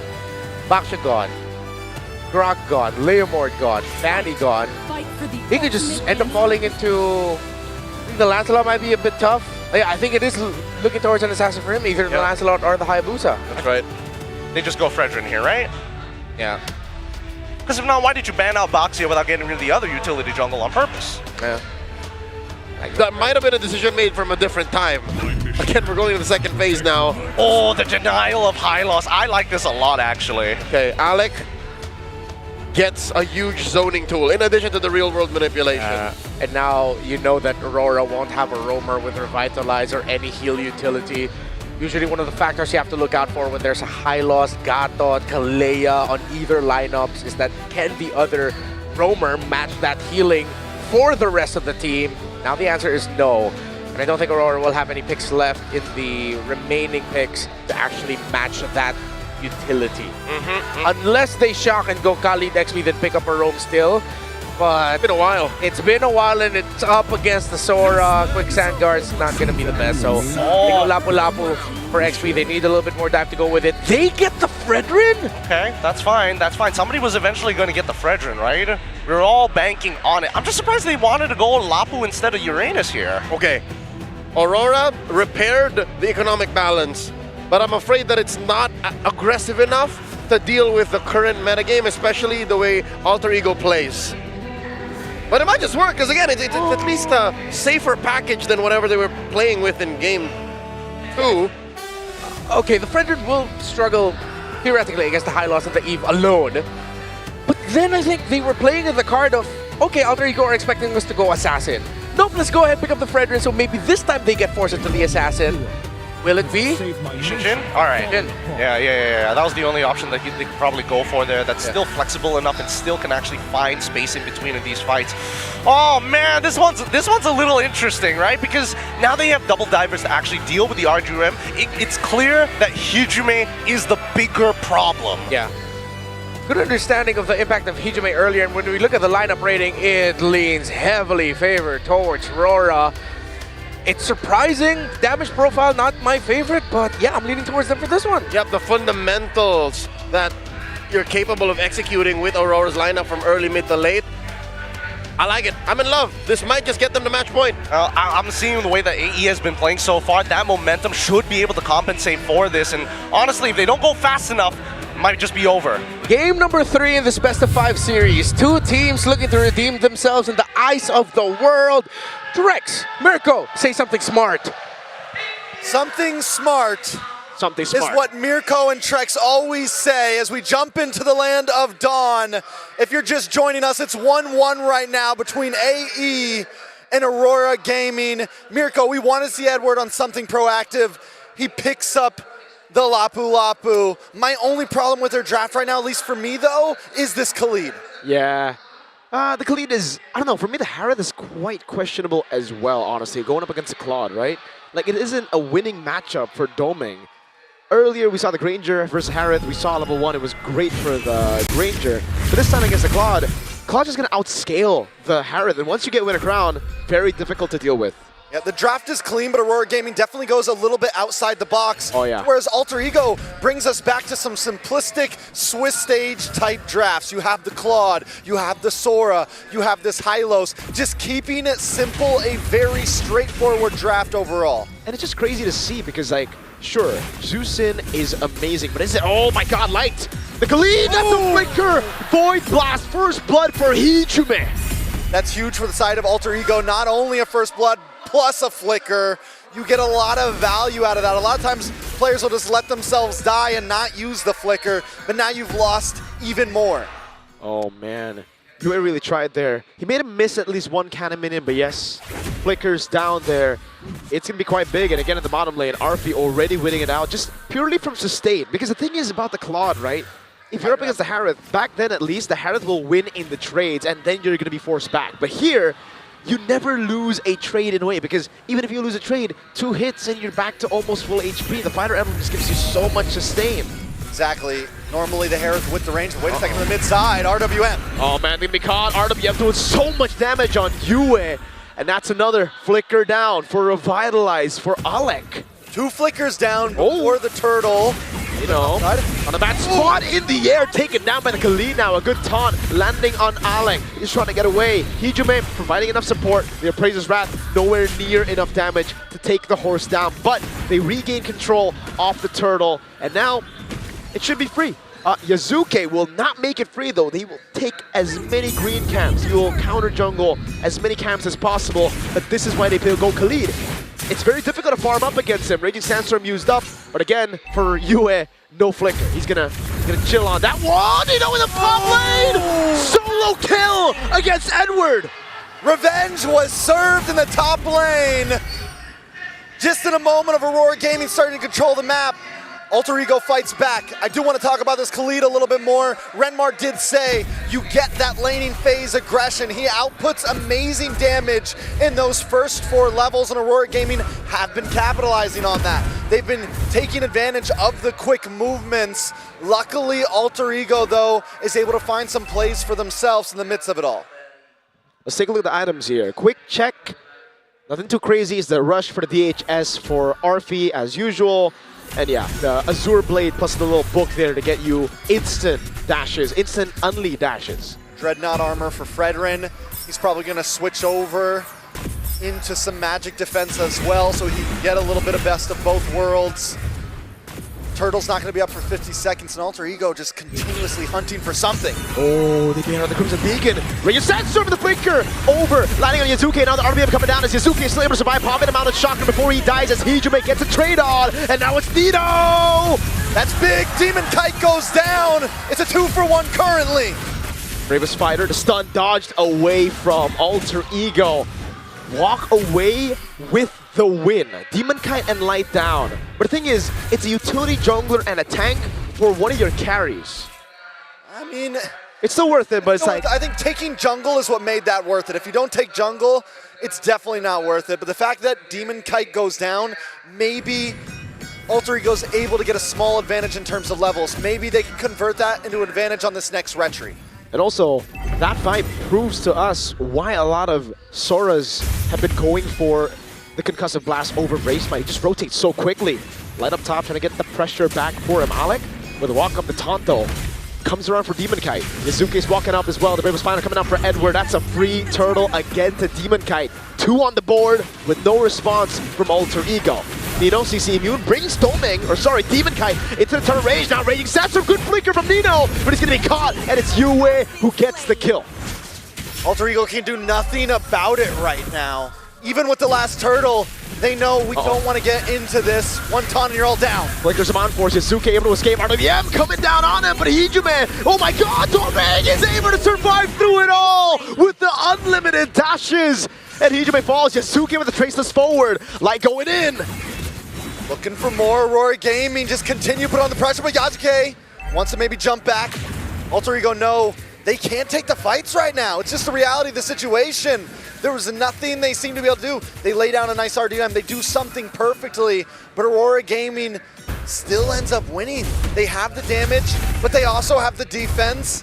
Is there a time? I think Alter Ego still needs maybe 8 minutes, 9 minutes till they can really put on a fight, until Claude can really lock in and get involved. I guess so. Right now he just is sitting on a DHS. The Harith is behind in gold, but you are active way earlier. And that may be the reason as to why they actually went for the Harith despite being in a bad matchup, right? Like, Claude can get the gold lead, but how big is your lead going to be? It's not going to be a whole item diff yet, right? So, as long as Domeng gets the Starling Upside in the Feather Heaven, he can do this. Got to the solo kill! Domeng!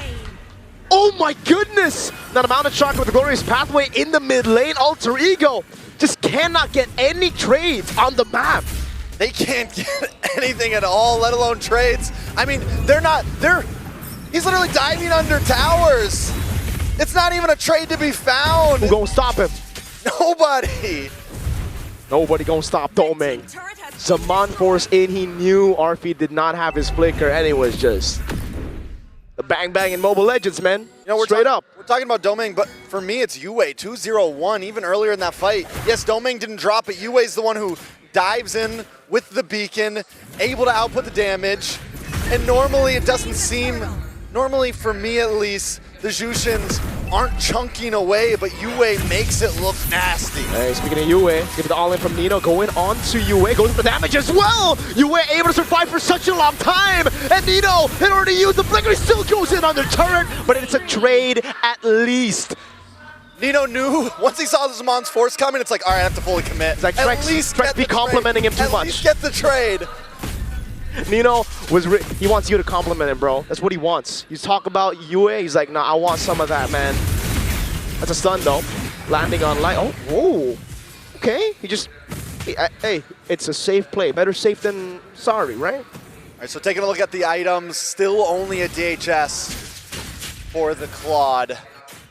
And I think at this point, you're going to need the whole trinity. You're going to need the yeah. you're going to need the wand, you're going to need it all to really be able to output, and that's a long while away at this point. We are 8.5 minutes in. Yep.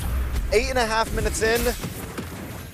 And probably around 10, 11 minutes, that's when the third item's going to come in. By then, Aurora Gaming can turn this 2.7K gold lead into 4, 5, and just continue the snowball. It's still within Aurora Gaming Philippines' power spike is the problem right now. Yeah, so Alter Ego, they're just going to have to wait and stall the game a bit longer. Because if we do get to the late game, this is where Alter Ego's composition really starts to pop off, right? They have 3 damage dealers. That's why it was very greedy for them to actually go for the Claude and then the Yi Sun Shin in the end. I really thought it was going to be a utility jungler too, right? But hey, that's the Warax pickup, so they are getting to that point. It's just incredibly slow because in normal situations, you would actually be able to give gold, like more to the gold lane if you're on utility, or vice versa. If you're on the fighter gold, you give more to the jungle.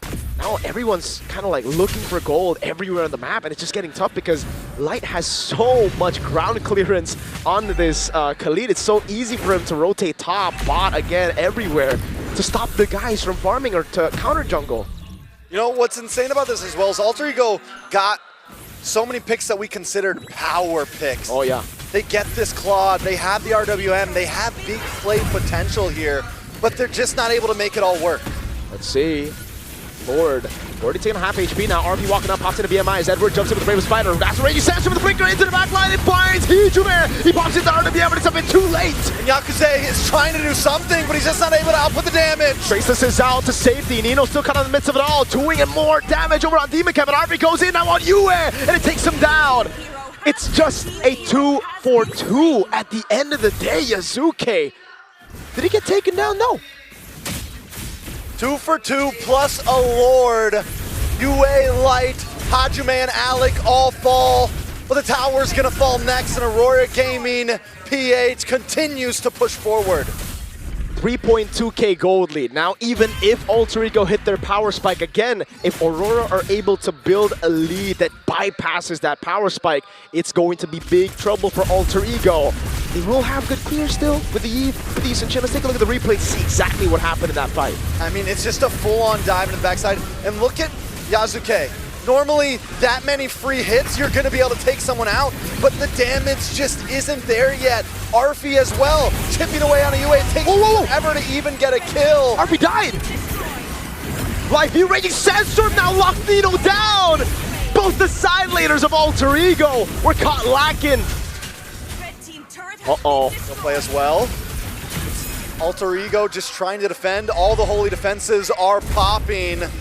Lord is off the map at this point, but still Aurora Gaming are going to try to push in and take an inhibitor. Where's Yazuke? He's still up top now. Glorious Pathway going to be used up. His RWM actually does a little bit more damage over on Light, but now Alec actually is able to walk away. Gets the stun, but it's Edward with the CC immunity of the Braver Spider as RP comes back to life, and they'll be able to defend. Still, though, they're stripped down to their base turrets in mid and bot. And Light just locked in Radiant Armor. That means he can really hang out in the midst of this RWM. He can take even more damage. So we went from being a nice damage-dealing tank in the beginning game, and now he's just going to be able to absorb the damage. If he wants to pull off a crazy Raging Sandstorm, he has the ability to do that and get away safely. Sky Piercer has been in for Yue. He's 4-2-2. The stacks, I'm sure, are starting to come in, and that means even more damage on the side of Aurora Gaming. We're not even talking about Edward. We're not even talking about Dome and Kite yet. Now it comes back to how can they get farm? Because look at Aurora. They're trying their best to actually freeze out and to push in when they actually want to take away the green camps, right? And again, for Light, he's trying to catch these guys off guard. Arfi is holding that bush right now, but it actually might come back to bite him. Dome Kite. Okay, he doesn't read into that bush. I thought, he would use the eye icon and maybe look for a play there. But yeah, Alter Ego. At this point, they've hit some power spikes. Arfi already on the 3-item. Holy Trinity. The Holy Trinity of attack speed items already. He's building towards a melting gun, interestingly enough. Not straight to the Winter Crown, so he's expecting to just be free in the fights. I mean, I think it's not a bad play at this point. Maybe just fully commit, right? Last Try cannon. to chip down onto Demon Kite. There's so much tank on the side of Aurora Gaming. And if he can play smart, it could be huge. Yeah, Nino really tried to brute force into that position there, but against Chung, Edward zoning Yazuke away. Look at the Lord. He's getting Chung really low. Yazuke has no position to go for the contest, and Demon Kite secures it for free as Edward whiffs the stun, but he doesn't need to land. Raging Sandstorm with the breaker now catches Nino. That's a pick up with the Lancer Flare, and Nino gets sent to the sword of Edward. At this point, Yazuke hasn't been able to try to take a single neutral objective. 3 turtles, 2 lords, and he hasn't even been able to walk into the pit because Aurora Gaming is waiting for him. And this is what the composition's able to do. Edward brings out the bravest fighter. Light brings out the Raging Sandstorm. They hold down this front line, and there's nothing these egos can do. The Lord will charge into the mid lane. They're not even concerned about the mid lane right now. That's Alex thrown back in the bottom lane. Oh my goodness, a dive! RB with the BMI barely gets away in the Synchro Vision, but it will be guaranteed now. That is a free turret down below, and it is a base turret. For Alter Ego, it really comes down to defending the top side, just because it's the far lane. But still, Aurora will take whatever they can get. 2 base turrets with a Lord push, that's value, dude. They might just look for a third here. Minions are coming down the bottom side. They can push on the top here. Alter Ego has to commit to 1. Edward with Bravest Fighter now jumps onto Hijume. Yazuki dealing a lot of damage now as RP does the same. The Mount of Shocker goes wide as now it's going to be Light trying to run away, and he does. Glorious Pathway! Omen Kite maybe looking for the possible re-engage along with Yue, but Roar are going to play it safe. They took 2 inhibitors. They can move on to the Lord next. And look at how low that last turret is. Nino checking his bush. We'll spot Light out there. But the turret up top, man. If Aurora even just build a small slow push and they spotted this. Oh my goodness. Arfy's gonna try to lock on. Thankfully it's a Khalid, right? Like there's, you don't chase him easy. Oh man, the orange buff. Yue shining the light onto Yazuke. Zoning him away, the retry from Demon Kite to take it away from Yazuke, who still kill us this game. Alter Ego have just been getting starved non-stop. Purple buff gonna go as well. Nino at least keeping vision, taking a look at the items. Taking a look at Yazuke. Just got Malefic Gun in. I mean, at this point, it is a rough position. It's a 7.7k gold. And the thing about Aurora Gaming is they're okay with taking it slow right now. They have late game potential as well. There's not exactly a clock ticking for them in the general scheme of things. There you go, Winter Crown actually built by Domeng quicker than the Claude. Again, you would expect the Winter Crown to be built up earlier for the Claude, just so that you can try to make those outplays happen, but it's Domeng. So now he has the survivability in the team fight. Even if you go for the all-in on him, say you poke him out, right? He still can pop Winter Crown. The rest of the team can then just peel all the other engagers off of him. All right, so for Alter Ego here to make something happen, I think they need the big play, right? Nino needs to pull something off, but right now Alter Ego approaching these fights split up might not be the answer. Yep. I know they can get caught by a big Raging Sandstorm and maybe it turns around on them, but they need to look for the big combo themselves if they want to try to put this into their hands. Look at the wave up top. It's a slow push built by Aurora Gaming Philippines, and they go straight for the Lord, so that Alter Ego won't have time to decide whether they want to actually deal with the slow push up top. Now they go on Edward, but he pops in Bravest Spider, and the Lord gets reset.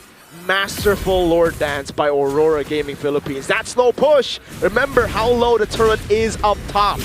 Just a few hits, and it's gone, and that's why you see Alter Ego desperate to look for a fight, to look for something. They want a commitment. But it's RORA! Oh my goodness, right in the back line fighting it. Blazing doing with the Winter Crown, not doing any damage, and Appraiser's Wrath as Domeng dives in. Domeng able to find a kill, but Yue finds one as well. It's a double for Yue. Nino with the flicker out. Now it's Demon Kite with the chase. It's just Hijume and Nino. There's a big cannon wave in the bottom lane crashing down onto Alter Ego's base. Domeng is ridiculous on the Harith. And that's Yue with a Sky Piercer stack, a mega kill, and a wipe out to secure match point. Once again, it's blow for blow, back and forth. Aurora Gaming take the first, Alter Ego with the second, and now Aurora Gaming is back to help secure match point. Will it happen again, or will it end in the next match? In Indonesia, it's the Filipinos who get to match point first against Alter Ego. Aurora looked ruthless.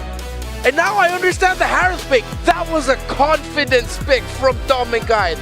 I'm sure it was him telling the coach, give me my Harith. I will beat RP in lane, I will solo kill him, and when you need me, I will show up. In this specific moment and in this very specific game, I will allow and support Ego. I believe that it was a conversation very similar to what you said, most likely in Tagalog, saying, Coach, let me have it.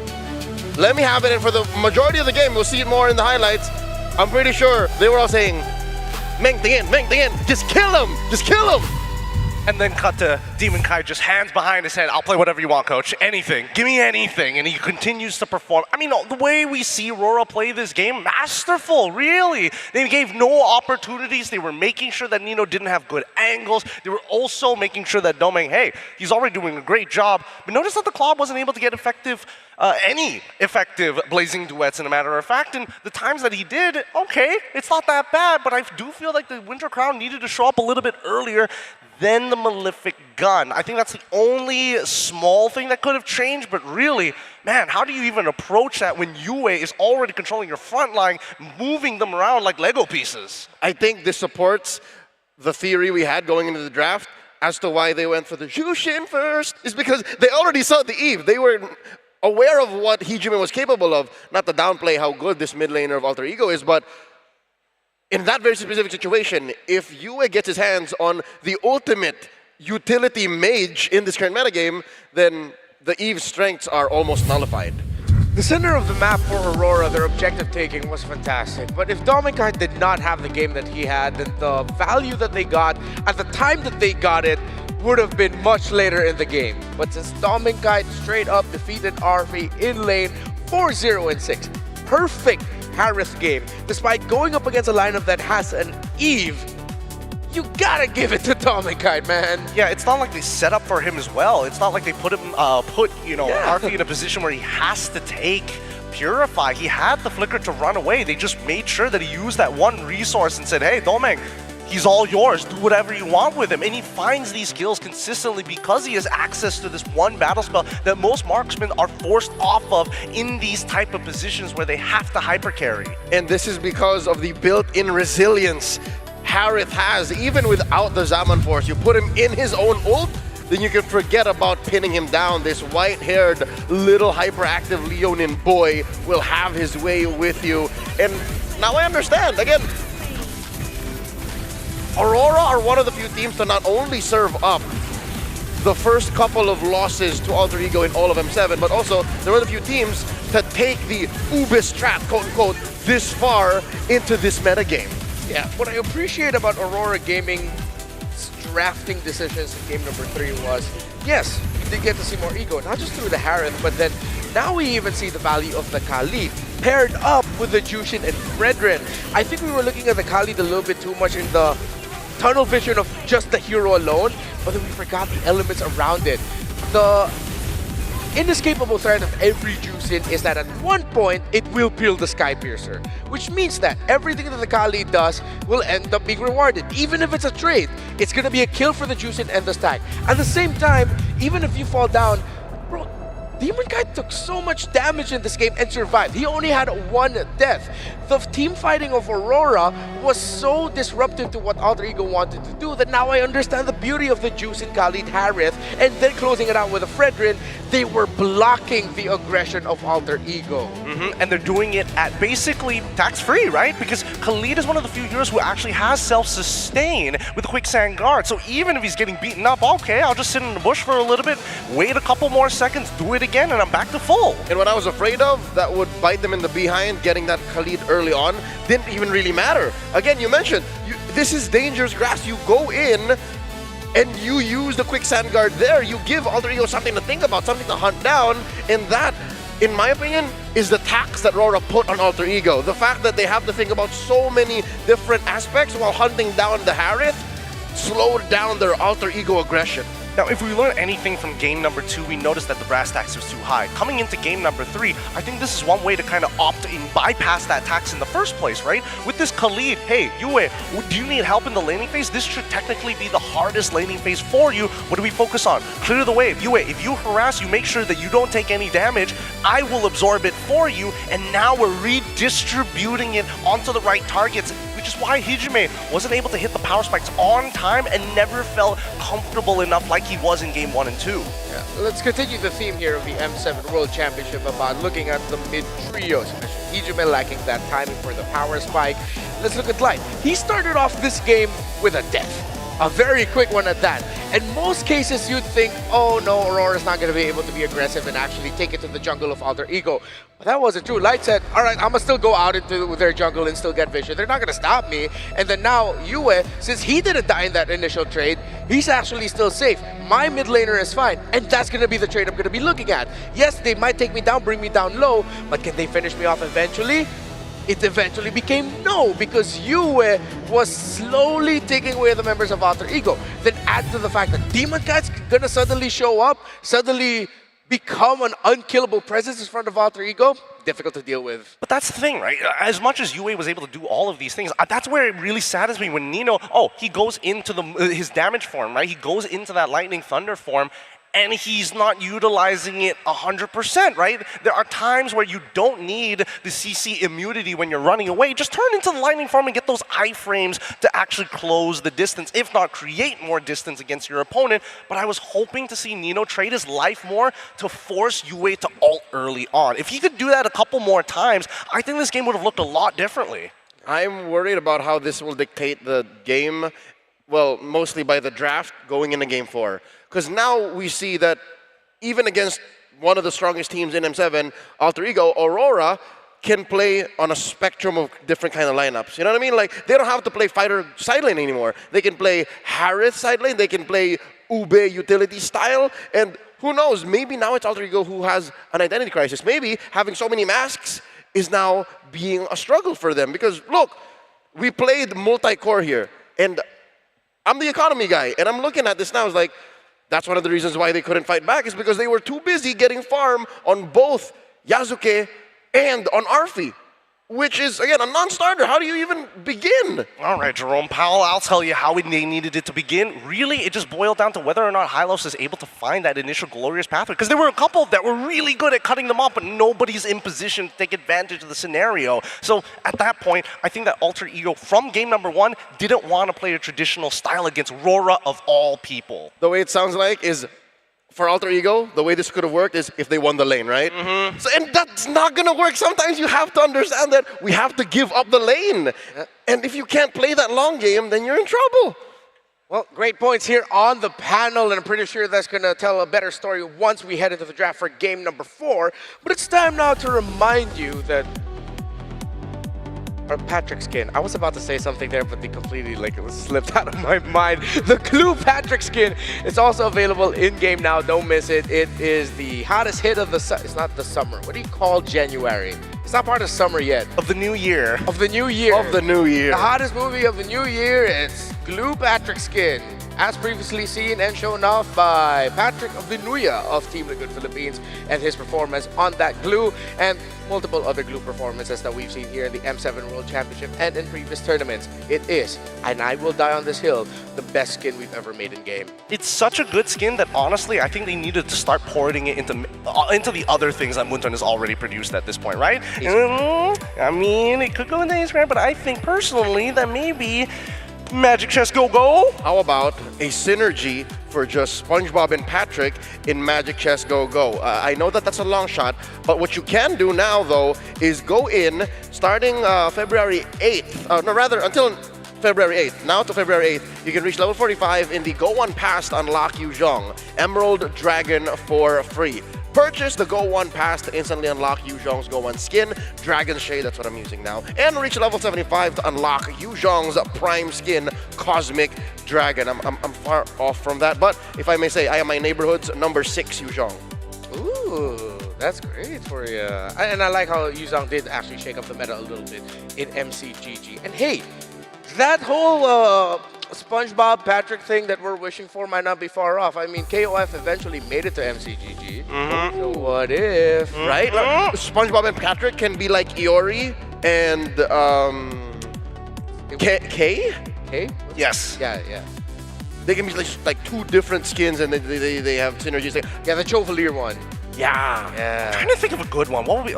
I can't be giving away these $1 million ideas for free, of course, but you guys can. Just make sure get the pass while you still can, and also get the 3 skins starting from 360 diamonds. Value. Being said, though, actually, I feel like I don't think we're ever going to see glue in this matchup. Like, Nino has so far shown Sora, Yuzong, it's all damage dealers, and yes, obviously a setter in Sora, but he's kind of both, right? Yeah. I think, especially now with the little break that we had heading into the second day of the knockouts, the teams have adapted and respected the idea of the instant gratification, that you get impact right away, that it is not too complicated for you and your team to get the wins, to lower down their health, force out resources. You want it instantly. Yeah, so I think you have to revert to a time mode saying of KISS, K-I-S-S. Keep it simple, sayang.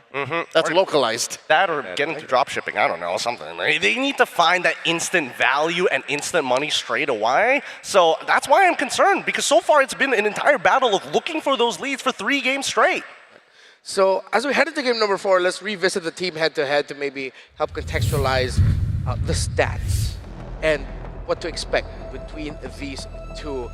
Edward and Nino, I feel like, wow, I was just about to say it's a closer matchup than we expect, but it is actually a close matchup between the two EXP laners. For Hijume and Yue, I think their picks, as important as they are, more important, I feel like, is what ends up in the hands of Alec and Light, respectively. Yeah, right? It feels like as much as we are looking at the pinnacles of like, yeah, these are the outlets, the connectors, the wires to make this motherboard work is so much more important. So these two teams have to invest more in the setup, not the payoff. The payoff is almost guaranteed. If you want to see Yasuke or Arfi go ham, they will. You want to see Demon Kite or Domen Kite do their thing, they will. But you gotta make sure that they have a platform to do that on. Yeah. To add to that, simple setup. Nothing too high concept, nothing that demands way too many layering. Or things that shoot off in way too many different directions. Exactly. And that's what, when you look back at the lineup of Aurora Gaming in game number 3, yes, the highlight of Dominic being able to do that as a solo player. If you look back at the rest of the team, it's actually not a difficult lineup to pull off. As the Fredrin, come on, we all know what Fredrin has done for ever since his inception into as the premier jungler pick, eventually fell off. But then when it does come up, we're just reminded of why it was a monster for a long time. He can stand there, take damage, and still bring value. Yeah, which is why I was like, why didn't they pick it up on Red 4, right? They had the opportunity to do it on Red 4 or even Red 3, and they decided not to and give it over to Aurora. We look at the fans' predictions so far, and I mean, RORA-PH is coming up with 74%. I personally predicted RORA-PH. But I also expected Aurora, Alter Ego to put up a fight. Now, if they're going to put up more of a fight, take us all the way, that's on them now going into game 4. Yeah. What if now, for the Alter Ego picks of game number 3, with Claude, Eve, Sora, High Loss, Season Shin, makes sense, right? That is something that is Astrex put together in the cast, that it's very reflective of what happened in Swiss, what happened in our wildcard as well. But what if it wasn't Gila enough? What if it wasn't crazy enough? It wasn't Alter Ego enough? How Alter Ego are we talking about here? And how Alter Ego do you suggest we go? Yeah. If this were a 5, how much more? I feel like Yasuke and Isan Shin doesn't scream Alter Ego to me. I need something more explosive so than Yasuke's hand. In the realm of keep it simple and instant gratification, you want more on the spectrum of instant gratification. Yeah. Where is the Hayabusa and Lancelot today? Or even a Hellcurt or something like that. I mean, if we're talking about instant value, right? That's a little Geeler, that's Geeler Bangit. Yes, very much so. Well, I think that's the problem, right? Because if we're going based on the trend of how these games are going, I think that Aurora is just going to keep on escalating unless this is the winning formula. We found it. We're just going to keep on reproducing. Yeah, and that's something that Alter Ego needs to watch out for, because that is a drafting tendency of coaches Master of the Basics and Deckstar, is that once they pinpoint that weakness and that little pattern that they can lean into because they realize, hey, there's not a lot of counters to it, they will lean hard on that and then eventually ride away with the win. But Alter Ego is a team that has been known for shattering expectations. That just when you think you have them down, they suddenly come up with a drafting pattern that even shakes up their opponent's expectations of them. If I may, I'm sure there's a lot of fans from all around the world watching. fans from the Philippines specifically, I'm gonna tip my hat over to the Cavalry. I'm pretty sure whatever they played in Game 3 is a nod to the Liquid Stampede. Look at that lineup. You'll see a good DNA of it is what beat Aurora in the grand finals of FPL Philippines. You know what I mean? Like there's a Fredrin, there is a Zushin, and then you have this hard carry in the gold lane. It is very reminiscent of what their rivals from MLBB would do. Actually, okay, now I'm reminded as to why I felt there was something a bit different about seeing this Fredrin play. We're used to seeing ROTZ play the Fredrin a little bit more, and he plays it like he's also the roamer while he's jungling. Because this time it was paired up with the Khalid, he didn't need to do that as much, so DemonKai could just hang back. But during the times where he did show up, since he was relatively undisturbed in the jungle, it's reminded of us of like, oh yeah, he is still a pseudo-roamer that's difficult to take down. And the entire time, especially when you're playing like a hyper-scaling style of jungler like Shin, just going even against him is already a big up, because he clears way faster than you in many different scenarios. Even if he's down a level, as long as they're maintaining that gold, Shin will eventually outscale you. However, catching people, right? The timings of which DemonKai gets in there, he suddenly lays the blanket and says, no, I am the Flood, you stay right where you are. As our voices fade out of Tennis Indoor, as the Indonesian broadcast ushers us in, well, you can still hear us in the global streams that we have all around the world as we go into Broken Walls for game number 4. And no surprise, Aurora still take out that Grok, and the Paksha is still not being given at all. This time, they also take out the Fredrin. They want something a little bit more punishable in the jungle. I think they always like going for that Sora, no matter what. And I think Aurora are completely fine with it. They're like, whatever. As long as you don't have anything that forces out our battle spells, Sora is very manageable. And it's not even a matter of can we counter it with Valentina anymore. It's literally just, okay, Nino, go ahead, make our day. And that changes our expectations. I remember going into this match, we were talking about things to watch out for. We mentioned Sora. Apparently for Aurora, it really doesn't matter. It's just another hero. Just duck under the punch. It's not that hard, some may say. But I think that Aurora here, let's see what that one slight adaptation, right? They got to ban the Zushin. Yeah, I'm thinking about it as well. Are they willing to give Eve? I feel like you might as well leave both open at that point. That's true. Give the onus over to Coach Zephyr. Yeah, you're right. Yeah. So what will we ban? The thing is, if Eve is given here, and let's say Alter Ego picks up Eve after Aurora bans out the Juicin, Yuzhong's gonna go to Aurora. But then Alter Ego will just respond with the Uranus early on, because that's usually the responses that we've seen now recently. So they go for the Freya. They'll open up both. Yes, both. That's what we're saying. All right, what do they want? What do they want, AE? There's so much to go around, man. Oh, there it is. So now we see how Aurora performs when the table is on the other foot. Yeah. Claude Eve, right? Well, they don't need to rush the Eve because they already see the Juicin on the other side. Also true. I want to see Aurora surprise us and show their version of a Leomord. Oh, really? Ooh. Even though I would have seen that, I would have liked to see that more if it was an Eve first pick. Like double horse tech sort of thing, plus the Eve? Yeah. But they go double horse, maybe, but there it is! It's the Leomord, and as you called it, the Claude. Good call, good call. What is going on with the metagame? In Swiss, midway through, I'm like, yo, Leomord is not metagame. He needs so much setup. And now he's first phase worthy. He's good at punching people when they're low, right? And that's exactly what you need compared to Shin, where it's like, man, I gotta do all these cool little tricks to get maximum damage while this guy's just punching me in the face. Oh! And the counter pick steal as well. The crowd goes wild. Joe would have been perfect for Aurora, but Alter Ego block it. Fanny falls in the hands of Yasuke. Mr. Hoyt is somewhere smiling right now. How can they deal with this now? Badang? Kalia's already gone. I like that you brought up Badang because my mind was already jumping to Kufra. Yeah. Worst comes to worst, right? I mean, they've got to get the Eve. I actually do not mind the Kufra. Yeah. That's two birds with one stone again. There's a Cho. The thing is, okay, the Kufra, you gotta make the most out of your Tyrant's Revenge because it's so highly punishable by the Juicin. Oh no, you're done with the bouncing ball? Instantly steal cables out. Let me bounce you out. Yeah. Got no more lockdown. They go for the far side. Very brave choice. But I think it ended up, because with the heal, I assume Alter Ego will also still ban the Khalid again. Yeah, they needed this Farsa because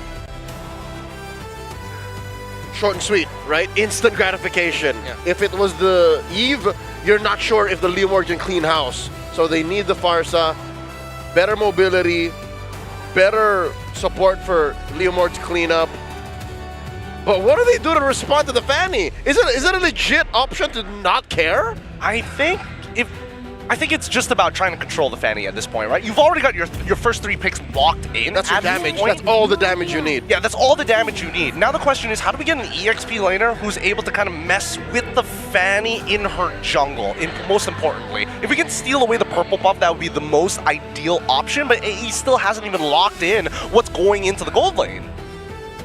The last time we saw Yasuke play this Fanny was in Game 2 against Onyx ID. He got MVP. He went 12-2-2. Aurora better be damn prepared for this Fanny.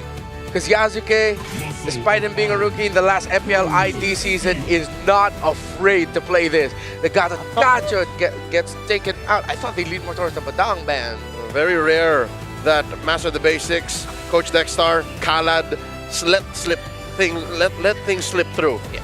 So with this Fanny, I'm like, Are they just gonna double horse it?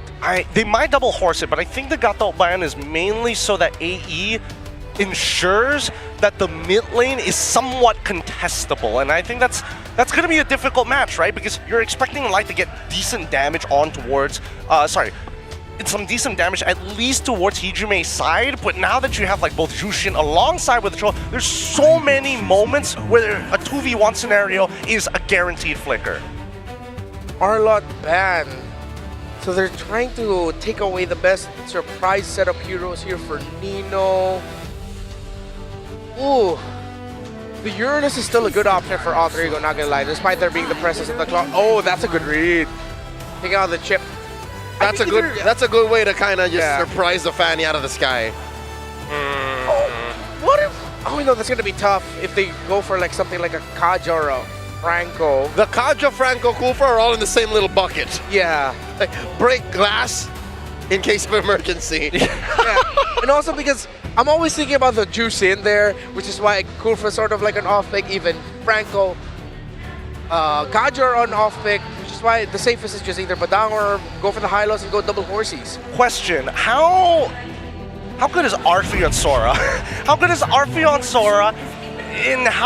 Because I mean, you still can go for like Sora, Yuzhong at this point, and you have entire access to the back line. Oh, all that dive is not going to be good for their health. Yes. I mean, got the high loss at least, double horse tag. Yeah. This is a revitalized high loss. The champion spirit alone reigns supreme. What? What was that pick? Granger carry. Oh, yeah, Granger, and then it's in the XP. Either Uranus or Nino. You got that we mentioned. Yuzhong. Nino's got to clutch this.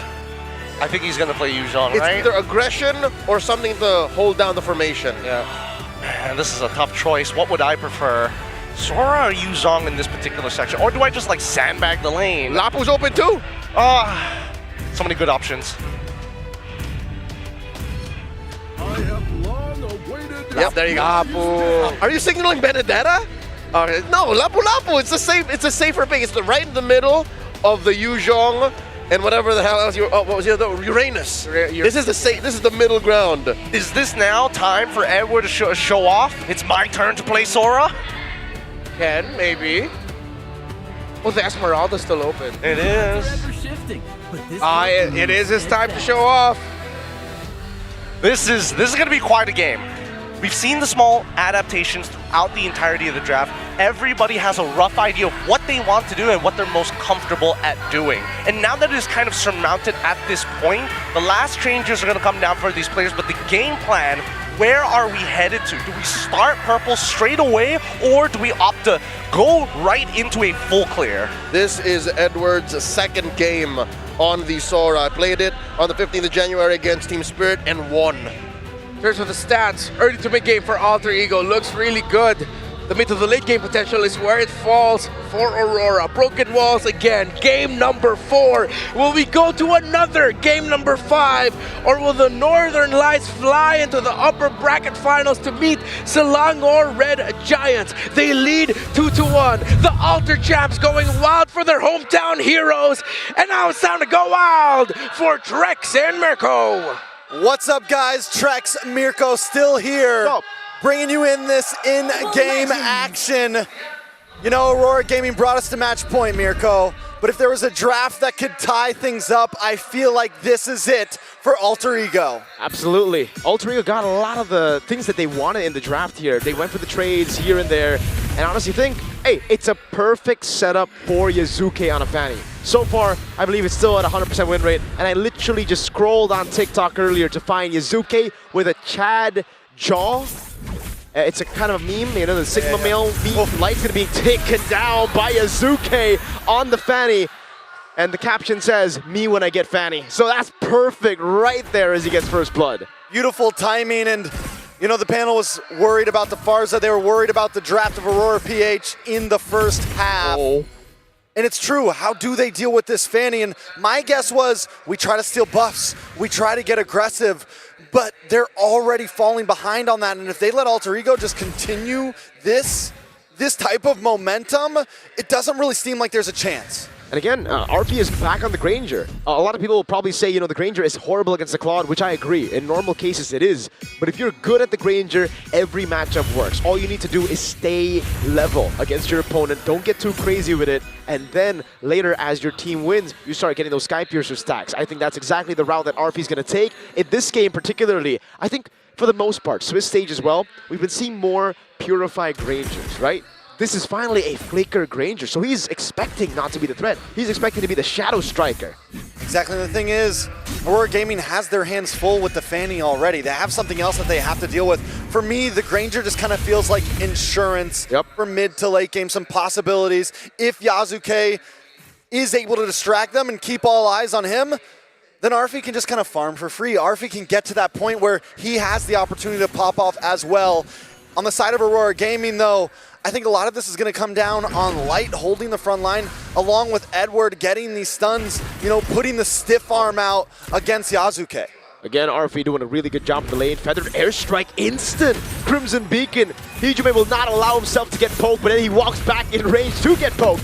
Shadow Stab Beacon coming down as Nino's going to be fully stunned up, and he can't use the second part of it. Yazuke coming in with the cables, doing a lot of damage over, and he gets locked down. He gets Demon Kite, but he falls, and Edward gets the double, looking for a triple. Yue going to back off. Turtle still up, though. Alter Ego.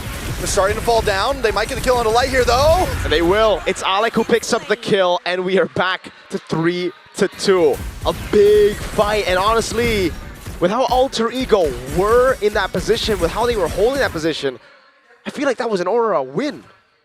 Yeah, I mean, it definitely felt like it. I think it still could come down to who gets this turtle in the end. We're sitting at almost, we're past the 3-minute mark, and it's still first turtle on the map. Both teams trying to recuperate. And I got a feeling we're going to see another big fight coming up. No purple buff on the Fanny, though. That's going to be big. Aurora Gaming Philippines have that hold. And this is where the Fanny starts to lose steam. When you get killed when you have a purple buff, or when your purple buff gets stolen, now you have to be very, very clean with it. Alec with the G-Kuno, the way to drag and lock him down. Nino goes in for the stun as well as Yazuke gets stopped by Light. That's Demon Kite getting away as the Crimson Beacon gets used by Hijime earlier to escape, but he's so low. Nino got the bravest fighter. Edward dives in. Goes into the back. Oh, gets rid of Hijime. Goes to the skies now, but Nino's still there. Oh my goodness, that damage. Still pushing on the damage over on towards Nino. Turtle coming out for free as Yazuke goes and secures the purple buff. But Aurora, now they have the lead. Blade of Hephaestus does lock in for Yazuke, but all that work just to make sure you get a purple buff. And Aurora Gaming, and this is the pressure that we wanted to see. Oh, Alec, trouble. Goes for the way the dragon is able to find an angle now. Yazuke with the cables. Went through Demon Kite, but the Revitalize, it's just too much healing for him to deal with. Blazing Duet with the BMI RP. Spaces perfectly, doesn't panic, and Domeng has the back. Okay, so we're starting to get some creep up for Aurora Gaming PH. We're seeing the positive uses of this Hylos, getting the heal for the team, making it hard for Yasuke to get the finishes. And at this point, Alter Ego, do they continue to hit the gas? Do they start to look for little pickoffs? It's a tough spot. Once you get pushed back like that, you lose a turtle, you take some deaths. Now we're kind of having to regroup. Luckily, the gold lead isn't crazy. Luckily, I still feel like it's a pretty tie game, and the opportunity is there for both teams. Taking a look at the items, Dreadnought does lock in for Edward, but now he's going to move into a little bit of damage, so kind of a hybrid build in that EXP lane. Yeah, I think to answer your question, take it slow. Yes, it gets really frustrating when you have this kind of composition and you don't get the early lead, despite getting first blood. But you still have pretty good mid game, right? You are going to be hitting those power spikes. Granger is on the way to the Sky Piercer, so RP, Hunter Strike straight to the Sky Piercer, second item, wanting to have a little bit more pressure in lane. The Hunter Strike obviously gets him a bit more safety in the team fights as well, getting more attack speed as whenever you get the fourth hit in. All right, so Alter Ego, you know, you talked about them waiting, and I do feel like the Fanny, everyone always puts it in the bag of, oh, you have to pop off early. But it's surprising how much damage a Fanny can still do in the mid game, the 8 to 9 to 10 minute mark, and here he comes! To see with a cut through, Yasuke gets the kill, but it's going to be traded back as Demon Kai and Light take him down. Pops in Revitalize as well. Now it's going to be Alec looking for G. No! Crimson Beacon on the way to Dragon out with the Lantern Flare picking him up. It's going to be the last shot from RP to take him out, and Light now is all alone. Is a Bravest Fighter stun landing on Light. It's a turret juggle from Alec. RP gets a double right as he buys Sky Piercer. And did he get the Sky Piercer in time? I know, yes, he did, so 2 stacks into it already, and that's what we were talking about with RP, the possibilities that even if Yasuke falls, he can pick the pieces up. And it's a retry used on purple when the turtle is up. You know what Alter Ego want to look for. It's not objectives, it is brutal team fights that they want to go for. Chaotic as ever. This is the Alter Ego we got to see in the playoffs of MPL Indonesia. So Aurora Gaming approaching these fights from here on, they need to know we can't use the whole package on just Yasuke. We need to save something for Arfi. We need to make sure that we can deal with Hijume as well. Alter Ego, to deal with that, need to kind of layer these fights, need to come in at different timings, and that's what they did in the last one to win things out. That was a good bait earlier there. Glorious Pathway coming down as well. Phantom Steed not used yet, but Edward had to back away. The airstrike coming down now. Trying to poke him down. Nino's going to be chunked by Edward. He goes in onto Hijume now, but he's able to flick around. But that's a lot of damage from Edward. Now it's Nino with Bravest Fighter. And a Phantom Steed able to shred through. Can they get it? RP with the shutdown. Alec getting the way the Dragon Peels for the team. And now it's Yasuke cutting the horse down as the turtle will be next on the chopping block. Light walking up, but it's Yasuke who takes the turtle as Domeng gets a trade in the mid lane with a turret. RP 4-0 in 3 already. We're entering the danger zone for Alter Ego. And look at the top side as well. Nino pushing in. Alter Ego taking a full spread approach to the map right now. Malefic Gun locks in for RP as well. The damage is online. Trex. Alec was a lifesaver in that fight. They went all in. Now Alec's gonna go for the Jikundo again. Right as the turret spawns, with the Dragon locking the boy down. Blazing duet of the BMI, but Yasuke comes in! Under the turret, gets the cables to get away! And Edward is trying, but it's just not enough. Alec goes down, Edward does find the kill, but he's gonna pay the price. Nino with the Bravest Spider straight into Arfi, going unstoppable, picking up the rapid boots, and Alter Ego again. They do not care for objectives, they do not care for structures. What they want is to brawl, and Aurora Gaming Philippines are giving it to him. Yasuke!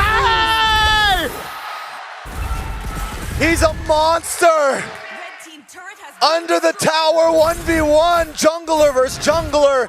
At this point, Aurora Gaming is trying to fight back. They're looking for little moments, but I think they need to go on the defense. They were able to catch them off guard in the early game, but now the power spikes are here. They need to look for more responsive plays instead of meeting Alter Ego Esports head on. Taking a look at the items. We're still waiting on that Holy Trinity from Domeng Kite. We're still waiting on a second item for Yue.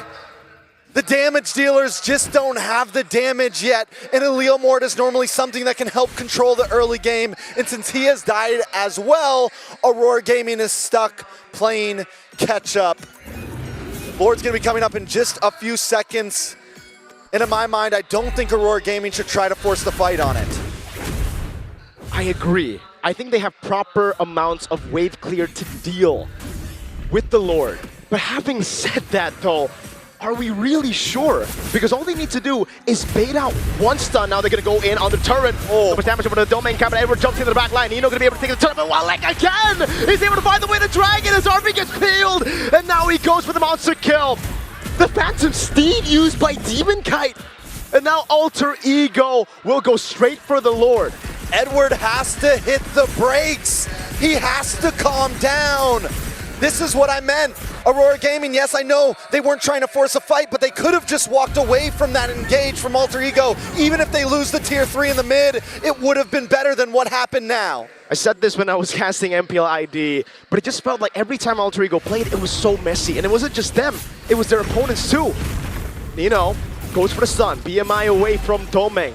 And to finish the point earlier, Alter Ego just have a way to force their opponents to play a messy game. I don't know what it is. They bring the worst out of other people. They bring the worst out of other people, and that's what you're seeing. Aurora Gaming, this isn't the thing you would see from them usually, especially the form that we saw them using to beat TLPH. They were clean, they knew when to take the risks. Domeng had to be MI out. That's a free tier 2. And Lord hasn't even gotten to the base yet. They're going to be able to make some holy defenses pop in the mid side as Lord creeps down the bottom. You know, we said it, Aurora Gaming has the ability to defend. They do have things like the Feathered Airstrike. They have the Feathered Airstrike. They have the clear. They have the shred with Domeng Kite. They don't need to force anything. The thing is though, they kind of do, because when Nino's up in front of you like that, you have to do something, and it's a Feathered Airstrike that you have to pull out. It's sometimes even the Blazy Duet for Domeng to try to shoo these guys away, but once you use those resources onto the frontliners, onto these guys who are constantly up in your face, Yazuke walks up, or rather, he flies in. I gotta say though, losing one inhibitor still feels kind of like not too bad of a loss of what could have happened. Absolutely. But Aurora Gaming, don't go out there. They need to stay put. This is exactly what Alter Ego wants at this point. So let's look at the stacks, 60 stacks on the Sky Piercer. Level 14, Arfi is just a pick artist at this point. Feathered Airstrike coming down, but look at Yazuke. Lead with the cables, trying to feint, trying to waste some of the resources, but Aurora did not bite. Okay, so Alter Ego still playing a slow, but they're trying to bring the worst out of Aurora Gaming right now. They're kind of playing the outside rims of the base, hoping that somebody bites the bait. It's gonna be 55 seconds till Lord. Does Alter Ego go for the stall in the lanes, or do they just keep on pushing in here? I think they go for the stall. They can't afford to give Aurora Gaming Philippines enough resources for their comp to finally work, because yes, you do have a Fanny. It's going to be very, very troublesome for Yue, for Domeng to actually get into the good positions in team fights, but still, you don't want them to get their item power spikes, because then it relies on you not making a single mistake on a Fanny in the late game, which is way easier said than done, brother. You know, I got to say as well, Edward, earlier on, when he made that big play that he paid the price for, you still saw the damage from him. You saw the capabilities. So, as you said, when those item spikes do come in, if Aurora Gaming is able to do something like that, when they can actually get kills into the backline, it could be detrimental to how they win this game if they can turn things around here. So, Alter Ego, 3 seconds for Lord, looking for position. Look at the top side, Nino. Looking for either a possible gank or a push onto this top tower while the rest of his team secures the Lord.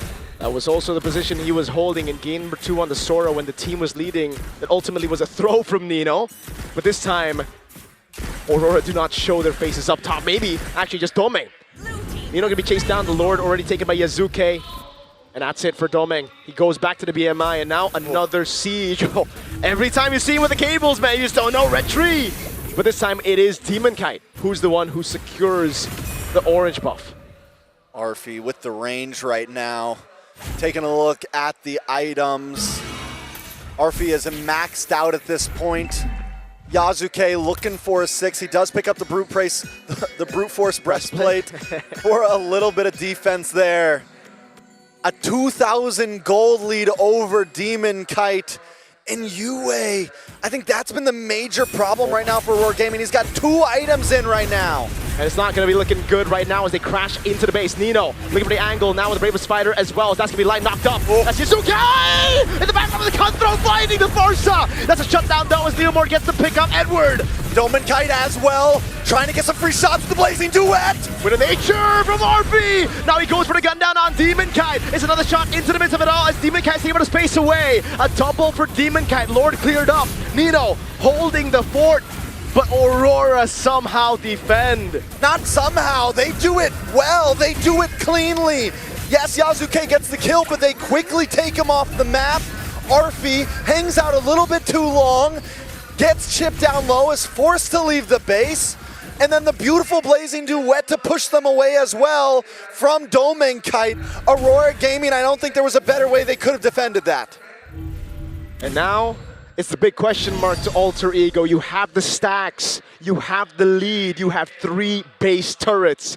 Do you still want to brawl? Because this is finally a comfortable spot for Aurora to be like, yeah, we want to do what we've been doing all throughout this game, but this time it should benefit us. You shouldn't be brawling. We should. Glorious Pathway to Shadow Stampede. That's RB caught! That's huge. In the backside though, Yue goes down! Ijume still kiting away now, popping in the Lantern Flare as Alex is able to escape with the Helmet Immortality. Somehow Yasuke buys the Rose Gold and escapes, but Nino is all alone. Can he survive this? That's gonna be so much damage from ďomenkite on him, and Nino will fall to light. And Yasuke is nowhere to be found. He had to go back to base. Aurora Gaming, though, they don't push anymore. They're going to go back to their own base. They're going to defend. We got 2 members. We got the winning number on that last fight. They want more. Alex, wait. Purify out from ďomenkite. Now the body. Yasuke goes in, but with a nature. Perfectly timed. No panic from ďomenkite. Ice cold. There's no waiting in the land of Dawn. There's no pausing.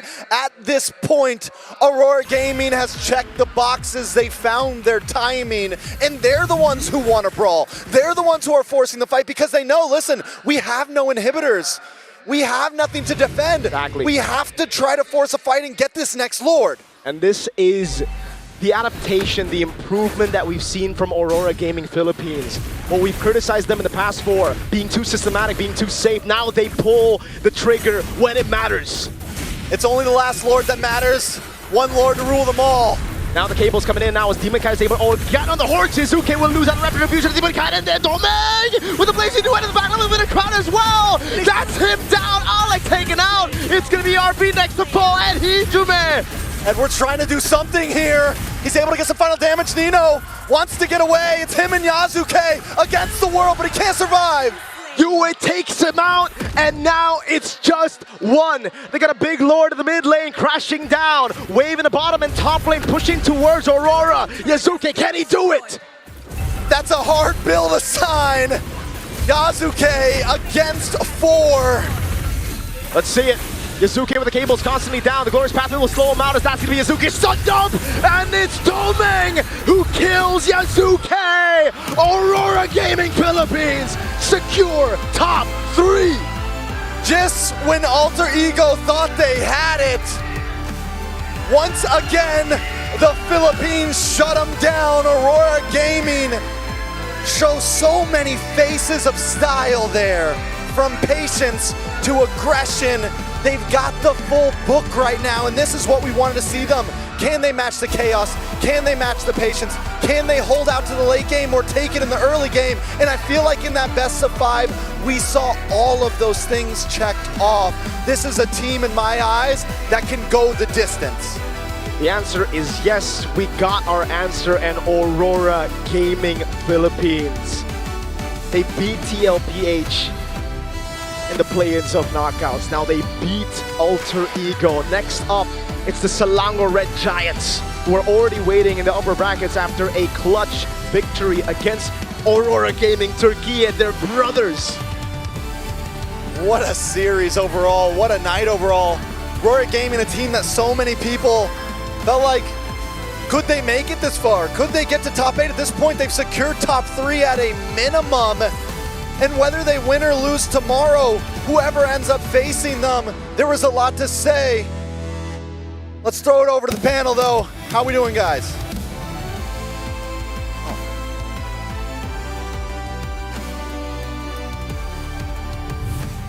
Predictions were right! Did you predict this? Yeah. I'm trying to temper my celebration here just a little bit because now I hear my voice in the arena. But Aurora Gaming Philippines secures that upper bracket final slot. Man, what a day this has been. I think this has been the most intense days in terms of technical microplays all across the board. But my God, if Edward does not get the MVP by the end of this, I'ma talk to some people. I'ma use my brownie points with the big man in the sky. Whoa, really? Edward, I think, especially in the last two games, it's ďØİCH coming of age. It's ďØİCH proving that he's more than the gold laner that he was in Malaysia, then in M6. Because his Harith and back-to-back with his Claude is what got them this dub. Aurora holding on for as long as they did with all of the threats that Alter Ego had. Yes, it is a well-deserved, if ever it is going to be an MVP awarding for ďØİCH. Because there's so much pressure on that Claude, man. Yasuke was cabling left and right. But then we go back to the simple idea of you pick up the high loss when you see a Fanny. Just a quick little stun, and that buys you time. And then when Aurora find that time, Alter Ego needs double time on their effort, which leaves them vulnerable to errors getting punished. Well, I mean, sure, yes, but at the same time, who's the one finding the space and who denied the initial stacks at the beginning when we saw Arfi reach critical mass? It was Edward, because nobody else was able to do it. And the perfect chain CC with the rest of the team, I gotta give it to even Yue, because those moments were all thanks to them. Those big playmaking moments that we've been waiting so long for only happened at the end when it was their time to feel comfortable. Gentlemen, we can argue all night long, rather not, about who the MVP of this series is, but what we can say is Aurora may have unlocked a new style of play because for the first time in a while, at least in the run in M7, they now showed us that, hey, we can funnel. We can go all in on ďØİCH and win against the best here in the World Championships. Alter Ego had that in the bank, but then it's Aurora who cashed in that win. A huge win for Aurora Gaming Philippines and the Philippines as a whole, because now there is an upper bracket final slot for them where they will face off against Selangor Red Giants. But I'm looking forward to hearing from ďØİCH and Aurora Gaming PH with an interview with Rose on the stage to celebrate their moment.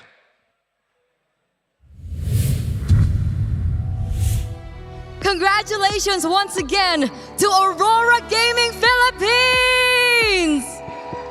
What an amazing best of 5. It was so close in that last game. Tell us, Edward, how are you feeling right now? Happy. Happy. Yes, I could see that they're very happy. But ďØİCH, coming into this game, we know that Alter Ego was practically on a roll, right? In the Swiss stages, and you are the first team to actually make them lose a match in front of their home crowd. Do you feel any pressured at all coming into this matchup against Alter Ego? Actually, wala eh. Kasi confident kami as a team na kaya namin sila. So, yun, we came prepared lang for the game. Tapos, yun, nakita naman sa game. He said that actually they didn't feel any pressure going up against Alter Ego because they came fully prepared and very much confident to face Alter Ego, and he thinks they managed to show it in the game just now. Honestly, we saw it. We saw it in the game. Game number 1, it was a little, shaky, but afterwards, you guys came back full throttle. As an Indo, I was like, But still very proud of you boys. Now, Edward, once again, waiting for you on the other side of the upper brackets. Finals tomorrow is SRG. Now, when was the last time you faced SRG? You've never faced SRG, right? Maybe, I don't know. Yeah, we don't have knowledge that you've met up against SRG, so we want to know what you think about this team. I think they're good in Go. Tingin ko magaling sila sa lahat ng aspect ng laro, kaya kanina nung laban nila sa Aurora Turkey, na-reverse sweep pa nila yung series. He thinks that SRG is actually really good at every aspect of the game, and watching from the matchup against Aurora Turkey just now, they even managed to get a reverse sweep. So with that in mind, how confident are you up against SRG? 10. Oh, 10 out of 10 in terms of confidence. Now, Demon Kite, I see in the audience, although it is the home ground heroes actually playing, I see that a few of the Auroras flew here to Jakarta to support you guys all the way from the Philippines. Is there anything you want to say? Maraming salamat sa mga sumusuporta sa Aurora. Thank you din sa mga nagpunta dito sa venue. Sa mga nanonood din online, maraming salamat guys, and patuloy niyo lang kami supportan. He said thank you very much to everybody who's been supporting Aurora in their journey, especially to the Auroras who flew to Jakarta just to give them support. He also wishes that everybody back at home will continue supporting Aurora Gaming Philippines. And with that, once again, congratulations, boys, as we're going to throw it over back to our casters to break down that match. You guys know what to do.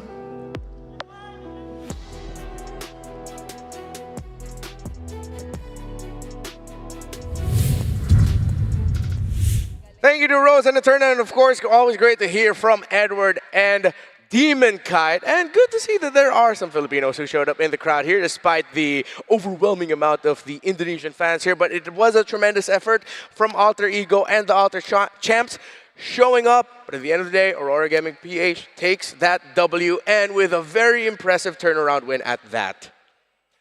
Impressive is one thing, but the level of play that we're seeing both AE and as well as RORA push at each other, it's elevating, right? AE demands more out of RORA. RORA demands more out of AE. And I think, honestly, these guys need to be scrim partners because there are such polar opposites and it's play styles that they both haven't perfected that it's sharpening each other. And I honestly think if these two teams scrim each other for an entire year, the following year, M8 is starting to look real good. That's right. Even if this did not go the distance as our first series did, it only ended at 3-1. I'm pretty sure we've seen a good breadth of what both teams bring into the M7 World Championships. I'm talking about, again, as you mentioned, the perfect polar opposites that both are excellent at. Alter Ego, aggressive. This lineup and what Aurora opened up for them is truly lethal. It's dangerous. Again, a Granger, a Fanny, and you could have thrown whatever 3 else you wanted on the other heroes and the other players. While Aurora, again, how often can you say, yeah, we'll just hold on, we'll just, Domeng, you got this. Past 15 minutes, we can win. And they did. I could have sworn this was going to go all the way, but they found it. And again, looking back now, I had some time to mull over it. Yeah, this wouldn't have happened without Edward. So many cool moments in this game as well. But we got to give only one person the title of MVP. Give it up to Yue on this Farsa. 3-3-5 scaled and was an important factor in the final take of the Lord to close out the game. When it comes to Farsa, people always look towards Feathered Airstrike. I mean, the big ticket ultimate, but the stun coming out of the Curse of Crow is one of the best value that the Farsa brings to every game. Now, as we see, all throughout, majority of these highlights are going to be Alter Ego coded because they controlled the game. Yasuke was putting on a star-making performance. Arfi still getting those stacks that he was promised thousands of years ago. But then it would be the positioning of Yue that would be the difference maker in the eventual turnaround moment. Look at him right here. He pokes out his head for half a second. Thank God everyone was just walking back at that time and didn't spot him before the airstrike absolutely just demolishes the back line. What was that? A solid 2 or 3 massive volleys on the right targets just as AE was leaving the scene of the crime. You know what? Besides the picture perfect Curse of Crows, Feathered Airstrikes, and positioning, I think another major value that Yue added to RORA's win was being a threat magnet, being another major target that AE has to take care of besides Demon Kite, who was already halfway through the grave, if I may say so myself. He was at some point, what, 0, 4, and 3? 4 deaths on a Leomord with no kills? And what, that was past 10 minutes? It was truly miserable, and I think Yue was the glue that held it down. Well, it did come at a cost, though, because as much as we want to say that Aurora was just taking a lot of punishment, at what cost did it cost from the side of AE? Because Yasuke doesn't scale, and Hijime didn't even get full items by the end of it. He was still running around, using that Lantern Flare, and more importantly, especially when he pops that ult super early on, that's when Aurora had the green light to walk off of the neutral objective to re-engage. I think the biggest problem problem here is the fact that Hijime needed just to be a little more patient when he pops that ult. And the same can be said about both sides because we saw how antsy each side was in the earlier stages. What I like about this version of Aurora is that we're seeing way more aura in Aurora, in how they play. For the longest time in MPLPH, we've always equated them as that front-to-back team that just do it so good that it's frustrating that you cannot beat a predictable front-to-back. But then we're seeing shades of, as we mentioned earlier in the series, RSG Philippines, the flank angles, going out of the box of the standard format of a team fight and surprising our opponents that way.